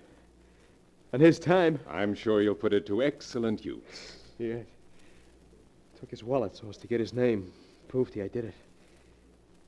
His name is Frank R. Caldwell. Frank R. Caldwell. I'll look it up in the files. He's young. He wanted to live too, but I killed him. Frank R. Caldwell. Here it is. How much? How much time I got to live? Now, let me see. His file expires on August 20th. August 20th? What year? This year. This year? Yes. You received just 7 months from him. 7 months? No, you must be wrong. He was so young. I'm sorry, but 7 months was all he had. Oh, no, he You'll can't. find our records are quite correct. So your card will be removed from our files at 10 minutes after 11 p.m. on August 20th. No. August 20th. Oh, that's wonderful. So that's what you've done to me. August 20th. Oh, no. August 20th. August 20th. That's the man who stopped me. Hey, you, just a minute there. Yeah, that's the man, all right. He's the one that killed that poor boy. Yeah, come along, you. You're under arrest. August 20th is there. 7 months. Just 7 months.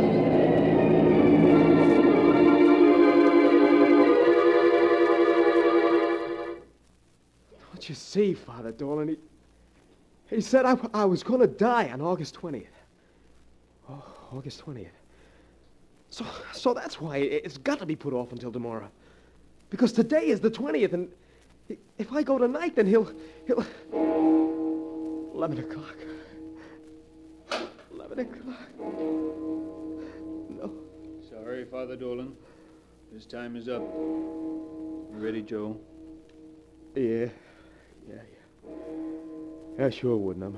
I'm ready. It's time for me to go, isn't it? Just the time he said I'd go.